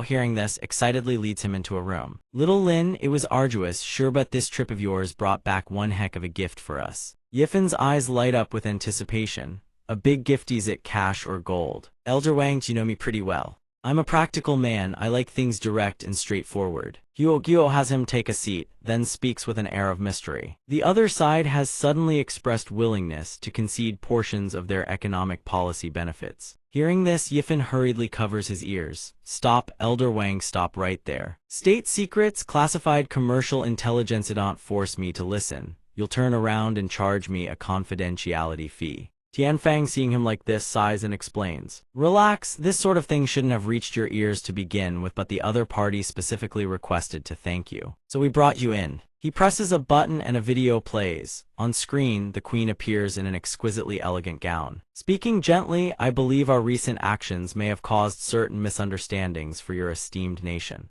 Therefore, as the representative of our nation, I hope this economic policy adjustment will convey my sincerity. Yifen, spotting her on screen, gasps in shock. That's Tianfang, catching his rude outburst toward the queen. Quickly reprimands him, what are you pointing at? That is the queen of their nation. Don't embarrass our country's dignity. The queen notices his stunned expression and chuckles softly. The Scholarno, I should say Mr. Lin, as fate would have it, we meet again. Yifen stares at the queen, dumbstruck. Every fleeting moment they shared together nearly overwhelms him. If she's the queen of their nation, then all those things before, was it some kind of trap or scam? His mind involuntarily conjures a scene of the queen turning public grievance into personal vendetta, using him as her outlet for rage. Distinguished representatives of Huaxia, the person you dispatched showed me great disrespect. Either you provide me with an explanation or he stays here. The more he thinks about it, the more terrified he becomes. Yifan turns to Huo Guo with a pleading gaze. Elder Wang, I've rendered meritorious service. I've bled for Huaxia. You can't sell me out. Contrary to his fears, her demeanor proves remarkably courteous. First of all, I owe the representatives of Huaxia an apology. Yifan is stunned. An apology? She proceeds to explain the current political situation with an apologetic tone. I have only recently ascended to the throne. It was inevitable that certain opposition factions would exploit the gap scheming in the shadows, sowing discord between my nation and Guo nation. I must thank Mr. Lin for his warning, which led me to uncover the evidence. Yifan asks in surprise, opposition factions. So that's what it was. The opposition factions of that nation wanted him dead, using it as a pretext to overthrow the queen, who would have thought fate would intervene and she'd catch them in the act just then. The system issues a notification: host has resolved an incident involving a pawn manipulated by schemers. The resentment aura accumulated from this encounter has been credited to you. Once sufficient aura is accumulated, you may unlock the reward. Seeing that he nearly lost his life over this and still receives no immediate reward, Yifan furiously protests. Hey system, you're way too stingy. Something this huge isn't enough for a reward. The system, sensing his displeasure, chimes in to reassure him, host, do not worry. The generosity of the reward corresponds to the price you have paid. Hearing this, his frustration eases immediately. Fine. Arguing with you is pointless anyway. Ning, what's up? Lin Ning, sitting with Mayu, relays the message. Bro, Dad called and asked you to come home for a bit. Suddenly called back, Yifan panics. Did something happen at home? Seeing his worry, Lin Ning pouts and explains. Nothing major, it's just about paying respects to Grandma's grave. I want to come along too. The lotus seeds in the lake are so sweet right now, but my professor won't give me time off. Mayu, hearing this, volunteers to help. It's all right, little Ning. I'll have a word with your professor for you. Lin Ning's face lights up with delight. Really? Senior Su? Mayu nods with certainty. Rest assured. From Yifan's phone, Lin Ning's gleeful laughter rings out. Awesome, the king of Lin family village returns. Wait for me, bro. Yifan is utterly exasperated. What nonsense are you spouting now? Following the plan, Yifan, Lin Ning, and Mayu return to the siblings' hometown. Zheng lays flowers on the grave, then kneels. He lights 3 incense sticks. His voice chokes as he gazes at the tombstone before him. Mother, your unfilial son has only managed to return after all these years. This is your grandson, Lin Yifan, and your granddaughter, Lin Ning. They've both grown up now. Mayu stands beside them, equally reverent, and murmurs softly, Grandma, this is our first meeting. I am Su Mayu. I may one day be your granddaughter-in-law. Lin Ning, seeing her kneel beside her, is baffled. Senior Su, why are you kneeling? Get up, please. Mayu chuckles softly. It's fine. When in Rome, do as the Romans do. Only now does Yifan notice that Lin Ning brought Mayu along. He flicks her forehead in annoyance. Little Ning, this place is remote and dusty. On earth did you drag her out here? Lin Ning rubs her forehead and protests. It was Senior Su who insisted on coming. Mayu, seeing the siblings about to quarrel, interjects, it's perfectly fine. Visiting the countryside for fieldwork counts toward my community service credits. Father. Yifan hears this, walks over to Mayu and says gently, if you wanted to come, you should have. What a good girl you are. Instinctively. The words slip from her mouth, thank you, father and mother. The 2 elders are stunned speechless by her sudden address. Mayu's own parents stand frozen in place. She hastily corrects herself. I mean, Father Lin, Mother Lin. The 2 elders hear her explanation and laugh without suspicion. Oh, is that so? To change the subject, Mayu turns toward the grave and asks, speaking of which, only Grandma has a tomb here. Is grandfather still in good health? Zhengda's expression darkens instantly. He speaks coldly. A man like that doesn't deserve to be mentioned. Mayu, intrigued by his strange reaction, wonders to herself what happened. Yifan notices the curiosity on her face and explains the reason. Our grandfather took a concubine long ago, fathered a son with her, and abandoned Grandma and my father. Over all these years, there hasn't been a single word exchanged between them. Mayu, not expecting this, flashes a look of surprise. So that's how it was. Zhengda stares at the grave, and his thoughts drift to Yifan's uncle. This grave has always been tended by your Uncle Fu Zhen all these years. Look, let's go over there and check it out. When they arrived at Fu Zhen's house, they saw a group of men wielding wooden clubs, shouting and cursing. Lin Xiaolai, get the hell out here. If you don't pay up, we'll tear your house apart. Hearing the name being shouted, Zhengda froze in shock. Isn't Xiaolai Fu Zhen's son? Let's go over and see. Zaiolai stepped out from the house and cautiously tried to negotiate. Could you give me a few more days on the payment? Hearing this, the man with the toothpick sneered coldly. No money. Simple enough then. Brothers, find the house deed.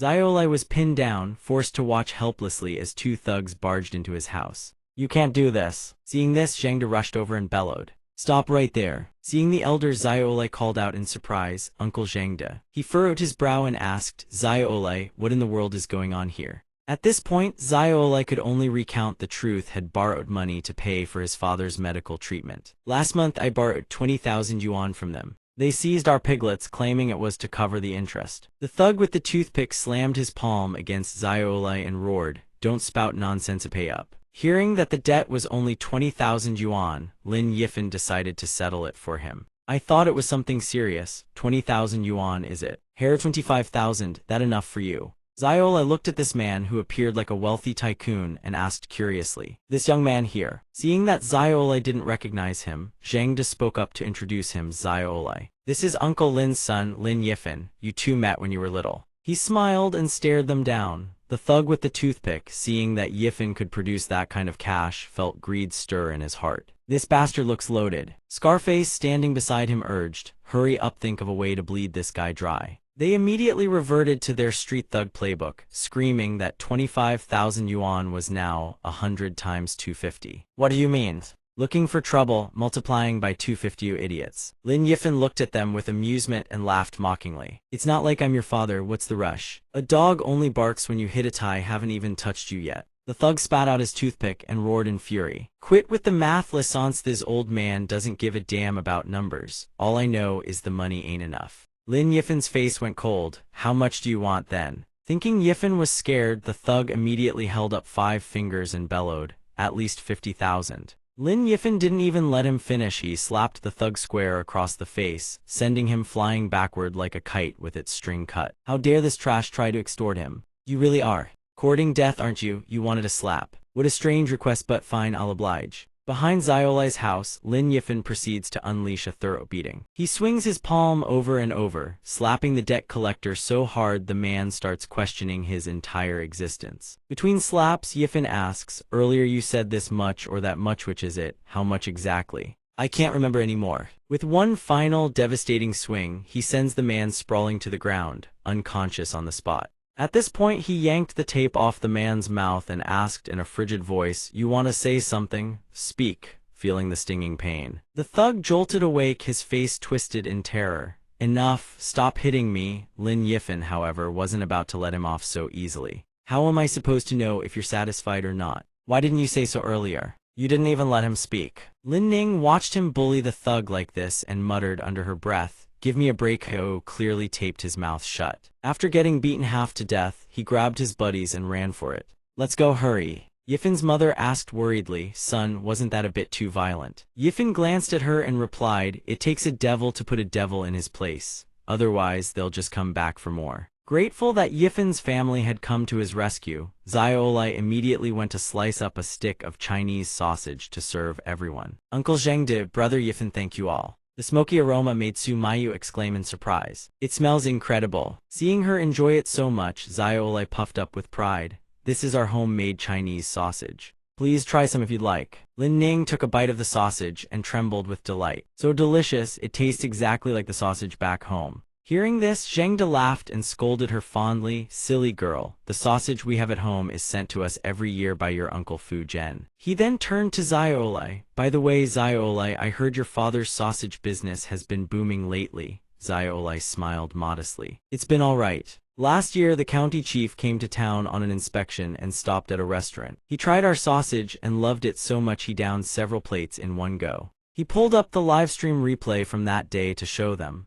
On screen, the county chief ate with relish, savoring every bite. His mouth never stopping and called for yet another plate of sausage. The viewers watching the livestream saw him like that and nearly died laughing. The county chief has already eaten 3 plates. Looks like this sausage is the real deal. Which family makes these? I want some too. Scrolling to this point, Zaiolai said proudly, The sausage at that restaurant was supplied by my family. After that, word started to spread. Now several restaurants in town come to my family for their sausage supply. Some shop owners even want us to do live stream sales. Seeing that Su Mayu hadn't taken a bite yet, Lin Ning eagerly picked up a piece and offered it to her. It's incredibly delicious. Sister Su, try it. Lin Ning held up an entire stick of sausage. Su Mayu stared at the massive piece, not knowing how to even open her mouth. Who eats a whole stick like that? It really is delicious. The rich aroma of rendered fat and smoky flavor melded perfectly in her mouth. Seeing that Su Mayu enjoyed it just as much, Lin Ning beamed with joy. See, eating the whole stick at once is way better than eating it slice by slice. Seeing that Xiaolai had a livelihood, Zhengde felt somewhat relieved. Xiaolai, seeing your family doing well like this makes me happy. If you ever run into any trouble, just let me know. At this, a shadow of worry crossed Xiaolai's face. Honestly, I don't ask for wealth or luxury. A while back, someone came to our house offering 200,000 yuan to buy the recipe. Dad refused. It's a craft he spent 30 years learning from Grandpa. Ever since then, our family hasn't known a single day of peace. Lin Yifan heard this and immediately grasped the situation. You're saying someone is jealous of your family's sausage business and is deliberately causing trouble. Meanwhile, over at Zhang Xing's place, he flew into a rage when his men returned empty-handed, unable to obtain the recipe. What? You're telling me that kid Lin Xiaolai called someone Uncle Zhengde? The leader of the thug squad raised his head, revealing several broken teeth, and confirmed through gritted words. That's right, he called him that several times. Zhang Xing scowled at the confirmation. He had nearly forgotten that Lin Fuzhen had a very close relationship with his half-brother. Buying the recipe just got a whole lot more complicated. Lin Zhangxing Zhangde's half-brother, sharing the same father but a different mother. Boss son, the Lin family refuses to hand over the sausage recipe. Don't you think it's time you came up with a plan? Sun Jianyu hears this and acts as if it's none of his concern. What could I possibly come up with? If you can't get the recipe, that won't stop me from setting up the district chief sausage brand. I'll just go find Lin Fuzhen. Same difference. Zhengde sees him about to wash his hands of the matter and quickly speaks up. Boss son, think about it. The scale of your livestream sales is massive. The volume going out is enormous. If Lin Fuzhen is the only one producing, how many sausages can his family churn out in a day? Wouldn't that bottleneck your entire operation? Sun Jianyu is struck by this. He mulls it over. The man has a point. Seeing him waver, Zhang Xing stares at him with eager expectation. Boss Sun gives him a meaningful look and says, if the district chief sausage brand can expand aggressively, that's a good thing for me. And even better news for your entire village. Fine, call them over. What can I say? I'm a businessman with a conscience. Zhang Xing couldn't care less about the empty fluff up front. All that matters is the end result. Hearing Sun agree to help, he beams with delight. Thank you, Boss Sun. The scene cuts to Xiaolai's house. The villagers stand before his doorstep like madmen, shouting for Lin Xiaolai to come out. Xiaolai knows exactly why they've come. He walks out and speaks bluntly. Auntie Wang, Uncle Zhengxing, I already told you. My family is not selling the recipe. Auntie Wang frowns at this, trying to pull emotional strings to force his hand. Xiaolai dear, we all live in the same village. Your family's sausage recipe is famous. You can't just hoard it all for yourself. Zhengxing piles on, threatening Xiaolai. Exactly. Hand over the recipe, we'll form a cooperative. Boss Sun said it himself. As long as we get the recipe, every household can rake in tens of thousands of yuan by year's end. The others hear this and greed surges through the roof. Calculating glints flash in every pair of eyes. The government itself says we should get rich together. Xiaolai, what you're doing is wrong. That's right, at most we'll give you the bigger cut. Xiaolai listens to them spout one line about village kinship and another about years of goodwill, and finds it laughable beyond belief. Now you want my help? Last year, when my family's pigs caught the plague and I begged every one of you for aid, which household lifted a finger? Auntie Wang, last year my father was hospitalized. I went to your house to borrow 4,000 yuan for the deposita. Man's life was on the line. What did you say back then? The woman is caught red-handed. She forces a desperate smile, scrambling to explain, it's just that back then I had no idea your family was going to strike it rich. It's different now. This is about making the whole village prosperous. At this moment, Sun Jianyu puts on the airs of a tycoon, ready to crush the problem with money. Young man, broaden your horizons regarding the recipe fee. Name your price. You Heather, it's 500,000 yuan or 1 million yuan. I'll pay it. Xiaolai hears the figures and feels his heart waver. 1 million yuan. Auntie Wang and Zheng Xing hear the sum and praise him in awe. Boss Sun is truly generous. Boss Sun is a man of righteousness. Sun Jianyu turns back with a magnanimous laugh. It's nothing. Consider this recipe fee a loan from me to all of you. Hearing this, Zhang Xing and the others freeze in their tracks. Alone, Auntie Wang realizes he's only offering a loan, not paying out of pocket, and speaks up. But boss son, I don't have any money. Sun Jianyu smiles with feigned nonchalance, luring them in. No money, no problem. We support all kinds of collateral-based lending. Don't worry once you produce the district chief sausage. You'll recoup the costs in no time. Young man, I heard your father is ill. With this money, he could get treatment sooner, right? Lin Yifan steps out from the house and speaks up. His medical bills are on me. Ziola looks at him in surprise. Brother Yifan. Lin Yifan gives him a gentle smile, as if reminding him, this workshop belongs to you and Fu Zhen, there's no such thing as a free ride. As for this recipe money, Ziola, you can take it or leave it. I only hope your choice isn't made under duress.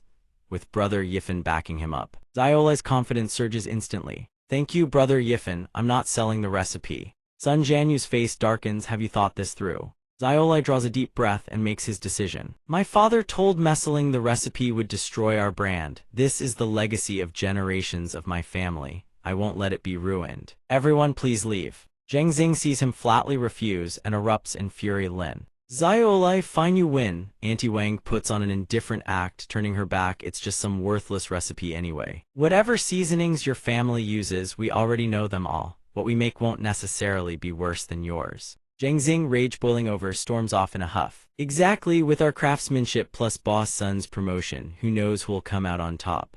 Su Mayu steps out of the house to assess the situation. She analyzes. They have a point, with Sun's promotional power. Even if the taste is slightly inferior, clever marketing tactics could make them sell like hotcakes and rake in a fortune. Lin Yifan hears this and merely sneers. Strike it rich. All he sees are rows of lush green chives, a metaphor for people being herded like lambs to the slaughter. Su Mayu doesn't understand the slang. She asks, puzzled. Chives. In Lin Yifan's eyes at this moment, everyone except Sun Jianyu, Zhang Xing, Auntie Wang, and all the other shiz, a dark aura of resentment coiling around their bodies. He has absolute faith in the ability the system granted him. So much resentment aura, and only this man has none. If this isn't a trap, what is? The next day, Zhang Xing and Auntie Wang go live together to sell their products. Zhang Xing handles the sales pitch, introducing the flavors to the audience. Everyone please take a look. This is the authentic district chief Chinese sausage from our Lin family village. Decades-old traditional flavor. District chief approved, safe and delicious.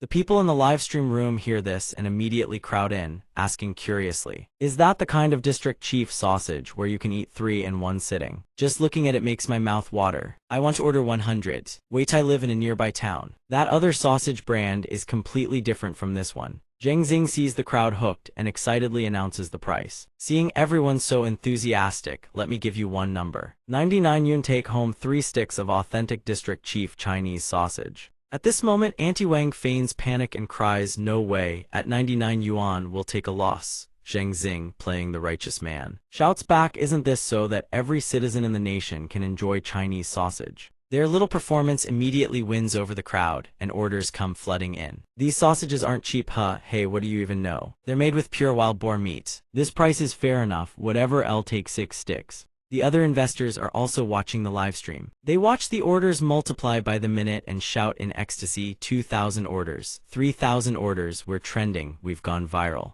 Auntie Wang watches the sausages fly off the shelves at breakneck speed and is thoroughly convinced of Sun Jianyao, just as boss Sun promised. At this rate we'll pay off the debt in no time. Serves that heartless brat right for hoarding the recipe, won't see a single cent, poor for life. Lin Yifan stands beside Ziola and asks quietly, little brother Ziola, seeing them blow up like thistos, it make you feel uneasy? The young man couldn't care less about any of it. On the contrary, he is deeply grateful to his brother Yifan. Brother Yifan, you and Uncle Zhang Da already paid for my father's treatment. I'm already beyond grateful. As for the sausage business, how much they earn has nothing to do with me. As long as I can go on living, that's enough. Su Mayu walks over with her phone and says, no wonder I kept thinking that Sun Jianyu guy looked familiar. Yifan, take a look at this. Zhang De and his wife walk over. Hearing Su Mayu address him so intimately, they freeze on the spot. Yifan. After reading what she shows him, a sharp glint flashes in Lin Yifan's eyes, just as he suspected. Ziola, can you do me a favor? Ziola, hearing the gravity in his brother's voice, asks with a slight start. Brother Yifan, what's wrong? At that moment, Aunt Wang's group storms over and kicks at his front door. Lin Ziola, open this door. Roused from sleep by their pounding, he demands irritably, what do you lot want now? The moment they lay eyes on him, they adopt accusatory postures and shout, Lin Xiaolai, what do you think you're doing? The whole internet is tearing apart our county chief Chinese sausage. Bewildered, Xiaolai asks, what does that have to do with me, Aunt Wang? Her face twisted with fury, rounds on him. Don't play dumb, you little brat. Aren't you the jealous wretch who hired people to leave one-star reviews? Take a look for yourself. The screen is flooded with scathing reviews of their sausage. Disgusting sausage I received was rotten and absolutely inedible. The pork reeks of gamey stench, never trusting a livestream sales pitch again, never buying this garbage again. Zheng Xing, never once blaming himself, still self-righteously berates Xiaolai. Lin Xiaolai, after what you've done to us, do you still have the face to call yourself a villager of Lin family village? The villagers, their wallets bled dry alongside Zheng Xing's, erupt in furious howls, get out of Lin family village, surging towards Xiaolai's house. Seeing them this agitated, Xiaolai feels a chill creep up his spine. What do you think you're doing? Yifan strides forward, his expression thunderous, and roars, let's see who dares lay a finger on him. Zheng Xing spots him and demands furiously, it's you, isn't it? You helped Lin Xiaolai pull off this stunt. Yifan sees the man refusing to look inward and blaming him instead. He sneers coldly. I'm not that bored. Mayu, seeing this mob blinded beyond all reason, points them toward a single exit. Things have come to this. I suggest you all go ask Boss Sun exactly what he's been up to. Aunt Wang hears this and immediately rushes to his defense. Nonsense. Boss Sun is a businessman with a conscience. The others, manipulated into sheer stupidity, rally in unison to defend their benefactor. That's right, he charges the lowest commission and even lent us money for piglets and feed. He wants us to expand our sausage business as fast as possible. Lin Ning watches this deluded crowd and can only shake her head in disgust. These idiots are being swindled and still counting money for the swindler. Someone hears her and snaps, you little brat, who are you calling an idiot? At that moment, Sun Jianyu's bodyguards appear, shoving the crowd apart. Move aside, all of you. Zheng Xing sees him arrive and calls out, choked with emotion as if seeing his own mother, Boss Sun, you're here. Aunt Wang, equally overjoyed, clings to him like a child to its parents. Boss Sun, someone's slandering us online. You have to set things right for us. Sun Jianyu raises his hand for silence and declares in a booming voice, I've read every last one of those online reviews. Under the circumstances, we have no choice but to dissolve our partnership. The county chief Chinese sausage brand is finished. The words strike Zheng Xing and his group like a bolt of lightning. They stand frozen on the spot. Boss Sun, what do you mean? Sun Jianyu shakes his head with an air of helplessness. I was planning to help everyone get rich. I never expected you'd cut corners with inferior sausage. It's truly disappointing. Aunt Wang hears this and can scarcely believe her ears. How can that be? Even if our seasoning doesn't match the Lin family's, we use nothing but quality meat. How could it go bad? How could it rot? The woman standing beside her agrees, but she sees the bigger picture. That's true. But Jianyu is a swindler through and through. Now that you've lost your usefulness, he wants to cut ties and run. Enough, the county chief Chinese sausage brand is in tatters. In short time done. Go find whoever you want, I'm out. Zheng Xing panics and cries out, you can't do this, Boss Sun. We borrowed money from you to buy piglets and feed, all gearing up to produce more sausage. If you pull out now, what happens to that debt? The others, equally panicked, scramble to grab his legs and beg, that's right. Boss Sun, you're a kind man, please help us. Seeing these weak-willed people cowed by just a few words, Sun Jianyu's lips curl into a satisfied smile. His trap is sprung. In that case, I suppose I can give everyone one more chance. At precisely this moment, Yifan can't take it anymore. He hurls a sausage straight at the man's head, sending his meticulously arranged toupee flying clean off. The man clutches his head and roars in fury, what the hell do you think you're doing? Yifan looks at this crowd of fools still groveling before Jianyu and decides to spell it out for them. Haven't any of you figured it out yet? The county chief Chinese sausage was a scam from start to finish. This conscientious businessman has been luring every one of you into his trap. The woman gasps in shock. A scam. Sun Jianyu hears this and panics, desperate to shut him up. Young man, don't you dare smear me with filthy lies. Seeing them still confused, Yifan presses on. Yesterday, all of you sold over 3,000 sausages. But the number you actually produced doesn't come close to that. Where did the rest come from? Didn't Boss Sun tell you he'd ship the remaining stock once production finished? Realizing he's hit the nail on the head, someone answers in shock, that's exactly what he said. Yifan picks up the sausage from the ground to show them. This is the sausage I bought during yesterday's livestream. Look at where it was produced. The man takes it and peels back the label. The moment he sees the place of manufacture, a massive question mark pops above his head. Yishan district. That's not from around here. Yifan, seeing they still don't get it, kindly explains, simple. That's Boss Sun's own factory. He's been secretly palming off these rotten sausages under your brand. After hearing this explanation, the man's fury nearly blows his lungs apart. Rotten to the core.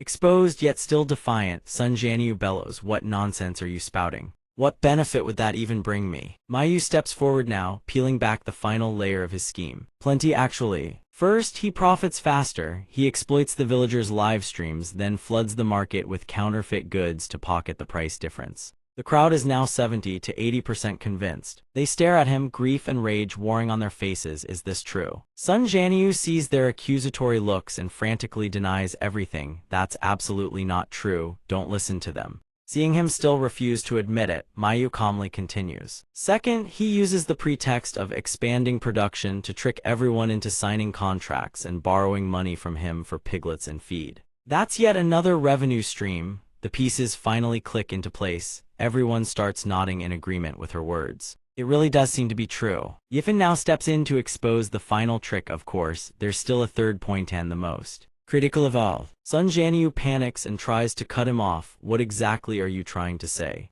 But how could anything stop Yifan now? He holds up a photograph and reveals nearby Taishan has just tapped into a natural hot spring. If Lin Family Village develops it into a hot spring resort, it's a business that can only profit. That's why he set this trap to use the villagers' debts to force them into selling their land for pennies. That's his true endgame. Seeing Yifan lay bare his true intentions, Sun Jianyu can't believe his eyes. How does a penniless brat like him know all this? The crowd's faces twist with shock. A hot spring really? Yifan tosses the photograph to them so they can see for themselves. Take a look. The man grabs the photo and recognizes it instantly. This is Taishan, all right. I can tell it really does have a hot spring. Seeing them recognize it, Yifan turns to Sun Jianyu with a broad grin. There'll be an official county announcement any day now. Why else would he be in such a rush? Now 70 to 80% convinced, yet clinging to a sliver of hope, they turn to him. Boss Sun, don't you think you owe us an explanation about all this? That contract you tricked us into signing it has to be annulled.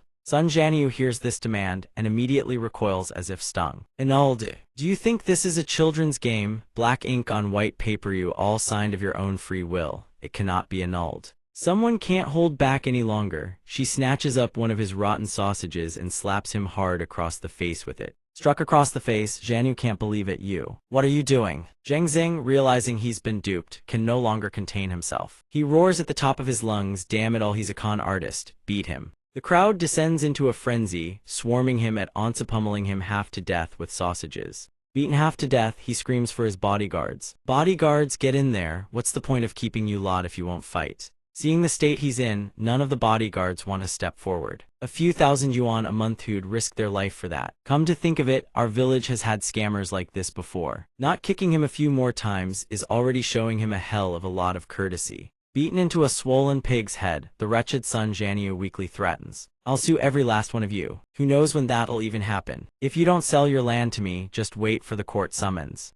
Zheng Xing, having broken free from the psychological manipulation, sneers coldly. You think we're that ignorant? The one who'll be rotting in court is you, old man. Auntie Wang chimes in from the side. Exactly, at worst we just drag things out, we can wait. After dealing with Sun Jianyu, Zheng Xing and the others put on airs. Once the tourism village is built, even our family can open a business. Who could have expected such good fortune? Lin Zia, we won't hold the sausage business against you anymore. Lin Nang, hearing them speak so shamelessly, spits in disgust. What kind of nonsense is that? Won't hold it against us, they should be thanking us, you should have let them get scammed. Hearing this, Zheng De gently pats her head and corrects her. Don't say that, the villagers may be a bit selfish, but that bastard Sun Jianyu is the truly wicked one. We can't let him get what he wants. Saying this, he glances at Sun Jianyu, beaten and sprawled on the ground. Secretary Cheng arrives at Xiaolai's house. Seeing everyone gathered here, he asks in confusion, what's everyone doing here? Lin Xiaolai says, the county magistrate wants you to come over.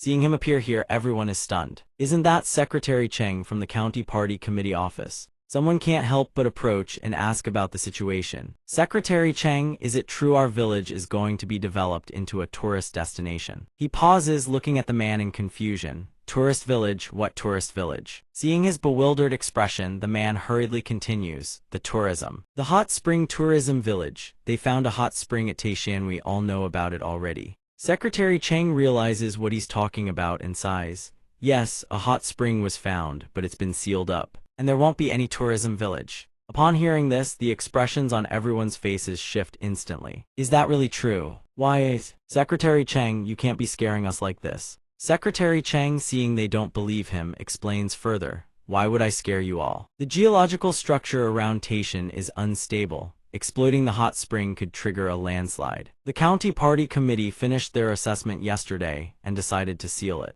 Upon hearing this, everyone collapses to the ground, wailing and weeping. Sealed, it's all gone. Secretary Cheng now approaches to speak with Xiaolai. Oh right, Lin Xiaolai, regarding the development and promotion of Lin Family Village's sausage brand. The county magistrate wants to discuss the specifics with you. Though slightly surprised, he agrees immediately. Understood. Sun Jianyu, lying on the ground, hears Secretary Cheng announce the plan is cancelled and bursts into gleeful laughter. Sealed, just as I thought, poor people will always have a poor person's fate. Thank heavens the heavens are watching over me. A blessing in disguise. I'll only take a small loss. As for the rest of you, just wait for the lawsuit. I'll sue every last one of you into oblivion. If you can't pay up, I'll take it to your children and make a scene they'll never forget. The despairing crowd, seeing his unrepentant arrogance, immediately channels all their hatred toward him. Sun Jianyu, seeing their hostile glares, starts to lose his nerve. He scurries over to Secretary Cheng to tattle. Secretary, sir, you have to protect me. You can't let these ruffians bully me. Xiaolai steps forward like a hero. I'll pay their debts for them. Piglets feed, lifestick, put it all on my tab. Sun Jianyu, give me your account number. Seeing him declare he'll pay everyone's debts, Sun Jianyu can't believe it and demands, Lin Xiaolai, where the hell did you get that kind of money? Lin Xiaolai, where the hell did you get that kind of money? Xiaolai turns to Yifan and asks, Brother Yifan, is that okay? Yifan smiles, respecting his decision. This is your decision. If you want it, then so be it. Seeing that he's genuinely willing to pay, suspicion appears on everyone's faces. Xiaolai, are you really willing to help us uncles and aunties? You don't have some ulterior motive, do you? Xiaolai frowns at them and speaks seriously. Brother Yifan has invested in me, hoping I can make the Lin Family Village sausage brand famous. Relying on just one household isn't enough. If you want to make sausages, I can teach you how to select the meat, clean the casings, and source your seasonings. But the exact ingredient ratios will remain a secret. You'll all experiment on your own. Whether they turn out good or bad, that's your own credit. Seeing such kindness, everyone feels deeply ashamed. Before, it was we uncles and aunties who wronged you, Xiaolai. You shouldn't take credit upon yourself. He looks toward Yifan in his voice. There is nothing but deep respect and gratitude. The person you should all thank is Brother Yifan. Without him, none of us would have this opportunity. Being praised so lavishly, Yifan feels a bit embarrassed. I bear the Lin surname after all. I can't just stand here and watch this trash tarnish our village's reputation right before my eyes. As for this one here, Secretary Cheng, he's suspected of fraud, selling counterfeit goods, and predatory lending. Please escort him to the police station. Secretary Cheng casts a cold glance at Sun Jianyu. Terrified, Sun Jianyu falls silent. Without another word, Cheng firmly grabs him and drags him away. Let's go then. Defeated and cornered, Sun Jianyu shows no remorse, only threats. Lin Yifan, very well, I'll remember this. You've beaten me this time, but just you wait, I'll be back. As the rural interlude fades away, Yifan returns to the city and immediately receives a message. He stares at his phone and says to the two girls, someone needs me, you two head back to campus from here. Lin Ning, hearing this, doesn't insist on following him. See you later then, brother. Zumayu feels a pang of reluctance at the parting. Is it over already? Seeing her standing there in a daze, Lin Ning speaks up. Let's go, Sister Su. The incident back home has only deepened Su Mayu's admiration for Yifan's abilities. He spotted Sun Jianyu's deception right away, a business acumen she can only dream of matching. She really wishes she could stay by his side a little longer. Oh right, there's something I forgot to tell him. Spotting Yifan, Zio Qi rushes over in a panic. Brother Fan, you're finally here. Seeing her so panicked, Yifan grows worried. What happened? Zio Qi explains the situation as they walk. Sister Ruyan suddenly collapsed and she vomited blood. Please, you have to save her. He sees Ruyan lying on the bed, immediately strips off his shirt and tells Zio Qi, let me examine her. Wait outside. Yes. Yifan quickly examines Ruyan and reaches a conclusion. This is a case of accumulated illness. Qi fire has attacked her heart. After he unblocks her meridians, her chi and blood flow gradually stabilize, but her complexion remains pale and wan. She is surprised to see him appear here. Yifan, you're back. I owe you an apology. Seeing the guilt written all over her face, he gently reassures her. Whatever it is, we can talk it through slowly. She has built up internal heat. Just lie down on the couch and I'll help you clear the stagnant chi. Take it easy. Ruyan turns toward him and methodically explains the current situation. Yifan, our recent shipment of collectibles has been blocked. They won't let it ship out. The foreign clients are demanding a massive compensation payment from us. On top of that, the factory was hit with a wave of inspections. They claim it fails fire safety standards and ordered it shut down for rectification. Rectification. Every time she thinks about how this was a responsibility he entrusted to Herand, she let it all fall apart. Her head spins. Yifan sees how distraught she is over this and feels nothing but heartache. She is Fanai Group's greatest contributor. A trivial matter like this isn't worth her anxiety and distress. Even so, Ruyan still wallows in guilt. Seeing her hung up on it, he changes the subject. Besides, it's obvious at a glance that someone has their eyes on us. This has little to do with you. Who could it be that has their eyes on us? Since things have come to this, we just face them head on. The fox's tail will show itself sooner or later. Just rest your eyes and take the chance to give yourself a vacation. Ruyan hears this and suddenly feels strangely reassured. She relaxes her body and lets him massage her eyes for her. She has to admit Yifan's massage technique is truly comfortable, so much so that she feels herself drifting off to sleep. Hearing this, he smiles lightly and gestures. Come on, stand up and lift your leg. The meridians here need to be opened up too. Ruyan places her hands on the table and arches her hips back following his instructions. Like this. At this moment, Zio Qi chases after Mayu trying to stop her, but she pushes the door open and walks in anyway. Mister, you can't go in. Seeing the compromising scene inside, Mayu freezes on the spot. Lin Yifan, sorry, I'll leave right away. Sorry for stumbling upon your relationship. Don't worry, I won't tell anyone. Just now, he was in such a hurry to leave. Ruyan has already noticed the sorrowful expression on Mayu's face. Knowing her all too well, Ruyan immediately speaks up to set the record straight. Sis, don't overthink it. I wasn't feeling well, so I was just using the chairman's massage voucher. Mayu hears this and asks in confusion. The chairman's massage voucher? Ruyan, seeing her bewildered expression, widens her eyes and continues the lie.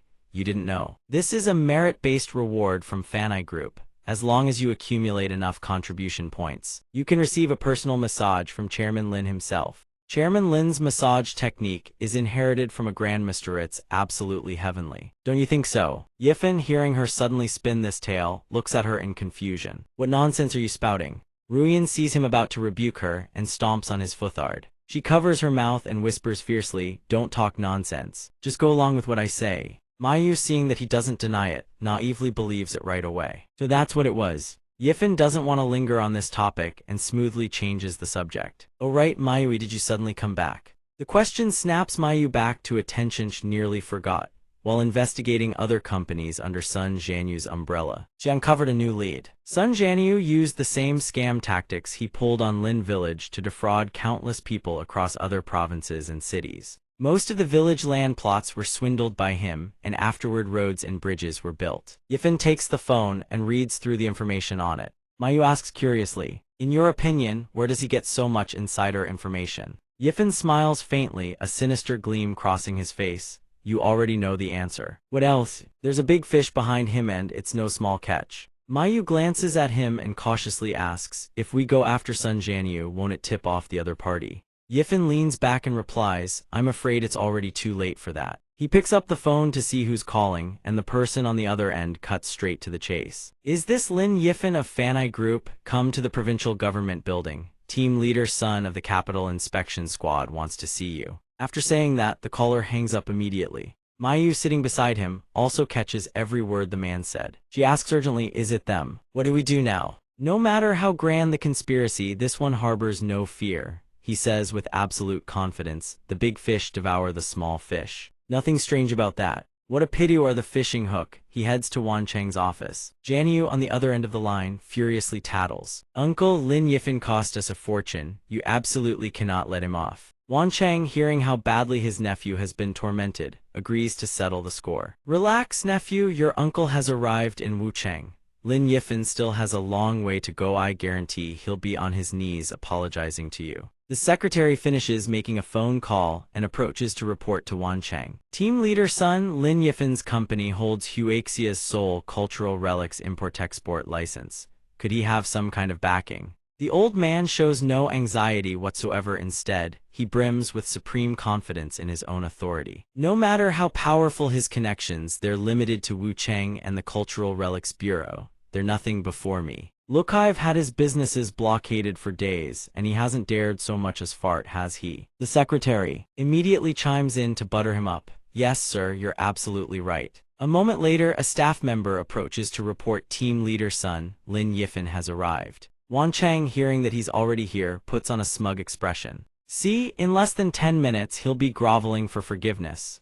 Yifin strolls in leisurely, and his very first words drip with sarcasm. The Capital Inspection Squad actually graces this humble little Wu Cheng with its presence. This nephrite jade must be a genuine Song Dynasty piece. Tasteful, but it must have cost a pretty penny, no? Wan Cheng watches him toy with his antique and seethes through gritted teeth. That cost me tens of millions, knowing that. Get your filthy hands off it this instant. Don't be ridiculous, this is a knockoff. A piece like this is only worth a few thousand yuan at most. Yifin asks as if unconvinced, oh really? He casually glances behind him, then sits down with the air of the master of this place and questions the old man. So what brings you two to seek me out today? His arrogant attitude drives Wan Cheng into a frenzy. Lin Yifin, I won't beat around the bush with you. I know your Fanai group has the connections to secure the exclusive cultural relics. Import-export license. Here's the deal: from now on, all your authentication work will be handled by Director Zhang's Huaxia Cultural Relics Appraisal Center. The service fee will be calculated as a percentage of revenue. After saying this, he settles into the chair beside him. He rests his chin on his hand, his eyes swimming with greed and malice, and proposes a 70-30 split.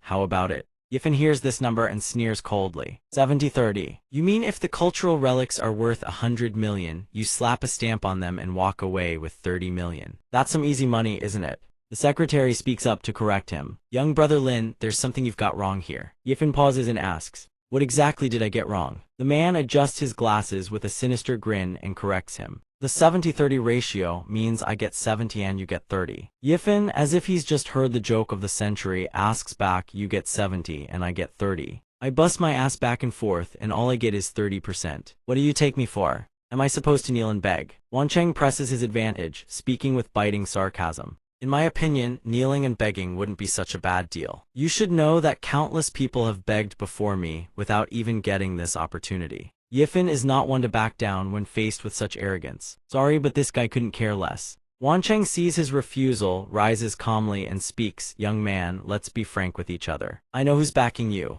And who might that be? Director Shen Tianji, am I right? A mere director of the Cultural Relics Bureau. Somion, looking to climb higher, wouldn't dare go against me. Sometimes one must know when to yield. What do you think? His next move, grabbing the old man by the collar, turns the man's face sheet white. He shoves the old man back hard and growls. Group leader Sun, hoisted off his feet, is utterly terrified. Put me down, what do you think you're doing? Yifin narrows his eyes. He fixes a dangerous, predatory gaze on the old man. If you've got the guts, go ahead and revoke my qualifications. Provoked, the old man roars, don't think I don't dare. Enraged, Yifin slams his fist into the table, shattering it to splinters on the spot. Yifin stares him down and snarls, then stop wasting words, show me what you've got.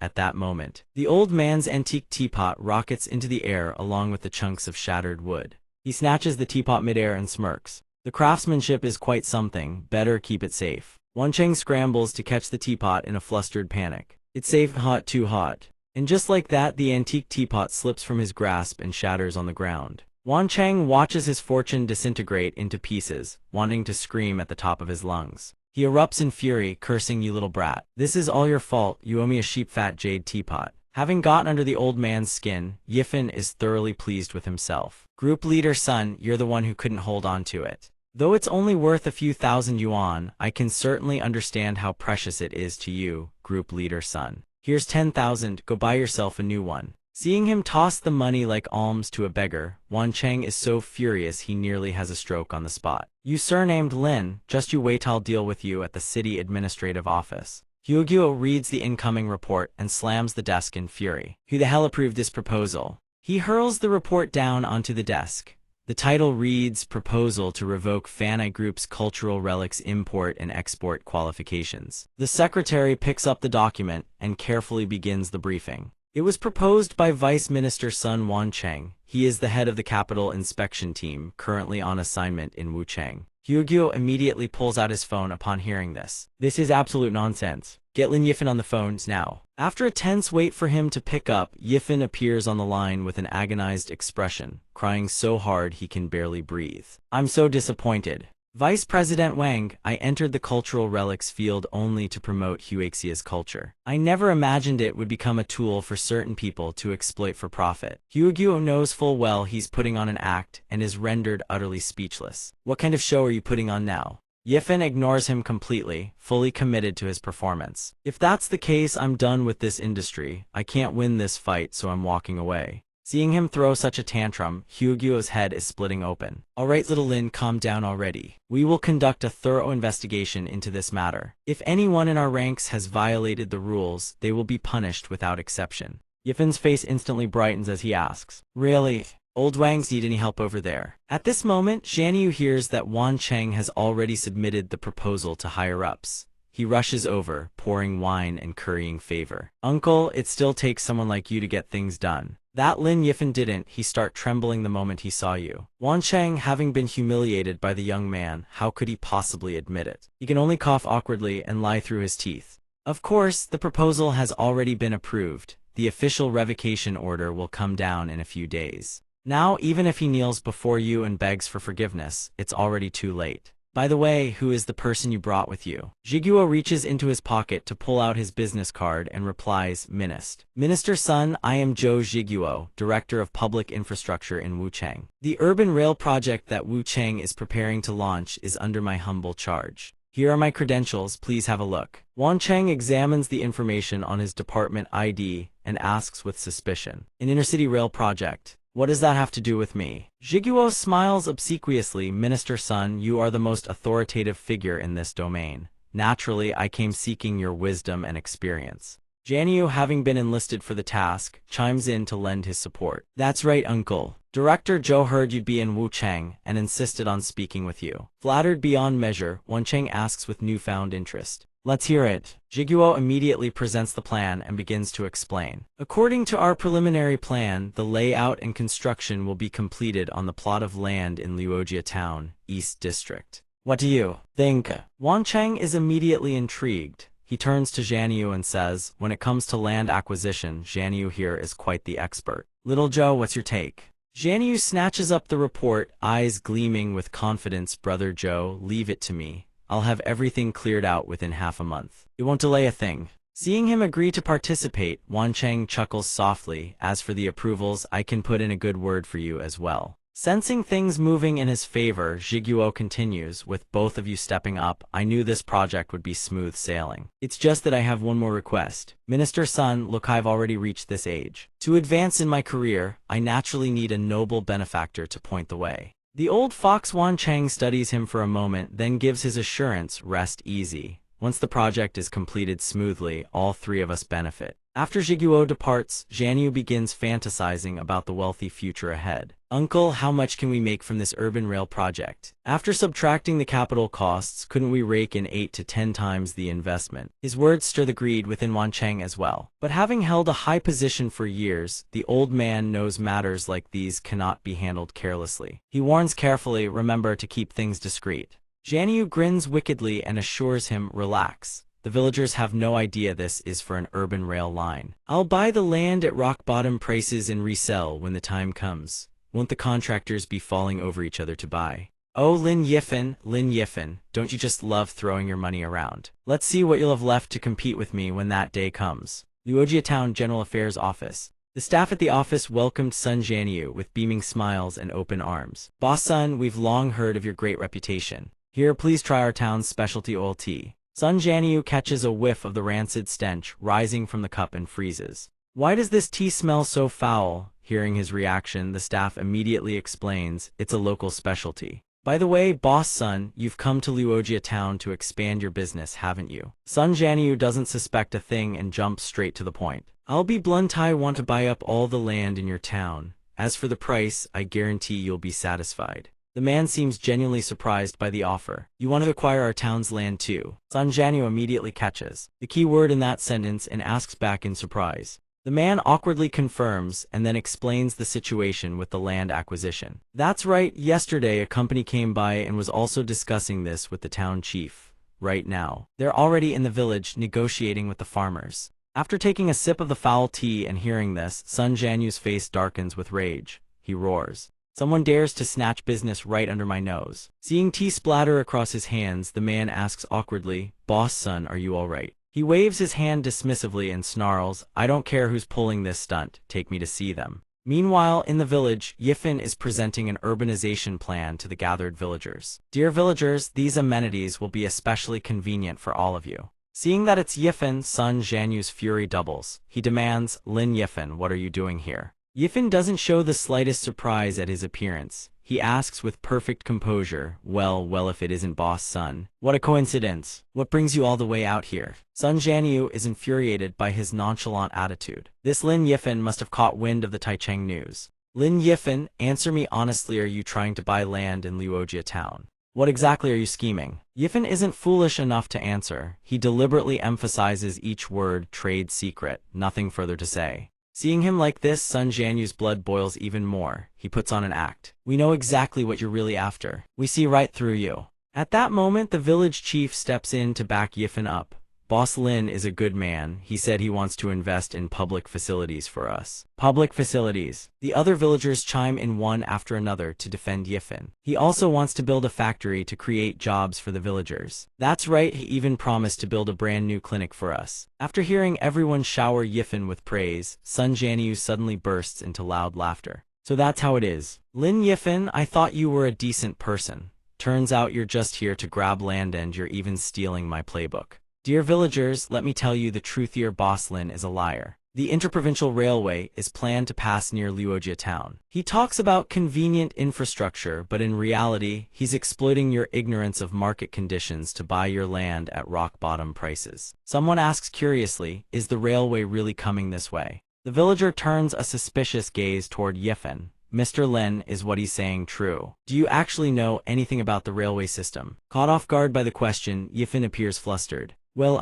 Seeing that look on his face, Sun Jianyu immediately regains his confidence and reveals. If he didn't know about it, why else would he come all the way out here from so far away? Building factories and clinics. It's nothing but a smokescreen. Dear villagers, what do you all think? Should we continue working with this Mr. Lin? Hearing they've been deceived, the villagers erupt in fury. Cooperate my ass, tell him to get lost. If he dares show his face here again, we'll break his legs. Yifan doesn't waver in the slightest. With a meaningful look, he asks Sun Jianyu, aren't you afraid that by revealing this, the people of Luojia town will hoard their land and refuse to cooperate with you? He couldn't care less. He snorts contemptuously at Yifan for butting in. The Sun family has plenty of ways to get things done. You don't need to worry about it. Town chief, let's move somewhere else to discuss business. The town chief sits down, looking servile. Our town's facilities are humble. We hope you'll bear with us. Sun Jianyu takes one look at his groveling demeanor and furrows his brows, his tone laced with ice. Town chief, I know exactly what you want. The interprovincial railway will connect to Luojia town.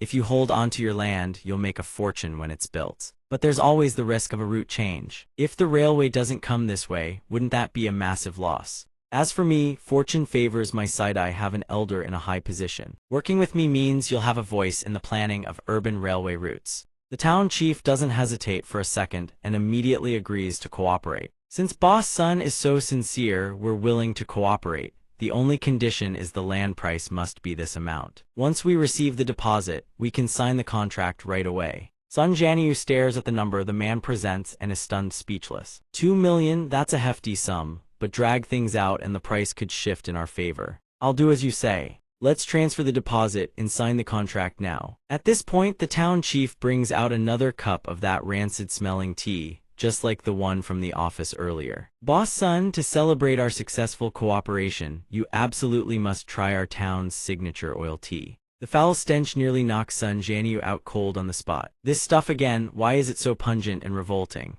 The town chief, seeing his reluctance, practically forces the cup to his lips. The stronger the aroma, the richer the flavor. It represents our utmost respect for our guests. don't worry, just drink it. It tastes wonderful once it goes down. But Sun Jianyu takes one whiff and vomits on the spot. He roars furiously, what the hell is this? It tastes like dung, are you people out of your minds? At that moment the doors burst open. A crowd of villagers floods in, gongs, drums, and horns blazing in a raucous celebration. Yifan emerges from the crowd and announces, "Congratulations to Boss Sun on acquiring the land in Luojia town, truly a cause for celebration." Seeing him appear, Sun Jianyu suddenly senses something is very wrong. "What do you want now? Are you planning to grovel and beg me for a piece of land?" "Lin Yifan, if you kneel down, kowtow 3 times and say, 'Grandpa Sun, I was wrong,' then I might just grant your request." Yifan looks at his smug face and immediately sneers, "I'm here to cooperate with Yao, but not on land.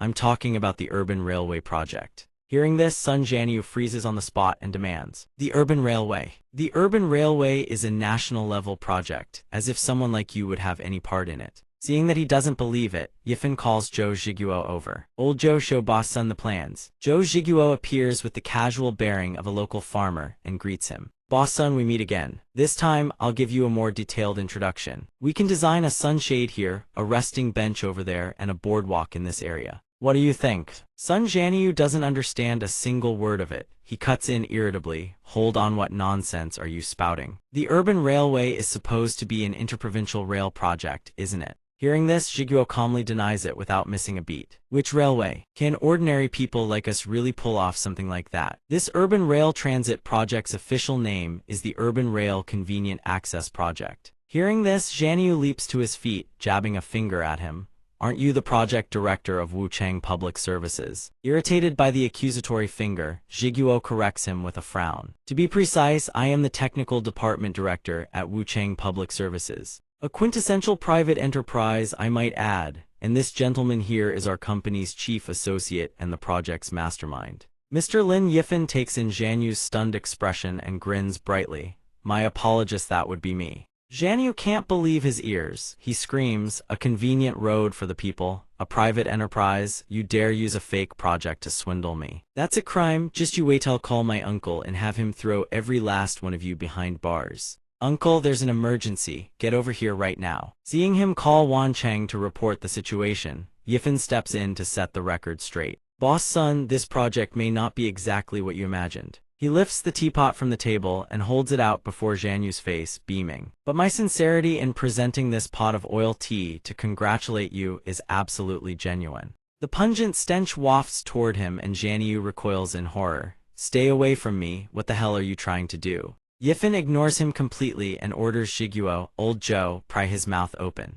Instantly, Zhiguo and the villagers pin him down. "Yes, boss." Yifan watches Jianyu get restrained, thoroughly pleased with the sight. He presses the spout against Jianyu's mouth and pours the foul concoction down his throat. "Now that's more like it. Go on, task the very products you created." Forced to drink the entire pot of tea that reeks worse than rotting fish, Jianyu's stomach churns violently as waves of nausea overtake him. "Lin Yifan, what the hell did you just force me to drink?" Yifan raises an eyebrow, regarding him with amusement. "What's the matter? Can't remember? Let me jog your memory. In there is the Chinese sausage you produced in Lin Family Village, the stinky tofu from Wang Family Village, and the jerky from South County made from dead cats passed off as donkey meat. Every single ingredient comes from the vile workshops you built with your own hands." Hearing this, Jianyu can't hold back any longer, dry heaves uncontrollably. Yifan, disgusted, shoves him to the ground. "Now you feel disgusted. You flooded the market with counterfeit goods and raked in filthy profits. So why didn't you feel disgusted when you stripped these villagers of their reputations and their very livelihoods?" "Thank you, Boss Lin, I finally got my revenge."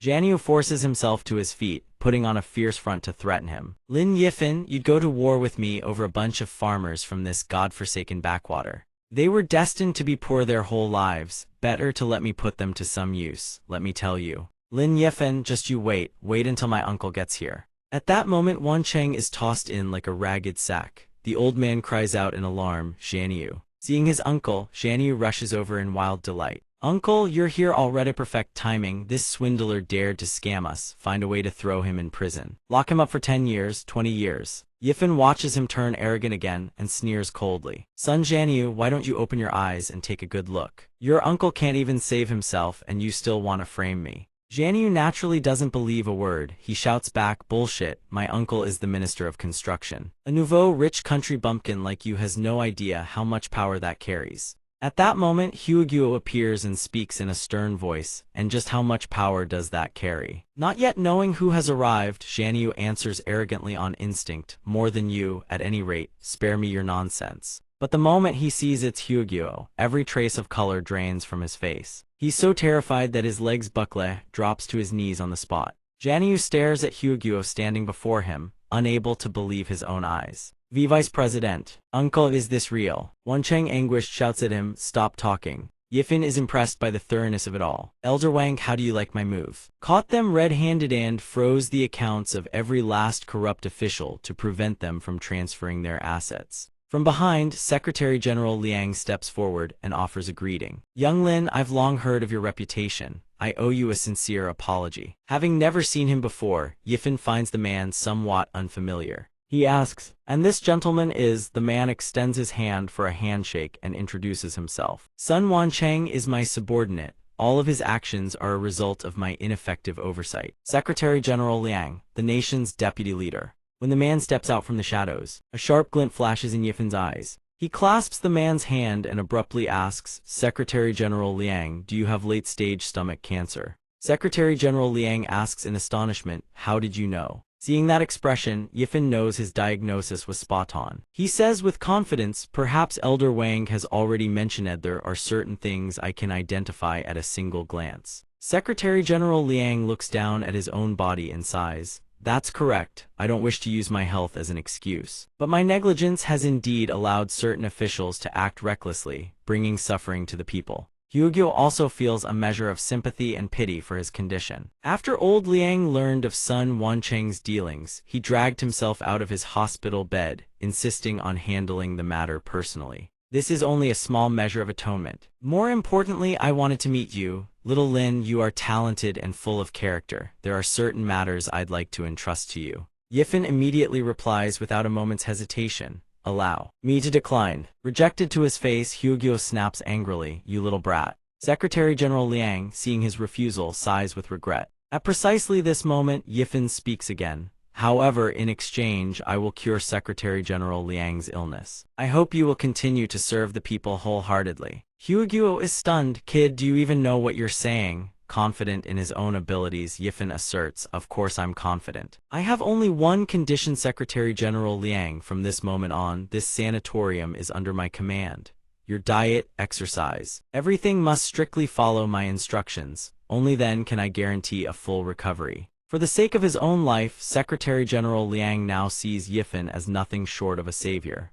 Naturally, he will follow his instructions to the letter. Very well, I'll follow your instructions. Seeing him comply, Yifan cheerfully leads the way. Good, then follow me. At that very moment, Liang Qing bursts through the door. The instant she arrives, she furiously brands Yifan a swindler. Grandpa, I understand your condition perfectly well. Why would you leave a top-tier medical facility for some remote backwater like this? It's this swindler who's bewitched you, isn't it? Convinced of her own righteousness, she begins rattling off everything she's researched to persuade him. Grandpa, according to Western medical data, your condition can only be managed with maintenance therapy to keep it stable. Yet this man claims he can cure you with outdated Eastern medicine. How is that even possible? Being doubted like this, Yifan's anger flares considerably. His words shed all pretense of civility, dripping with nothing but sarcasm. Some people are frogs at the bottom of a well, blind to the wider world, that's one thing. But to parade their own ignorance and think themselves brilliant, that takes real audacity. I identified Secretary General Liang's condition with a single glance. Without your machines and equipment, what could you even diagnose? Liang Qing is left completely stunned. Grandpa, this swindler must have dug up your information beforehand. For all we know, he's planted speech could even be a foreign agent. Secretary General Liang, seeing her going too far, speaks up to stop her. Enough, Xiao Qing. He has decided to let Lin Yifan take charge of his treatment. Your Grandpa Wang supports this too. Just stand aside and observe us, set aside all your prejudice. At the mention of Huaguo, she freezes. Vice Chairman Wang.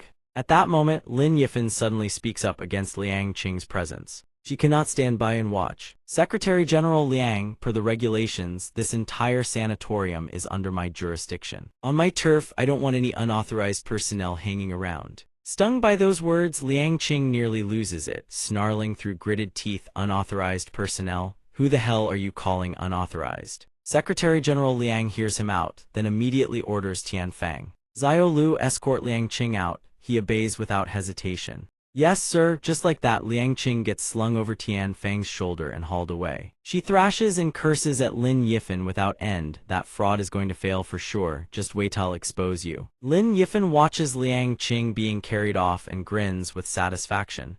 "This isn't going to end well for you. I'd advise you to watch your mouth and your step." Once Liang Qing is gone, Lin Yifan pulls out his toolkit. Tian Fang is still haunted by what happened last time. At the moment he sees that bag, his face drains of color. Secretary General Liang notices and grows uneasy too. "Young Lin, these needles aren't going to hurt much, are they?" Lin Yifan picks up a needle noticeably thicker than the rest and smiles.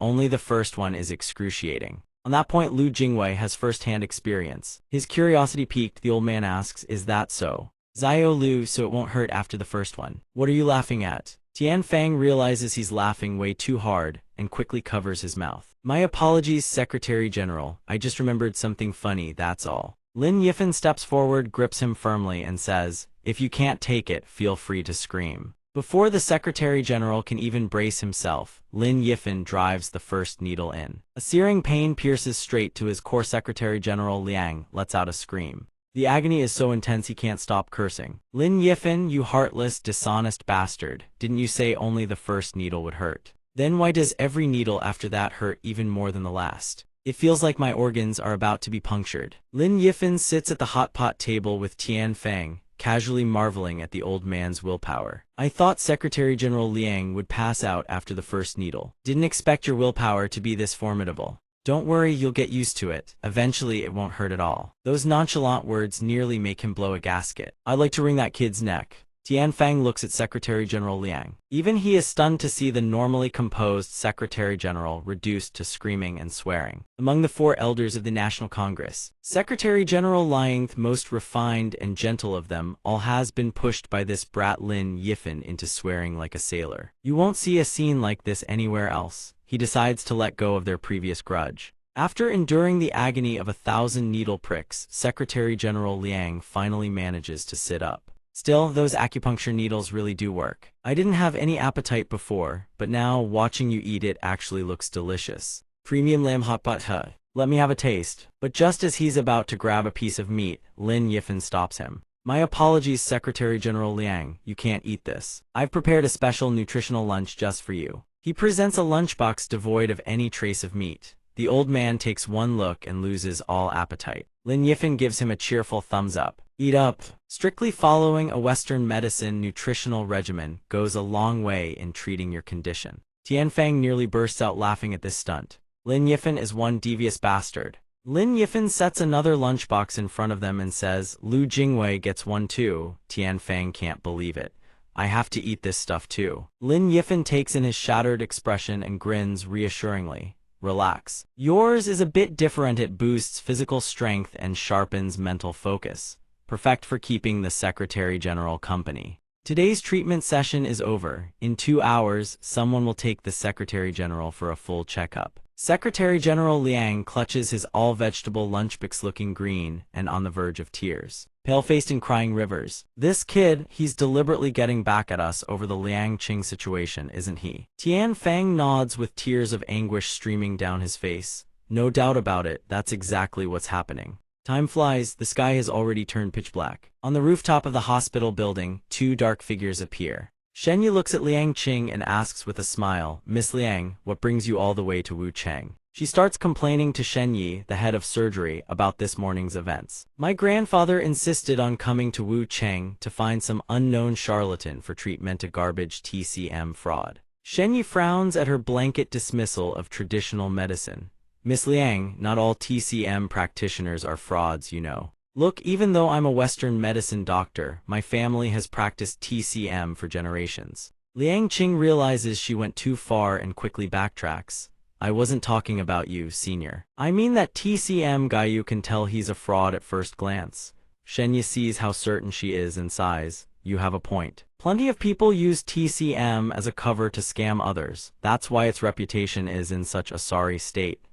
Liang Qing seizes on his agreement. I've asked Lu Jingwei to send me the daily test results. The moment I see any abnormal readings, I'm shutting the whole thing down. The test results came back today, let me check. All the critical level indicators have been cut in half. How is that even possible? Could he have used some kind of banned substance? Manipulating short-term data to fool my grandfather, but that would place an enormous strain on the body. Damn it, I have to stop this treatment. A helicopter descends. Someone aboard drops a rope down, voice urgent and commanding. Chief Shen, the Lu family has an emergency patient. Critical condition. We need you on board immediately. Half an hour earlier, Wan, dressed in an adorable fox costume, goes live with her viewers. What's up everyone, we've got a special program today. Her fans flood in the moment they see the notification. Finally streaming, don't get too close spooky. LV5 Cute Man's Zioku has joined. LV3 Zio Huopan started following the stream. LV6 Fast Cosmos Zio Woo cheered. LV5 Cute Man's Zioku cheered. LV9 Deep Love Gaming cheered. Follower LV8 Indifferent Cosmos has joined. LV6 Mighty Cuckoo has arrived. Wan shifts aside, revealing King Yi standing behind her and excitedly announces, "Look who I brought. The most elegant beauty in the world, me auntie." Everyone flood the comments. Auntie, say hi to everyone in the chat. King Yi looks at the screen, startled, and asks, "You asked me to stay, and this is what you had in Minda livestream." The moment the chat sees her, compliments start flooding in uncontrollably. "Damn, she's gorgeous. Is she really your aunt? Why do I feel like she could be your sister? Miss in the fancy dress, could you step aside, please? You're blocking the streamer." King Yi's eyes land on the pile of plushies stuffed into the corner. Disdain flashes across her face. How messy, no sense of order whatsoever. Wan knows her aunt's temperament well and doesn't mind, focusing entirely on today's stream. Today's stream is all about the duo mode in Glory of Origins. Who wants to see it? We know you're a fairy descended from the heavens, auntie. Just bear with it for a bit. King Yi sighs, giving in to her niece. I really can't say no to you. At that moment, a red comment appears in the barrage, drawing attention. Dad's out. Her aunt's name is Lu Qingyiani, of the nation's top-tier art curators, and the only one to have won the award 2 years running. Her book has even been incorporated into the art history textbooks at Yilu University. That's genuine elegancy, no pretense whatsoever. Hit those 8888s, boys, time to pump those numbers. Seeing everyone so enthusiastic about King Yi, Wan said, Auntie, look, the viewers absolutely love your reading. How about you respond to their heartfelt support? King Yi didn't understand any of it and asked curiously. Respond how? The endless stream of comments kept popping up, catching her attention. An elegant auntie like Harris Wan, going to drag her into a mess. Auntie, please stop scolding Wan. If you want to scold someone, scold me instead. I really, truly want to be scolded by an elegant auntie like you. The ones above are way too creepy, me. I'm different, I just want her to step on me in high heels. Reading the comments one by one, King Yi couldn't help but sigh. This is far too improper. Wan handed over the phone and said, come on, log in. Auntie, however many points you lost yesterday, your niece will definitely win them all back for you. 10 minutes later, Wan saw herself losing again and flew into a rage. Her Thunder General ults a damn chicken and she still misses the target. She's been jungling for 20 minutes and she's still just farming. Are you collecting soul mushrooms in the forest or something? How can you win in glory with skills like this? Seeing her lose at the game, King Yi stood beside her and commented with clear displeasure, this is far too lacking in grace. She went to pour herself a cup of hot tea. Seeing her about to leave, Wan hurriedly called out, Auntie, don't go. The viewers are definitely just messing with us on purpose. Next round, I'll definitely help you crush them. At that moment, King Yi's entire body suddenly seized. She went completely rigid and collapsed against the wooden door, unable to move a single muscle. Seeing this, Wan rushed over in a panic. Auntie, what's wrong? King Yi was in so much pain she could barely breathe. She choked out, my back, I suddenly can't move. Seeing King Yi's deathly pale face, she panicked. What's happening? King Yi fought to hold onto the last shred of consciousness. Finally, she whispered, help me, called Dr. Shen. Half an hour later, Wan asked Shen Yi with a worried expression. Dr. Shen, why did this suddenly happen to my aunt? He stared at the test results, questioning his very sanity. Miss Lu, King Yi is my patient. She has mild blood coagulation issues, normally very well controlled. The CT scan and MRI show no abnormalities whatsoever.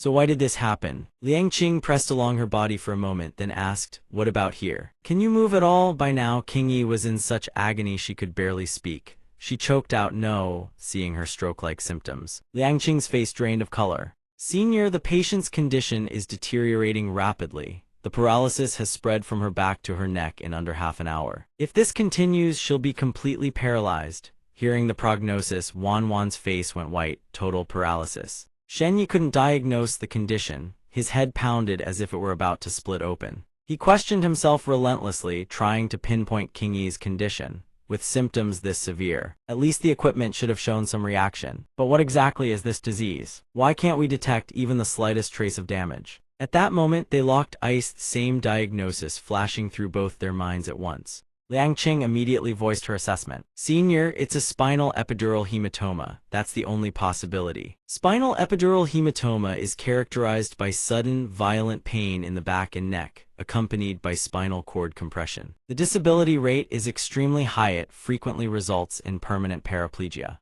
Administer the medication now, Senior. Every minute of delay pushes the patient closer to the point of no return. Shen Yi wanted to do exactly that, but one thing stood in his way. For a normal patient, the medication might work, but it won't have any effect on Miss Liu. Because of her blood clots, I had already prescribed anticoagulants for her. The anticoagulants will accelerate the hematoma's growth far faster than any treatment can counteract it. Even if she survives, there's a high probability she'll suffer partial paralysis. She had hidden symptoms all along. If only I had known sooner, I never would have prescribed those anticoagulants. Miss Liu had a full comprehensive examination. Could I have missed a report? Just then Wen Bin received word and burst through the door. The moment it opened, he was already shouting, "Shen Yi, what the hell have you done?" The vice director of Wuchang's first hospital, seeing that Shen Yi couldn't treat King Yi, he erupted in criticism. "I entrusted a patient as important as Miss Liu to you, and you had the audacity to be this reckless. Do you even deserve to be called the top surgeon in Wuchang?"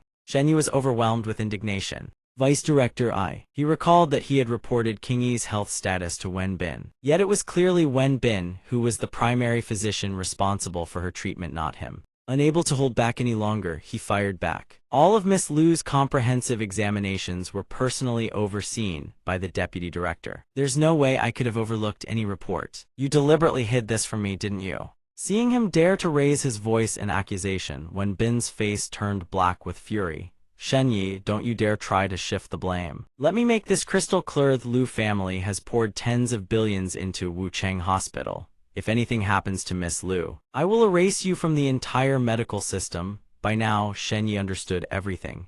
Wen Bin's sudden appearance here, the attack on his professional competency, all served one singular purpose. Wen Bin had deliberately orchestrated this entire situation to take him down. He had intentionally concealed Miss Liu's test results, ensuring the prescribed medication would worsen her condition. Seeing King Yi's suffering become unbearable, Liang Qing cut in urgently. "Senior, if the medication won't work, we need to schedule emergency surgery immediately. Have you figured out a plan yet?" Her words snapped Shen Yi back to his senses. He told himself now is not the time to dwell on this. His gaze fell on the medical kit nearby. Surgery was necessary, but the exact location of the spinal cord damage remained unidentified. One wrong move could result in permanent paralysis. With that, he opened the medical kit, revealing silver acupuncture needles and surgical instruments. One could say Shen Yi was truly a rare medical talent, equally proficient in both Western and Eastern medicine. He ultimately chose the acupuncture needles as the path of traditional Chinese medicine.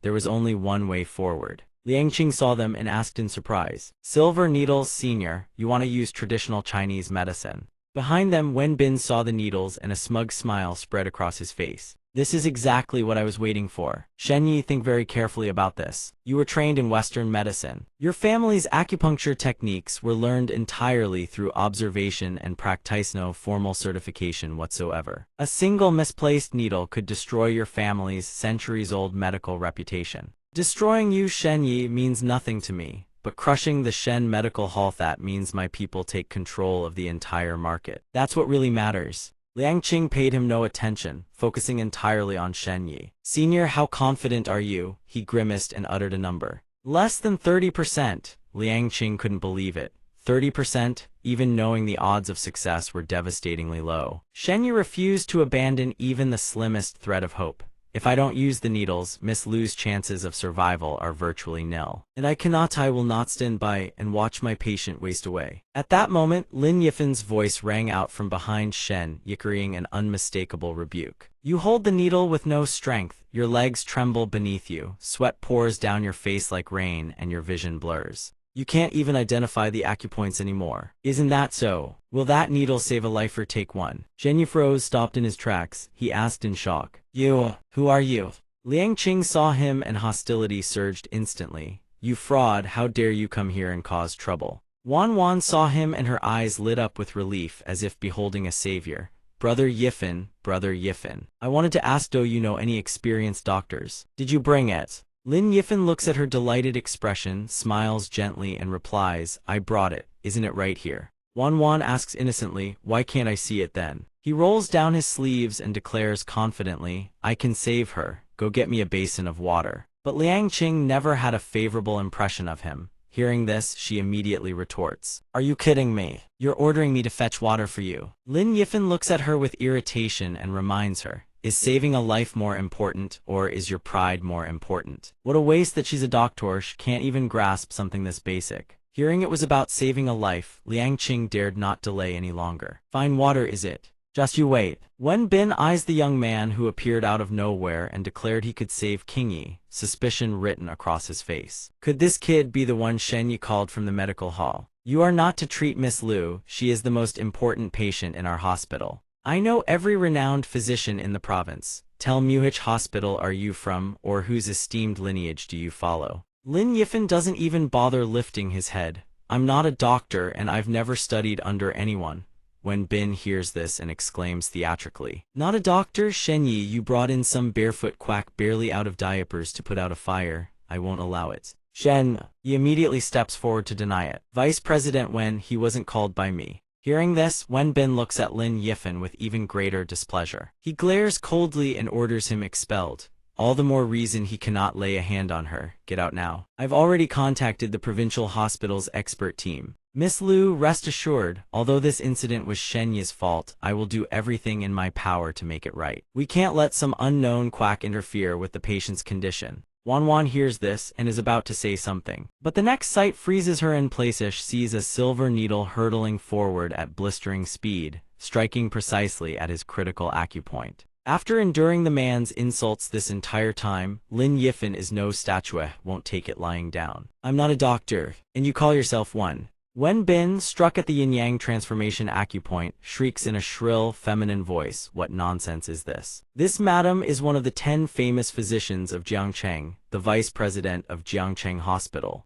Wait, does my voice sound like this? Lin Yifan looks at King Yi, lying unconscious on the bed. His expression gradually turns grave. By the time the provincial hospital's people arrive, her spinal cord will have been crushed beyond repair. With a character that wretched, you make a better eunuch. Wan, I can treat your aunt's illness. As for these fleas, throw them all out. As for Wen Bin, Wan naturally trusts Lin Yifan far more. She stands firmly at his side and replies, I understand, Brother Yifan. Sorry, Vice President Wen. Immediately, 2 security guards rush in and drag Wen Bin away. Hauled off like a sack of grain, Wen Bin screams like a shrew. You insolent brat, you're the one behind this, I won't let you off. Shen Yi doesn't even glance at Wen Bin being dragged away. He only stares at Lin Yifan, deep in thought. Just now, when Bin was struck by the silver needle he fired, that's why he ended up like that. Within the hanging pot 7-star needle technique, there is a needle method called yin-yang reversal that produces a similar effect. Could he truly be a hidden master? At that moment, Liang Qing returns with the water she was sent to fetch. She slams the basin down in anger, causing the water to slosh and spill over the rim. Lin Yifan, here's the water you wanted. If you turn out to be a fraud putting on airs, I'll settle both old grudges and new debts in one go. Lin Yifan walks over, his tone hesitant. This basin of water. Liang Qing panics at his hesitation. Is there a problem with the water? I thought what you said sounded important, so I specifically went to get purified water. Yifan scoops up the water and says, then it's fine. No wonder you took so long. Regular water would have been enough, honestly. I was just feeling a bit drowsy, so I splashed some water on my face to wake up, that's all. Realizing he's messing with her again, Liang Qing flies into a rage and curses, you surnamed Lin, are you messing with me? Do you believe I'll fight you to the death? Senior, let go of me. Shen Yi grabs her with force, holding her back as he advises. Qing, don't get agitated, saving the patient comes first. After splashing his face to shake off the drowsiness, Yifen picks up his tools and gently speaks to the unconscious King Yi. Then I'll begin. He flips her over and, without the slightest hesitation, drives the acupuncture needle into the acupoint on her lower back at the sacrum. The instant the needle pierces in, King Yi, who had been completely unconscious, screams in pain. Liang Qing sneers mockingly when she sees where he's inserting the needle. Just as I thought, a total fraud. Even I know the blood clot from the accident sits between the neck and upper back. But your needles are going into the waist. How could that possibly have any therapeutic effect? Fed up with her incessant blabbering, Yifen snaps, "Shut your mouth and just watch." Shen Yi, far more knowledgeable than her, immediately grasps what's happening. His eyes light up. So that's it, high blood pressure. Low blood pressure, why didn't I think of that? Liang Qing notices the stunned expression on his face and asks curiously, "Senior, what did you figure out?" Gazing at King Yi's back bristling with a constellation of needles, Shen Yi steadies himself and begins to explain. One of the greatest challenges in treating a stroke is pinpointing the exact location of the vascular blockage. Mr. Lin inserts the needles into the area behind Miss Lu's waist, creating a zone of low blood pressure. Then, using silver needles to seal off the upper back, he establishes a zone of high blood pressure. With high pressure above and low pressure below, the blood flow naturally surges downward. Wherever the circulation becomes sluggish, that is precisely where the clot is. Yifen is genuinely surprised that Shen Yi could deduce this much, but he still needs to correct him. "You actually know this. Unfortunately, you're only half right. Let me ask you, what are the characteristics of a blood clot in its earliest stage of formation?" Shen Yi answers without a moment's hesitation: acute, small, and not yet calcified. Seeing that the man isn't entirely clueless, Yifen kindly continues his instruction, "Which means it possesses a slight degree of mobility. I don't need to pinpoint exactly where the clot is. I just need to let it follow the path I've carved, flowing downward to a region that's far easier to control. Which is right here." King Yi has regained consciousness by now, feeling the warmth radiating across her back. Her cheeks flush red without reason. That hand. "It's so warm," Wan notices and rushes over with concern. "Auntie, are you feeling unwell?" King Yi takes a moment to assess her body, then replies, "No." On the contrary, the heavy pressure she'd been feeling in her back has noticeably diminished. After Yifen's guidance, Shen Yi has an epiphany. So that's it, the nerves in this area are far fewer compared to the upper body. Dissolving the clot here is much safer. Liang Qing, still deeply skeptical of Yifen's TCM abilities, challenges dissolving the clot. "But there's no ultrasound equipment or laser emitter here, is there?" Yifen continues needling King Yi without so much as a glance upward.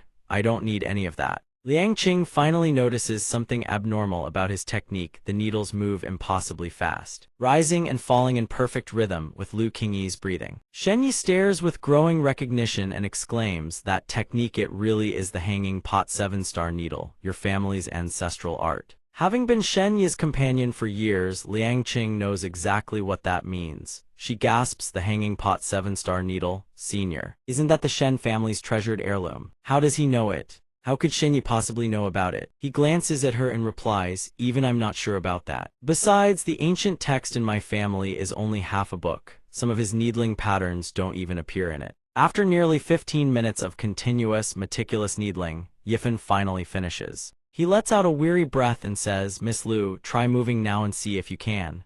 She rises at his instruction. Cautiously testing a slight turn of her body, her eyes widen in surprise. I think I can move, there's no discomfort anywhere." She looks at him softly, "Thank you." Wan, seeing that Mr. Lin could actually cure her aunt, gazes up at him with even deeper admiration. "Bro, you're amazing, you're incredible." Liang Qing immediately throws another tantrum, charging over to confront Yifen. "You're a con artist. That hanging pot 7-star needle you just used, you stole it from the Shen family, didn't you?" He stands up, casting her an annoyed glance before casually fabricating a lie. "The 7-star needle. I happened to meet an old man who saw I had a good heart, so he decided to teach it to me." Shen Yi, however, doesn't buy a single word of it. He lightly pushes up his glasses and says with a serious expression, "Mr. Lin, I'm extremely grateful for your help. But I must ask you not to spout nonsense. Our family patriarch passed away several hundred years ago. How could you possibly have met him?" Liang Qing, hearing his blatant lie, becomes even more convinced he's a fraud. She turns to Shen Yi, "Senior brother, just ignore that scoundrel." Yifen, hearing her trash talk him, grows irritated and warns her, "And you've already seen my skills with your own eyes. From now on, stay out of my treatments, will you?" Liang Qing is absolutely livid at his attitude. She jabs a finger at his face and shouts, "No way. That was just beginner's luck. Your needle placement was all over the place, some too deep, some too shallow. If you'd slipped up and driven one in too deep, damaging the spinal cord, wouldn't that have been a disaster? Or do you think you have X-ray vision and can hit the mark perfectly every single time?" Seeing she won't shut up, Yifan can't be bothered to argue with an idiot and simply ignores her. Come to think of it, the hanging pot 7-star needle he obtained from the system was supposedly written by someone named Shen Chongguang. "Oh right, cousin Shen, I have the complete version of the 7-star needle technique. Would you like to learn it?" Shen Yi is stunned. I can learn it." Yifan doesn't really care either way, leaving the decision entirely to him. Liang Qing, terrified that her senior brother would be lured onto a crooked path, immediately jumps in to stop him. "Senior brother, don't fall for this conman's trap." But Shen Yi's face suddenly lights up with sheer delight. He rushes over and clutches Yifan's arm, exclaiming with excitement, "I just remembered in the ancient texts left behind by our patriarch, there was mention of a junior marshal surnamed Lin. So that's you, Grandmaster Lin." Liang Qing is utterly dumbfounded by this sudden 180-degree turn. Later, at the villa in the suburbs where Liang Qing resides, she leans in close to Shen Yi, desperately seeking answers. "Senior brother, have you forgotten everything our teacher taught us?" He immediately straightens up and pledges his loyalty. "Our master's teachings are engraved in my heart. I would never dare forget such kindness." Liang Qing desperately wants to believe him, but seeing him literally clinging to Yifan's leg and refusing to let go, she says helplessly, "Then, look at the way you're acting right now. Teacher always said that above all knowledge and skill, the most important thing is dignity. Where is your dignity?" Despite feeling deeply humiliated, Shen Yi is dead set on holding onto Yifan, his golden thigh, no matter what. He rebuts her with a completely straight face and impeccable reasoning. "Teacher also said that a doctor's learning is endless, as long as one can learn something of value. What does it matter if I call someone my ancestor? Don't you agree, sir?" Yifan, who had just been addressed as Tianzhu Patriarch, suddenly finds himself promoted to elderly ancestor and is completely frozen in place. Shen Yi, utterly oblivious to the awkwardness on Yifan's face, gazes up with nothing but reverence and explains, "You are the Marshal Jr. of our patriarch. Doesn't that make you the granduncle of the Shen family?" Seeing Shen Yi cling to him with no intention of letting go, Yifan is completely at a loss. All right. You're way too into this role. I really did just stumble upon the hanging pot 7-star needle by chance. Leave me your email. When I have time, I'll compile the complete version and send it to you. Consider it returning the treasure to its rightful owner." Seeing Yifan so casually offer him the supreme art of a lifetime, Shen Yi is moved to tears. "Patriarch, how noble and magnanimous you are. You saved my patient, you saved me, Shen Yi, you saved the Shen Medical Hall, and now you even bestow upon me the ancient texts. You are a man sent by heaven to aid the Shen family. You deserve the title of the greatest benefactor." Yifan can only think helplessly, "I'm only doing this because of the resentment aura on your body." Liang Qing, meanwhile, is absolutely seething with indignation. She still believes he's the kind of high-level con artist you see on the news. That this Lin Yifan actually managed to trap senior brother Shen proves he's not to be underestimated. After finishing his conversation with Shen Yi, he finally remembers to leave instructions for Wan Wan. "Wan, your aunt just needs a few more days of rest and she'll be fine." She listens attentively to his instructions, then gives him her assurance. "Yes, brother Feifan, I'll go take care of her now. Next time I'll properly repay you for your kindness." Just then King Yi emerges from the room, looking somewhat hesitant. "Dr. Lin, there's one more thing I'm not sure if it's appropriate to ask." Yifan pauses and waits for her to speak. "Ms. Liu, please go ahead." His casually handsome pose instantly makes King Yi's gentle heart flutter on the spot. Despite feeling terribly embarrassed, she has no choice but to speak up. "I've been feeling something off in my lower abdomen. I've been running to the bathroom nonstop." Yifan hears this and suddenly recalls, "I completely forgot about that. Here, sit down first." King Yi does as he says but still looks puzzled. "What's wrong, Dr. Lin?" He crouches down, gently lifts her foot, and explains calmly, "Earlier, when I used the needle technique to break up the blood clots for you, I also activated the subfoot acupoint conversion to help dissolve clots so they'd be expelled through bodily fluids. But I forgot that for a young lady, constantly running to the restroom is terribly inconvenient. How about this? I'll massage the Yongquan point on the sole of your foot. That should reduce the number of trips." King Yi has never let a man touch her body before, especially not her feet. Such a sensitive place. Her face flushes a deep, unmistakable red. After a moment, she finally can't take it anymore and stops him. "There's no need.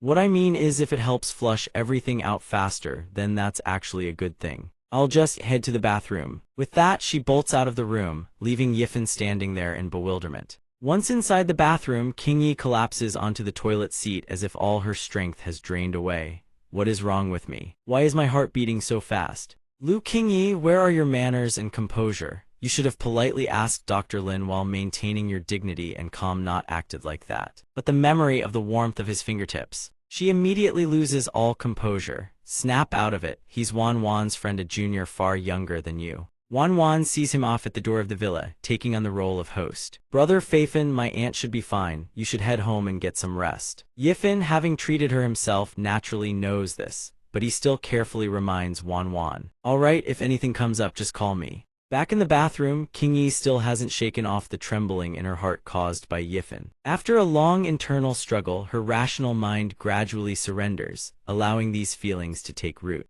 If you develop those kinds of feelings for him, it's hardly ladylike at all. Time flies and the next morning arrives. Yifen stands before his company building, dark circles rimming his eyes. For the first time, he questions his life choices. Was all this backbreaking labor right or wrong? During those days slaving away as an employee, he worked like an ox and a horse, desperately crunching documents through overtime. So why is it that now, as the boss, he's still pulling overtime to compile documents? Mayu automatically ignores his complaints and tosses out another piece of intel. You asked me to handle investment analysis, President Lin. The analysis reports for 10 potential projects are all here, awaiting your decision. Hearing there are even more mountains of paperwork, Yifen's face turns as green as a banana leaf. 10 of them, that many. Mayu, seeing him about to launch into another round of complaints, says, I've already filtered out the unreasonable ones. But there's this Wanhui Plaza project. I still think we should leverage your connections with Lingmo to secure free equipment rentals. Seeing she's already drilled down into this level of detail, Yifen hurriedly says, these kinds of things still need my signature. Didn't I give you full authority over everything? If there are losses, I'll bear them. Mayu naturally didn't want to bother him over this sort of thing, but she had no choice. She had to come to him. I'd love nothing more than to leave it all to you. But these projects need to be verified by those big shots you know. Last time I tried to schedule with Professor Chang, his assistant said he only meets with Director Lin. You rarely show up at the company. Today, you're finishing this review for Menno excuses. Lin Yifen picks up the mountain of documents on the desk, wanting nothing more than to abandon everything and go be a salted fish. But in the end, his sense of responsibility wins out and he restrains himself. Mayu, get in touch with the professor's assistant and set up a date. I'm stepping out for some air. I'll be back soon. Seeing him about to bolt again, Mayu is so furious she nearly blows a lung. Lin Yifen, wait. Meanwhile, down in the lobby, Liu Ruyan is being scrutinized nonstop by her own mother. Mom, you could have just told me over the phone. There was no need to come all the way to the company. Her mother looks her up and down, as if checking whether she's lost a single pound. Hearing her daughter didn't want her here, her voice takes on an edge of irritation. If I didn't come, you'd end up treating the company as your home. Our family background isn't shabby, you know. Why not find a good man early and marry into his family as a proper madam? Wouldn't that be better? At least you wouldn't be getting bullied at work. Listen to me, Auntie Zhang's son runs a whole chain of stores. Marry him and you'll be the boss lady. Seeing her mother trying to matchmake her yet again, Ruyan is so disgusted she doesn't even want to speak. What's so great about being a boss lady? Hearing her daughter dismiss the title so casually, her mother snaps and scolds her sharply. What do you mean, what's so great? Ruyan, back at your father's company, you barely managed to become the legal representative. After the company got merged, you struggled all the way up to director at Fanai Group. But at the end of the day, working for someone else is still working for someone else. At that moment, Yifen walks in carrying a tea tray and addresses her chairman. Chairman Liu, your tea is ready. Chairman Liu, I've prepared the investment report. It's awaiting your seal. Ruyan is puzzled by his entrance. What are you doing? Ruyan's mother notices the way he addresses her and asks in surprise, what did you just call her? Chairman, isn't she a director?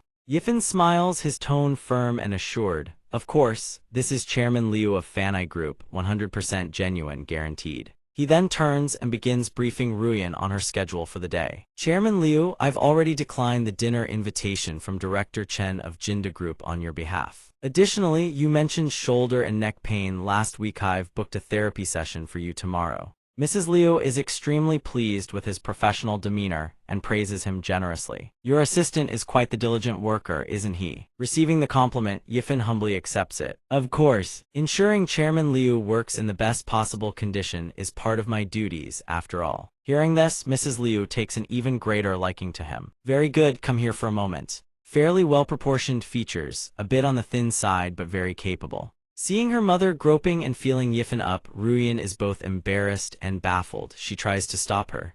Mom, what are you doing? Seeing her daughter keep interrupting, Mrs. Liu scolds sharply. Quiet, will you? I'm inspecting him for your sake. Well, such a fine young man has been right by your side all along. Let me ask you, young man, if something unexpected happens, can you protect my Ruyan properly? Yifan glances at Ruyan briefly, then nods. I should be able to. Hearing this, Ruyan's face flushes crimson. She thinks in embarrassment, where is this coming from all of a sudden? Seeing his less than confident answer, Mrs. Liu slaps his shoulder hard and says sternly, You're a man, how can you lack even a shred of confidence? Say it again. Struck on the shoulder, Yifan immediately shifts his tone and declares with full conviction, I can. After chatting for a while, Mrs. Liu grows even fonder of this prospective son-in-law. She happily invites him over for a meal at her home next time. Very good, I think very highly of you. I'm entrusting Ruyan to you. Come home with her sometime. I'll make soup for you. Seeing her mother already reeling him in, Ruyan flushes and tries to intervene. Mom, what are you saying? He's just an assistant. And besides, visiting our home already, that's way too fast. Mrs. Liu sees nothing wrong with it at all and even conjures up a perfectly legitimate reason. Exactly. That's precisely why it works. He's your assistant, so it's perfectly convenient. Little Lin, Chairman Liu has to pay a visit to the main residence. You need to accompany her. With you by her side, I'll feel at ease. Ruyan can't believe her mother is already trying to sell her off. What? Mrs. Liu ignores her entirely and looks straight into Yifan's eyes with earnest trust. After all, my daughter is a board member now. Those bootlickers and bullies won't dare push her around anymore. All right, everything that needs to be said has been said. I'll be on my way. He smiles and sees her off. Take care, ma'am. Seeing her mother finally leave, Ruyan lets out a sigh of relief. Board member, my foot. I can't believe you actually said that with a straight face. Yifan sees it as no big deal, it's just a title. If she wants, he can make it real at any time. Even so, Ruyan doesn't dare accept such a title. Forget it, I know my own capabilities. She grabs his hand, Yifan freezes, caught off guard. The atmosphere between them shift-charged with an unbearable intimacy. She wraps her arms around his neck, pressing her entire body close, her voice soft as water as she whispers, If I can just hold on to the legacy my father left me, I'll be more than satisfied. A massive corporation like Fanai Groupai could never take that on. Thank you, Lin Yifan. I thought you were just saying it to be nice. I never expected you to actually come home with me. Yifan watches the villagers offering prayers in the temple and chuckles softly. I already promised your mother, so I figured I'd come take a look. Wanjia village, aren't you surnamed Liu Ruyan? Mentioning this, Ruyan's expression darkens. She explains slowly, Wan is my father's surname. He remarried and married my mother. All these years, the Wan family has never accepted my mother and me. Years ago, the two sides had a vicious falling out. My mother was so furious she had me switch to her maiden name. Only my grandmother ever treated me well. She's gone now, I want to come back and pay my respects. With that, she enters the ancestral hall, lights 3 sticks of incense, and bows reverently before her grandmother's memorial tablet. At that moment, a man seemingly from her father's side of the family appears, his tone dripping with hostility. Liu Ruyan, what are you doing here? Seeing him, Ruyan's expression turns icy as she replies, I'm here to pay respects to my grandmother. I'll leave once I'm done. Hearing this, the woman beside him sneers with undisguised contempt. Pay respects for what? Pretending to be filial just to split the family assets. Before she passed, I never saw you show a shred of filial piety. Now that she's gone, you come crawling back. Liu Ruyan, you're quite the dutiful granddaughter, aren't you? The man sees her words growing more venomous by the second and speaks up to rein her in. Stopped in her tracks, the woman screams in fury, Am I wrong? Back then, grandmother's jade pendant went missing. After months of interrogation, she finally admitted she'd secretly given it to this wretched girl. You're the spitting image of your fox spirit mother, nothing but sneaking and scheming behind people's backs. Utterly shameless. Do you even deserve to stand here? Don't you dare taint grandmother's place. But before the woman can raise her hand to slap, Ruyan strikes first. She clutches her face, staring at Ruyan in utter disbelief. You dare hit me? Have you lost your mind? The man sees the woman get slapped and strides forward, intent on disciplining Ruyan. Liu Ruyan, you've gone too far. Today, I shall discipline you on behalf of the Wan family's ancestors. How could Yifan possibly allow his woman to be struck by another? He strides forward and seizes the man's wrist in a vice grip, his face darkening with menace. Before you raise a hand to strike someone, you'd best take a good look at yourself first. With Yifan backing her, Ruyan's confidence surges as she confronts the bitter-tongued woman head-on. What right do you have to lecture me about any of this? Years ago, when the clan wanted to renovate the ancestral home, I contributed 200,000 yuan out of my own pocket. And what was the result? I discovered not a single brick was ever laid. When I asked grandmother, she said she'd given the money to Wan Zuming for his business. As for that, I haven't even come to settle accounts with you people yet. The woman, still utterly convinced her family had done nothing wrong, not only refuses to back down but actually argues it was Ruyan's obligation. So what? Wan Ming's business needed working capital and she was willing to lend it. What's the problem? Besides, we already paid that money back, and over all these years, have any of you ever lifted a finger to look after grandpa and grandma? You think 200,000 yuan is some kind of fortune? Ruyan, seeing the woman grow more absurd by the second, no longer wishes to argue. Let's go, I'm done dealing with these people. The moment they reach the door, a young boy blocks their path. You're not going anywhere, you dare hit my mom, you wicked witch, you are not leaving. The woman, emboldened by her son's arrival and refusing to concede to Yifan, demands they call the police. Good boy, now your mother will. Call the police and have them arrest these two shameless dogs. Hearing her threat, Yifan sneers coldly and flicks her hand away with a taunting air. Call the police on me, you should worry about yourself first. Suddenly, the woman convulses as if struck by poison, blood streaming ceaselessly from her mouth. She sniffs the scent in the air and lets out a horrified cry, red petals, white branches own bite and you drop dead. Her husband sees her crumple backward and rushes to catch her. Honey, what's wrong? Let's go. Yifan casts her a cold, clinical glance and delivers his judgment, likely hemiplegia. I'll warn you, if she's not rushed to the hospital soon, the damage could be permanent. After leaving the village, Ruyan finally dares to ask him. Yifan, was what happened back there you're doing? He shakes his head in denial. No, perhaps her shameless behavior was too much. Even the ancestors of the Wan family couldn't bear to watch any longer. Ruyan obviously doesn't buy this flimsy explanation. She puffs her cheeks out in a pout.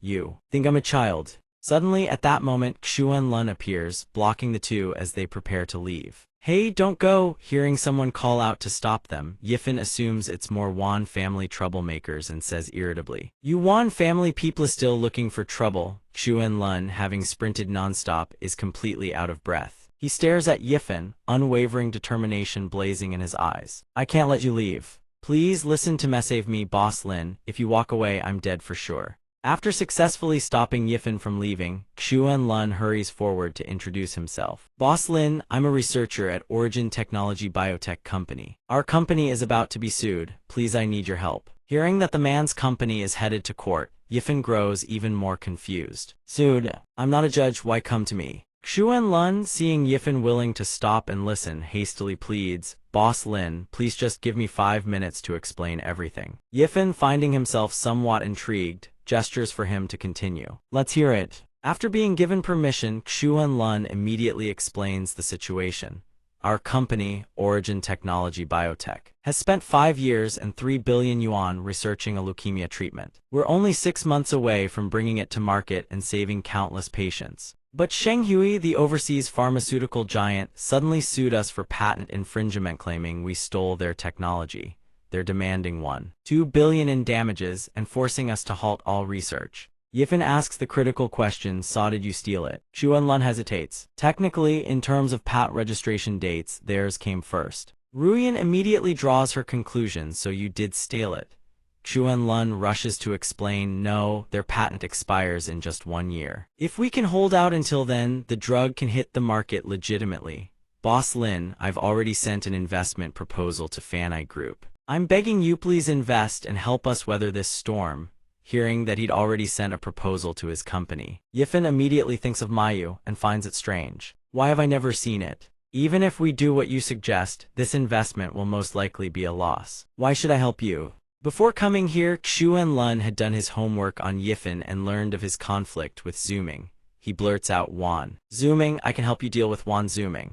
Their advertising company only thrives because of me. Without my connections, they'd be nothing. Boss Lin, 1 word from you, and I can bankrupt that man anytime. Ruyan, hearing that it could help them deal with zooming, grows somewhat interested but still finds the situation suspicious. These are just two ordinary people. They're hardly worth a multi-billion yuan pharmaceutical investment. Xuan Lun, seeing Yifan remain silent, grows increasingly desperate. Boss Lin, our medicine costs half the price of imported drugs. If Origin collapses, patients will be left fighting over those absurdly expensive foreign medicines. Seeing the man clutching his leg and sobbing, Yifan's head throbs with exasperation. Enough, stop it, I do have money, but I'm no fool. Crying and pleading won't work on me. Xuan Lun, hearing this tone, assumes he's being rejected. His face drains of color, overcome with despair. Fortunately, Yifan has been moved by the man's humanitarian vision. He says, "Send me the materials again. I can't guarantee I'll invest, though." Hearing Yifan agree to consider it, Xuan Lun nearly weeps with joy. "Boss Lin, I knew it. I knew you were different from the rest." Seeing the man crying before he's even agreed to anything, tears and mucus streaming everywhere, Yifan says helplessly, "Hey, let go. I haven't agreed to anything yet."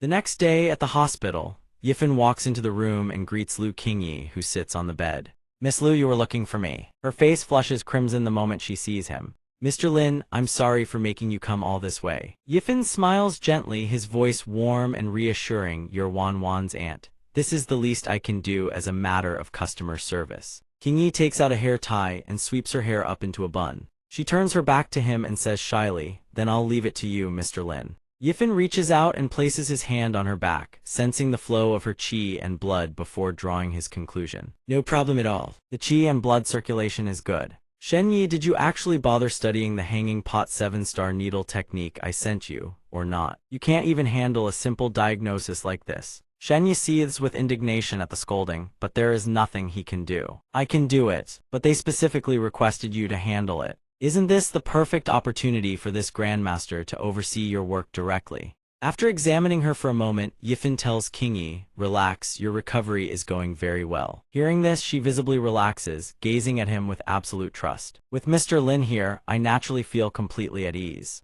"Mr. Lin, actually there's one more matter I wanted to discuss with you." Wen Bin is summoned to the hospital director's office. Disbelief washes over his face as he cries out, "You're firing me?" "Miss Lu, what kind of joke is this?" Qingyi brandishes a folder full of his dirty deeds and snaps. "Vice President Wen, I may be ill, but I'm not stupid. You know exactly what you've done." He knows full well in his heart. "You concealed the diagnosis results, causing the doctor to erroneously prescribe anticoagulant medication for me. Everyone present at the time heard it. Mr. Lin can also testify to this. In my capacity as the hospital's investor, I have already submitted your dismissal papers to the board of directors. The decision will come swiftly." Seeing things have reached this point, Wen Bin shows no fear. Instead, he sneers coldly and threatens her right back. "Very well, Miss Lu. Since you show no mercy, don't blame me for being heartless. Fire me, and the specialists and head nurses under my command will all leave Wu City with me. Hospitals in Hangcheng and Jingcheng are already fighting to recruit me. The Lu family burns bridges after crossing. Let's see who dares treat you then."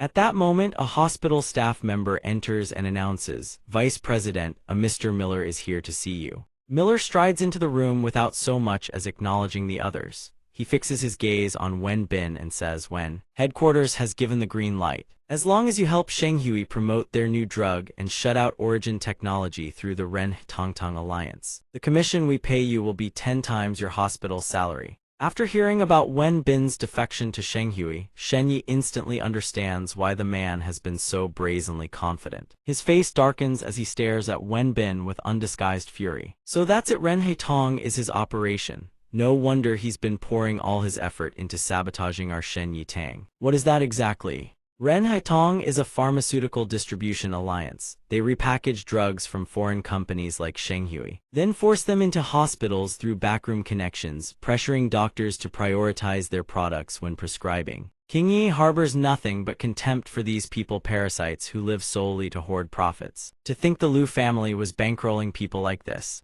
Though Wen Bin has been thoroughly humiliated, with his new position at Shenghui now secured, he no longer cares about any of it. Say whatever you want, I couldn't care less about this vice president title anymore. Do you even know what level Shenghui operates at? Their drugs are the real deal, nothing like those Huaxia companies that just plagiarize and defraud. Rest assured, Miller. The pharmaceutical companies left in Huaxia don't have any real RD capability whatsoever. A company like Origin Technology deserves to be sued into oblivion. Miller flashes a vicious grin, nodding in agreement. Exactly, Huaxia's market is vast. It should be directed by international giants like Shenghui. Suddenly, Wen Bin starts babbling as if he's been drugged. Then again, you guys should stop researching drugs altogether and figure out some deodorant first. The stench coming off you two is absolutely revolting. Miller freezes, stunned speechless. What did you just say? It's not me talking. It's as if something has seized control of him, forcing out words buried deep in his heart. And that bastard Miller, I know exactly how much of my commission money you've been skimming. Once this is all over, I'll report you and have you thrown out on your ass. Never in his life has Miller been humiliated like this. He growls through gritted teeth, when this joke isn't funny at all. If that's how you feel, I'll have to seriously reconsider our partnership. Wen Bin clamps both hands over his mouth, desperate to explain. Miller, I swear I don't know what's happening, please, you have to believe me. Those words just flew out of my mouth on their own. Suddenly a sharp pain stings his neck. A needle is embedded right in it. The instant he sees the needle, he knows exactly who set him up. It's you damn Richest again. Yifan readily admits it, not forgetting to give him a little education. The needle I inserted is called the truth needle. Everything you just said was nothing but the words buried in your own heart. Also, tell Wan Qinglan to pass this along to your boss. I will be investing in Origin Technologies project. We're meeting at a grand restaurant downtown. Liang Qing is guided by a staff member to the dining room. Your private room is this way, ma'am. But the moment she steps inside and sees him, she is utterly stunned. Lin Yifan, sorry, I think I've walked into the wrong room. Ors have I? Seeing her ducking in and out repeatedly, Yifan steps forward to explain first. I've arranged a meeting with Origin Biotech to discuss investment. You're not going to barge in and call me a scammer again, are you? Liang Qing is stunned to learn that the investor is him. You're the one investing in Origin. The two then return to the room and begin discussing the matter at hand. Liang Qing never imagined that the person she had always written off as a scammer would turn out to be the savior of Origin Technology. I can't believe the benefactor Wan Qinglan mentioned is actually you. After carefully reviewing her background information, Yifan expresses his own astonishment. I also didn't expect you to be the head of Origin Technology. Liang Qing, thoroughly embarrassed, quickly explains. I'm not exactly the boss, just one of the project's co-founders. When word got out that someone was willing to invest, all the project leads got together and discussed it. Since I was already in Wu City, I came straight here. Yifan reaches for the teapot and pours a cup, looking puzzled. With your grandfather being the Secretary General, Liang Qing, you still can't secure investors.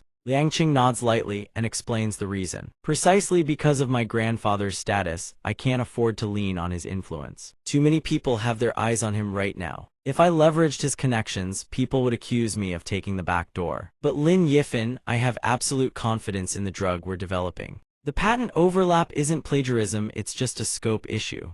All of our data was generated through our own hands-on experiments. Remembering how she had once called him a scammer, Yifan can't resist the urge to tease her. Funny, I seem to recall someone once calling me a fraud. Is it really wise to let a so-called scammer pour capital into such a critical project? Liang Qing knows she was wrong to judge so hastily. Embarrassed, she offers an apology. I was wrong to say you had skill but lacked integrity. I judged you before getting the full picture. Lin Yifan, I'm sorry for what I said. Are you satisfied? As long as you invest in Origin Technology, I'll fully cooperate on all future integration with the Fanai Group.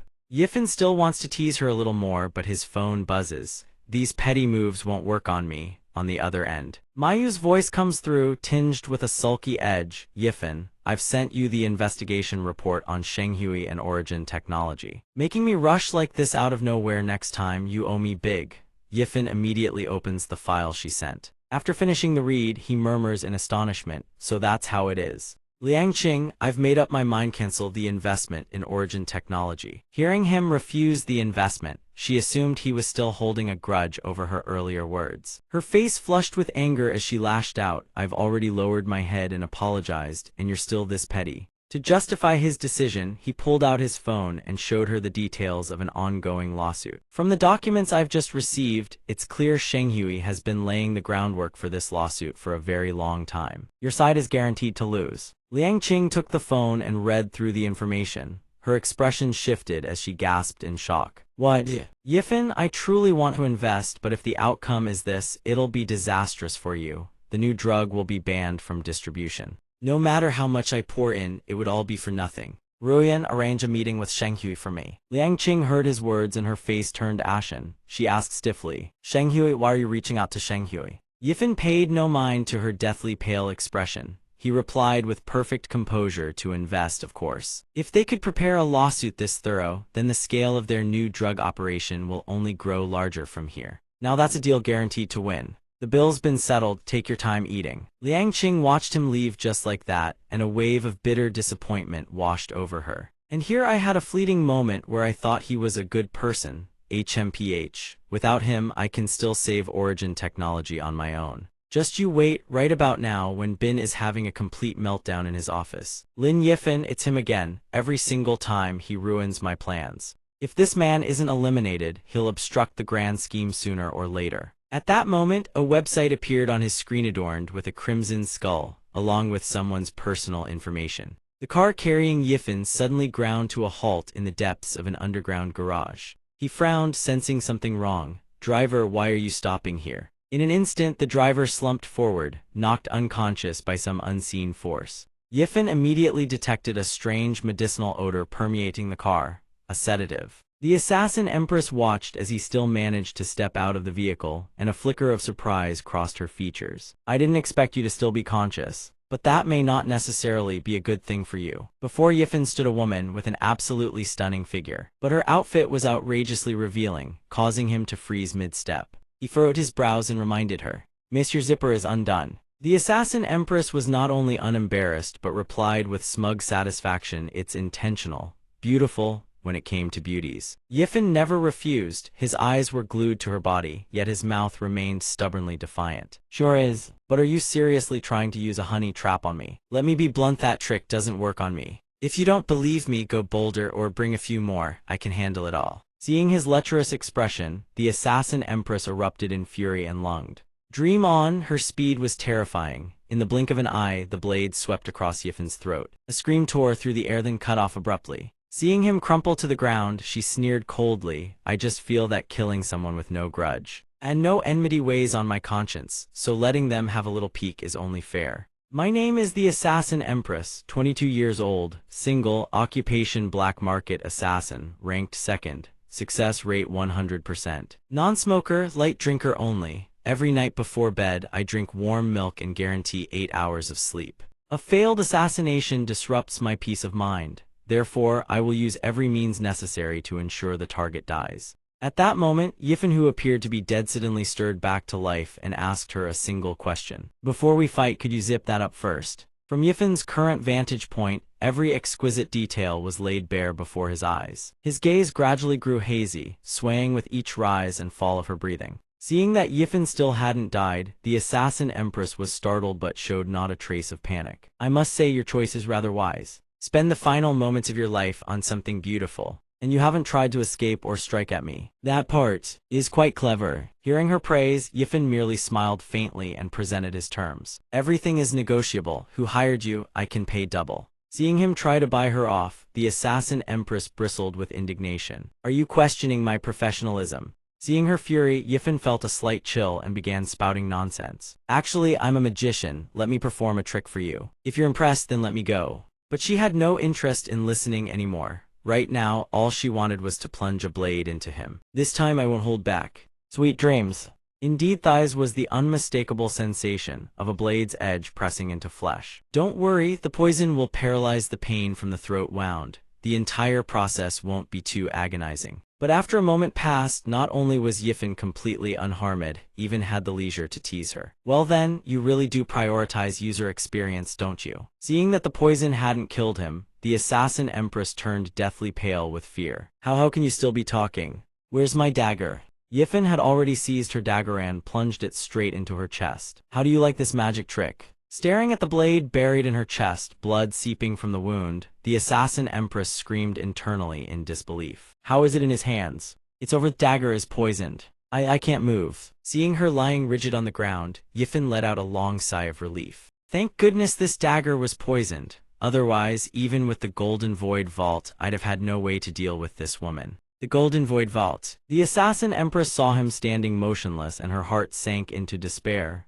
She spoke in defeat. I was too careless. I never imagined Huaxia harbored hidden dragons and crouching tigers like you. Go ahead, do it. Yifen saw her practically begging for death and decided to oblige. Very well, as you wish. There, take a look. Glancing at the new mark on her chest, she roared with fury. What the hell did you just do? Yifen gazed upon his handiwork with immense satisfaction and replied, just helping you fix it up a little. Didn't you say exposing your chest is essential for your line of work? Having it look ugly because of that scar wouldn't do, would it? Hearing this, the assassin empress's face darkened to a murderous shade. She wanted nothing more than to tear him in half. This man is humiliating me. At that moment, she pressed a button concealed in her hand. Hearing the explosion, Yifen instinctively turned toward the sound filling to notice she was already preparing to flee, and she had accomplices. Once out of his reach, she leaped onto her motorcycle, but not before leaving one final threat. Lin Yifen, letting me go today is the greatest mistake of your life. Next time I will make you pay. He had spared her life, and she repaid him with threats. Yifen scowled in irritation and muttered, is this a joke? Returning kindness with enmity.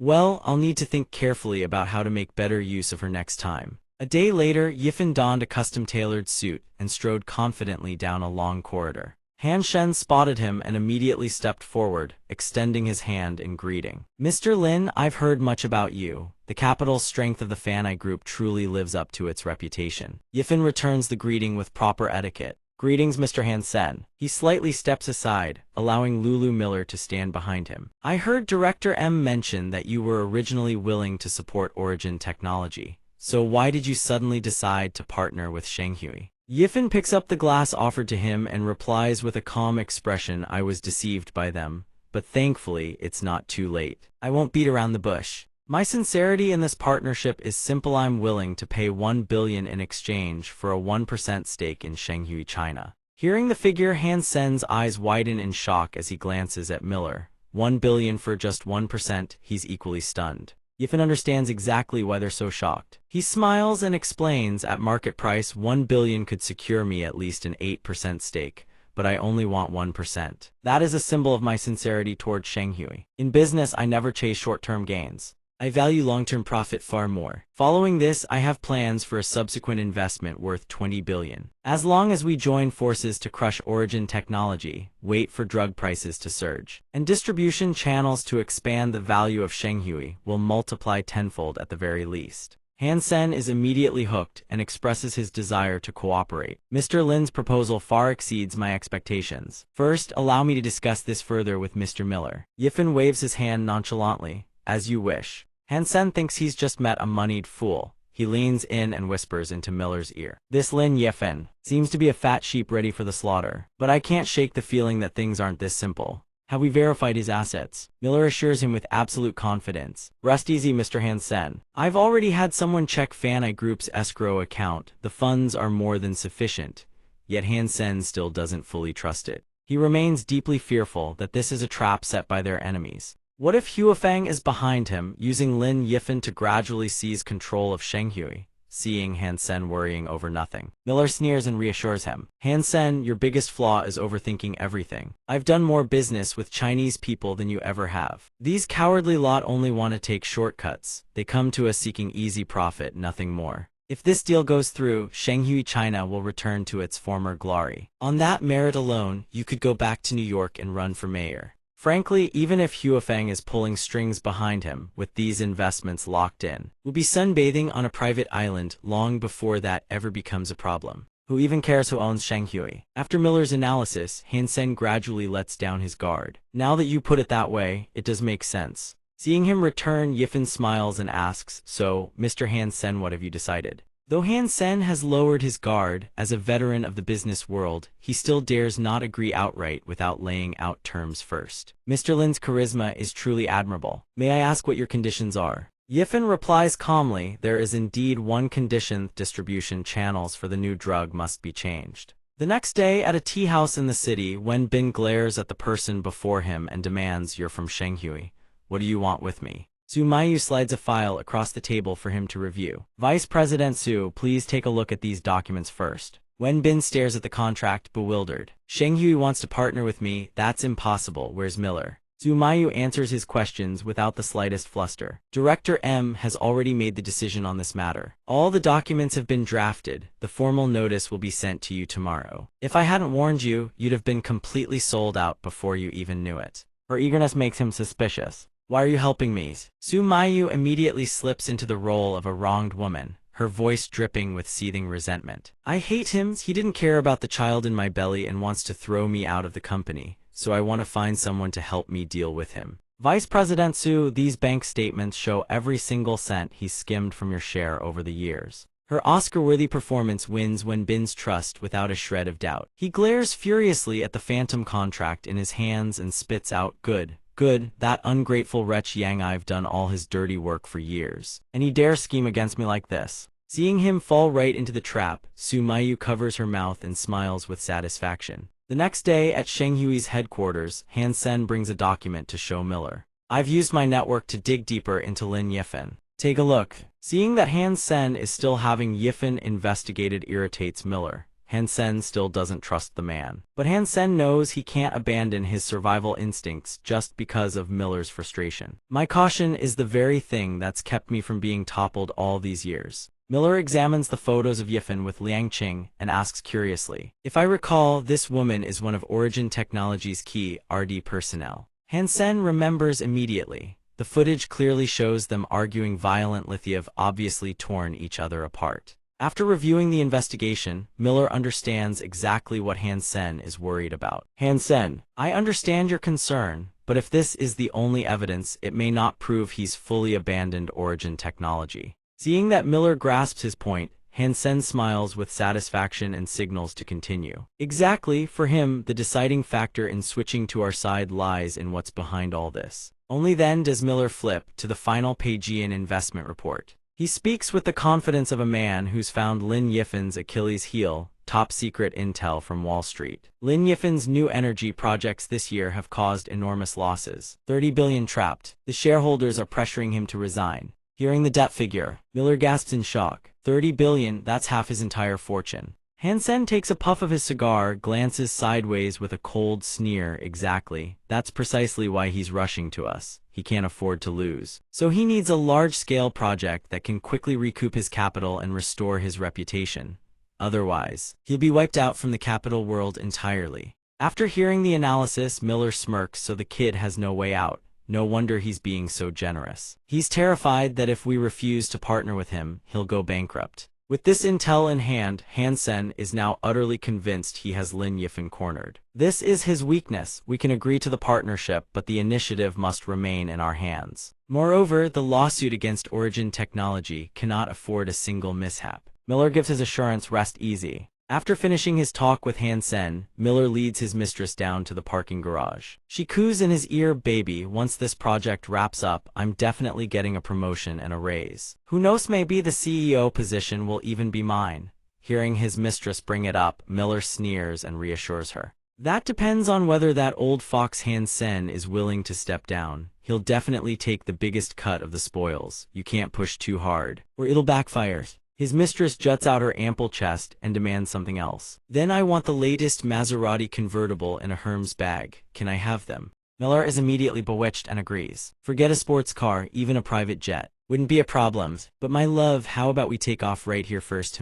What do you say? Seeing that he wants to get frisky right here, she exclaims in surprise. Naughty thing, we're still outside. Miller doesn't care one bit. He starts unbuckling his belt, completely oblivious to someone creeping up behind him with a stick. Isn't doing this just seeking a thrill. Backhang seizes the moment while Miller is fumbling with his pants. He charges in and unleashes the one-finger sky rock strike, driving the wooden stick straight into Miller's chrysanthemum. Without question, this is a lethal blow. After making his chrysanthemum bloom, he cheers in elation. Magnificent. Struck out of nowhere, Miller screams in terror. Who are you? How dare you hit me? I'm the director of Shenghui. Backhang tightens his grip on the wooden stick and threatens him. You dare mess with brother too, you deserve every bit of this beating. Hearing this, Miller freezes, then a sudden realization dawns on him. Brother Tu Wen Bin. Backhang, seeing that Miller has figured it out, drops all pretense and leans into the intimidation. Smart, brother Tu saved my life. You go against him, I go against you. Terrified, Miller scrambles for his phone. Wait, I have brother Tu's number, let me talk to him first. Tu Wen Bin, pick up the damn phone. Tu Wen Bin. Bin, who had been deceived by Mayu from the very start, erupts the moment he hears Miller's voice. Miller, so now you finally remember me. You swallowed my share of the profits and I haven't even settled that score. Now you want to kick me to the curb. Miller hurriedly tries to smooth things over. Brother 2, don't get excited. Replacing you is just a formality. Once the matter with Origin Technology is wrapped up, I'll return the channel to you immediately. Bin, sensing Miller groveling, decides to play hardball. Don't pull this crap with me, use me and then toss me aside. Fine, hand over 30 million. What?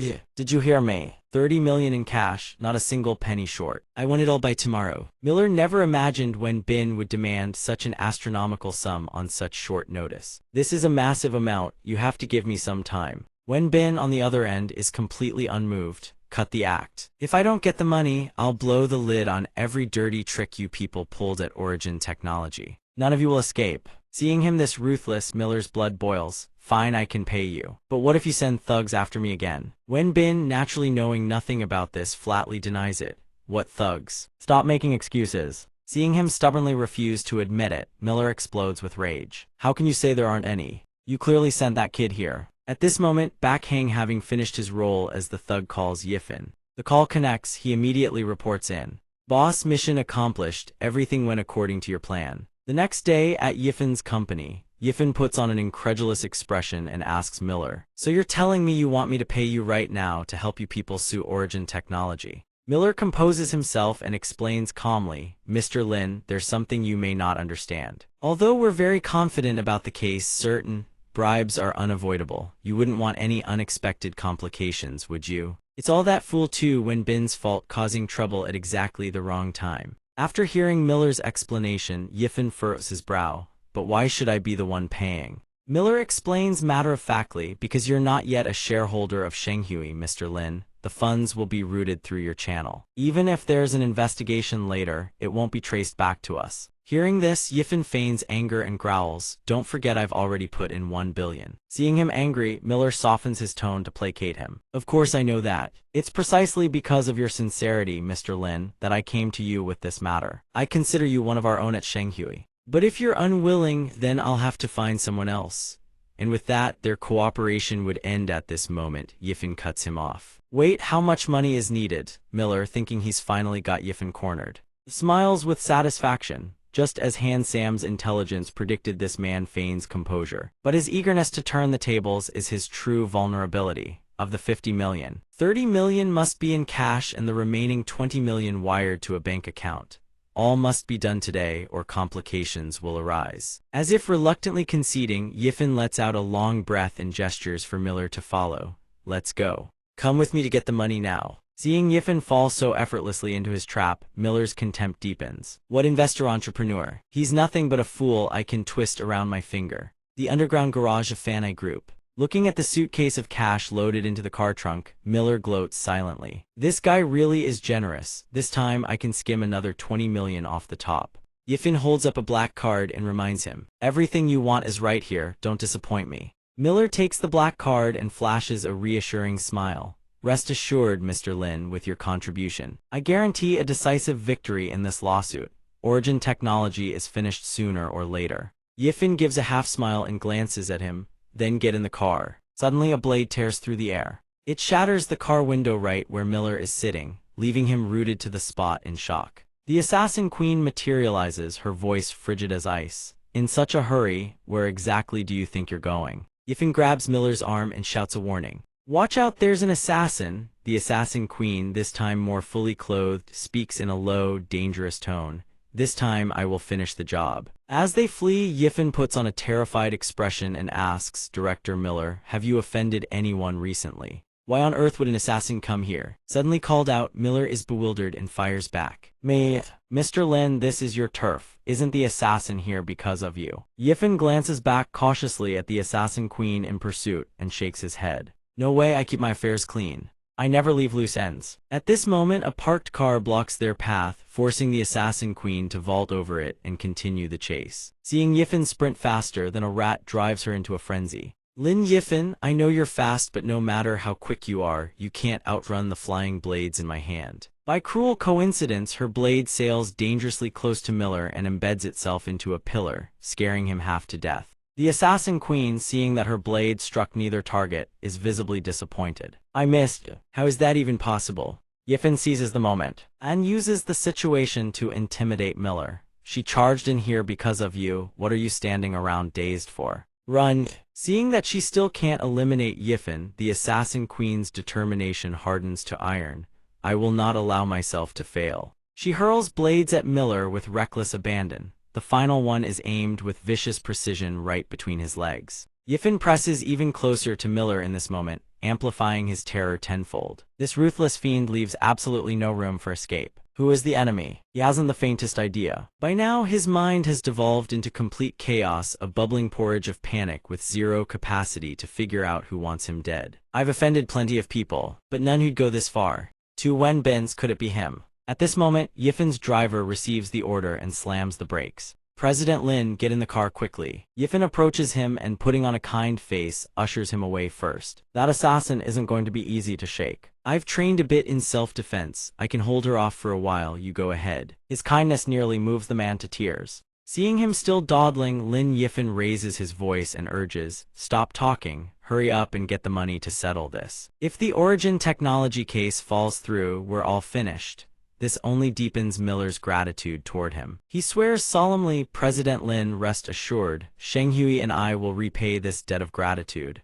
The assassin queen, meanwhile, still has no idea she has already been turned into a pawn to intimidate Miller. She stares at Yifen, bewildered as he keeps muttering nonsense. Since the start, what exactly have you been babbling about? Seeing his plan succeed, Yifen smiles with satisfaction. He decides to pay her off with cash. Your appearance fee isn't cheap, right? Name your price. Just say the word. Seeing him trying to insult her with money again, the assassin queen flies into a fury. Your life stays here. Seeing she refuses to cooperate, he raises his finger and flicks lightly through the void. The blade in her hand is instantly snatched away. Judging from the craftsmanship and materials, this knife is worth quite a fortune. Seeing the blade that was in her hand appear in his in the blink of an eye, she lets out a cry of shock. That was your doing? I had you dead to rights, yet every thrown blade veered off course for no reason. I thought you were just quick on your feet, but it seems you've got secrets hidden on you. Wait a moment, you mentioned an appearance fee. Was it you who contacted me on the dark web? Seeing she has figured it out, Yifen chuckles softly and resolves her doubts. A tier 2 assassin from the dark web. All someone had to do was give you Lin Yifen's location, and you could carry out the investigation yourself. Realizing she has fallen for yet another trap, the assassin queen whirls around to flee. This is bad, I can't stay here, but there is no way Yifen will let her escape a second time. He snaps his fingers, too late. High-voltage electricity crackles above her head with a sharp hiss, and from the ground beneath, a metal net erupts upward, snaring her in its grip. The assassin queen stares in horror at the net that has materialized around her. What? Like a stern teacher pointing out a student's flaw, Yifen lectures her. You see, assassins have this weakness: they always carry something on them that jingles or gleams. Bound tight and unable to move an inch, the assassin queen is gripped by panic. What is the meaning of this? Seeing her completely restrained, Yifen kindly reveals the truth. I retrofitted the basement ceiling into a giant electromagnetic device, and I even prepared this alloy net just for you. Seeing there is no escape, she demands through gritted teeth, what exactly do you want? He steps closer, his face cold, and looks her beautiful features dead in the eye. You won't abandon your mission, and I can't just sit here and let you kill me. So naturally, I'll find a way to set you free. Seeing him about to leave, she stiffens like a virtuous maiden being harassed and declares defiantly, don't think you can lock me up here forever. Yifen strolls past her and says with exasperation, it's nothing that extreme. I don't have any of those adult film fantasies. Just stay put and don't bother me, that's all I ask. With that, he slaps her hard on the backside, leaving the assassin queen torn between humiliation and fury. Yet beneath that fury, inexplicably, a wave of searing heat surges through her body. This man has humiliated her again, so why does she feel this strange sensation? At this moment, Miller has followed their agreement to meet Wenbin. Seeing him arrive 2 hours late, Wenbin rounds on him in fury. Miller, you're 2 hours late, don't tell me the money still hasn't arrived. He carries 2 suitcases of cash that Yifen has prepared, smiling on the surface but inside, because of Yifen's intimidation scheme. His hatred for Wenbin has seeped into his very bones. Don't worry, the money is all here. That bastard doesn't just want the money, wants his life too. Count it yourself. Wenbin's eyes light up at the sight of the cash-filled suitcases, but he still warns him cautiously. You'd better not try anything funny. Just then, the two men Miller hired appear, signaling him with an okay gesture. He gives them a subtle nod in return. The two hired men stare at Wenbin, their faces twisting into sinister, venomous grins. Miller watches Wenbin hunched over counting the money, killing intent and hatred flashing in his eyes. Since you refuse to show respect, then don't blame me. That's all for now, folks. If you want to keep following this story, smash that subscribe button and give the like button a little tap while you're at it. Thanks for reading all the way to the end. Bye-bye, loves.